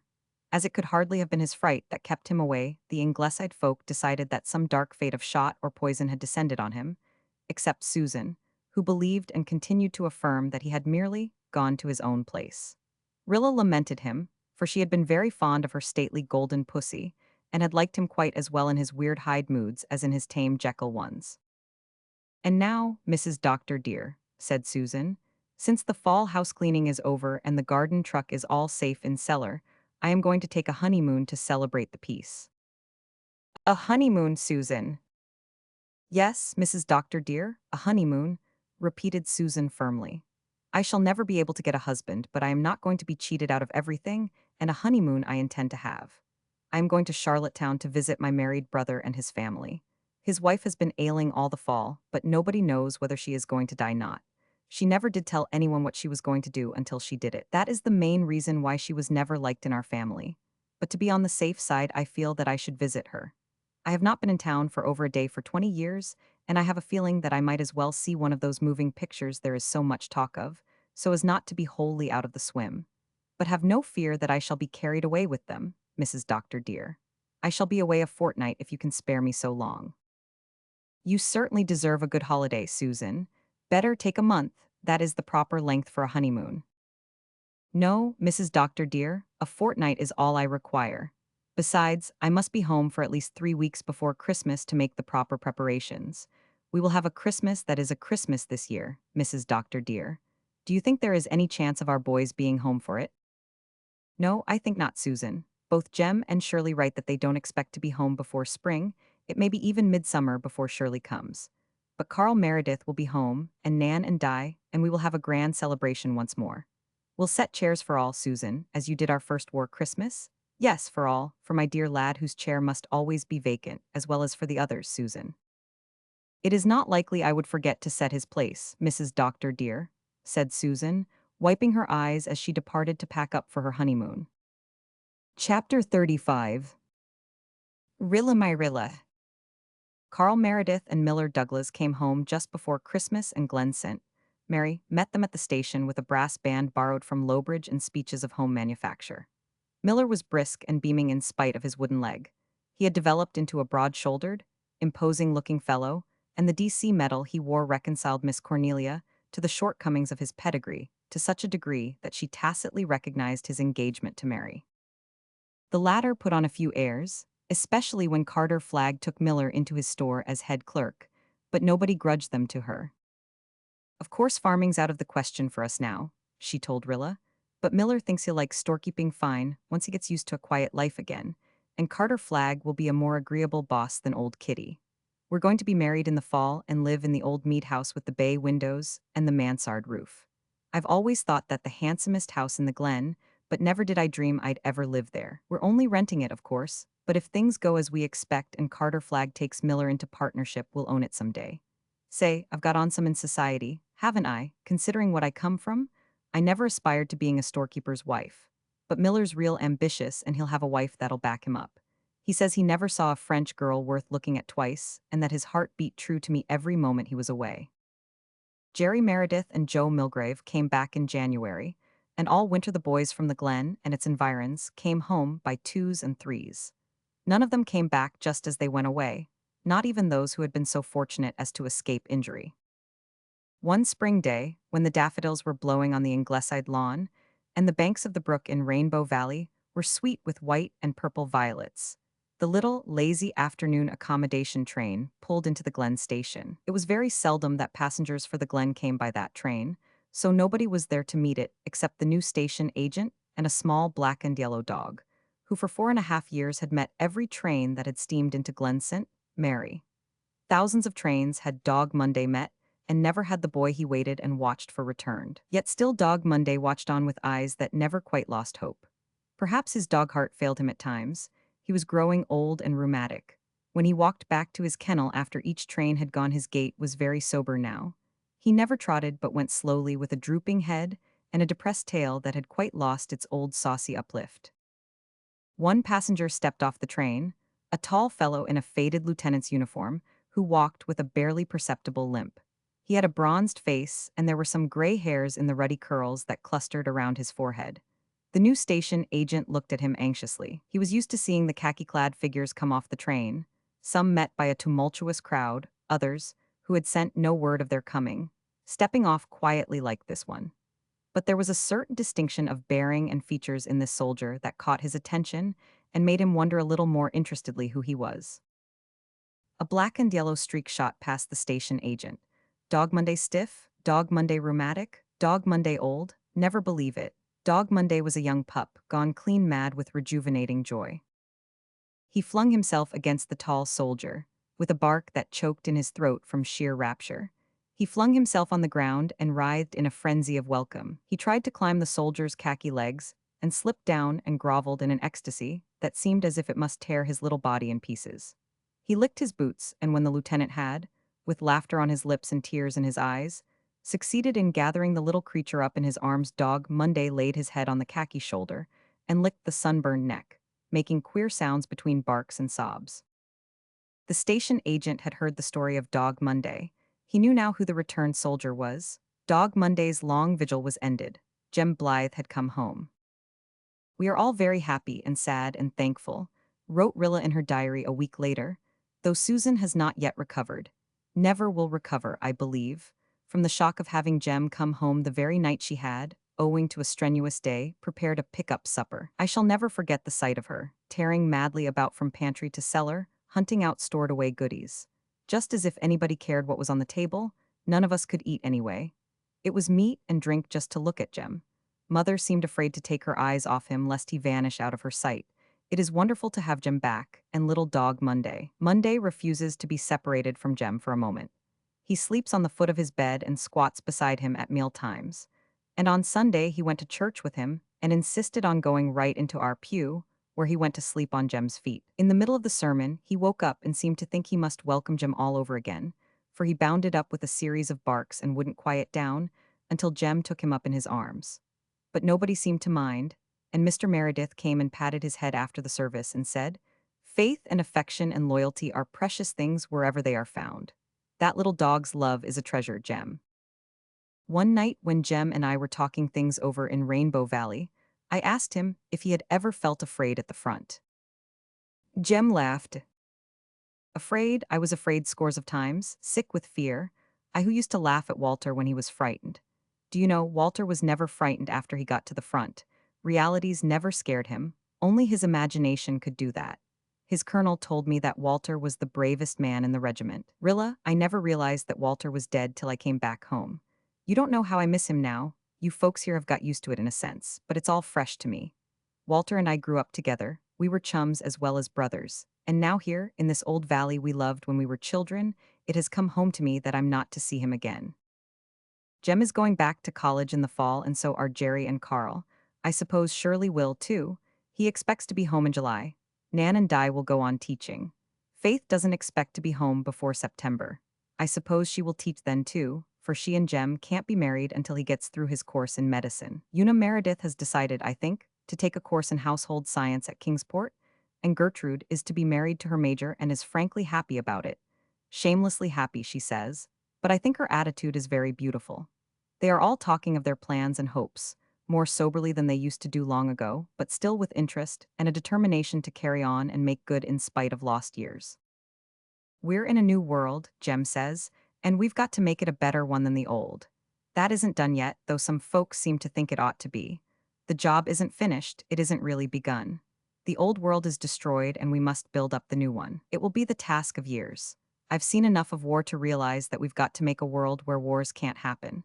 We've given prunism its mortal wound, but it isn't dead yet, and it isn't confined to Germany either. It isn't enough to drive out the old spirit, we've got to bring in the new." I'm writing down those words of Jem's in my diary so that I can read them over occasionally and get courage from them, when moods come when I find it not so easy to keep faith. Rilla closed her journal with a little sigh. Just then she was not finding it easy to keep faith. All the rest seemed to have some special aim or ambition about which to build up their lives. She had none. And she was very lonely, horribly lonely. Jem had come back, but he was not the laughing boy brother who had gone away in 1914, and he belonged to Faith. Walter would never come back. She had not even Jim's left. All at once her world seemed wide and empty. That is, it had seemed wide and empty from the moment yesterday, when she had read in a Montreal paper a fortnight-old list of returned soldiers, in which was the name of Captain Kenneth Ford. So Ken was home, and he had not even written her that he was coming.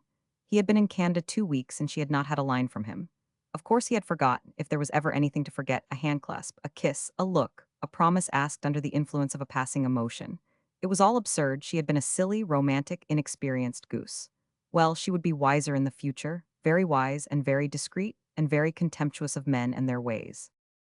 "I suppose I'd better go with Una and take up household science too," she thought, as she stood by her window and looked down through a delicate emerald tangle of young vines on Rainbow Valley, lying in a wonderful lilac light of sunset. There did not seem anything very attractive just then about household science, but with a whole new world waiting to be built, a girl must do something. The doorbell rang. Rilla turned reluctantly stairwards. She must answer it. There was no one else in the house, but she hated the idea of callers just then. She went downstairs slowly and opened the front door.